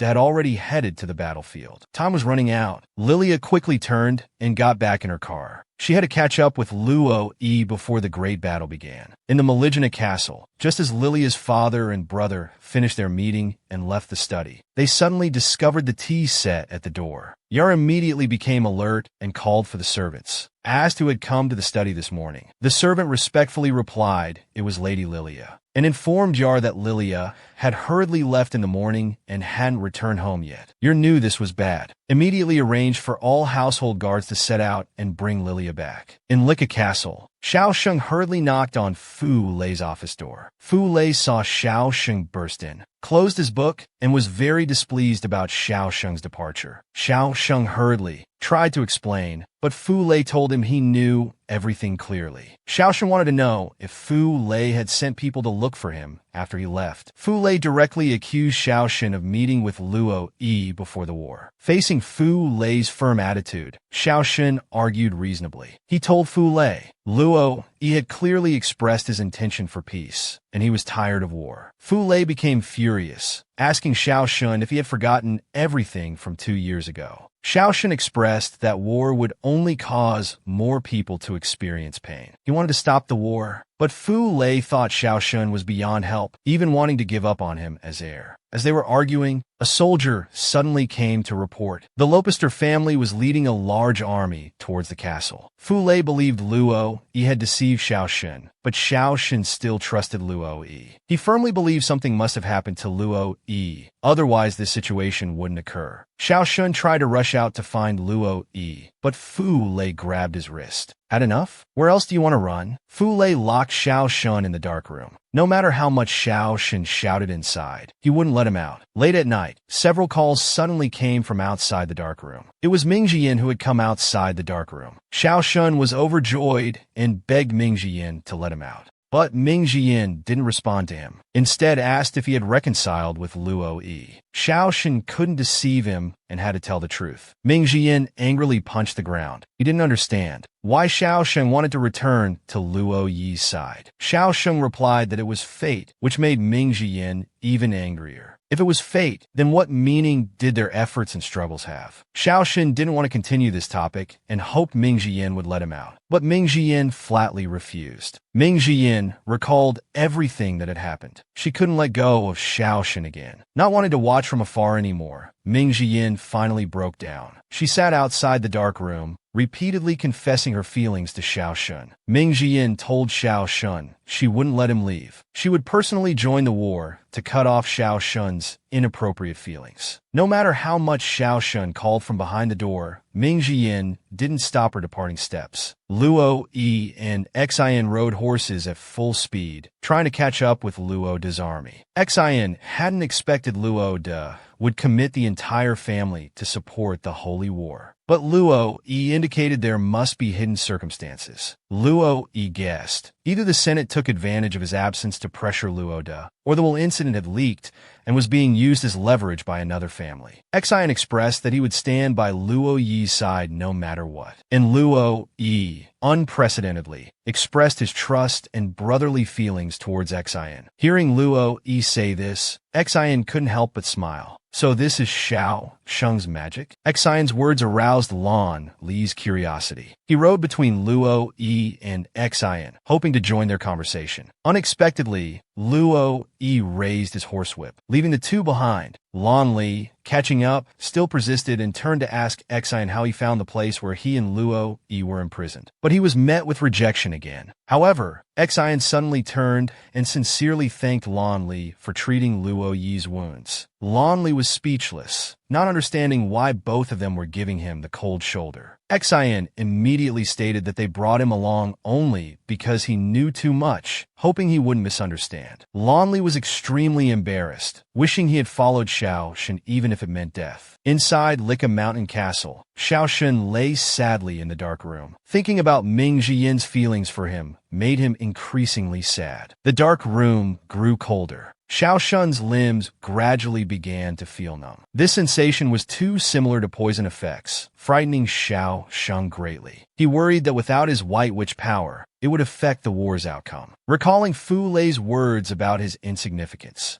he didn't know how to fulfill his promise to Luo Yi while trapped in the dark room. The cold and fear made Xiao Shen miss Luo Yi more and more. In his daze, Xiao Shen seemed to see Luo Yi again. Their hands were tightly clasped together. Even knowing it was an illusion, Xiao Shen gained endless strength from Luo Yi's embrace. Luo Yi softly comforted Xiao Shen, telling him that as long as their hearts were together, they could overcome any obstacle in the world. Luo Yi's words gave Xiao Shen renewed strength to survive. For Yi, and for those who believed in him, Xiao Shen became strong again. Xiao Shen found some poison-suppressing potion that Lan Li had given him before and drank it. He began thinking about how to escape from this dark room. Actually, since being locked in the dark room, Xiao Shen had tried various methods, but none were effective. Suddenly, a note fell inside the room, asking Xiao Shen why he wanted to stop the war. Xiao Shen called out desperately, but received no response. Finally, Xiao Shen slowly explained all grudges came from racial discrimination and conflict. He didn't want everyone to become victims of war, no matter how others viewed him. He hoped to end the war and let future generations live in peace. Xiao Shen's words moved the wizard outside. He wanted to know what Xiao Shen could do to stop this war. Xiao Shen told him that Luo Yi could stop the vampire invasion. And on the Blood Hunter's side, someone must also step up to prevent the war. With war imminent, Xiao Shen desperately hoped the person outside would let him out. A few seconds later, the door opened, but there was no one outside. Xiao Shen clutched the note tightly and ran out. Outside the castle, soldiers were ready to depart. According to intelligence, the Blood Hunter's army had reached the Alensis Mountains. They were expected to enter the valley soon to secure advantageous positions in Alensis. Fu Lei arranged 2 musket teams to ambush both sides of the valley. He led the rest to engage the enemy head-on, determined to annihilate the vampires in the valley. However, when the musket teams reached their ambush positions on both sides of the valley, they discovered the mountain patrol had already been assassinated. Many hidden stakes suddenly appeared behind them, causing a bloodbath. The musket teams suffered heavy losses. It turned out that Luo Da's group had anticipated the Blood Hunters' army would block the key route to Lika Mountain. To obstruct the Imperial army, Mond had arranged troops in advance to ambush both sides of the Alensis Valley, catching the Blood Hunters' army completely off guard. As the two were celebrating their successful preemptive ambush, they saw someone galloping from afar. Luo Yi shouted to Luo Da that regardless of his difficulties, the Lopister army must follow his orders. Luo Da cursed Luo Yi for disregarding family honor for personal desires. Luo Yi insisted on stopping the war. As they argued about whether the Lopister army should participate in the victory battle, suddenly gunfire erupted in the distance. Mon stepped forward to remind them that the troops ambushed in the valley were already engaging the Blood Hunters head-on, and they couldn't delay any longer. Luo Da ignored Luo Yi and gave the order, leading the Lopister army toward the valley. Seeing the situation becoming uncontrollable, Xian anxiously asked Luo Yi what to do.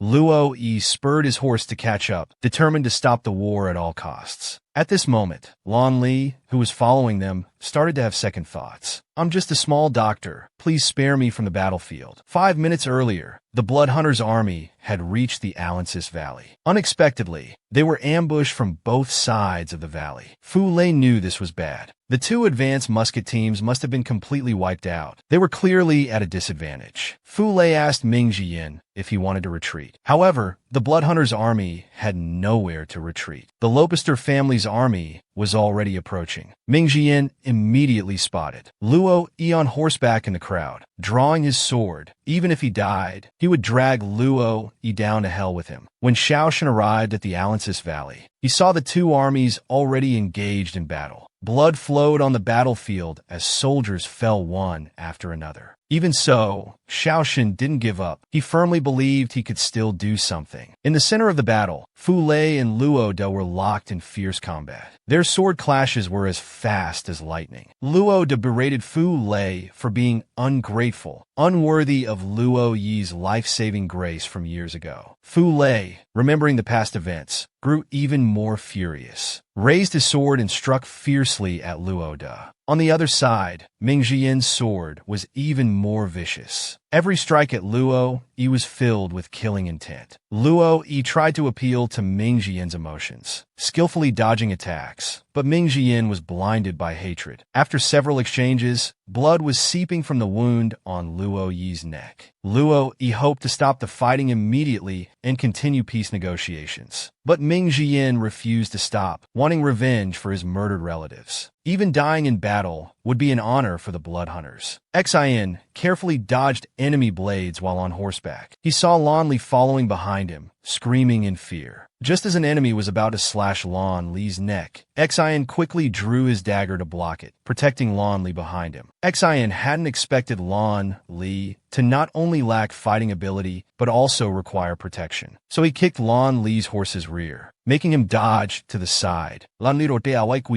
Unexpectedly, another man also turned around, following Lon Li away from the battlefield. Lon Li thought to himself, so I'm not the only deserter? In an unknown corner of the battlefield, a wizard wearing a bamboo hat arrived late. Since the war couldn't be stopped, they could only fight with all their might. The wizard's appearance brought tremendous power. A bright light instantly swept across the battlefield, sword shadows dancing like lightning. All this was witnessed by Lon Li hiding behind. Meanwhile, Ming Jiyin continued to engage with Luo Yi. He lunged and stabbed Luo Yi's warhorse to the ground. Luo Yi couldn't dodge and was thrown from his horse. Ming Jiyin seized the opportunity to strike downward, but Luo Yi blocked it with his arm. The two reached a stalemate. Luo Yi tried to persuade Ming Jiyin to stop, but was seen as putting on an act. Suddenly, a warhorse rushed between them. It was Xiaoshan arriving just in time. Xiaoshan urged both sides to stop fighting. While dismounting, Luo Yi told Xiaoshan that the battle situation was completely out of control and asked him to retreat quickly. But Ming Jian demanded Xiao Sheng to empower the blood hunters to win the war. Xiao Sheng begged Ming Jian to help him control this war together, but received no response. Ming Jian, taking advantage of their unpreparedness, pushed Xiao aside and lunged at Luo Yi behind him. Unexpectedly, Xiao Shen dove in front of Luo Yi, firmly gripping Ming Jian's incoming sword. Luo Yi looked worriedly at Xiao Shun in his arms, demanding to know why he jumped to block the attack, as with his strength, Ming Jian couldn't have hurt him. However, Xiao Shun gripped the sword at his chest tightly, looking at Ming Jian. If blood must be shed for peace, then let it be my blood. Xiao Shun's action made Ming Jian freeze in place. He absolutely had no intention of hurting Xiao Shun. Seeing Xiao Shun injured, Luo Yi immediately shot energy waves at Ming Jian. Xiao Shun held Luo Yi tightly, not wanting them to fight because of him. Just as Xiao Shun was about to step forward to talk with Ming Jian, soldiers ambushed from the canyon above.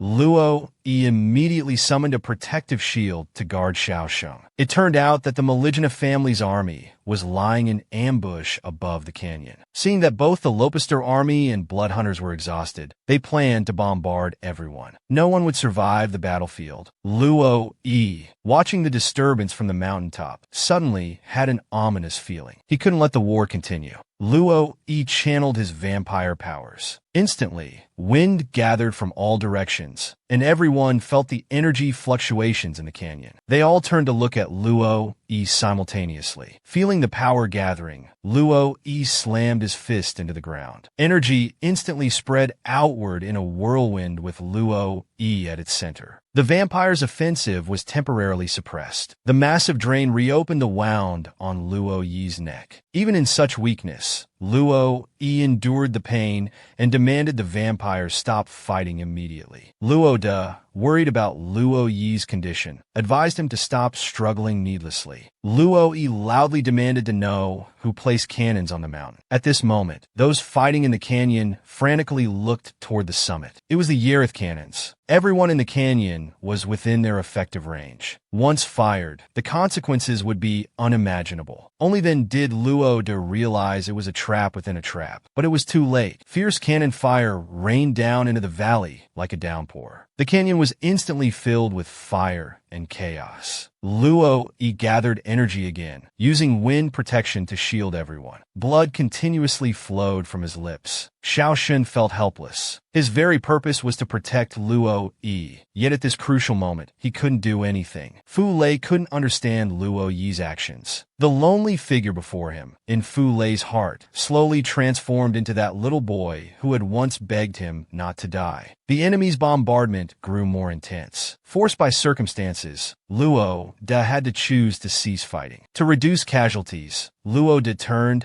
and invited Fu Lei to join him in confronting the enemy above the canyon. However, at that moment, Luo Yi could no longer hold on. He collapsed to the ground, coughing blood. The moment Luo Yi fell, the enemy's artillery fire, now without a barrier, bombarded the canyon even more frantically. However, after the bombardment cleared, a green barrier still covered the canyon. It was Xian. At the final moment, his new power had finally awakened. Near the Alansis Canyon, a car was racing towards the gorge. Before it could come to a complete stop, Lilia rushed out. However, accompanied by a huge explosion, raging fires erupted in the canyon. Could he have perished? Lilia couldn't accept the reality before her eyes. In the canyon, Xian's power had finally awakened. Luo Yi told Xian it was a powerful defensive ability. Shocked and overjoyed, he looked at his own hands. Finally, he could protect everyone with his own power. Meanwhile, Fu Lei and Luo De finally reached an agreement. Luo De proposed they must stop the enemy before the next round of bombardment begins. At the command, the Blood Hunters and Lopister armies split into two groups to eliminate the enemy forces on the mountain. Seeing the Blood Hunters and Lopister army finally cease fighting, Luo Yi's group finally breathed a sigh of relief. Although the situation had fortunately improved, only by catching the mastermind could the crisis for both armies truly be resolved. While Xiao Sheng and Xian were debating who should search for the true culprit, Luo Yi made a bold decision. Lan Li, hiding in the distance, quietly watched everything unfold. Unexpectedly, the battle situation had truly changed due to Xiao Sheng and Luo Yi's intervention. It was becoming more and more interesting. Meanwhile, Ming Jian finally came to Xiao Sheng's side. Xiao Sheng comforted Ming Jian, saying he only had minor injuries and hoped he wouldn't worry. But Ming Jian fell into deep self-reproach. Xiao Shen optimistically invited Ming Jian to fight alongside him, then rode to catch up with the lone witch ahead. After confirming the other's identity as a white witch, Xiao Shen enthusiastically introduced himself and invited them to work together. Fu Lei was happy that Xiao Sheng finally rejoined to fight alongside everyone, but he stubbornly stated that the ceasefire was only temporary, and the grudge with the vampires must eventually be settled. The smoke of battle continued on the battlefield. Lilia reminded everyone to be careful as she led the Blood Hunter army up the mountain. On the other side of the canyon, Luo De and Luo Yi led the Lopister army in a massive assault up the mountain. Luo De was very worried about Luo Yi's body reaching its limit, but he could do nothing about Luo Yi's insistence on joining the battle. Facing the approaching Lopister army, the cannons instantly changed direction, launching fierce attacks at Luo Yi and others. Luo De leaped using his horse's strength. In that moment in the air, he thrust at the gunner with incredible speed and power. Luo De's swordsmanship was ruthless and sharp, accompanied by piercing wind sounds, deadly accurate. Suddenly, a man pointed his gun at Luo De, firing multiple shots in quick succession. However, to the man's surprise, not only was Luo De unharmed, but he also easily cut the gun in his hand into two pieces. Realizing the gap between them, the man became panic-stricken. Luo De didn't hesitate and immediately passed judgment on the traitor before him. Under Xion's defensive protection, the Lopister army was invincible and victorious. On the other side of the canyon, CLI's army, supported by Xiao Shun and Ming Jian, achieved final victory. However, after the three-way battle, the cruel face of war was revealed. Warriors' lives were taken, blood stained the battlefield, and the entire canyon was filled with smoke and the scent of blood. After analysis, Luo Yi found that the enemy relied mainly on ranged attacks, with weak close combat abilities. Luo De interrogated Meng De about who was behind everything. Unexpectedly, this traitor began mocking the Palas family. Just as Luo De was about to get angry, he saw the weapons scattered on the ground. Suddenly floating in midair, the swords transformed into sword language, accurately striking towards the Palast army. So, who was actually controlling everything from behind? Xiao Shen saw from afar that Luo Yi was surrounded by flying swords. Ignoring Fu Lei's obstruction, he ran towards Luo Yi. The white witch wearing a bamboo hat was healing injured soldiers. From the corner of her eye,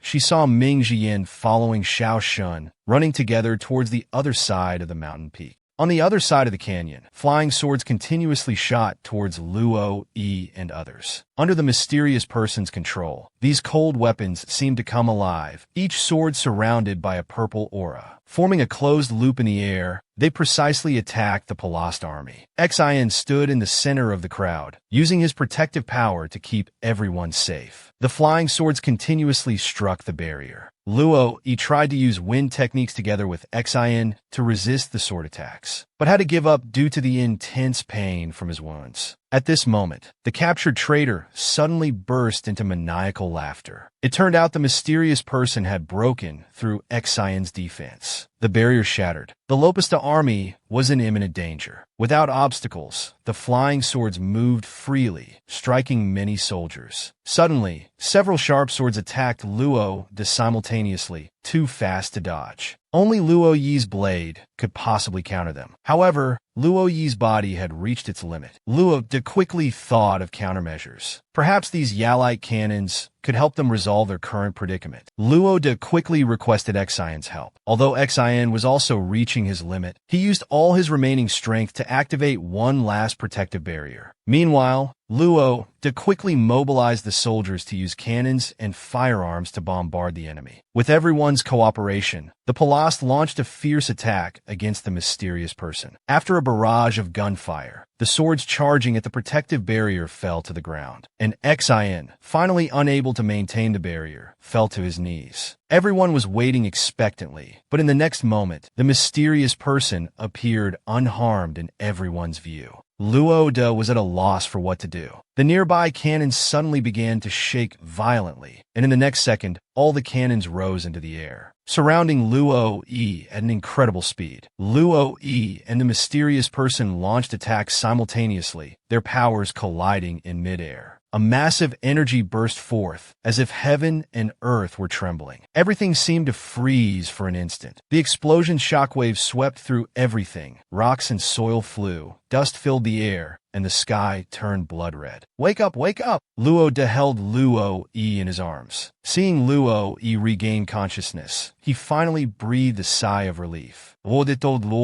Because of his final strike, Palast achieved ultimate victory, but he had fainted from exhaustion. Luo Yi suddenly shook Luo De violently. He remembered that Xin was standing very close when the bombardment happened. Luo Yi was very worried about Xin's safety. But in the next moment, Luo Yi looked at the blood on his hands, suddenly realizing that Luo De had lost an arm. It turned out, in the last second of the bombardment, Luo De had used his own body to firmly protect Luo Yi. Luo De finally collapsed slowly due to excessive blood loss. Luo Yi couldn't accept this reality, continuously questioning the man before him why he would do such a thing. It turned out that in Luo De's heart, Luo Yi was his only family. No matter what, he wanted to protect his only brother. Luo De's words deeply shocked Luo Yi. Luo Yi felt he wasn't worthy of Luo De's sacrifice. However, in this critical moment, Luo De only wanted to hear Luo Yi call him brother one more time. Luo De finally spoke the words hidden in his heart to Luo Yi. It turned out Luo De cared so deeply for Luo Yi. Luo Yi didn't know that while he bravely pursued his own love, he had repeatedly hurt his brother who loved him. Luo Yi tightly embraced Luo De, softly apologizing to him. Luo De was happy that in the end, he could reconcile with his brother. Hearing Luo Yi call him brother one last time, but his body could no longer hold on, and he fell into a deep sleep in Luo Yi's arms. Luo Yi couldn't accept Luo De's departure, his deep cry echoing throughout the canyon. In the Lopister Castle, Luo De was holding young Luo Yi's hand by the lake. White swans swam freely and joyfully in the water. Luo Yi stared at the white swans before him. Watching intently, little Luo Yi happily told Luo De he loved the swans in the lake because they were white and beautiful, just like their mother in her white dress. Young Luo Yi missed his father and mother very much. Luo De held his hand as they gazed into the distance. If they could achieve victory in the war, their parents would return to them. Young Luo Yi didn't understand the meaning of war. Perhaps when he grew up, he would understand everything that happened today. Soon it would be little Luo Yi's birthday. Luo De prepared a big surprise for his dear brother. The white swans played joyfully in the lake.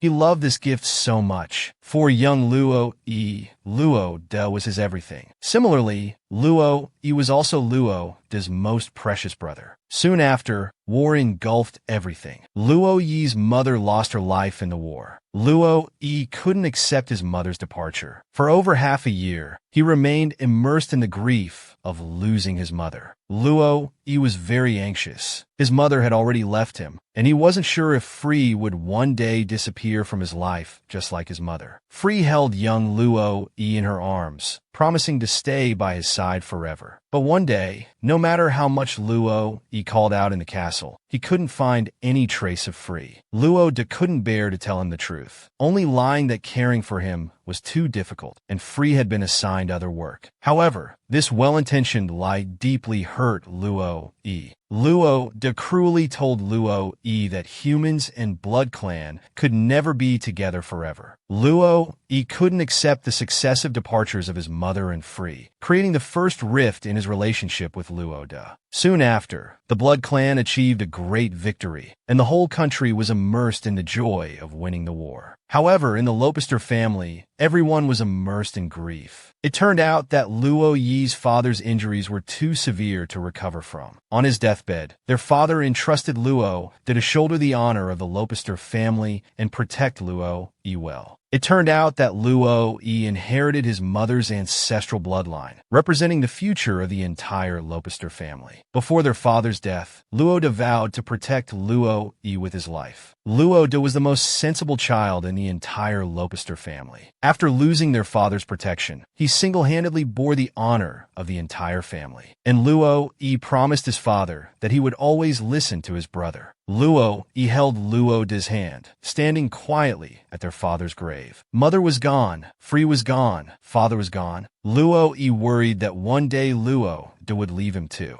Luo De told Luo Yi that once the war ended, there would be no more partings, and Luo De would protect Luo Yi forever. Memories from his youth kept flooding into Luo Yi's mind. Luo Yi's eyes filled with tears. Brother, please be okay. In the hospital room, Luo Yi finally opened his eyes. Xiaoxun was very happy to see Luo Yi wake up. He hurriedly came forward to ask if he felt unwell anywhere. Luo Yi told Xiaoxun that his body was fine now, but he didn't know how Luo De was doing. Xiaoxun clenched his hands, not knowing how to answer. Luo Yi immediately got up to visit Luo De. In the ICU, Luo De was in critical condition. Xiaoxun told Luo Yi that Xian arrived in time with Lan Li to perform emergency treatment. Luo Yi looked at Luo De sleeping in the hospital room. He felt very guilty. Xiaoxun watched the devastated Luo Yi. He also remembered Xiaolin, who was still in a coma after protecting him. Although Luo De had done many things, he shouldn't have to protect the family and Luo Yi. At this moment, Luo Yi suddenly understood him. No matter how difficult Luo De's situation was, he had always indulged Luo Yi's rebelliousness and willfulness, never living a day for himself. If Luo De could wake up this time, Luo Yi hoped he would lay down his burdens and live for himself, and Luo Yi would take his place, shouldering the future of the Lopister family. However, seeing Luo Yi's sadness, Xiaoxun's heart also slowly sank. He hid alone in a corner, secretly crying. At this moment, Xiaoxun felt very conflicted. Why did Luo De lose his memory? If only Xiaolin hadn't been injured. Just as Xiaoxun was crying over missing Xiaoling, Luo Yi suddenly came looking for him. Xiaoxun was sorry for making Luo Yi worry about him at such a time. But Luo Yi felt he should be the one apologizing, as he had made Xiaoxun worry again. The two hugged tightly, very grateful that in such difficult moments, they could still rely on each other. Meanwhile, on the other side, Free and Yin, she were arguing constantly about Xiaoxun's departure. Yin, she questioned Free if she was plotting something again in her mind. She didn't believe one battle could change Free's view of the Blood Clan. It turned out that after this battle, the Blood Army's forces had suffered great losses. To prevent the Blood Clan from launching another holy war against CLI, Free chose to temporarily maintain an ambiguous relationship with the Lopisters. This way, whether they negotiate peace or continue the war in the future, the Blood Army would maintain an advantage. Seeing Free's attitude softening, Yinshi tentatively asked when she planned to let Xiao's son know the truth. While Free was unclear, Xiaolin suddenly burst in. It turned out Xiaolin had already woken up long ago. Free had made Xiaolin pretend to be in a coma to keep Xiao Sin's hatred for the Blood Clan alive. Now Xiaolin had learned enough. She didn't want to continue deceiving her sister along with Free. Free was very angry seeing Xiaolin like this. She hadn't expected Xiaolin to be like Xiaoxun, forgetting the pain once the wound healed. But Xiaolin argued firmly, hoping Free would let go. Let the siblings live their own lives. Free hadn't expected Xiaolin to say such things to her. In these chaotic times, wanting to live one's own life was just a fool's dream. But Xiaoling firmly stated that she would work hard with her sister and everyone else to achieve this goal. At this point, continuing to hide from Xiaoxun had no meaning. Free finally acquiesced to Xiaolin's request. Yin Shi, waiting outside, hadn't expected Xiaolin to actually convince Free. Xiaolin herself was also very surprised. Yin Shi reminded Xiaoling to maintain her initial appearance in front of Xiaoxun. Otherwise, she worried that Xiaoxun might not be able to accept everyone's deception at once. Continuing this well-intentioned lie might not be a bad thing for them. In the hospital corridor, Luo Yi and Xiaoxun were reviewing what happened on the battlefield. It was said that Leonard also encountered obstacles when dispatching rescue teams out of the city, but the investigation hadn't yielded results yet. Luo Yi suspected that this matter was was likely done by someone from the Council of Elders. However, if this person had already colluded with people in the Senate, things would become more complicated. Luo Yi turned to ask about Xian's whereabouts. Xiaoxin just learned that Luo Yi had assigned Xian a secret mission. It turned out that before the war began, Luo Yi had noticed something unusual. So before the war, he asked Xian to go north on his behalf to seize the Burlington family's power. Luo Yi was certain that after Will's disappearance, there must have been turmoil within the Burlington family, and this was the best time for them to strike. Since Will dared to move against Luo Yi back then, the Burlington family should be prepared to face Luo Yi's revenge. Luo Yi told Xiaoxun that he planned to convene a council meeting, but before that, he must first visit Leonard to thank him for his help. Xiaoxun was very willing to help Luo Yi, but he hadn't expected Luo Yi would trust him to look after the unconscious Luo De. However, Xiaoxun agreed without hesitation because he hoped Luo Yi could focus on doing what he needed to do. Xiaoxun's response deeply moved Luo Yi. He had always known about the intense conflict between Xiaoxun and Luo De, but he was willing to compromise for his sake. And Xiaoxun expressed that if he could, he hoped to do more for Luo Yi for the victory of reform. Just as they were having an intimate moment, Leonard suddenly burst in. Xiaoxun instantly turned his head away in embarrassment while Luo Yi gracefully greeted Leonard. Xiaoxun ran away to hide. Leonard immediately wondered if he had interrupted something between them. Getting back to business, Leonard inquired about Luo De's injuries. Seeing Luo De unconscious in the hospital room, Leonard deeply regretted not strongly opposing his military deployment at the time. Luo Yi hoped Leonard wouldn't blame himself. All of this was happening because someone was deliberately trying to eliminate the Lopesters. Leonard was Luo De's best friend, and his family would always be the Lopesters' eternal allies. Luo Yi shared his plans with Leonard and hoped for his assistance. 20 Yarite cannons were very valuable. Luo Yi hoped Leonard could help him find the mastermind by tracking the financial movements of the major families. Meanwhile, Leonard told Luo Yi that the traitor who commanded the artillery was very tight-lipped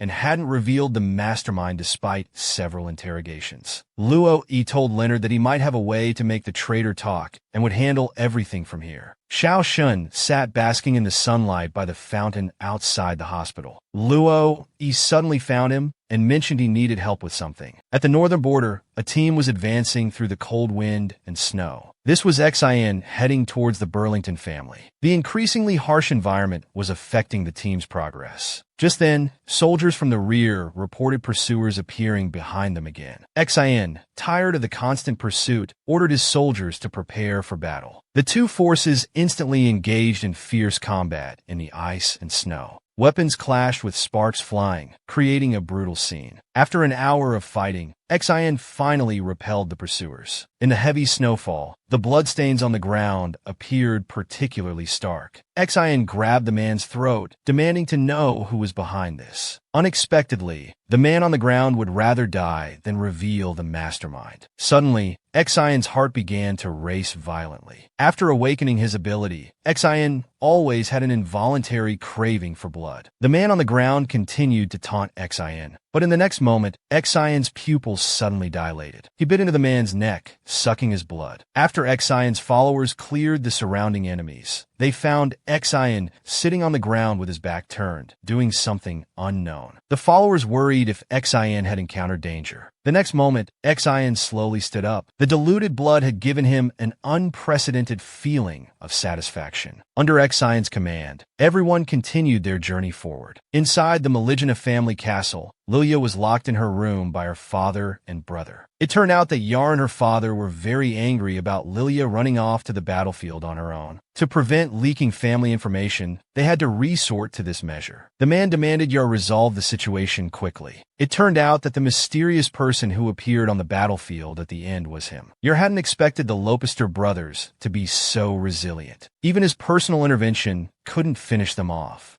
To avoid exposing their purpose, they had to quickly have the butler destroy the records of cannon purchases. The Meligena family was plotting in the study. They were very worried that after Luo De woke up, he would expose the deal between them. However, the Lopesters in action left them unable to make a move. Leonard had deployed heavy forces surrounding the hospital. The mercenaries sent north to track had all lost contact. Nothing was progressing. What worried them most was that Mond Ake's fate was unknown. If he were captured, it would directly threaten the Maligna family's safety. In a heavily secured prison cell, this man who the Maligna family was so concerned about was bound and suspended in the air. It was evident that he had endured considerable torture. At this moment, Luo E suddenly appeared in the prison cell. Mond had endured torture for days without confessing, which was remarkable for a privileged nobleman. As Mond EKA was asking about Luo Yi's brother, Luo E suddenly took out a bottle of blue potion. It turned out to be highly concentrated holy water. Just one drop would paralyze Mond Ake's entire body, making life worse than death. The man didn't believe Luo E would actually use the holy water on him. However, in the next moment, Luo E began torturing the man. Horrific screams echoed through the prison. Drop after drop of holy water was injected into the man's body. As the man's will was wearing thin, Luo E finally asked if he was willing to reveal the mastermind. Faced with the man's silence, Luo E administered another strong dose. Mond's silence was either due to coercion or because he thought he still had hope for survival. In fact, to the mastermind, Mond was just a disposable pawn. If Mond continued to refuse to confess, he and his family would inevitably become targets of the Lopester family's revenge. Luo Yi's words finally broke through the man's last psychological defense. He would prove to the man what he really meant to the mastermind behind all this. After seeing the man's spirit completely crushed, Luo Yi finally left satisfied. In the hospital corridor, Du Shaoxing walked restlessly. He didn't know if the holy water had helped Luo Yi, nor was he sure if it would work to its full effect. Patting his head, Shaoxing decided to put aside Luo Yi's matters for now and focus on taking care of Luo De. Suddenly, Lonli appeared at the corner and called out to Shaoxing. Lonli struck a cool pose, then pulled Shaoxing to a mysterious corner. Lonli excitedly told Shaoxing that he had developed an antidote for him, though it was still in the experimental stage. However, it would definitely help suppress the poison in Shaoxing's body. Shaoxing gratefully accepted the antidote, but suddenly asked about progress on Yi's antidote. However, the toxins in Luo Yi's body were extremely complex. Without getting a blood sample from Will, it would be difficult to develop an antidote. However, Lonli promised Shaoxing he would develop the antidote as soon as possible. Meanwhile, Lonli also told Shaoxing good news. He would delay his travel plans to work as a visiting doctor at the city hospital. Shaoxing didn't know how to thank Lonli for everything they had done. Unexpectedly, the next moment Lonli suddenly moved closer to Shaoxing. He actually tried to corner Shaoxing against the wall. But just then, Luo Yi suddenly appeared behind Lonli and gave the wall a solid slap. Seeing the situation turn bad, Lonli immediately made a quick escape. After Lonli left, Luo Yi started his possessive boss-like speech again. Shaoxing secretly put the antidote in his pocket, very relieved that Luo Yi hadn't heard about his poison condition. Shaoxing changed the subject, asking if his holy water had been useful. After getting Luo Yi's positive response, Shaoxing became very happy. Together with Luo Yi, they noisily headed to Luo De's ward. Meanwhile, Xin finally arrived at the Burlington family castle. In the howling snowy night, Xin led the Lopester soldiers on a killing spree. The Burlington family, leaderless, had no power to resist and scattered in flight under Xion's pursuit. Xion led the soldiers in surrounding and intercepting, finally capturing all the Burlington family nobles. Xion once again had soldiers check every room to confirm no one was missed, to prevent anyone from secretly informing the Senate.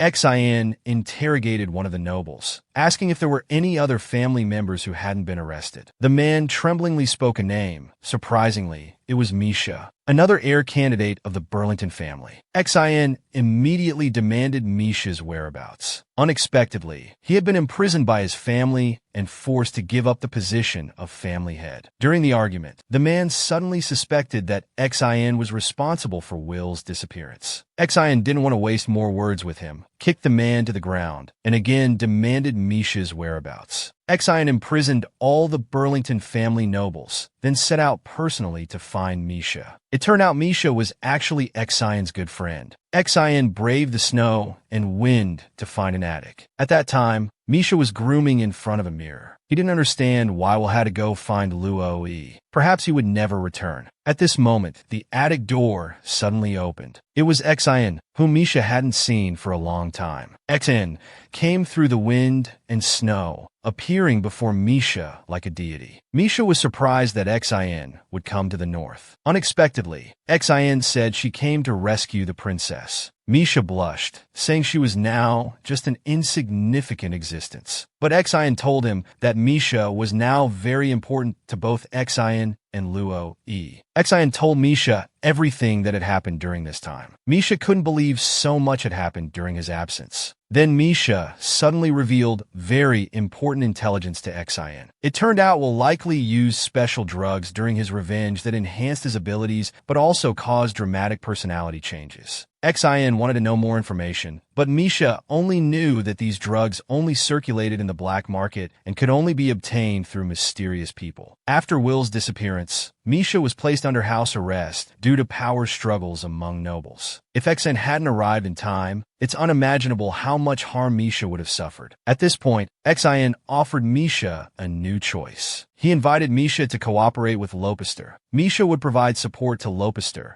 and they would help Misha reclaim his inheritance rights. Xian thought Misha still had feelings for Luo Yi, but Misha immediately denied it. It turned out when Misha and Xiaoshan were both injured, Yi's indifference had broken Misha's heart. At that time, Xian was the first to show concern for Misha's injuries. Since then, Misha had secretly developed feelings for Xian. Misha thanked Xian for helping him stay strong. But Xian's heart only belonged to Luo Yi. Regarding the arranged mission, Misha didn't answer directly. Instead, he asked if Xian would protect him throughout the mission. After receiving Xian's affirmative response, Misha gladly accepted. In the Senate, Luo Yi had convened a Senate meeting to judge the matter of attempting to harm Lopister with 20 cannons during the Holy War. For judgment, the Senate was filled with discussion. Luo Yi firmly stated that until the truth was revealed, everyone was a suspect. Luo Yi demanded account books from the past 10 years from all major families. The representatives of the Maligna family exchanged knowing glances. Then all the major families began reviewing the account books. During the review, Luo Yi arranged for the guards to quietly bring Mon to the scene. After review, all family account books appeared normal. The Maligna family directly stated that Luo Yi was too suspicious. However, Luo Yi discovered a new account book among the old ones and demanded Yaoshe explain. Unexpectedly, Yao shifted the blame to Butler Qiao. Butler Qiao explained that he had rewritten part of the accounts because the ledger was damaged by moisture. However, in the next moment, Luo Yi produced an old ledger at the Senate meeting. This was the very ledger Yi claimed was moisture damaged. The Maligna family had refused to submit it, but Luo Yi's secret agents had found it. Luo Yi pointed out that the ledger clearly recorded an unaccounted sum that exactly matched the value of 20 Yalite cannons. Everyone immediately began discussing, could Maligna really be behind this? However, the Maligna family refused to acknowledge the ledger's authenticity. Hearing this, Luo Yi immediately called in the most authoritative handwriting experts to verify the ledger's authenticity on the spot. Based on the experts' on-site analysis, they finally confirmed that the ledger Luo Yi produced and the one provided by the Maligna family were written by the same person. The Senate fell completely silent. At this moment, the Maligna family's butler suddenly fell to his knees. He falsely claimed he had made accounting errors due to carelessness and rewrote the ledger to cover up his mistake. Yaoriji stated this was their family's private matter, and that mere ledgers couldn't prove the Maligna family intended to harm Lopister. Luo Yi immediately asked the elders loudly which family was most likely behind Mond EKA. Hearing everyone discussing the Maligna family, Yal immediately tried to shift the conflict. He directed accusations toward Mond and his backing family. However, what Yal didn't expect was that Mond EK had heard everything from outside the hall. Seeing things developing as expected, Luo Yi had Mond brought in for a face-to-face confrontation. Under soldier escort, Mond was brought into the hall. He immediately identified Yal Maligna as the mastermind behind him. After 5 full hours of confrontation, the chain of evidence confirmed the Maligina family's guilt. Luo Yi announced that after trial, they preliminarily determined the Maligina family as the main culprit. The hall fell silent. However, the Maligina family's noble status made sentencing difficult for the Senate. Luo Yi proposed placing Yal under house arrest at the Maligina estate pending the next round of trials. The trial of the Maligina family finally concluded. The Senate proposed a 30-minute break before continuing discussions on handling issues between vampires and vampire hunters. In the break room, Luo Yi expressed gratitude to Reinhard. It turned out the ledger used in the trial was provided by Reinhard. When Lord promised to clear all forces for the Holy War, Reinhard found it suspicious. Investigation revealed the Melli family was likely the root cause. Family spies discovered the butler attempting to secretly destroy the ledger. That's how they obtained this crucial evidence. However, Luo Yi was concerned about Yal's calm demeanor. Things seemed far more complex than imagined. Reinhard wasn't worried, focusing on handling immediate matters. However, Reinhard didn't understand why they didn't round up all the families Mond had implicated.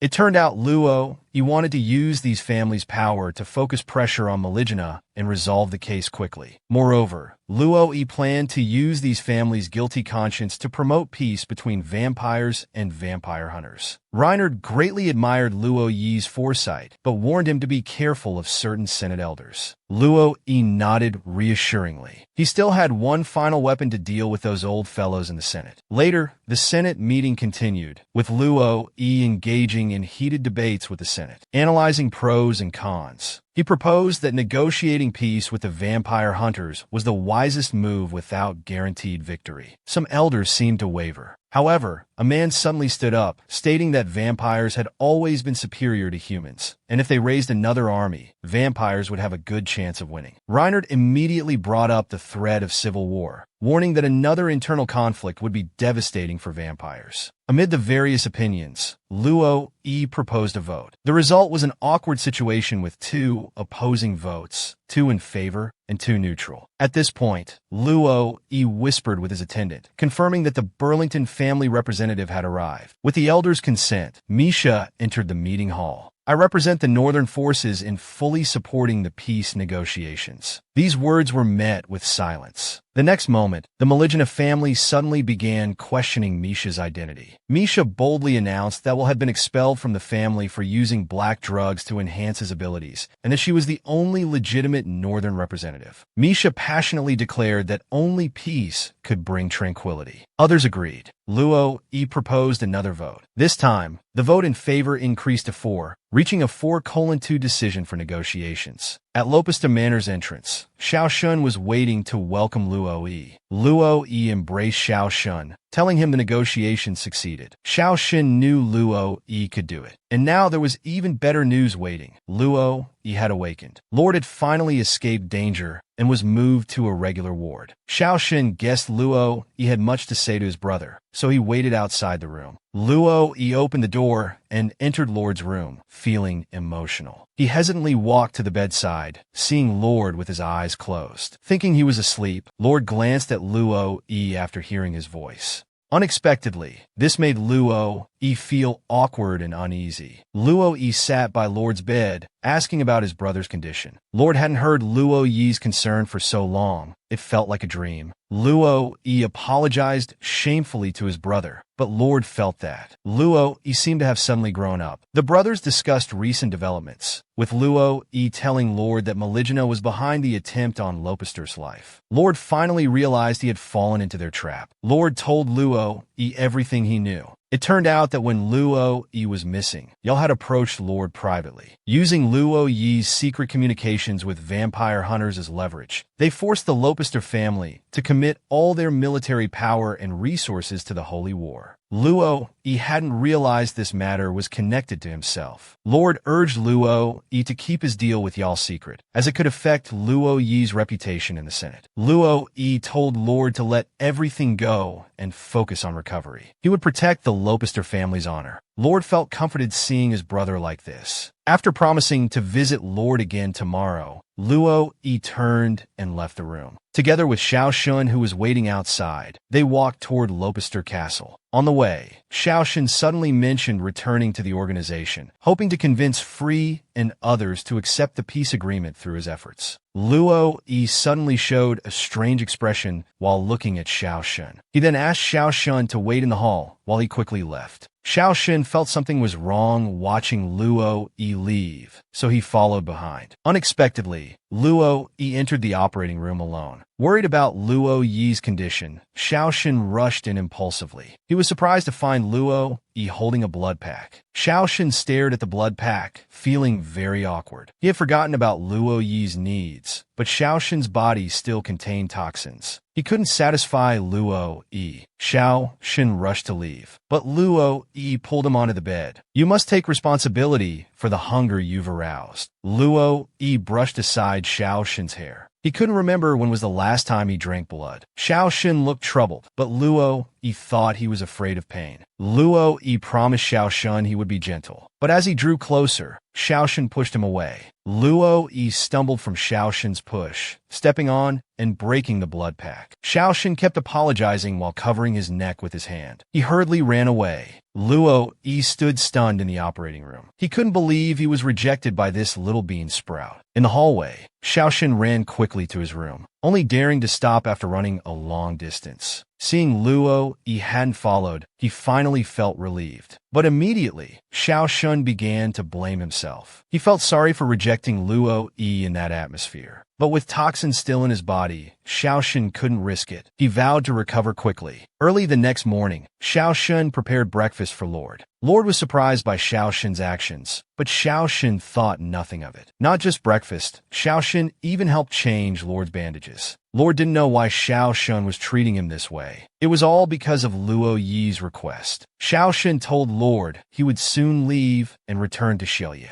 Everyone was relieved that Lord had successfully awakened. Just as Xiao Shun was about to leave, Lord suddenly called out to him. Lord suspected that Xiao Shun hadn't told Luo Yi about the attack on him and his sibling 2 years ago. Xiao Shun told Lord not to worry. Since Lord and Luo Yi had just reconciled, he didn't want his and his brother's matter to cause conflict between them again. He hadn't mentioned it before and wouldn't mention it now. Lord thought Xiao Shun wanted to use this as leverage against him, but Xiao Shun said he was above doing such things. Lord's continued questioning and assumptions finally angered Xiao Shun. Xiao Shun angrily shouted back at Lord. After venting, Xiao Shun felt he had lost control. Lord asked Xiao Shun if he truly didn't feel uncomfortable being in the same space with him. Xiao Shun didn't want to respond to Lord anymore. Just as he was about to open the door to leave, he heard Lord's thank you. Xiao Shun didn't know how to respond. He opened the door and walked out. Xiao Shun never expected someone like Lord would say thank you. But the next moment, he saw Luo Yi at the corner. Seeing Luo Yi's unwilling expression, Xiao Shun thought he was still angry about yesterday. So he nervously apologized to Luo Yi. Luo Yi didn't respond, creating an awkward atmosphere. Xiao Shun tried to find a new topic, but Luo Yi only responded with a simple hmm. As the awkwardness continued, Xiao Shun told Luo Yi he would leave tomorrow. This time he finally got a response from Luo Yi. Xiao Shun had planned to leave alone. However, the next moment, Luo Yi started speaking in his cold, domineering way. As they passed each other, Luo Yi told Xiao Shun not to make him worry, instantly warming Xiao Shun's heart. He vowed not to remain in a cold war with Yi before leaving. He must do something. Xiao Shun stood at Luo Yi's door for a long time. He wasn't sure if his sudden appearance would disturb Luo Yi's work. Inside the room, Luo Yi was deep in thought, but suddenly noticed movement outside the door. Just as Xiao Shun gathered courage to knock, the door suddenly opened. Startled, Xiao Shun stepped back and was about to fall. Luo Yi caught him by the waist. This man even steadily caught the tea snacks from Xiao Shun's hands. Looking at the divine face so close, Xiao Shun's heart fluttered uncontrollably. Du Xiaoshan knocked on this man's door late at night, but facing him, he didn't know what to say. Luo Yi put down the snacks and asked if Xiaoshan needed something. It was too late to just be delivering tea snacks. Seeing Du Xiaoshan dressed thinly, Luo Yi immediately took off his coat and draped it over him. Du Xiaoshan hesitated, not knowing what to say. but Luo Yi pulled him into the room. Luo Yi thoughtfully took Du Xiaoxun's hands, holding them gently in his palms to warm them. Seeing Luo Yi being so kind to him, Xiaoxun couldn't hold back his grievances anymore. He hugged Luo Yi tightly, hoping they wouldn't continue their Cold War. Looking at the crying girl in his arms, Luo Yi was confused. It turned out Xiaoxun had misunderstood him, so this man had to apologize immediately. He frantically explained that he was just too embarrassed after being rejected and didn't know how to speak. After clearing up the misunderstanding, Xiaoxun happily threw himself into Luo Yi's arms. Luo Yi gently comforted the silly girl in his arms. While Xiaoxun was still thinking about how to talk to Luo Yi, he suddenly yawned. Luo Yi asked if he was sleepy. The next moment, he carried the girl to bed. The man thoughtfully tucked her in and told her he would always be there. Under Luo Yi's protection, Xiaoxun fell into a peaceful sleep. The next morning, the man who had sat at the desk all night finally stretched, while the girl on the bed was still immersed in sweet dreams. Little did she know how torturous her beautiful sleeping face was for the man. Finally, at the moment of parting, Luo Yi, like a mother hen, gave Du Xiaoxun countless reminders. Even Xian, standing aside, could feel the electricity between them. At this moment, Lanli suddenly rushed over noisily. He even brought love-packed lunches for everyone. Just as Lanli was about to say goodbye to Xiaoxun, Xian, acting as Love's guardian, covered his mouth. And the next second, it jumped to a not suitable for children scene. It turned out, Xiaoxun gave Luo Yi a hickey right in public, and promised to return to Luo Yi's side before the kiss mark faded. Luo Yi watched Xiaoxun leave. Recalling the sweet moment, a smile unconsciously appeared on his lips. Lanli, whose eyes were covered, curiously asked Luo Yi what good thing had happened. Unexpectedly, except for Xian, no one had noticed Lanli's presence. Several days later, Xiaoxun finally returned to the Lika castle. Xiaoxun wanted to discuss reconciliation with Flare, but Flare didn't welcome the Lopez family. Even so, Xian politely introduced himself to Flare. Flare was very curious about Xian. Upon learning Xian was just Luo Yi's subordinate, she became more displeased. Xiaoxun urgently tried to explain for Luo Yi, but was sternly stopped by Flare. After a brief conversation, Flare instantly understood the true situation within the vampire clan. Seeing Xian's naive and innocent appearance regarding the proposal, Flare decided to take Xiaoxun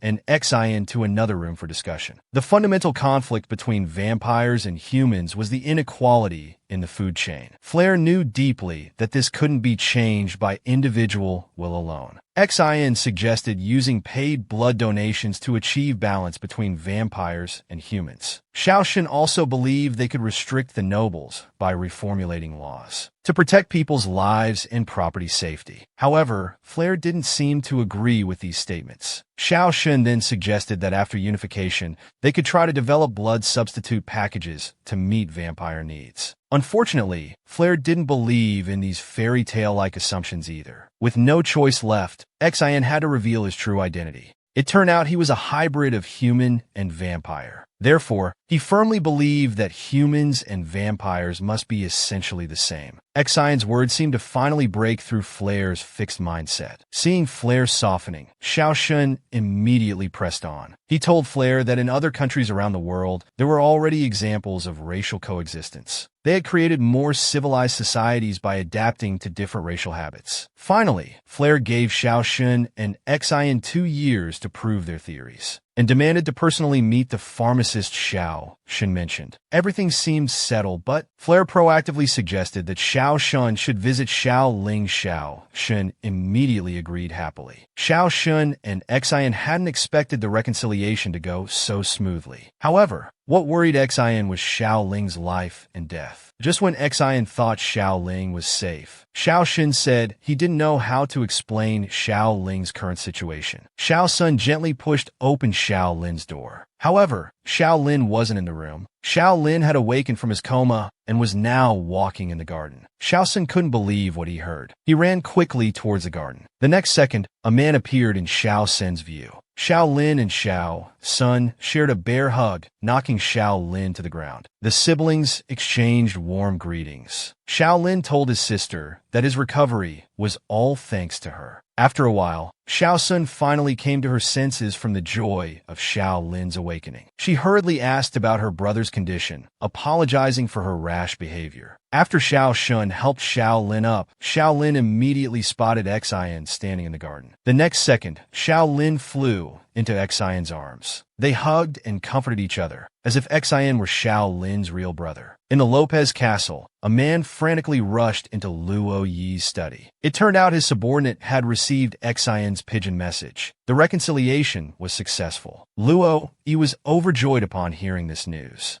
He had also confirmed all the charges against the Maligna family. Everything was developing in a good direction. The subordinate couldn't help but flatter this great man. But what Luo Yi hoped for was to change the fate of everyone in this country. At this moment, he desperately wished to fight alongside Xiao Shun and Xian. At this time, the Maligna manor was also brightly lit. Yar sat desolately by the floor-to-ceiling window. His heart was filled with endless melancholy. Suddenly, a man rushed in. It turned out that the Blood Council and the Senate had decided to hold a reconciliation conference in 2 days. Yar's silence made the man even more distraught. He couldn't understand how the noble Maligna family could have fallen to such a state. While the man was being hysterical, Yar suddenly called out Leonard's name. He suspected that Leonard must have been working behind the scenes, leading to the failure of the Maligna family's plans. It turned out that Leonard was the truly insidious one. Yar remained silent, but was brewing another plan in his mind. 2 days later, the blood hunters arrived at the capital. Luo Yi and Xiao Shun met again, and this time,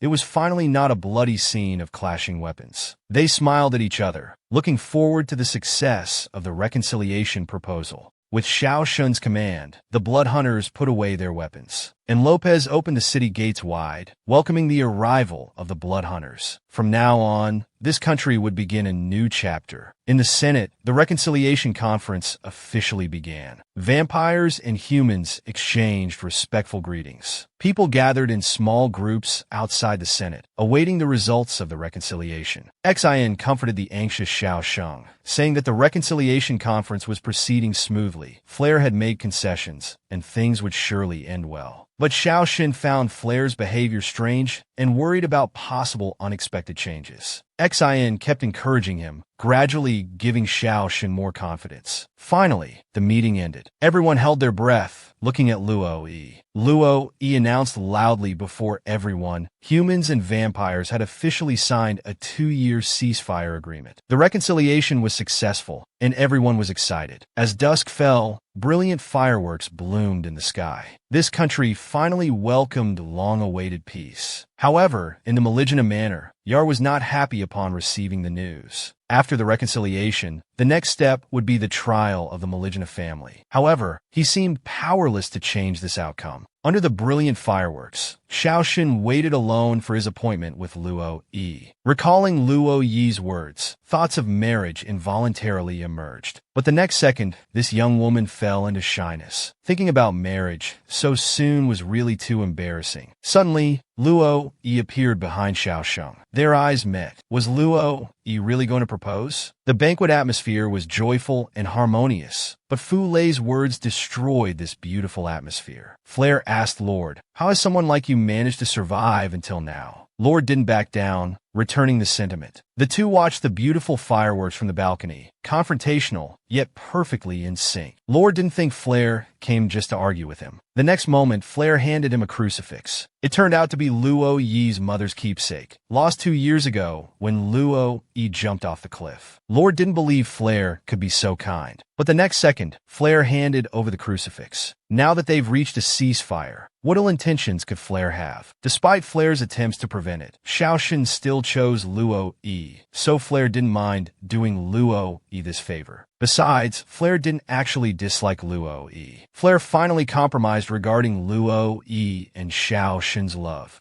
And so did Lord. Suddenly, Lord made a request to Flare, who hoped Lord wouldn't push his luck. Unexpectedly, Lord brought up the matter of Flare's transformation into a vampire years ago. This topic touched Flare's raw nerve. Lord told Flare he had sealed away Luo Yi's memories of that part and hoped he wouldn't mention it. Flare immediately retorted, leaving Lord with an ambiguous response before departing. The next moment, Leonard approached Lord, swirling a wine glass. A finger suddenly poked Lord's forehead. "You're getting wrinkles." Lord was helpless against Leonard's teasing. Leonard just wanted Lord to be happier. The next second, Leonard slapped Lord's shoulder. "Cheer up. Look how beautiful tonight's fireworks are." In the center of the banquet hall, beautiful couples paired up. Xian found Misha with a glass of wine, thanking Misha for being willing to cooperate with Lopez. Misha and Xian raised their glasses in celebration. She also thanked Xian for rescuing her. Suddenly, Misha shyly asked Xian if he had found a dance partner for tonight. Xian frankly said he had drunk too much tonight and couldn't dance properly. Next, Misha asked Xian if there was already someone very important to him. Surprisingly, Xian said his most important person was Luo Yi. He even declared his loyalty to Luo Yi in front of Misha. Misha was speechless, but found herself more attracted to Xian. Lonley was again alone, observing everything happening, though he seemed satisfied with the current outcome. By the small lake in the suburbs, Xiaosheng and Luo Yi walked quietly along the cobblestone path. Suddenly, Xiaosheng noticed that Luo Yi had cut his hair short. Luo Yi touched his hair, saying he hoped everything could start anew. Luo Yi worried that Xiaosheng wouldn't like his short hair, but Xiaosheng said she would like whatever hairstyle Luo Yi chose. However, Luo Yi noticed disappointment on Xiaosheng's face. Surprisingly, Xiaosheng was just sad about missing the sight of Luo Yi with long hair. Hearing this reason, Luo Yi couldn't help but laugh. The next moment, Luo Yi took Xiaosheng's hand and rushed to their next date location. Unexpectedly, Luo Yi had prepared a castle filled with fresh flowers for Xiaosheng. Xiaosheng loved it very much. Then, Luo Yi asked Xiaosheng to close her eyes. He carefully placed the ring he had prepared on Xiaosheng's middle finger, then said helplessly, "This counts as our engagement." After getting Xiaosheng's consent, Luo Yi picked up Xiaosheng and slowly walked into the castle. He dominantly demanded that Xiaosheng couldn't refuse him tonight. As Xiaosheng's condition had improved, she gladly agreed. Luo Yi brushed aside Xiaosheng's hair, about to enjoy his delicious dinner, when he suddenly noticed raging flames in the distance. Something had indeed gone wrong. They hurriedly rushed to the scene to find the Maligina Manor engulfed in flames. Outside the door, Lilia was screaming desperately for her father and brother, trying to rush into the castle, but was stopped by guards. Lilia turned and saw Luo Yi and Xiaosheng's intertwined hands. Hatred burned in Lilia's eyes like the raging flames. That day, the Capital University officially opened. Lord returned to his old profession as the Academy's director. Luo Yi was touring Lord's office. Unexpectedly, Lord was dissatisfied with Luo Yi calling him by name, demanding to be called brother or director. Getting back to business, Lord asked for Luo Yi's opinion on the new Academy's uniform design. Luo Yi was non-committal, but the next moment, the butler handed the uniform to Luo Yi, who looked incredulous. He couldn't believe his brother wanted him to go back to school. Luo Yi argued with his brother. Lord mentioned the importance of education, hoping Luo Yi could use his abilities to influence more people to become peace advocates. After centuries of war, the country finally achieved peace. The eastern Vadiot Star City and western Old Capital became territories for humans and vampires respectively. The Peace Corridor Commercial District in the middle became the deepest point of interaction between both sides. The new era couldn't be achieved overnight. Under the peaceful surface, many gray areas gradually emerged. To prevent these gray areas from spreading, the new government established a new academy in the north, allowing children who had to suspend their studies during the Holy War to return to school. Du Xiaosheng and Du Xiaoling were among them. Du Xiaoling hadn't expected that Luo Yi would be so popular at school. Many female students became Luo Yi's devoted fans. However, the next moment, news of Luo Yi's engagement shocked everyone, though it seemed no one knew that the bride-to-be was Xiaosheng. In the hallway, Xiaolin asked her sister if she planned to keep hiding their relationship. Xiaosheng remembered the commotion their relationship caused 2 years ago. She didn't want to become a topic of gossip again. Moreover, Xiaosheng's main purpose this time was to develop artificial blood that could substitute human blood. to resolve the biggest conflict between vampires and humans. Luo Yi was willing to respect Xiao Shen's wishes. Xiao Shen was very happy that his brother could continue attending school, but Xiaolin told him that his sister was the best teacher in the world. Receiving Xiaolin's approval, Xiao Shen was very excited. Unexpectedly, the next moment Xiaolin teased his sister about having boundless energy in her small body. Soon, Xiaolin escorted his sister to the girls' dormitory. Before leaving, Xiaolin told his sister to find him at the high school if anything happened. After parting with Xiaolin, Xiaoxin quickly found her dormitory. All other roommates had already arrived. Xiaoxing politely greeted everyone, hoping for their guidance. At this moment, a girl suddenly approached Xiaoxing enthusiastically. It turned out she was Winnie, who lived across from Xiaoxing. However, after Xiaoxin's self-introduction, one girl showed an unfriendly look. The next day, Xiaoxin rushed to class, only to find that Lanli had become a professor and was very popular among female students. Since Xiaoxin was the last to arrive, Lanli asked her to introduce herself to everyone. After hearing Xiaoxing's name, everyone started discussing. Xiaoxing thought she might need to change her appearance to be more low-key. The next moment, Xiaoxing spotted Ming Jiyan among the students. Xiaoxin hadn't expected Ming Jiyan to appear at school. Since the Great Battle, they hadn't spoken much. After class, a girl kept staring at Xiaoxin intently. It turned out she knew that Xiaoxin was previously Luo Yi's blood servant. Even worse, she spread rumors about Xiaoxin's relationship with Lanli. Luo Yi's arrival caused a sensation at school. Many female students crowded at the windows, wanting to catch a glimpse. However, Xiaoxin was worried. Luo Yi's arrival would surely cause new chaos at school. After Luo Yi and Xian arrived at school, they were quickly surrounded by crowds. Girls chatted excitedly about the ring on Luo Yi's finger. They all confirmed the engagement rumors. Xian looked embarrassed being surrounded by everyone, but Luo Yi just treated them like air. It was impossible for Luo Yi to walk around sneakily. Perhaps after a few days, when the novelty wears off, these girls would calm down.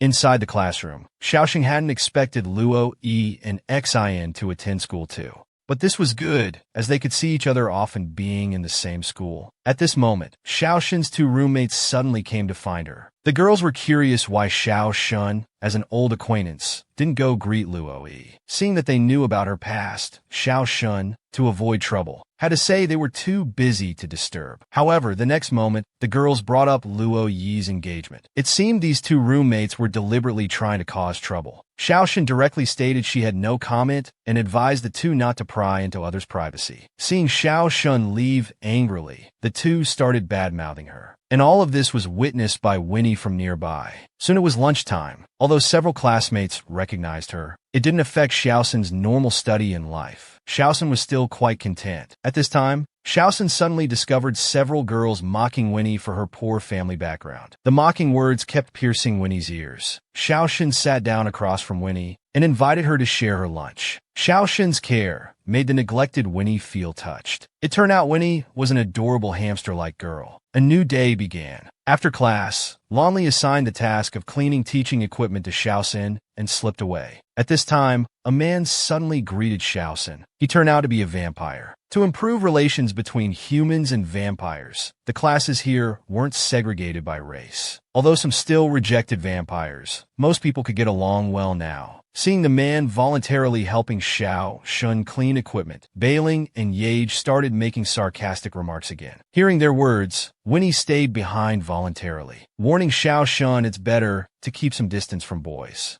While Xiaoxin was still confused, Winnie, afraid of talking too much, transformed into a hamster and scurried away. However, the next moment Xiaoxin looked at the vast distance between herself and the man. This was also a struggle. If one had to be perfect in everything in a group, it would be too exhausting. However, after cleaning the equipment, the man followed Xiaoxin out of the classroom. On the way back to the dormitory, Xiaoxin suddenly felt something was wrong. Because the boys' and girls' dormitories weren't in the same direction, but the man in front hadn't left. The man suddenly bumped Xiaoxin's shoulder and asked what she thought of him. Then he forcibly pulled Xiaoxin into a dark corner. The man hoped Xiaoxin would be his girlfriend, but Xiaoxin rejected him. The next moment, the man tried to get handsy with Xiaoxin. Xiao Shen didn't show any mercy. She gave the man before her a good beating. While the man was cursing, Luo Yi suddenly appeared, praising Xiao Shun as worthy of being his little bean sprout. When the man saw it was Luo Yi who came, he ran away frantically. Luo Yi explained to Xiao Shun that he saw her being harassed by the man, so he couldn't help but follow. He didn't expect Xiao Shun's combat ability to be so high now. The next moment, Luo Yi lifted Xiao Shun's hand, but didn't find their engagement ring. Unexpectedly, Xiao Shun had turned the ring into a necklace and wore it all the time. Luo Yi couldn't do anything about Xiao Shun, smiled bitterly, and joked that they now seemed like having a secret affair. Xiao Shun seriously raised her head to explain to Luo Yi, but Luo Yi lovingly embraced her. They were both working hard, striving together for a better future. The next day, rumors spread throughout the school. On the classroom blackboard, there were glaring words saying Du Xiao Shun is a shameful third party. Xiao Shun never thought that in New Zheng's university, she would experience such childish tricks. Perhaps this was how everyone viewed her. Just as Xiao Shun was about to erase the words on the blackboard, Ming Jian grabbed the eraser first, angrily threw it at the man's nose. The man immediately started shouting. Not only did he deny writing the words on the blackboard, but also suspected Ming Jian of having an affair with Xiao Shun. At these words, Winnie, sitting in her seat, suddenly stood up for some reason. Xiao Shun didn't want to respond to such low-level childish provocations, nor did she care about others' opinions. But if anyone dared to obstruct her path forward, she wouldn't let it go easily. Xiao Shun's warning angered Bailing. Just as the conflict was about to escalate, Lonli suddenly appeared. However, Xiao Shun ignored Lonli. Lonli had no choice but to continue with the class. After class, Winnie hurriedly caught up with Xiao Shun, hesitating repeatedly. Winnie suggested having a private talk with Xiao Shun. After a brief silence, Winnie suddenly started apologizing to Xiao Shun. It turned out she felt deeply guilty for not standing up for Xiao Shun this morning. Xiao Shun appreciated Winnie's thoughts, but didn't want her to get into trouble because of it. Xiao Shun suddenly became very curious why Winnie would want to speak up for her. It turned out, although Winnie had heard many rumors, her interactions with Xiao Shun had given her a different perspective.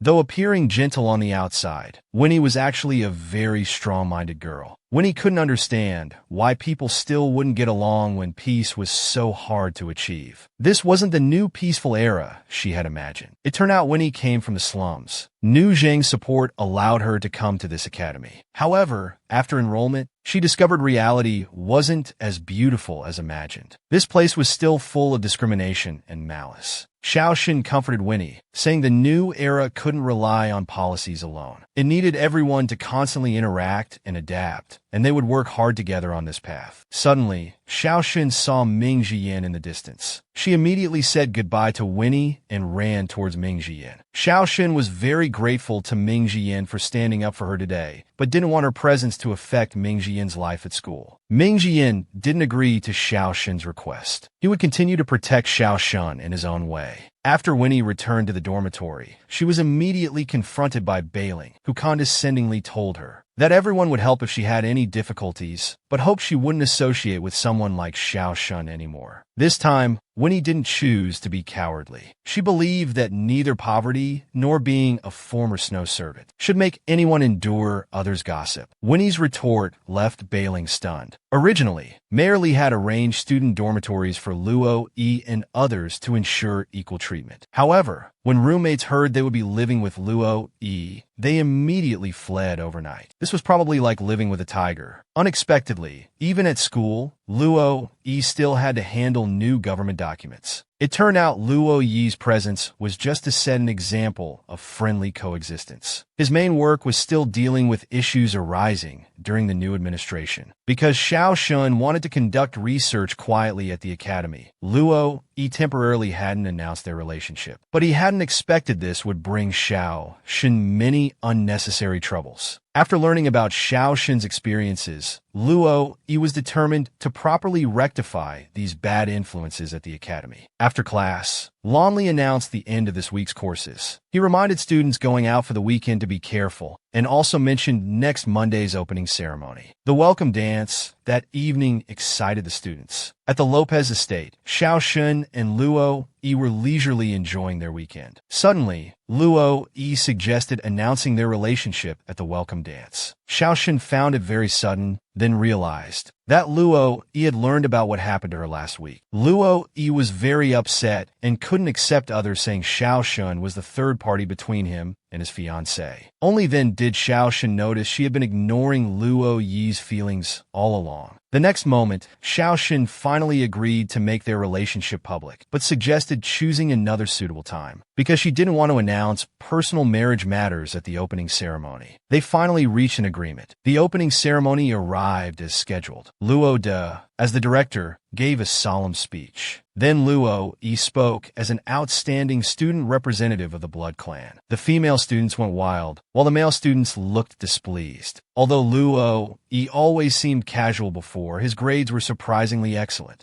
This was all thanks to Luo De's careful guidance. After taking the stage, Luo Yi proposed to rectify the bad influences from the old era. However, people misunderstood the relationship between Xiao Shun and Luo Yi and didn't buy it. Meanwhile, Winnie beside them couldn't help but tremble. It turned out she was going to be the outstanding student representative from the human side. Xiao Shun silently cheered for Winnie in her heart. Unfortunately, Winnie's speech didn't go smoothly. She was too nervous. Even after the opening ceremony ended, Winnie was still immersed in her nervous state. Her performance just now was really embarrassing. At this time, Xiao Shun embraced Winnie, continuously encouraging her. She also invited her to return to the dormitory together to prepare for tonight's freshman dance. However, Luo De suddenly added a new requirement for the dance. As the dance was about to begin, Xiao Shun brought Winnie to the ballroom. Winnie looked even more beautiful and lovely in her formal dress. At this time, Lan Li, who was surrounded by a group of girls, suddenly walked away. Xiao Shun informal, where was really eye-catching. Winnie was still asking Xiao Shun if she had a dance partner tonight. Xiao Shun immediately spotted Luo Yi in the ballroom. Their eyes met unexpectedly in the air. The dance officially began. The host announced that every student must dance at least once. They also invited 2 freshman representatives to lead the dance. Both Luo Yi and Winnie looked surprised. Apparently, they hadn't received any advance notice. Winnie became panicked immediately. She not only couldn't remember the dance moves, but also didn't have a designated partner. Winnie immediately rushed out to find a partner. Unexpectedly, she accidentally bumped into Ming Jian. By coincidence, Ming Jian invited Winnie to dance the first dance of the day. However, on the other side, Xiao Shun couldn't see Luo Yi anywhere. Actually, Luo Yi had already appeared behind Xiao Shun, gracefully inviting her to dance with him. Only then did everyone suddenly realize that Xiao Shun wasn't the third party, but Luo Yi's rightful fiancé. With Luo De's help, Luo Yi and Xiao Shun finally made their relationship public. The dance continued in a joyful atmosphere. At this time, a Blood Clan man wanted to invite a beautiful human girl to dance, but the girl couldn't overcome her fear of the Blood Clan and ran away in panic. Worried about her safety, the man had to follow her. Unexpectedly, danger really occurred. A masked person appeared trying to kidnap the girl. Fortunately, the man appeared in time and knocked the masked person down with one punch. However, this man was no match for the masked person. After the masked person drew a weapon, this man unfortunately died. The next day, Lan Li reported last night's situation in class and told students that the academy would implement curfew and restricted open days, hoping everyone would take care of their safety. Although it was just a coincidence, a murder occurred on the very night Xiao Shun and Luo Yi made their relationship public. This made Xiao Shun very uneasy. After class, Xiao Shun stayed behind alone. It was awkward for both when Xiao Shun called him Professor Lan Li for the first time. Lan Li told Xiao Shun all the details from last night. The Blood Clan member from last night was severely injured and still hasn't escaped life-threatening danger. Xiao Shun hoped to help with her healing magic, but Lan Li firmly refused. Xiao Shun's constitution wasn't suitable for using magic now. Moreover, even though she was once a blood hunter, This matter should now be fully handled by the new government. In the new government hall, leaders of various clans were analyzing the case. All missing persons were good-looking humans. The perpetrator was likely a male blood clan member, but further investigation was needed. Luo De felt very guilty about his inadequate supervision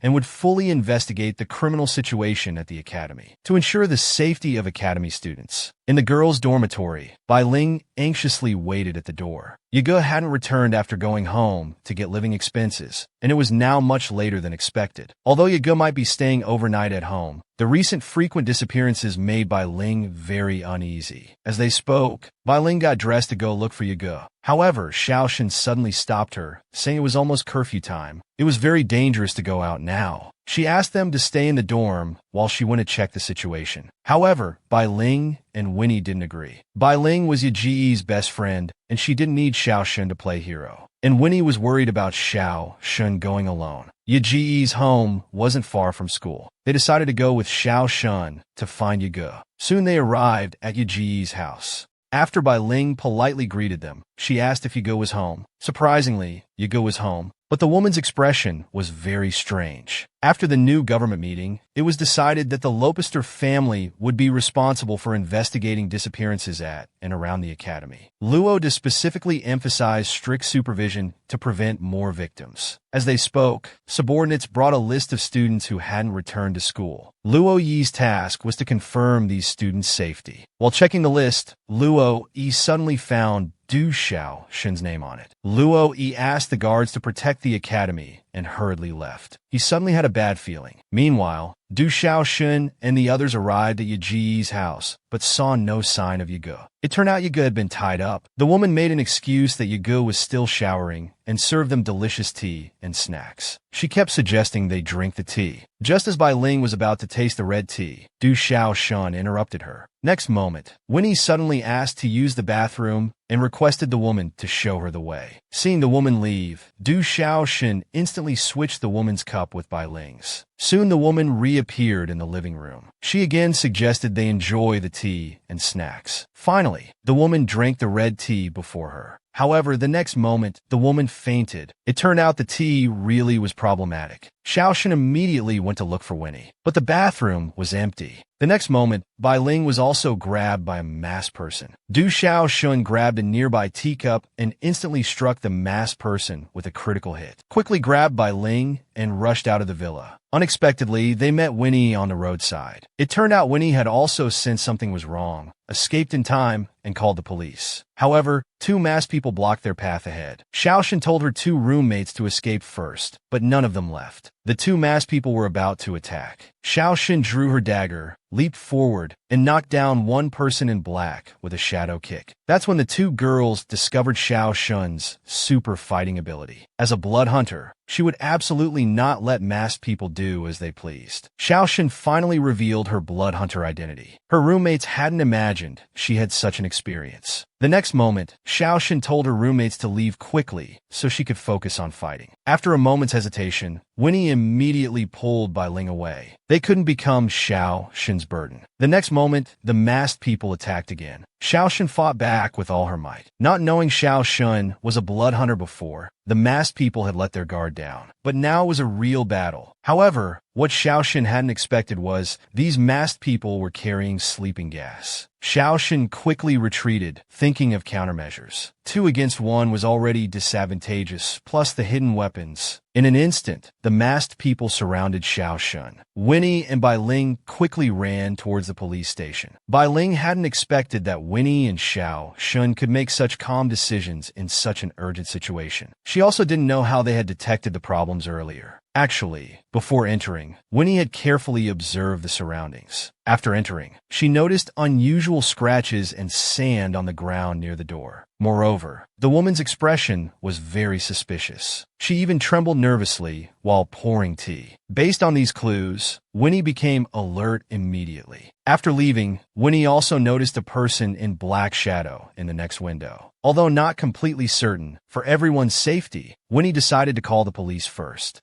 Bai Ling hadn't expected Winnie to be so attentive to detail, and Xiaoshen had also accurately judged the abnormalities in the house. If the problem had occurred before they arrived, where would Yaga be? At this moment, they finally saw the police force. After the police search, they finally found Yagu and her mother safe and sound. Bai Lin and Yagu hugged each other in tears. Yaji's mother also apologized to everyone. Just as the police wanted to take statements, Winnie suddenly interrupted, saying she didn't know if Xiaoxin was safe. Although police had sent backup, there was still no clear news. Winnie was very worried and decided to check the situation herself. The next moment, Winnie saw Luo Yi standing outside the door. Xiaoxin was in danger. Winnie quickly rushed to the scene with Luo Yi. Unexpectedly, all they found at the scene were several police officers' bodies. Winnie couldn't help but cry. But Luo Yi saw Xiaoxin's personal ring. The ring was very important to Xiaoxin. If nothing had happened, Xiaoxin would never have left it here. Luo Yi guessed the masked people couldn't have gone far. He immediately arranged for people to expand the search area. However, Xiaoxin had already been locked in a dark cage. After Xiaoxin woke up, she found herself locked in a dark cage. It turned out, all those imprisoned here were previously missing humans. At this moment, a woman opposite let out a sorrowful whimper. Xiaoxin asked the woman what happened. Unexpectedly, this woman knew Du Xiaoxin. She was Mei Ling, who disappeared at the freshman dance. Xiaoxin was very relieved that Mei Ling was still alive. But the woman suddenly remembered the attacked vampire male classmate and grieved deeply. Xiaoxin immediately told the woman that the male classmate wasn't dead. Xiaoxin's news gave the woman renewed hope. Xiaoxin encouraged Mei Ling to find a way to escape. But the woman said that the moment they were locked in the room, their fate was sealed. Soon they would become food for others. The next morning, the police were still searching for Xiaoxin's whereabouts. However, after staying up all night, everyone was reaching their physical limits. Luo Yi angrily punched the wall. He couldn't find Xiaoxin. At this moment, Luo De suddenly appeared.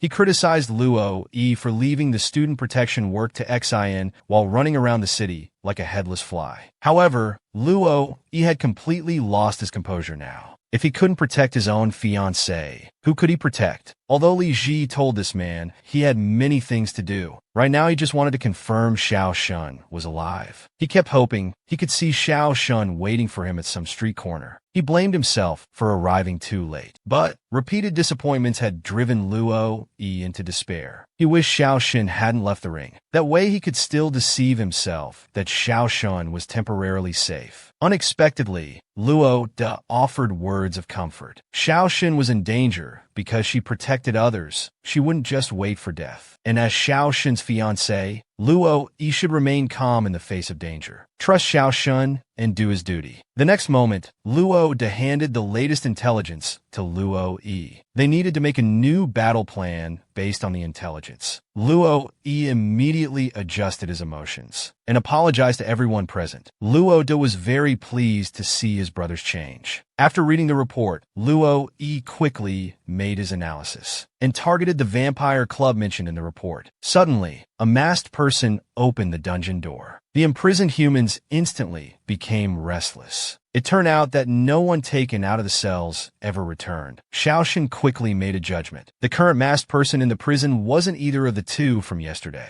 They had specific masks and locations, likely a premeditated group operation. Suddenly, the masked person stopped at Mei Ling's cage. Xiaoxin knew this was bad and immediately started shouting, drawing the masked person's attention to herself. Unexpectedly, the masked person said there were orders from above to keep Xiaoxin for a few more days. Xiaoxin deliberately provoked the masked person again, successfully replacing Mei Ling. Mei Ling worried Xiaoxin would never return, but Xiaoxin seemed confident. Du Xiaoling pushed open Fu Lei's office door, asking if Xiaoxin's disappearance last night was because of his assigned task. Fu Lei denied it and asked what he planned to do. Du Xiaoling said they would rescue her. As soon as he finished speaking, Mingzhe walked in, agreeing with Du Xiaoling's decision. Both requested to join the special task force. Even if Fu Lei didn't agree, they would act privately. Fu Lei looked at their determination, which was exactly what he admired. Finally, he had no choice but to agree to their request. In the secret passage, the masked person pushed the cage containing Du Xiaoxin forward. Du Xiaoxin observed her surroundings. Both sides of the passage were filled with prison cells. How big was this organization? Seeing Du Xiaoxin showing no fear, the masked person smiled and said they wouldn't disappoint her. The masked person took her to the elevator, warning that the elevator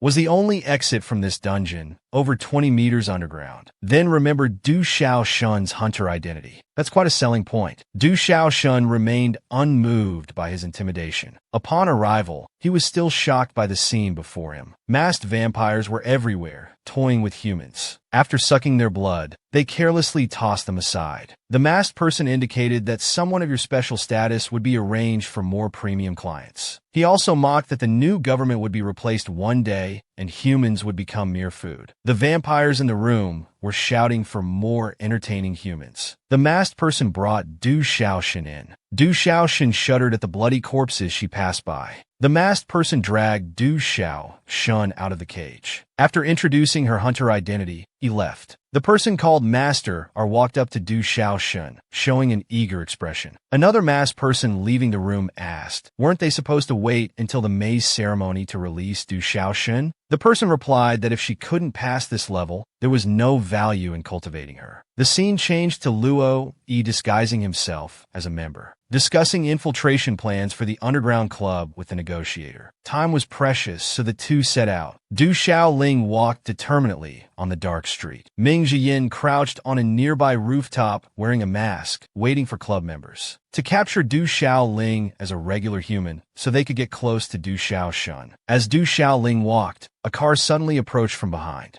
Just as she turned around, a hand from the car covered her nose and mouth. She was drugged by the handkerchief. Ming Jiyin and his companion jumped onto the club's car. The masked person brought Du Xiaoling to a cell. Taking advantage of his carelessness, Du Xiaoling pressed her dagger against the masked person's neck, demanding to know what was going on here. The masked person remained silent. Du Xiaoxin noticed there were no windows in the room. The vampire seemed to read her thoughts and came closer, saying none of the rooms had windows. To get out, you either die or kill him. Du Xiaoxin showed no weakness, saying then I'll have to kill you. The vampire became more excited. Du Xiaoxin pushed off with both hands. She kicked at him, but the vampire grabbed her ankle and threw her. Walking over, he pressed her head to the ground, mocking her abilities. He turned her over, exposing her neck, about to bite. Du Xiaoxin moved her body away, revealing a magic circle she had just drawn. The vampire was shocked, covering his eyes in pain, asking what this was.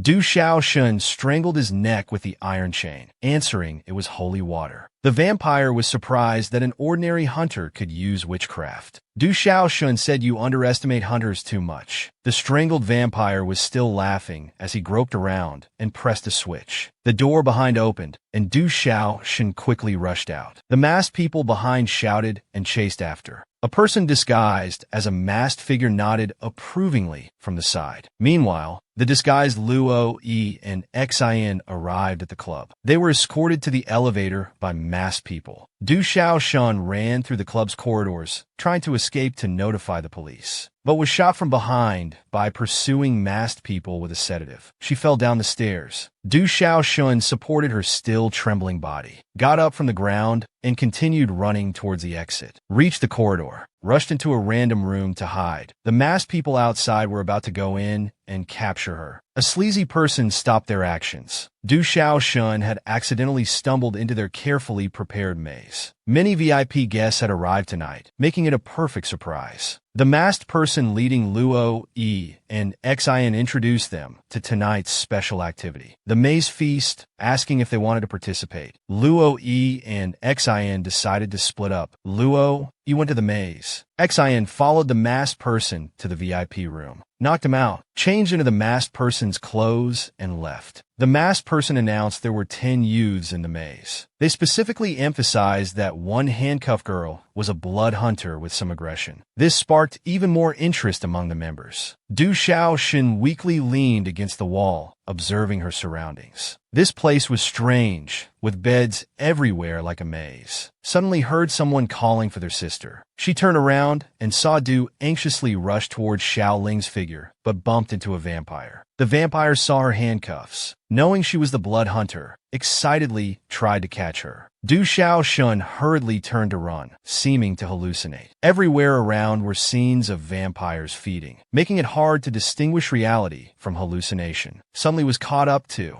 The vampire grabbed her hair and pushed her onto the sofa. Du Xiaoxin struggled, telling him to let go. unable to escape due to the drug's effects. Just as she was about to be bitten, the vampire on top was suddenly thrown off. Luo came before Du Xiaoxin and apologized for being late. Du Xiaoxin opened her eyes to see the blurry figure before her. This voice seemed familiar. A group of masked people in the corridor were searching everywhere for Du Xiaoling. Du Xiaoling hid in the corner frustrated, thinking she should have calmed the victims first. Their shouting brought others over, leaving no time to disguise themselves. Suddenly, a masked person appeared behind. Others arrived and surrounded Du Xiaoling. Then a masked person appeared from behind, grabbed Du Xiaoling, saying they failed to watch the merchandise and would take her back. A masked person stopped them, asking which division they were from. The masked person couldn't answer and quickly ran away with Du Xiaoling. Du Xiaoling looked at the masked person in front of her. The voice sounded like Brother Xian. If it really was him helping, his identity as a blood hunter would be exposed. In desperation, Du Xiaoling couldn't care less and was about to act when the masked people behind were about to attack. Xian activated his ability, temporarily blocking everyone. Continued running with Du Xiaoling. They ran into an empty room. Du Xiaoling asked if the person in front was Xian, trembling while backing away, telling her not to come closer, saying he might hurt her. Du Xiaoling walked forward and removed his mask, saying it really is you. Looking at Xian's red right eye,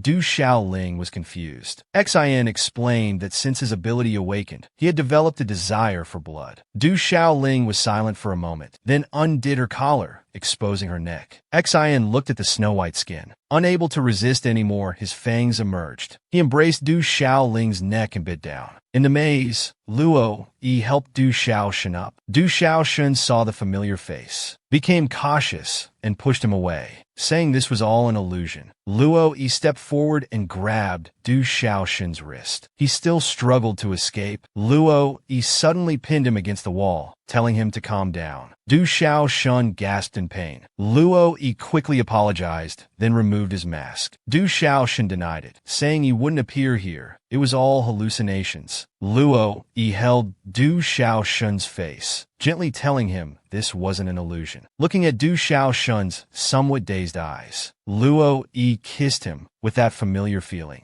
Du Xiaoxin slid to the ground, saying, "Finally found you." Luo looked at the masked people around, saying, "I'll handle the rest." The masked people on both sides raised their guns. "He's from Xinjiang." Luo shoot. Seeing them shoot, Luo Yi's eyes sharpened, activated his ability, making the bullets return, hitting the masked people who fired. Luo carried Du Xiaoxin through the bloody water. Unexpectedly, all the shot masked people got up again. This healing ability was unusually powerful. Luo activated his ability again fully. This time, all masked people were torn into pieces. Suddenly, his face stung. Luo was surprised. Hadn't the previous wound healed? Luo quickened his pace, wanted to get out quickly. Suddenly, Xian called out to him, with Du Xiaoling there too. Luo explained that Du Xiaoxin was injured and injected with a mind-altering drug, then asked Du Xiaoling why she was here. Du Xiaoling hesitantly explained that she was captured and met Xian while trying to escape. Xian had just scouted the path and let everyone out. Just as they were about to escape, masked people at the door attacked them. Xian quickly activated his ability to protect everyone. Luo handed Du Xiaoxin to Du Xiaoling and joined the battle. Watching from the side, they couldn't hold much longer. Better to retreat first. Surprisingly, the enemy could block Luo Yi's attacks. Even among nobles, those who could awaken abilities were rare. Xian suddenly remembered intelligence provided by Mei Sha. There were rumors in the north about drugs that could enhance vampire abilities. Luo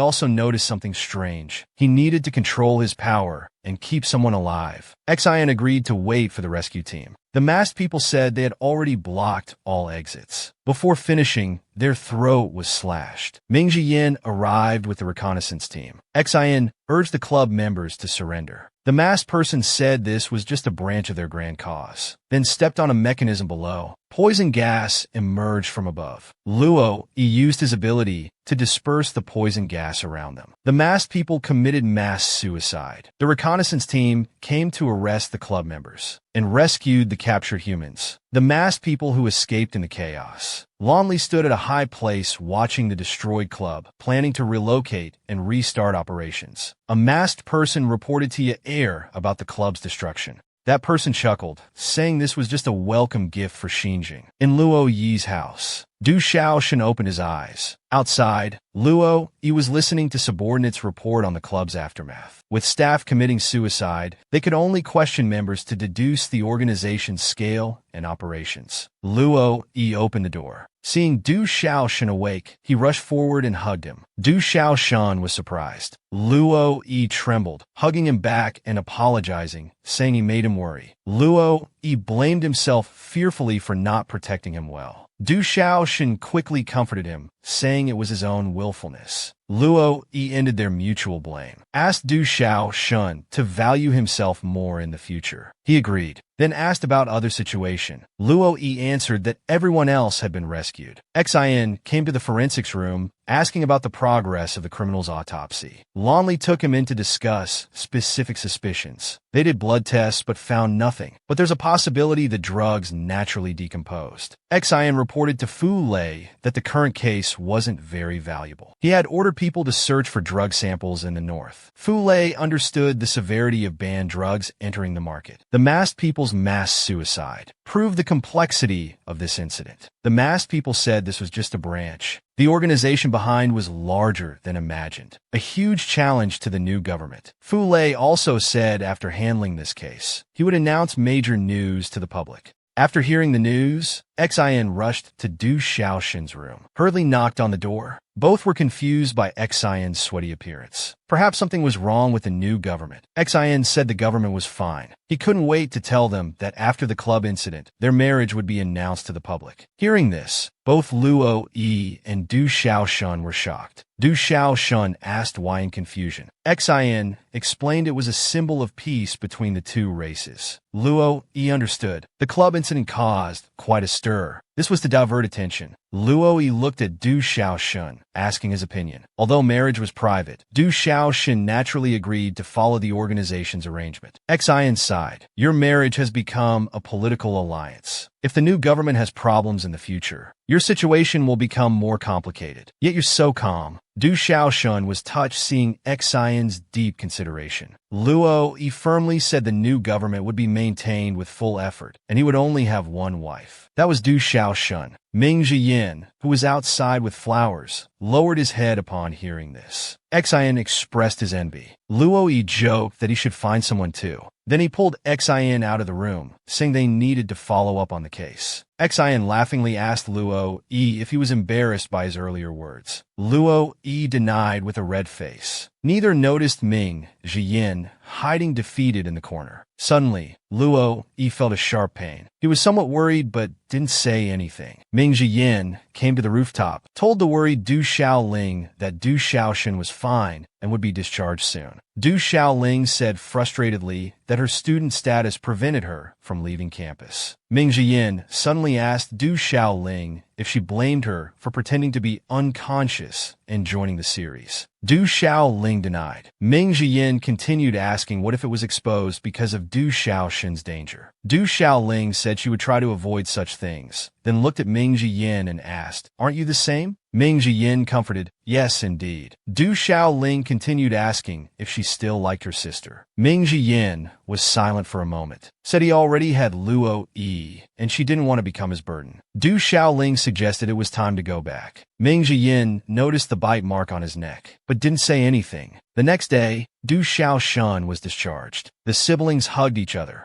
Du Xiaoshan learned from Xin about Du Xiaoling's capture while sneaking out. Told him not to be reckless again. 3 people escorted Du Xiaoshan back to the dormitory. Du Xiaoshan hurried them to leave, saying it was too conspicuous. Luo Yi held Du Xiaoshan's hand, saying if anyone bothers you, you must tell him. Du Xiaoshan comforted, saying everyone was good. Du Xiaoshan stood at the dormitory door, feeling nervous, having been away for so long. Opening the door, Winnie hugged him. Everyone was waiting to celebrate his return. 3 months ago, Lilia watched as 2 burnt bodies were carried out from the scorched room. She broke down crying, saying these couldn't be her father and brother. Lilia rushed into the ruins, searching through the ashes. People nearby explained, "Your father and brother were held here. After the fire, these bodies could only be theirs." Initial judgment was they didn't want to implicate you. Lilia didn't stop searching. The investigators finished their work, leaving Lilia still in the ashes. Lilia lay exhausted in the ruins, crying heavily. In her dream, her brother and father looked like before.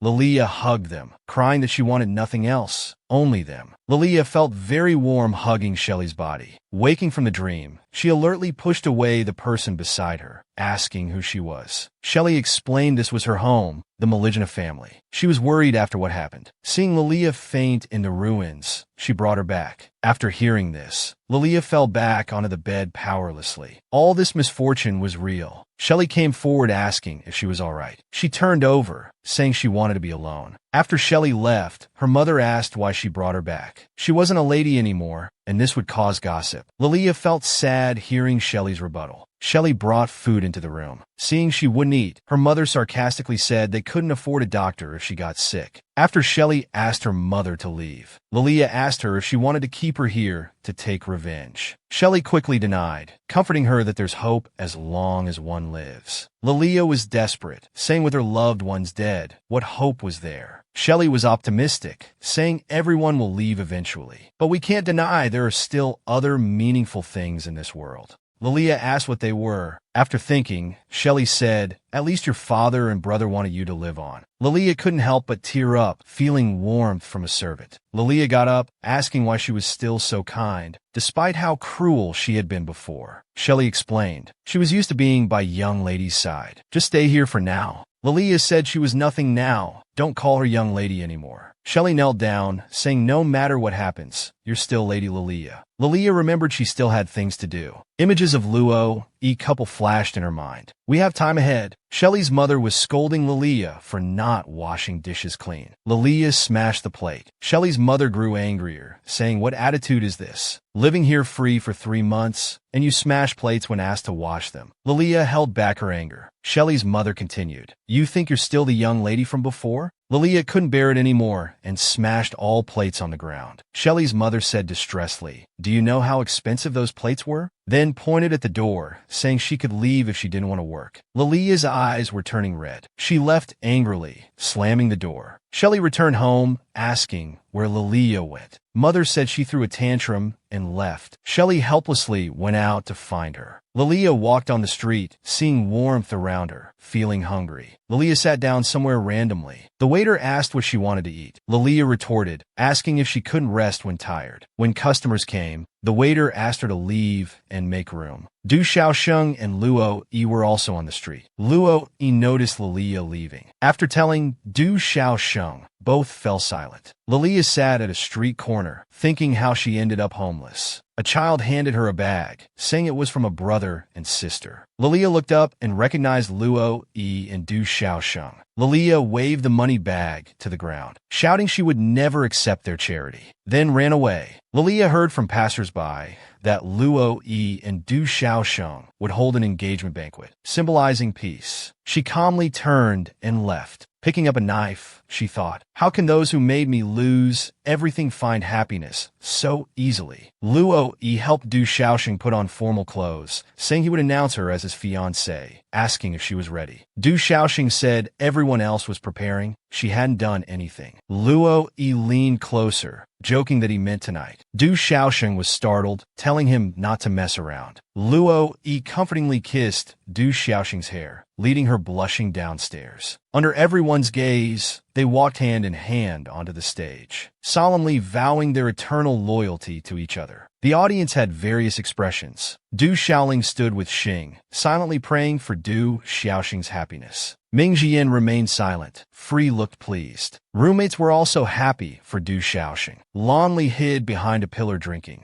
Luoda walked onto the stage, announcing they would hold their wedding at the church in a month. As people were applauding, sudden commotion came from outside. Lilia opened the main door. Holding a knife, Lilia said, "Such a joyous occasion. Yet you didn't invite your childhood friend?" Luo Yi warned this wasn't a place for her. Lilia never planned to leave alone. She rushed forward fighting with guards. Ming Jian knocked her unconscious when she was off guard. Luo De ordered to take her away. After apologizing to guests, the Luo couple exchanged worried glances. Shelley was still searching for Lilia on the streets. Suddenly heard passers-by discussing the incident at Luo Yi's engagement party about a blonde woman barging in. Shelley fell silent for a moment, wondering if it was Lady Lilia. Luo Yi sat by the bed, apologizing to Du Xiaoxing that tonight shouldn't have been like this. Du Xiaoxing hugged her from behind, comforting that whatever happens, she would face it together. Du Xiaoxing smiled, saying meeting her was wonderful. Luo Yi also thanked their meeting. Then, Luo Yi laid Du Xiaoxing on the bed, asking if it was okay. Du Xiaoxing smiled and responded with actions. Next day, Lilia opened her eyes, weakly sitting by the bed, suddenly standing up, alertly watching him, asking if he was going to kill her. Luo De stated under new policy, they wouldn't randomly kill civilians. Then, holding a box beside him, said she was pitiful,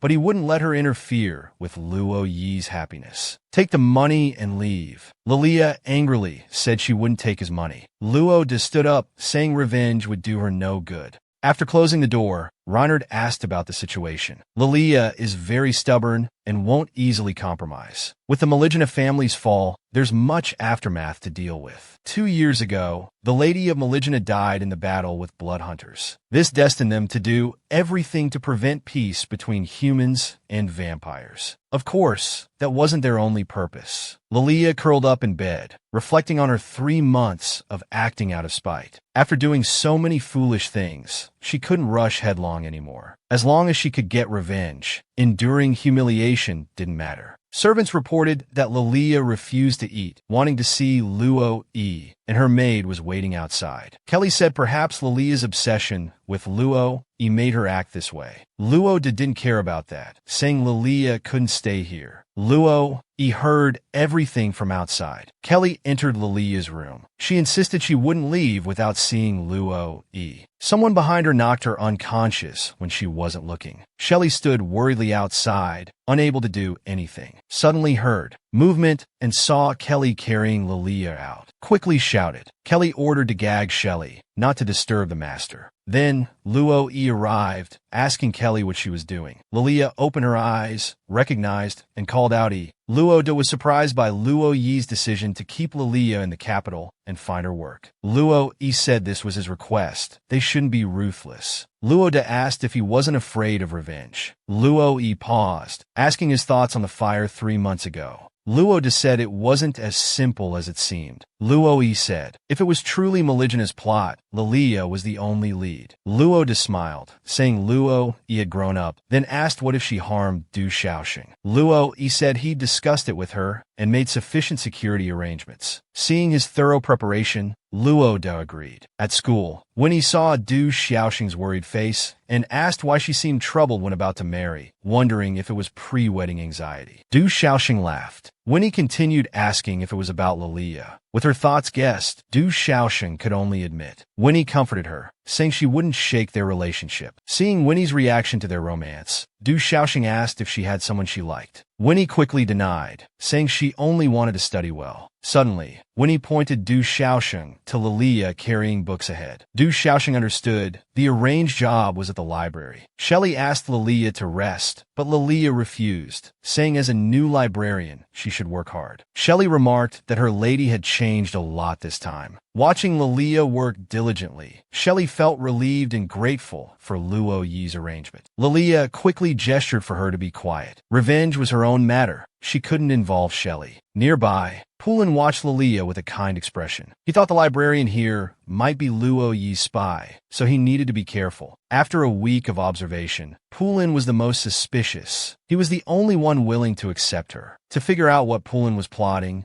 Lilia decided to win him over. She pretended to fall from the ladder while testing him. Pulin quickly caught her. Pulin asked concernedly if she needed to rest in her dorm. Lilia said she was fine and thanked him for talking to her. Pulin became somewhat shy. She pretended to say she had moved on and wanted to start anew. Pulin was deeply pleased and offered his support. Lilia also said she was previously too obsessed and hurt Du Xiaosheng, wanting to apologize. She asked Pulin if there was a kitchen she could use to make pastries for her. Pulin seemed troubled. News of Lilia wanting to use the kitchen reached Luo Yi. Luo Yi and Xian didn't understand what she was planning. Shelley wanted to help, but Lilia said she wasn't a lady anymore. Pulin observed everything. After school in the evening, Lilia called out to Du Xiaosheng. She offered her homemade pastries and apologized. Du Xiaosheng hesitated, wondering what was happening. People around were gossiping, all with negative speculations about Lilia. Du Xiaosheng was still hesitating. Lilia asked if she feared being poisoned. Du Xiaosheng admitted such behavior was indeed suspicious. Lilia opened the package and took a bite herself, showing she hadn't tampered with it. Du Xiaosheng said she didn't mean anything by it. Lilia continued offering the bag, saying Winnie just thought her gift was too humble. Du Xiaosheng had no choice but to accept, saying she didn't need to make more, just live well. Lilia turned and left. Back at the dorm, Winnie asked Du Xiaosheng what she planned to do, wondering if she'd really eat them. Du Xiaosheng asked Winnie's opinion. Winnie said everyone would find her behavior suspicious. Winnie gave 3 possibilities. Either the piece she ate wasn't poisoned but others were, or it was a roundabout tactic to lower her guard, or she was genuinely trying to make amends with Du Xiaosheng. Keeping the cookies, she's not foolish enough to poison them. Bailing came over, pulled out the cookie bag, said these cookies couldn't be eaten, then threw them in the trash. Nothing is more important than life. Du Xiaosheng and Winnie were both intimidated by Bailing's dominance. Pulin reported to Luo Yi, saying he watched Lilia make cookies the whole time. Nothing unusual was seen, and he ate them himself. Luo Yi asked about Du Xiaosheng. The subordinate replied she hadn't eaten them. The cookies were thrown in the trash. Luo Yi said with relief that it would have been worrying if she had eaten them. Lilia planned to offer cookies to everyone, saying she wanted to improve her image. In the break room, only Pulin took a piece and encouraged others to try. But everyone else made excuses and left. Pulin saved the situation by saying he could have them all, as he liked them. Lilia hugged him in gratitude. Pulin blushed. Lilia secretly showed a victorious smile. The subordinate reported that Lilia had been behaving well these days, and Pulin had gained her trust. Luo Yi told him to keep observing. While arranging Xian's entry into new diplomatic affairs, Lonli knocked and entered Jingxin's office to question why he stood him up for the medical examination. Luo Yi stood up, saying he'd been busy lately. As he was about to leave with him, Xian asked why he hadn't mentioned feeling unwell. He was worried that the club's air had been preoccupied and his memory was deteriorating. At the private clinic, Lonli conducted an examination. He said the pain might be due to overusing abilities before full recovery, and memory decline was a sign of deterioration. Luo Yang explained he only meant to teach a lesson that time. He didn't expect to lose control of his strength. Lonli stated his abilities shouldn't be like this, suspecting they might collapse due to loss of control. Luo Yi asked if Xiao Shun, who was also poisoned, would end up like him. Lonli said she was fine now. Luo Yi asked when he would recover. Lonli explained that Weyer had consumed many forbidden drugs, and the poison transferred through his bite. Xian was already looking for drug samples, hoping to develop an antidote. For now, they could only wait. Lilia walked alone on campus. Making cookies as a gesture had become campus gossip. This made it easier to deploy her plan. She knew Du Xiaosheng went to the lab every day after school. Lilia waited along her regular route. Lilia glared at passersby who looked at her. Those people turned and left, saying they didn't want to deal with her. Lilia grabbed one, asking if they were prejudiced against her. The person shook off Lilia, saying, "So what? Everyone knows your family is no good." Lilia became angry and slapped them, saying, "You can insult me, but not my family." The person pinned Lilia against the wall, threatening, "You think you're still a young lady?" About to teach her a lesson, when passing Du Xiaosheng stopped them. The person explained that she struck first. Then they left. Lilia thanked her.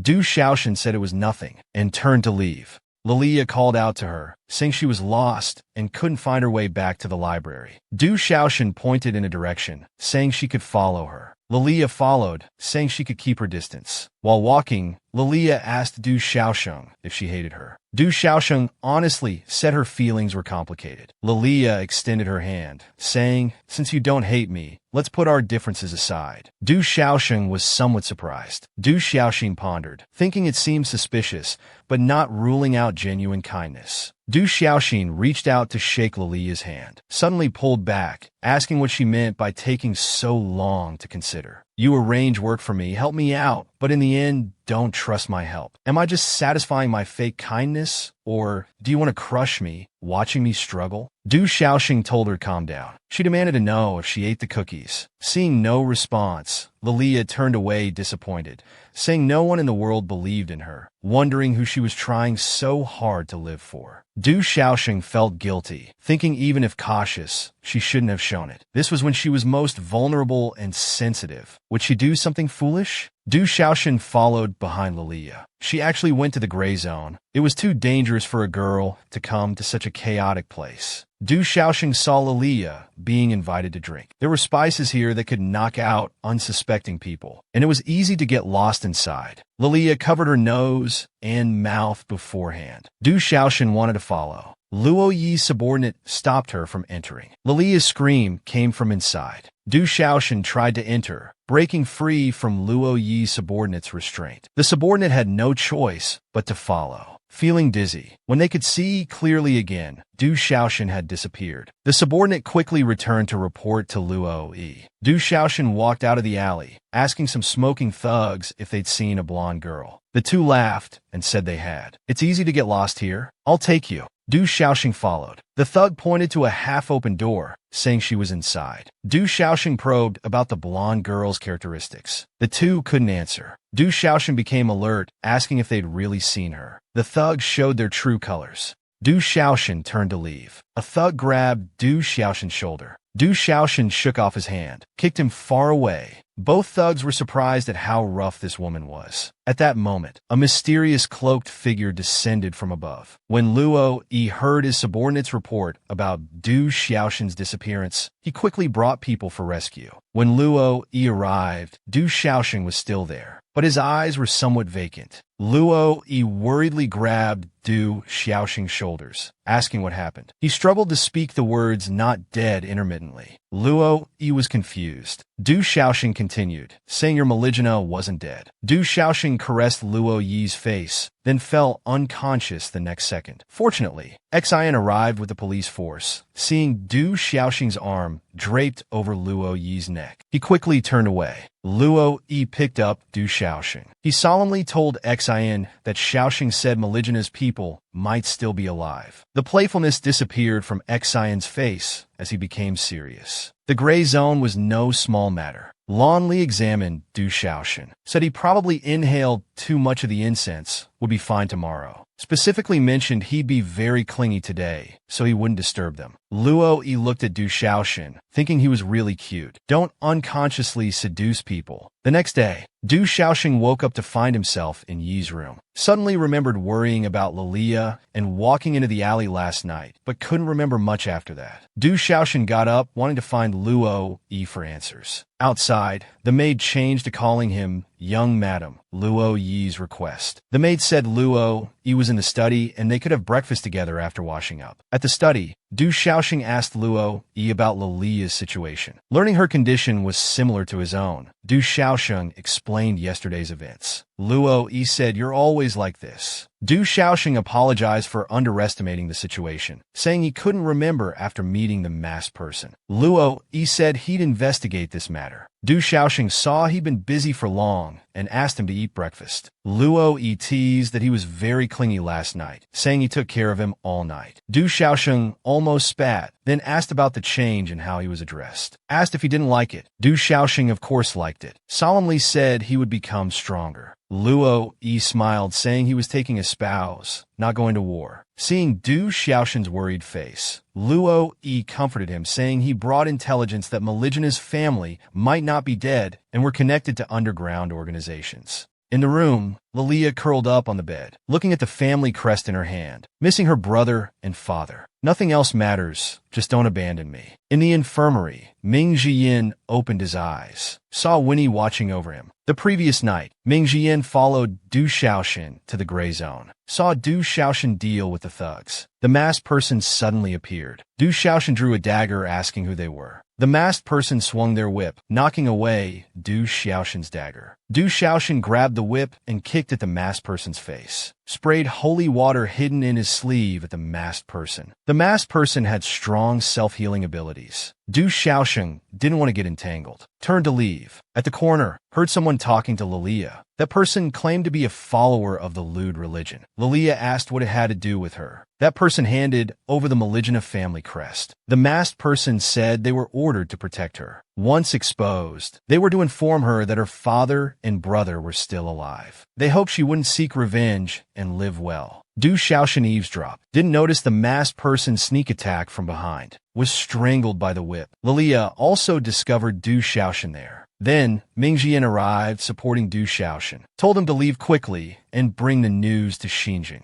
Du Xiaosheng turned and fled momentarily. The masked person stopped Lilia, telling her not to get involved. Du Xiaosheng couldn't escape. Inhaled the incense for too long. Heard footsteps from behind. Quickly jumped into a nearby room. The masked person wanted to search the warehouse. Then Luo Yi arrived. When he noticed Du Xiaosheng hadn't returned to the dorm late at night, worriedly searched around campus. Saw someone climbing over the wall into campus. When he was startled, wondering if it was Xiaosheng, went over and saw it was indeed Ming Jian with somewhat dazed eyes. When he approached to ask what happened, Ming Jian told her to go away. When he supported his unsteady form, wanting to take him to the infirmary, Ming Jian caressed Winnie's face, looking at her face up close. Winnie shyly recalled their previous dance. Besides that time, we had no other interaction. Ming Jian kissed Winnie's lips. What was happening this time? Winnie struggled to push Ming Jian away. Ming Jian hit the wall behind him and fainted. Winnie was shocked. I knocked him out. With no choice, Winnie had to carry Ming Jian to the infirmary. Ming Jian opened his eyes, saw Winnie sleeping by the bedside. He also couldn't remember what happened yesterday. His movement woke Winnie up. She hurriedly got up and frantically took care of him, handing him water. Ming Jian thanked Winnie for last night. Winnie said it was no trouble at all. At this time, Xiao Yi came to check Ming Jian's wounds. Winnie quickly got up and left. Xiao Yi asked Ming Jian if he liked Winnie. He treated it as a joke. The knife wound wasn't deep. Ming Jian said part of his memory was blurry. His aunt said it was due to being drugged. She also advised him to rest as his health wasn't good. Lilia walked on the street. She understood that her father and brother were alive. She couldn't hide it anymore and needed to take initiative. Du Xiaosheng took sick leave but couldn't stay idle. He moved the experimental equipment home, saying he had made some progress in synthesizing artificial blood. Luo Yi smiled and praised him as a good helper. Du Xiaosheng looked at him and asked if he wanted to try it. Seeing Luo Yi's suspicious look, Du Xiaosheng felt a bit disappointed. This was half a semester's worth of research. Luo Yi had no choice and reluctantly drank it all at once. Then asked Du Xiaosheng if he was trying to murder his spouse, saying he was very sensitive to taste. Then Luo Yi leaned his head on Du Xiaosheng, smiled, and said he was a bit hungry. Du Xiaosheng blushed a little, silently allowed him to brush aside his hair to drink blood. Just as he was about to bite, someone outside reported that Lilia requested to see them. Du Xiaosheng and Luo Yi went out together to meet her. The three looked at each other across the door.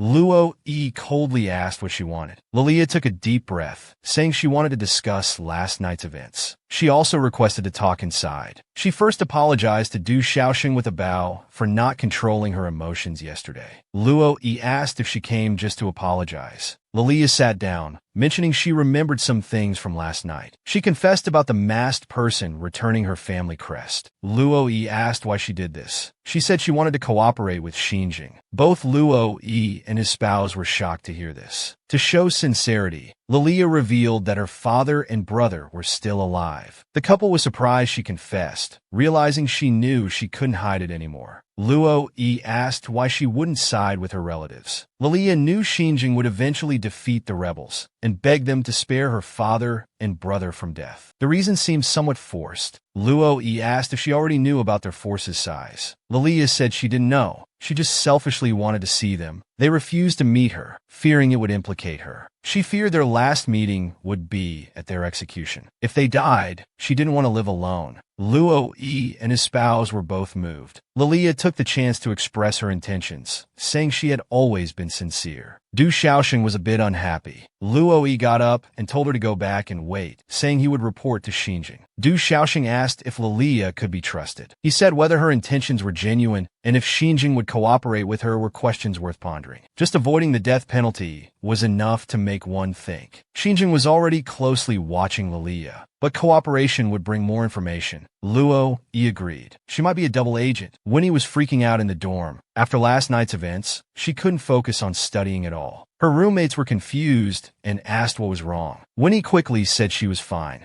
Bailing asked what she was doing out all night. Winnie explained she wanted to see Du Xiaoxing, but obviously couldn't have been there all night. Finally, Winnie had to confess about last night. Bailing said this was normal. Winnie said she didn't want to date. Yegan seriously said she could feel that you like her. Winnie became more shy, wondering if she really liked her. Yage guided Winnie, asking if her heart raced when thinking of him. Winnie listened to her heartbeat and honestly admitted it did. Yage concluded that not disliking means liking. Bailing continued naturally, saying mutual feelings mean they could be together happily. Ming Jian doesn't seem like a playboy, and his actions show he likes you. Winnie was shocked. We're mutually in love? Bailing asked since they've kissed. Aren't they together? Winnie panicked, saying probably not since there was no confession. Yage wondered if kissing could count as a confession. Winnie continued denying, saying she hadn't agreed. Yage agreed it's good for girls to be reserved. He might confess again after you're more comfortable, she consoled, saying this was good. Just enjoy the romance. In the lab, Winnie was secretly looking at Ming Jian's profile. Feeling awkward, wishing Du Xiaoxing was here, Winnie hesitantly continued stealing glances, wondering how his wound was. Just then, someone nearby lost balance and bumped into Winnie. Winnie lost balance and hit Ming Jian's wound. Seeing him frown, she quickly apologized. Ming Jian went to the infirmary, and she followed. Lonely sighed, youth is wonderful. The nurse advised them to be more careful next time. After lunch break, the nurse left them in the room. Ming Jian invited her to lunch together. Winnie blushed and agreed.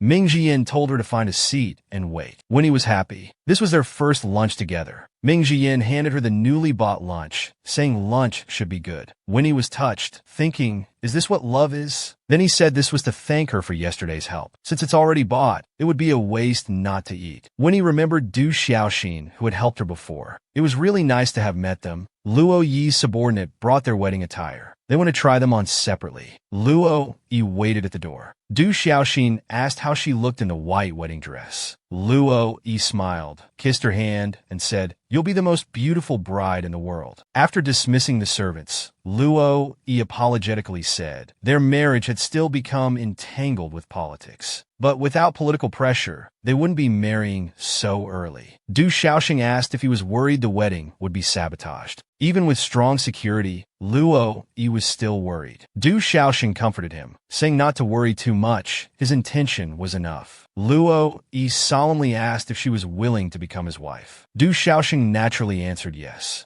Luo Yi hugged her, calling her adorable, saying regardless of the wedding, they had already made their vows to be each other's only one. Pulin reported to Luo Yi that Lilia had been living and working normally, showing no unusual connections. Luo Yi was surprised at his patience and continued arranging with Pulin the next steps to verify their suspicions. Someone came to find Lilia, inviting her to the new government council hall. She sent Shelley away and went alone to face the officials. Lilia said she would provide all underground intelligence she knew, on the condition of sparing her relatives from execution. Reinhardt said it depended on the value of the information and asked how she planned to gather intelligence. Lilia said to imprison her and announce torture publicly. Her brother would surely come to rescue. If taken back to their base, she could learn more intelligence. Reinhardt had slow-acting poison and partial antidote brought out, saying drinking it would seal their cooperation, with antidote provided for intelligence. Lilia drank it decisively.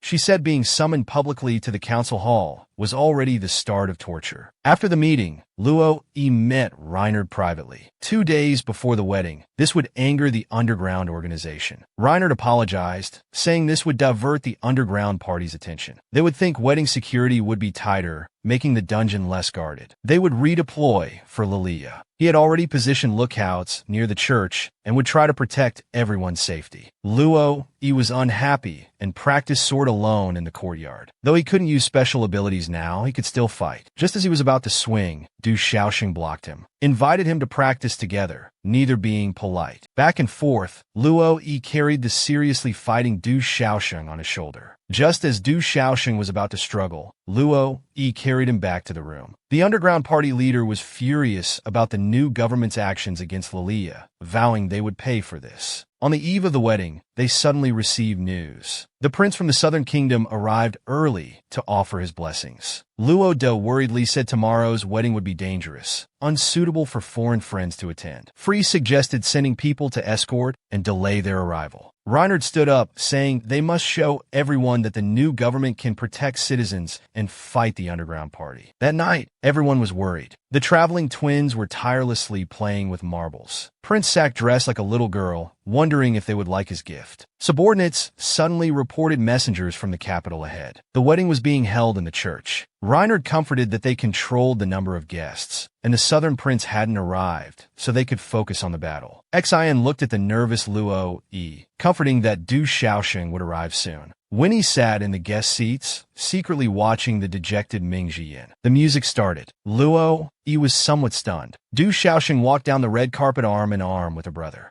Du Shaoling handed his sister's hand to Luo-yi. The couple looked at each other, about to take vows before the priest. Suddenly gunshots were heard outside. Xian shielded the couple and went out to check. Outside, soldiers were shooting down doves carrying explosive packages. Xian activated his ability to protect the entire church. Soldiers reported all doves had been shot down. Xian's pupils suddenly contracted. A larger flock of doves appeared in the distant sky. Reinhard came out asking if Xian's barrier could buy them shooting time. Xian confirmed it could, but still worried if this was really the best solution. Fu Lei mocked that doves symbolize peace, making this ironic and cruel. Lonley looked at Luo-yi, reminding that his body couldn't handle fighting. They should leave it to Xian and others. Sack, who just arrived, fell into thought watching the situation outside. Luo De watched the approaching doves, asking Xian to activate his ability again. While shooting the doves, thunder and rain suddenly started. The explosive packages on the doves were soaked by rain. Doves hitting the barrier slid down. Free questioned the suspicious timing of the rain.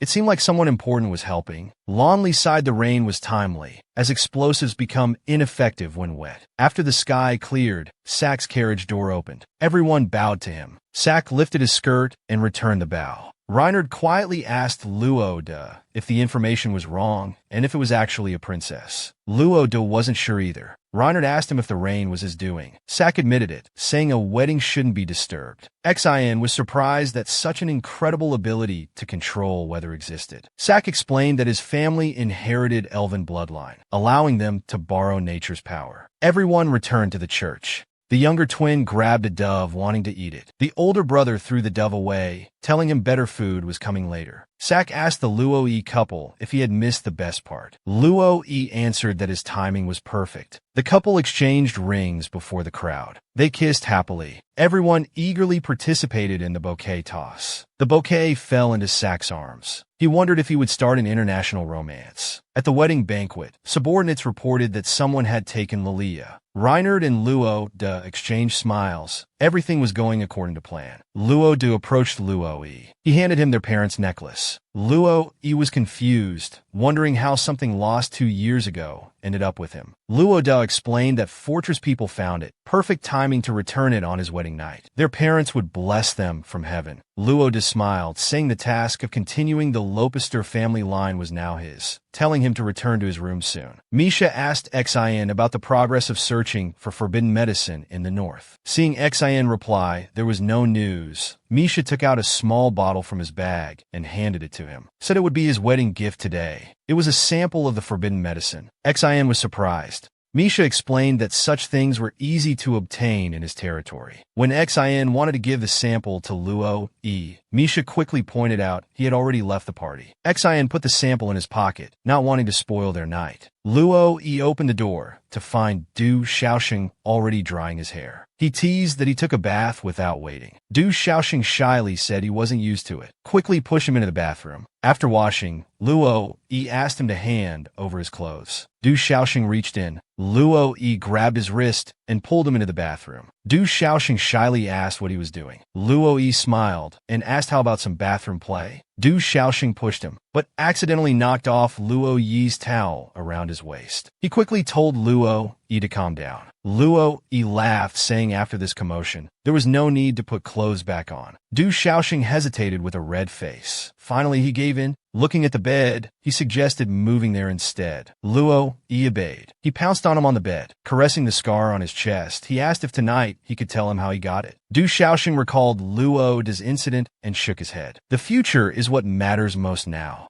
Luo Yi asked if they should have a child. Seeing Du Xiaoxing about to speak, Luo Yi covered his mouth. No, but we're doing it now. Du Xiaoxing agreed. At the underground party, subordinates reported the first White Dove operation failed, but Lilia was rescued. Yer said it didn't matter. Learn from mistakes. Rescuing Lilia was the priority. There would be plenty of time for Luo Yi. The next day after the wedding, Du Xiaoxing woke up first. Usually when he woke up, the bed was empty beside him. It had been long since he'd seen his sleeping face in the morning. Du Xiaoxing happily touched Luo Yi's face. But with just one touch, he opened his eyes. Du Xiaoxing quickly apologized, but he said he'd been awake for a while. Just wanted to sleep in together. Luo Yi asked if his body was okay. Du Xiaoxing shyly ducked under the covers. Just as Luo Yi wanted him to fulfill his wifely duties again, they were interrupted by someone outside, saying lunch was ready. Du Xiaoxing was surprised it was already noon. Luo Yi said Xin was sightseeing with Sak in the capital. His circus was rehearsing. They could join if free. Luo Yi helped a lot. It's right to thank him personally. Du Xiaoxing also wanted to see the circus. Du Xiaoxing stumbled getting out of the carriage. He felt weak since noon. Luo Yi asked what's wrong. Not wanting to spoil the mood, he explained it was his first circus, just nervous. The couple arrived at the circus tent. It was lively inside, lions jumping through fire rings, twins performing acrobatics. Xin saw them and quickly greeted them. Luo Yi asked where Lord Sak was. Xin pointed, saying he was giving instructions. Luo Yi remarked he was demonstrating personally. Sak walked on the tightrope. Du Xiaoxing worried there was no safety net below. Too dangerous. Sak excitedly waved when he saw them, accidentally slipping off the wire. Xin rushed forward to catch him. Sak took the chance to wrap his arms around his neck, striking a pose. Sak praised Xin for being thoughtful and reliable, even kissed his cheek, saying it was a reward. Xion's face darkened. Luo Yi watched amusedly, saying he must have charmed him again. The twins peeked from behind the curtain, their stomachs growling in protest. The younger brother asked pitifully when they could eat. The older brother smiled, saying soon. Sak was having dinner with the Luo Yi couple. The twins were biting and tearing at each other. Luo Yi noticed Du Xiaoxing looking unwell. He arranged for a reluctant Xin to escort Sak back.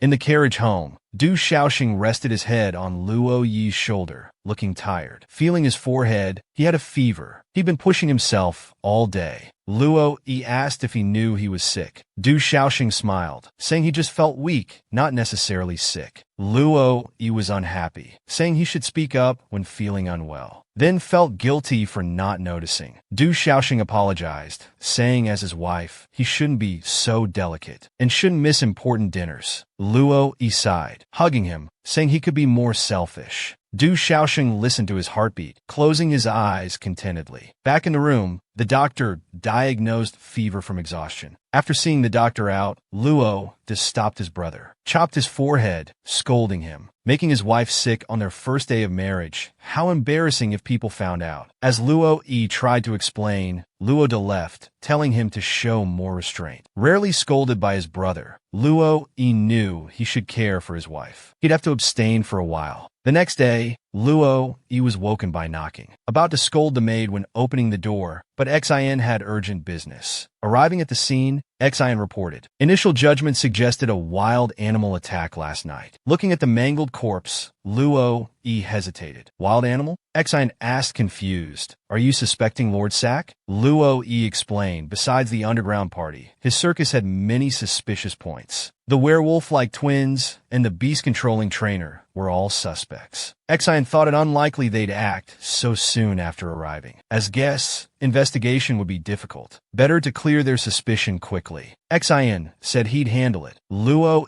hesitated, saying the crime happened in Novian's jurisdiction. You might meet that person. Exine smiled, saying after so many years, are you still worried about me? Luo said, that's your only hang-up. Exine assured him he'd drawn clear boundaries. Nothing would come of it. Luo extended his fist encouragingly, saying he'd always support him. Exine was moved and fist-bumped him, saying he understood. At home, Du Shaoxing sat bored in the courtyard, wondering why he was stuck at home on a normal workday. The maid said Luo wanted him to rest well. It's just a fever, making a big deal out of nothing. Passing by, Luo saw him and told him to rest inside, as the sun was too strong. Du Shaoxing walked with him. It was still awkward having a former enemy become family. Luo initiated conversation about his health condition. After receiving a positive response, Luo continued, saying Luo needed his understanding in some ways, but not to indulge his willfulness too much. Du Shaoxing was surprised, smiled saying he had his own shortcomings and would grow together with him. Luo was pleased and asked for his guidance. Du Shaoxing said he should be the one asking for guidance. Luo left for work at the new government, telling him to ask the butler if needed. Watching Luo's departing figure, Du Shaoxing marveled at how much he'd changed, feeling unaccustomed to such politeness. Suddenly his eyes were covered. It was Du Xiaolin. He said Luo told him his sister was sick, so he came. Du Shaoxing hugged his brother, wishing they could live together. Du Shaoling teased that his sister learned to be spoiled. Must be brother-in-law's influence. After leaving Luo Yi's office, Exine met his sister Age. Age caught up and called him brother. Exine stopped, facing away, saying he'd been disowned by the family. Don't call him that anymore. Age hurriedly said father missed him. Exine interrupted, saying he only missed his awakened ability. No need to greet him next time. Exine arrived at the circus, planning to investigate quietly. While encouraging himself, he noticed trap holes on the ground, feeling confused. Turning around, he saw the twins hiding nearby watching. Exine smiled, thinking they showed up quickly. Called to the twins asking if those traps were their doing. The younger brother, scared, admitted it. The older brother called him an idiot. Exine laughed, asking what if Lord Sack fell in. The older brother said he wouldn't. The younger still apologizing.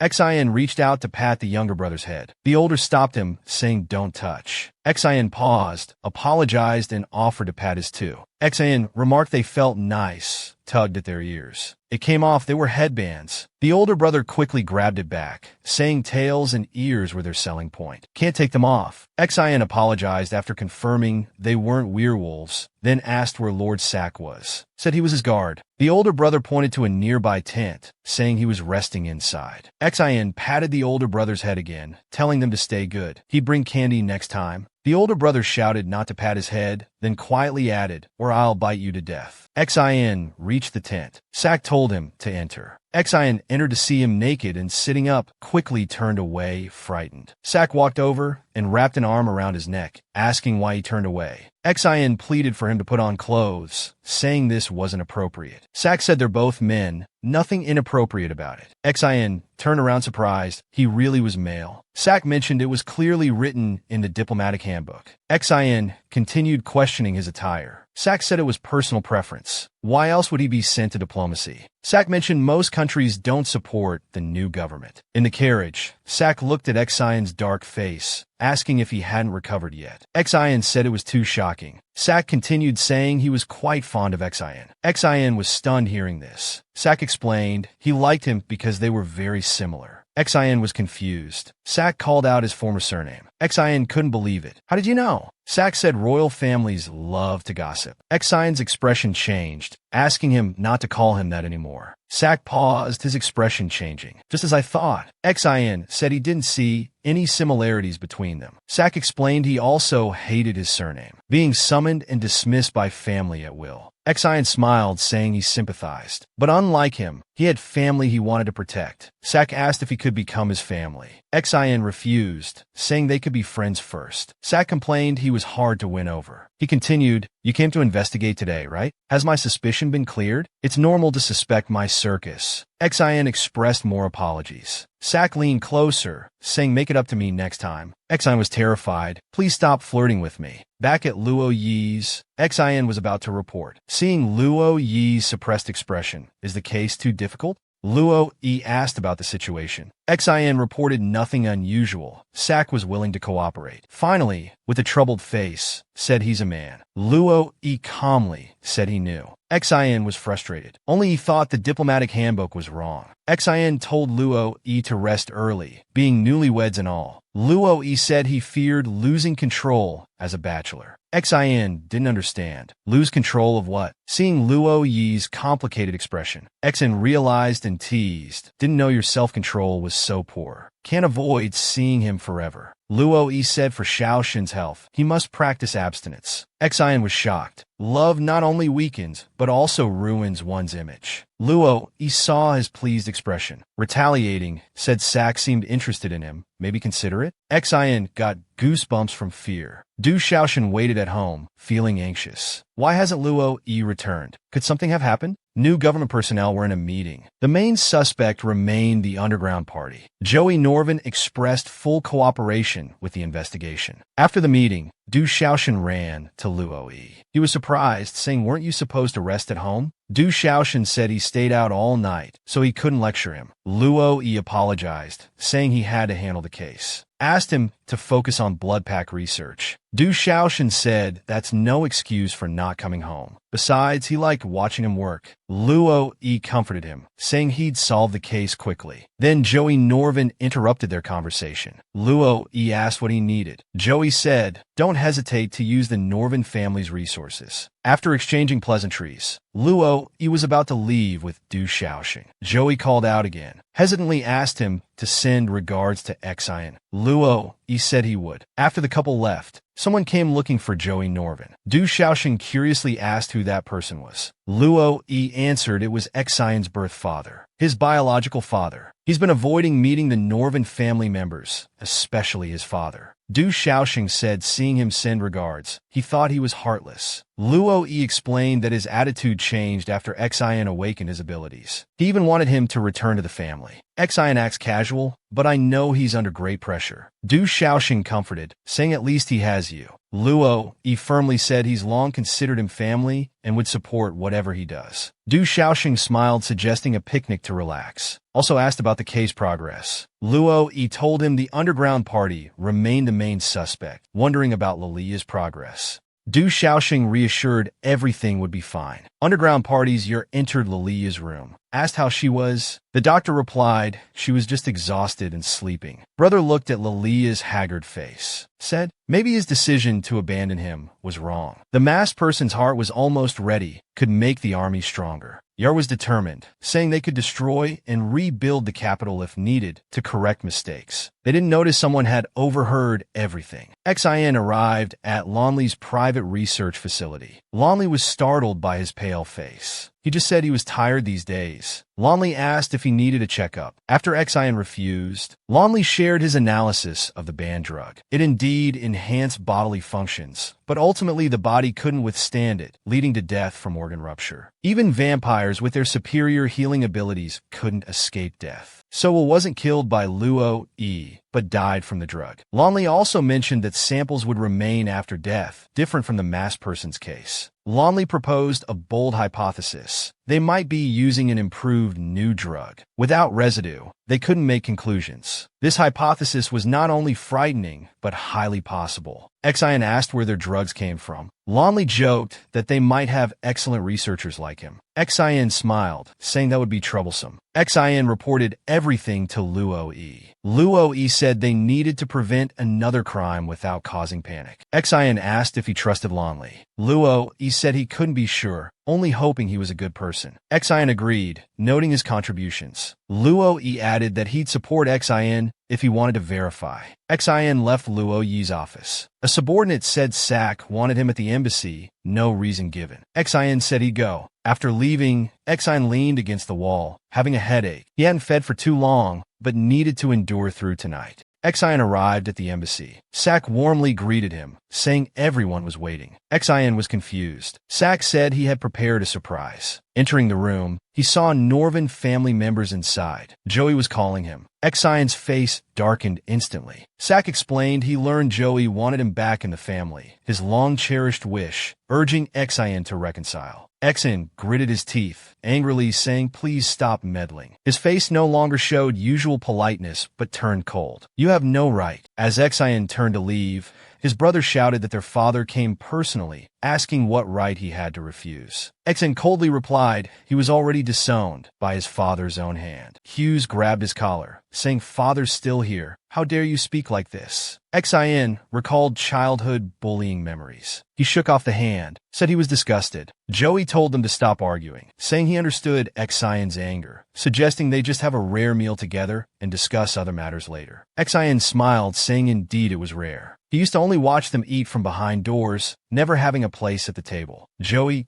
guiltily told him to stop. Xian smiled mockingly. Weren't we going to talk openly? You want me back in the family just for my abilities, lowering yourself to invite me. Did you think I'd be grateful? Joey interrupted. Don't overestimate yourself. The stepmother stepped forward, accusing him of abandoning the family that raised him. Xian retorted, asking where his so-called family was when he was dying in the hospital. There's nothing more to say. Just consider me dead. Sak chased after him. Xian angrily asked if he enjoyed toying with people. Sak said he just wanted to do something for him. Xian coldly exposed him. You just wanted me as an emotional substitute, so you could believe you abandoned your family rather than being abandoned. Sak defended that he acted rashly. Xian said he'd arrange new guards and apologize for being rude. Sak called out that as fellow vampires, they should be together. After being exposed, Sak became more excited. This only makes me want you more. Ego came out, asking Sak about his brother's whereabouts. Sak pointed in the opposite direction. He didn't like that family anyway. First arrived at Du Xiaoling's dorm. After he opened the door, saw Xian panting heavily. Surprised he had run here. Xian wordlessly pulled Du Xiaoling out. At the stairwell corner, she saw his gloomy face. Du Xiaoling carefully asked what's wrong. Xian only said sorry, then suddenly bit Du Xiaoling's neck. It hurt. Du Xiaoling hugged Xian, noticing he was different from usual. Put her hand on Xian's head, gently comforting him, saying don't be afraid, everything's fine now. Under her comfort, Xian stopped feeding. Next morning, Du Xiaoling stayed with sleeping Xian in the hallway all night. Xian opened his eyes. Du Xiaoling smiled gently. Good morning, brother Xian. Xian asked confusedly, where is this? Du Xiaoling asked if he didn't remember. Xian tried to recall, suddenly saw blood stains on Du Xiaoling's collar. Angrily and anxiously asked what happened. Then his memory returned. Xian apologized regretfully. It was his doing. Du Xiaoling covered her wound, comforting him. It just looks scary, brother Xian. Don't worry. Xian wanted to take her to the school clinic. Du Xiaoling kept reassuring him, making him feel more guilty. Finally, they went to the school clinic. After the doctor bandaged it, advised to be more gentle when feeding next time. Du Xiaoling knew he was busy and told him to go. Xian was still worried. She assured him she wasn't that fragile. Xian repeatedly told her to let him know if she felt unwell. The doctor quietly stepped back. As Xian was about to leave, Du Xiaoling called him back. Don't keep things bottled up. Talk to those around you.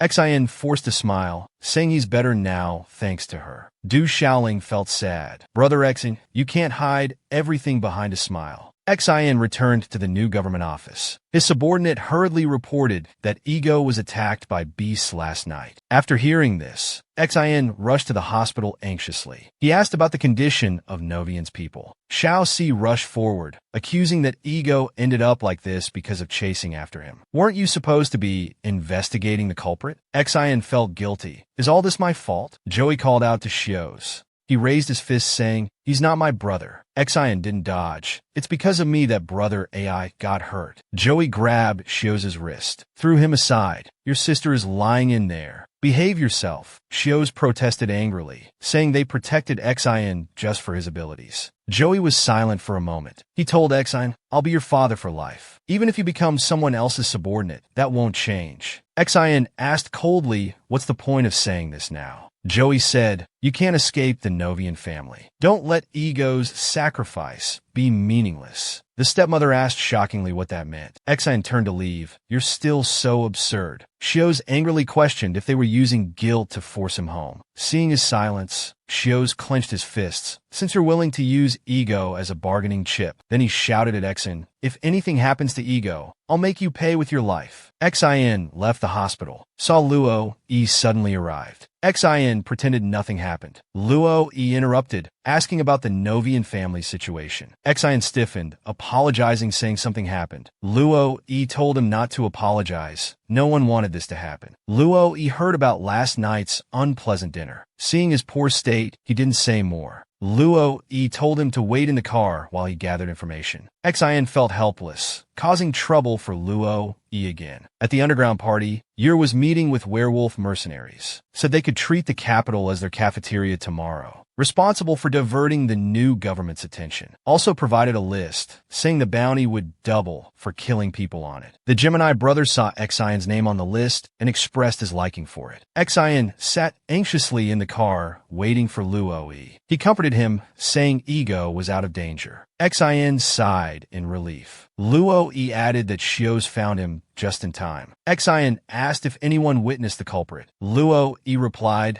they could only confirm it was a humanoid creature capable of parkour. Xin said they needed to find a way to meet this person who could evade all patrols. Luo Yi agreed, saying he had the same thought. However, he asked, Xin, are you not pushing yourself too hard? Xin firmly said he must find the culprit quickly. Luo Yi consoled him, saying catching the culprit wasn't one person's responsibility. Don't pressure yourself too much. He didn't listen and asked about Lilia's situation. Luo Yi replied they should have news about the beast tomorrow. Xin said there wouldn't be problems. They must protect everyone. Luo Yi encouraged him, saying everything would be fine once he adjusted his state. Sak lay on the bed, frustrated, saying if Xin knew he indirectly hurt ego, he would be hated. Gemini said he was already hated. Sak wanted to make it up to him. Gemini said he doesn't come anymore and changed guards. Sak wanted to find him actively. His brother reminded him that coming uninvited would be disliked. Sak worriedly said if he was also attacked, would Xin stop being angry? Gemini was shocked and dumbfounded. Xios was giving instructions to the defense team. Xin came with his people, telling him he would work together from now on. Xios couldn't believe it. Xin said his rank was higher. Resistance was futile. Xios said his troops wouldn't listen to him. Xin stepped forward telling him not to be stubborn. As they were at a standoff, someone reported the team was attacked. Only a few survived.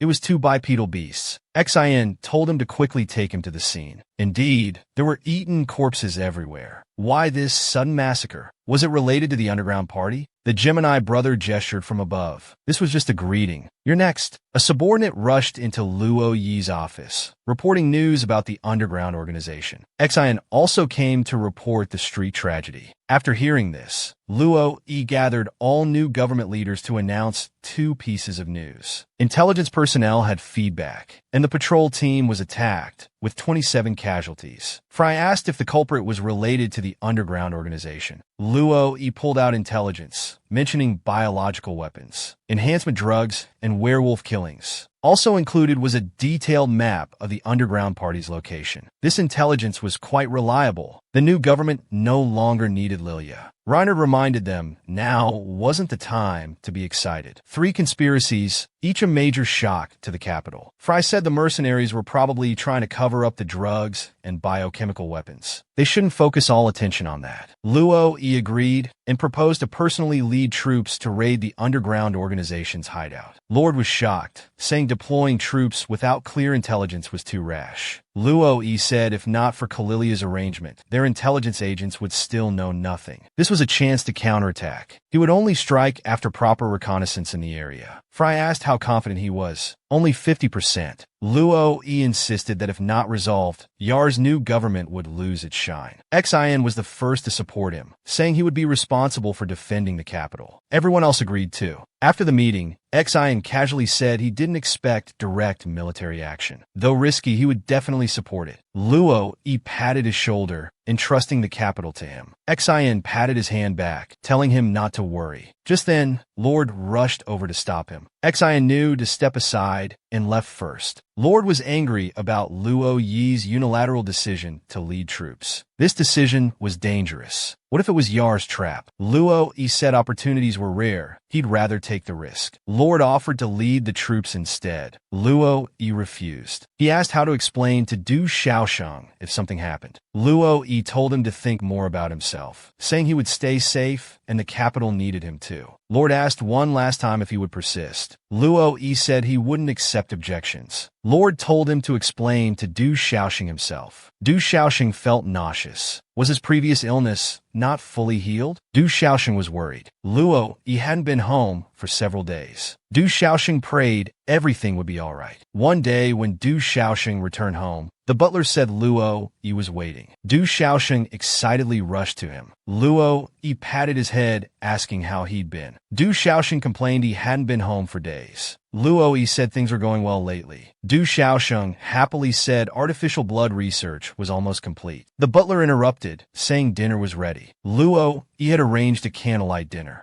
To not spoil the mood, Du Xiaosheng even ate rare steak. After eating, he got sick and vomited. Du Xiaosheng explained his poor appetite lately. Luo Yi told him not to rush the artificial blood research. Seeing Du Xiaosheng had lost weight, he worriedly wanted to call a doctor. Shortly after, Luo Yi confessed his plan to raid the underground organization's headquarters. Du Xiaosheng was shocked, asking why such a big decision wasn't discussed with him. Luo Yi apologized, saying these matters were urgent. After understanding everything, Du Xiaosheng became more worried. Only a 50% chance of success, yet Luo Yi still apologized. Du Xiaosheng interrupted, saying he supported it but wanted to come along. He stood up suddenly and felt dizzy. Luo Yi refused due to his health condition, telling him to wait obediently. Du Xiaosheng hated how weak his body was now. Back in their room, Du Xiaosheng hugged Luo Yi, saying he wanted to hold him forever. Luo Yi told him not to tease. Du Xiaosheng asked why not, pushing him down on the bed, looking down at him, saying he didn't want to rest, just wanted to look at him longer. Luo Yi turned over and comforted him, saying they had many days ahead. The next day, when Du Xiaosheng woke up, the bed beside him was empty. After getting up, he still felt nauseous. The maid said Luo Yi had instructed them to take good care of him. Luo Yi had already departed. Looking at the needle marks on his hand, Du Xiaosheng asked Lan Li if he still had fish poison. Lan Li smiled and congratulated him, saying he was pregnant. Everyone around was congratulating him. Du Xiaosheng happily rubbed his belly, delighted it was their child. His complexion wasn't good. This shouldn't happen at this time. Lan Li comforted him, saying the timing was perfect. If anything happened, he'd still have something to look forward to.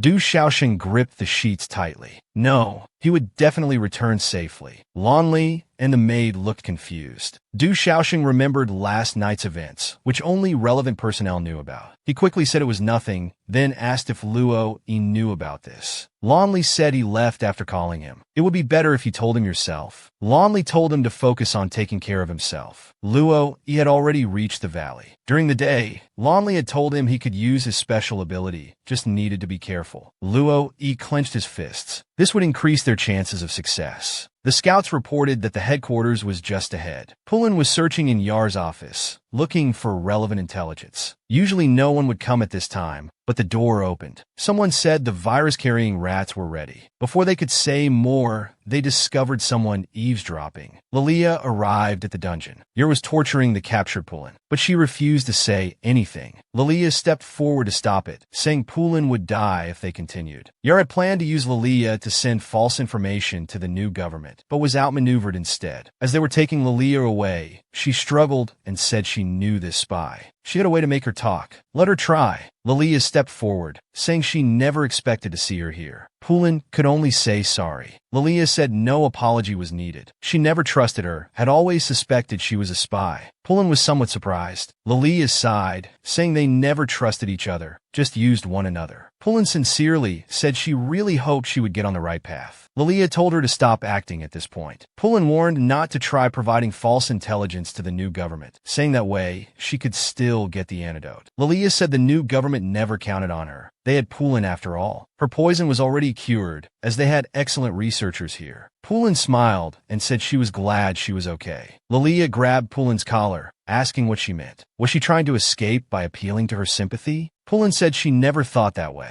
Lilia said she could live if she submitted to them. Pulin shook her head, blood trickling from her mouth. Lilia panicked, asking what she had done to herself. Pulin said she was prepared to die since accepting the mission. She was about to say she was content being able to see her in her final moments. The scouts reported the terrain was easily defensible but hard to attack, with heavy security on the west side. The intelligence was true, and they said the informant was probably in trouble. Luo Yi said if exposed, they might not follow the plan and should stay alert. Joey came forward asking about the situation. Luo Yi said he heard everything just now. Joey said they should be honest now. Luo Yi said sarcastically that even family members aren't always honest. They should just keep it professional. Then he apologized, saying his tone was harsh because of Joey's identity. Joey admitted he hadn't fulfilled his duties as a father. Luo Yi asked if interests were more important than family ties. Joey said he had no choice, and returning to the family was up to Xin. Luo Yi asked if he was sincere. He said his words couldn't change their judgment, and asked him to continue taking care of Xin if he believed him. Luo Yi said he was wrong. Xin had always been the one taking care. Xin was patrolling the streets, wanting to quickly solve the capital's case to help Luo Yi at the front. Suddenly screams came from the street. The twin stars appeared before Xin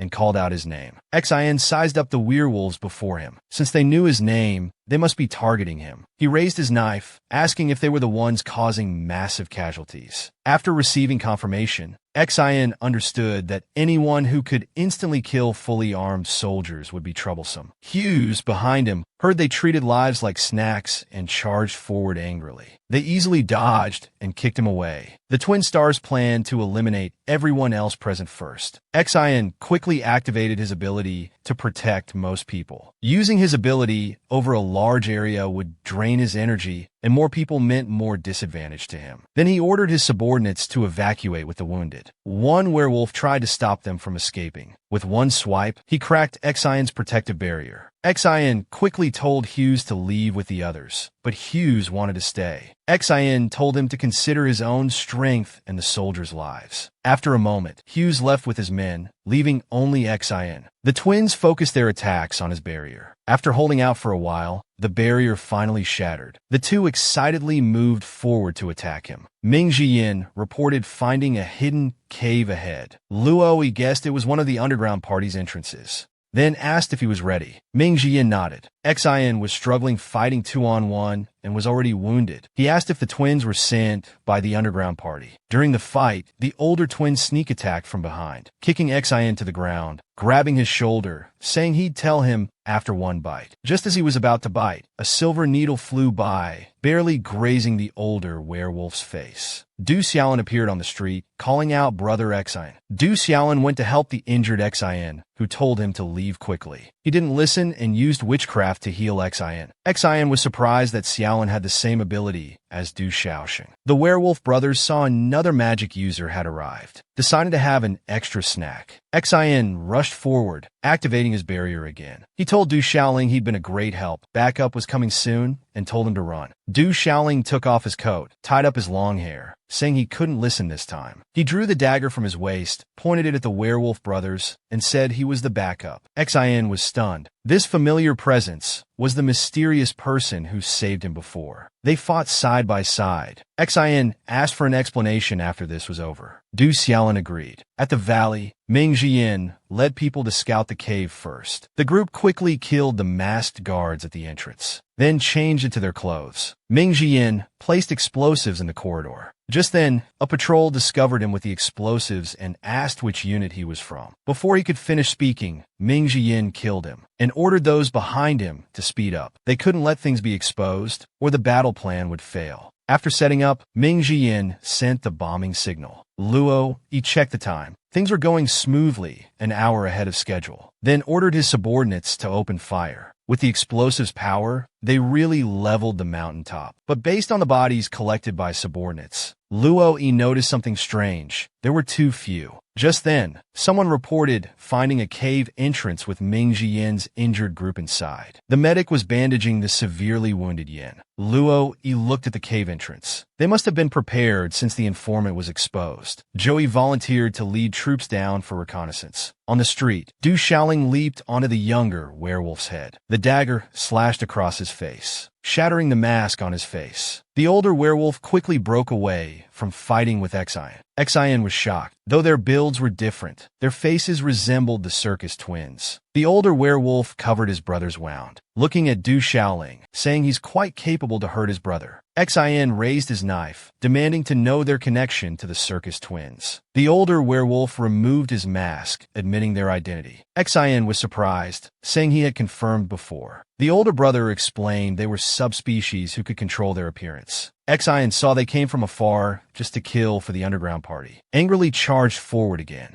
Du Xiaoling supported him with witchcraft from behind. Suddenly, the accelerated Xian cut the older werewolf's arm. As he was about to retaliate, lightning struck between them. Sak had arrived. Xian put his knife to Sak's throat, ignoring his jokes, using him to threaten the twins to surrender. The older werewolf laughed. Clearly, Sak didn't know these were the twins either. He quickly explained he was unaware. The werewolf brothers didn't care. Sak continued forward, had to use his power again aggressively. Sak asked when they betrayed him. The older werewolf said they never belonged to anyone. Behind them, Du Xiaoling was becoming exhausted. Xian released Sak, letting him join the fight to prove his innocence. The younger werewolf worried 3 against 2 wasn't good. The older werewolf attacked Du Xiaoling, saying it's still 2 on 2. He's out of breath. Du Xiaoling was slammed against the wall. Xian angrily attacked the older werewolf, who struck Du Xiaoling. Just then, Luoda arrived with reinforcements. Seeing his brother's mask was also broken, the older werewolf told Xian to investigate the Hua Research Institute, then left with his brother. Xian asked those behind to take care of Du Xiaoling, then chased after them. Luoda stopped Du Xiaoling, who wanted to follow, telling her to leave it to him. After settling people down, they gave chase. Sak looked back at Du Xiaoling. She was also coldly staring at him. After escaping their pursuers, they turned to see Mr. L, who accused them of exposing their source. The older werewolf said this was revenge for being set up. Unexpectedly, he was countered with a slash. The sewers were swarming with rats. Du Xiaoshan was worried. Just then, the maid saw many rats and screamed. Watching the rats actively attack people, Du Xiaoshan stepped in to kill them. Something wasn't right. There were abnormally many rats. Xian chased until dawn, but they still got away. Luoda asked him to treat his wounds, knowing his determination, and mentioned Du Xiaolin. Xian was moved and asked Luoda to notify him of any news. The hospital was in chaos. All patients were bitten by rats. Some even lost their lives. Xian was shocked, wondering if this was the plague.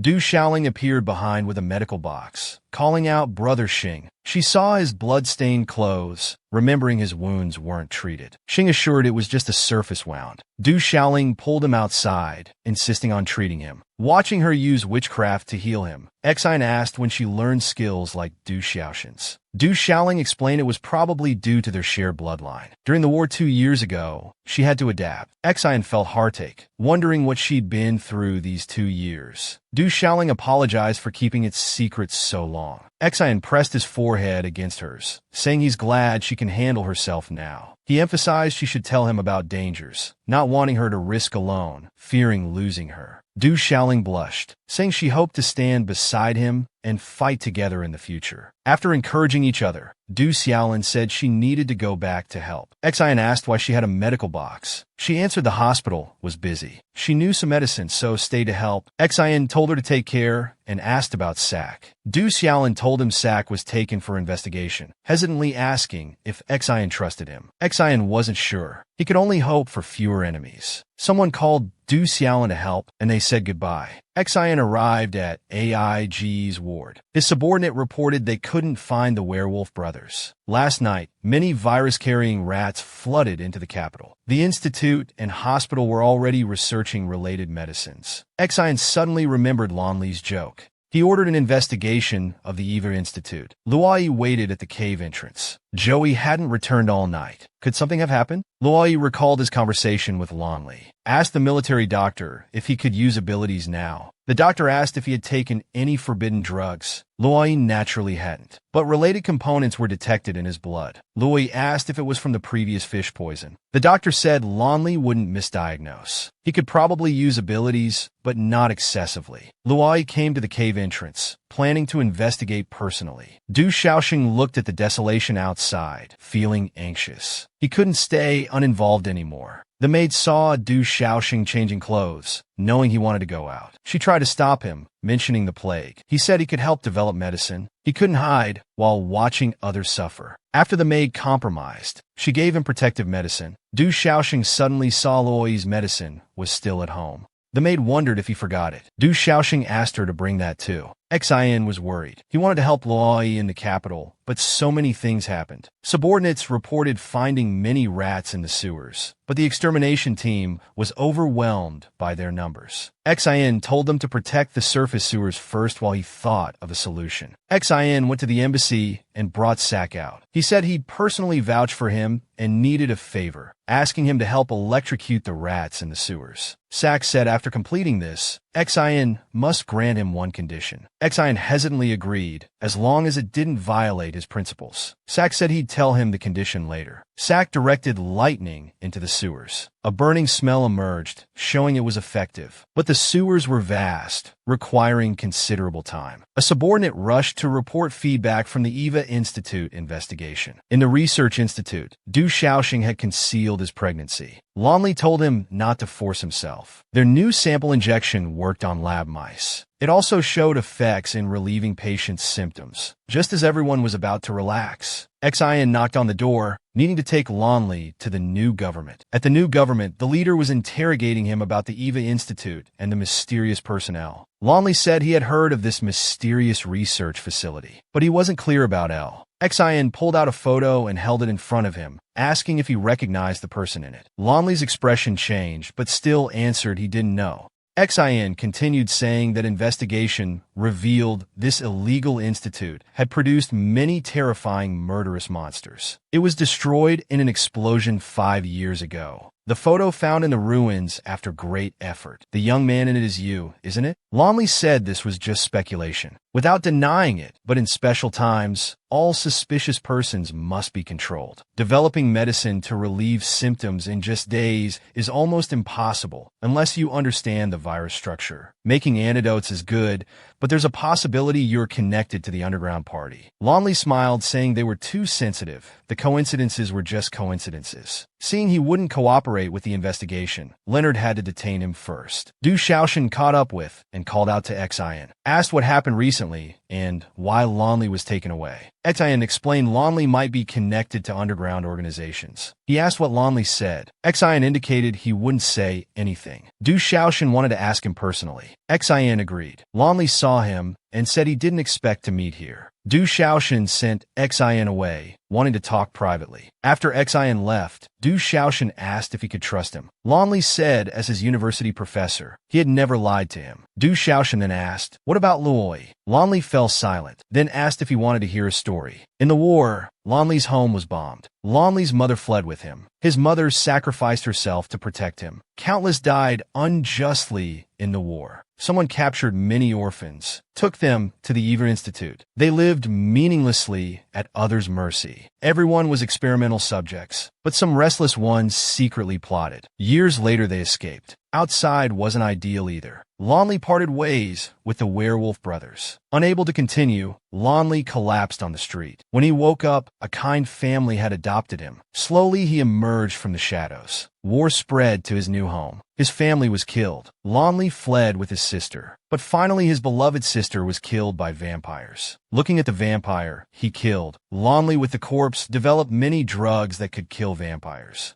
Growing stronger, he met the werewolf brothers again. They partnered to destroy the once-detested research institute. He became a mysterious figure moving between legal and illegal worlds. Du Shaoxing asked if he was the protagonist. After Lonley's vague answer, he leaned close and placed Luoyi's real key in his hand, then knocked him unconscious. Shaoxing said he wanted to see how long this kingdom built on love could last. After placing Du Shaoxing safely, Lonley left the dungeon. On the roof, the werewolf brother asked if he wasn't tired of looking at that photo for over 10 years. Lonley threatened to kill him if he dared steal and misplace his things again. The brother said he'd already been stabbed once. That should be enough. Xin came to the dungeon to wake the unconscious Du Shaoxing, telling him Lonley had escaped. Du Shaoxing blamed himself for being careless. Xin consoled him, saying Lonley would have escaped anyway. Du Shaoxing, holding the key, asked about the situation outside. Xin replied everything was improving and told him to go to the hospital for a checkup. Just then, a subordinate urgently reported the latest news from the assault team. Most people who entered the cave hadn't returned after 2 days. Support personnel had requested backup. Du Shaoxing stopped Xin as he was about to leave, asking to go with him. He said Xin must understand his feelings. Plus, being a white witch, he could help. Xin agreed. 2 days ago, Joey led people into the cave to plant explosives. Suddenly, they reached a very spacious hall. Just as he warned everyone to be alert, all surrounding doors sealed shut. Many virus-infected rats suddenly surged from below. Luoyi came to the sealed door. Luowen reported to him that everyone had been bitten by virus-carrying rats. They tried using explosives to open the door. Luoyi told them to step back while he tried using his blade. This time the door really opened.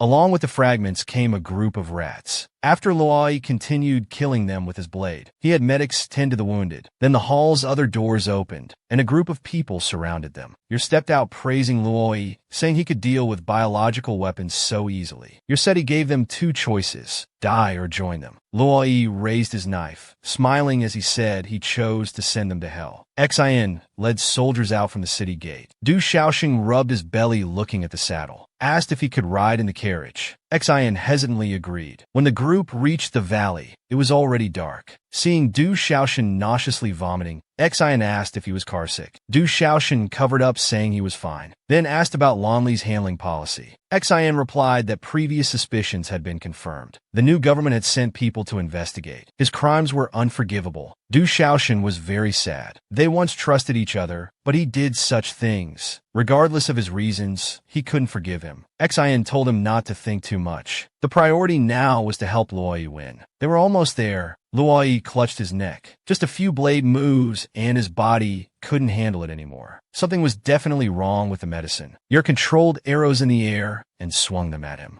Luoyi wanted to end it quickly and used his blade again. This time his blood vessels bulged grotesquely. His vision was becoming blurry, his body somewhat out of control. Luowen tried to step forward. Yer held his shoulder and welcomed Luoyi to join them. Luowen stepped forward in disbelief to question. Luoyi swung his knife at his right arm. Yer remarked that thanks to Mr. L's medicine, Luoyi was probably the most powerful weapon he had ever controlled. Yer whispered in his ear, "Kill them." Luoyi used his blade against his subordinates. Fortunately, Xin arrived in time and used his ability. Joey shouted. Xin looked elsewhere without answering. The smoke cleared. Xin and Du Shaoxing were both shocked, looking at Luoyi across from them. He was about to rush over. Joey stopped him, saying Luoyi was being controlled as a weapon by the enemy. Both were shocked after hearing this. Indeed, Luoyi attacked Xin and Du Shaoxing as well. Du Shaoxing shouted for him to wake up. Yinner said it was useless. The long-term medication had penetrated to his bones. Ekin angrily said it must be Lonley's doing. Du Shaoxing recalled yesterday's events. As Xin was about to reorganize the troops, he stopped him. Said Lonley admitted there was a problem with Luoyi's medicine and gave him the real one. Xin was anxious. Wouldn't that mean Luoyi was in danger? Du Shaoxing nodded. He wanted to use the time while Xin reorganized troops to test the medicine's components. After testing, Du Shaoxing told him the medicine showed no problems. If necessary, they could take a gamble. Under Luoyi's constant wind blade attacks, Xion's protective shield was cracking. He turned to Du Shaoxing saying, Perhaps now was that necessary moment. He nodded, fortunately responsible for diverting attention. The success rate would be higher. Du Xiaoxing held the dagger. Under wind pressure, long-distance shots would be inaccurate. He could only inject at close range. Just as he was about to act, You're behind him threw rocks at him. Du Xiaoxing couldn't dodge in time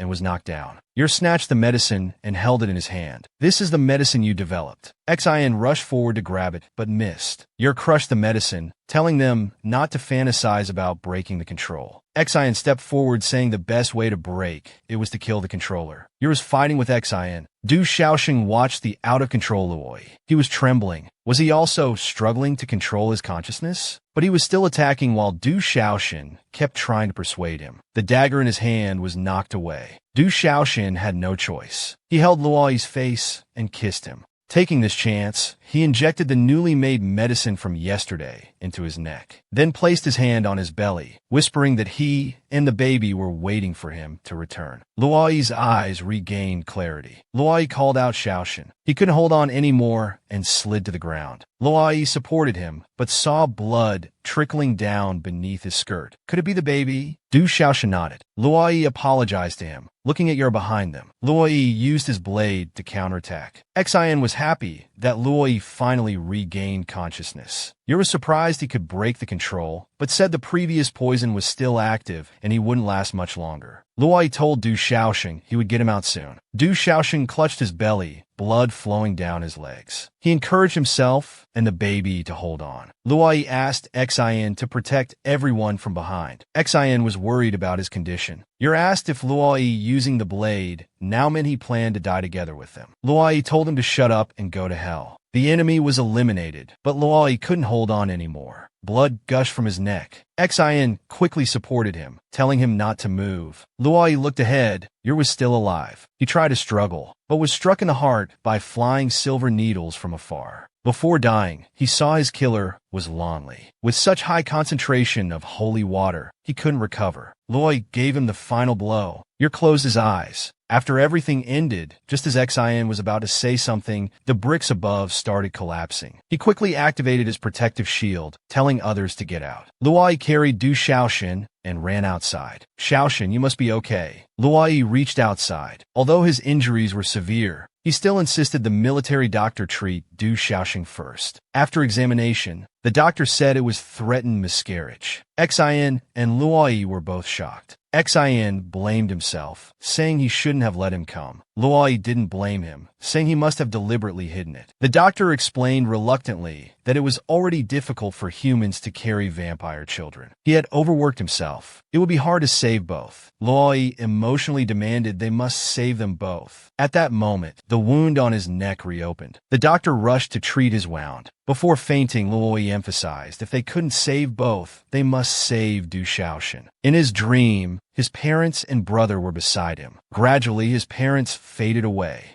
Luoyi fearfully grabbed Luoda's sleeve. His brother led him forward, promising to always stay with him. Luoyi pulled him along to walk together. From childhood to youth, Luoyi saw clearly who was before him. Du Xiaoxing was smiling gently at him. In his haze, Luoyi heard people nearby. The doctor was urging Du Xiaoxin to give up the baby, saying his body couldn't handle it. Xin also used his own mother as an example. Du Xiaoxing said he was a white witch with better constitution. Luoda rationally stated that his current condition was worse than normal people. Du Xiaoling worriedly knelt down, holding her sister's hand, begging, "Please don't let us lose you, okay?" Du Xiaoxing was also in pain. She wanted to be alone for a while. Xin took Xiaolin out. Du Xiaoxing came to Luoyi's window, asked what she should do. They finally had a child, but now she had to sentence it to death? Luoyi's fingers moved slightly. Du Xiaoxing was surprised, then said she had made her decision. Luoyi suddenly woke up begging, "Don't do anything foolish." How long had he been asleep? The little girl beside him called out Papa happily, saying Papa's awake. Luoyi was confused. Papa? Luoyi paniked. The child was saved, but what about Xiaoshan? Angela patted Luoyi's head, asking if he felt unwell. The door opened. It was Lotta scolding him for frightening the tutor again. Seeing Luoyi getting up, he asked about his condition. Luoyi quickly asked about Du Xiaoshan. Angela interrupted, saying she would take Papa to find Mama. After getting out of bed, Luoyi was still unsteady. Luoda said even vampires shouldn't get up so quickly. He He would help him adjust first. With his brother's support and daughter's guidance, Luo went outside. They saw Du Xiaoshan napping in a garden rocking chair. Luo let go, saying he wanted to walk to him by himself. Angela wanted to join too, so they walked over together. Luo cupped Du Xiaoshan's face to wake him up. Luo told him this wasn't a dream anymore. He was still confused. Angela also said Papa was really awake. Luo hugged him, saying sorry for letting him bear everything alone for so long, thanking him for bringing Angela. Du Xiaoxing patted their daughter's head, saying Angela was heaven's gift. Thank heaven for its blessing. Angela's name means angel. She was already 3 years old. Luo was surprised he had slept for so long. When he saw the child, he thought he wouldn't see you again. Both of them surviving wasn't just a miracle. Du Xiaoxing told him that on the day of delivery, he saw Lan Li who saved him. It was all arranged. The chief surgeon slept through the night in the clinic. Luo said it's good that mother and daughter were safe. Du Xiaoxing asked about your being hit by a mysterious weapon, if his roommates saw anything. Luo recalled Lan Li's figure, only saying fate has its own way. Du Xiaoxing told him about the past 3 years. The fugitives were no longer a threat. The new government was still dealing with war aftermath. The developed blood pacts were effectively promoted. Now they were truly moving towards peace. Sak stayed in the capital for his contribution to plague control and became a foreign lecturer at the university. Xin told Sak not to hang around him as Xiaolin might misunderstand they were buying ingredients for a family dinner. At this moment, Luo's family arrived. Angela greeted everyone. Sak's gender continued to be misunderstood. Everyone was charmed by her cuteness. The roommates were also greeting. Ming Jian watched their figures and quietly left. Xin and Xiaolin were walking home after buying ingredients. Ager rushed up to stop them. Hughes shyly asked him to show up at the next family gathering. Xin asked why they were also nearby. Ager apologized for waiting here, just wanted him to come home for dinner. Seeing Du Xiaoling, they said Xin might not be comfortable alone and invited her too. Du Xiaoling said she might not be suitable for a family gathering. Xin hesitantly said he would think about it. The Ager siblings happily said they looked forward to her response. Lilia and Poulin passed by Luo's family car. They came to the capital to purchase supplies. Lan Li and the werewolf brothers were still hiding in the capital. The family dinner was filled with joy. Everyone had found their place to belong. From then on, Luo's family finally lived happily together.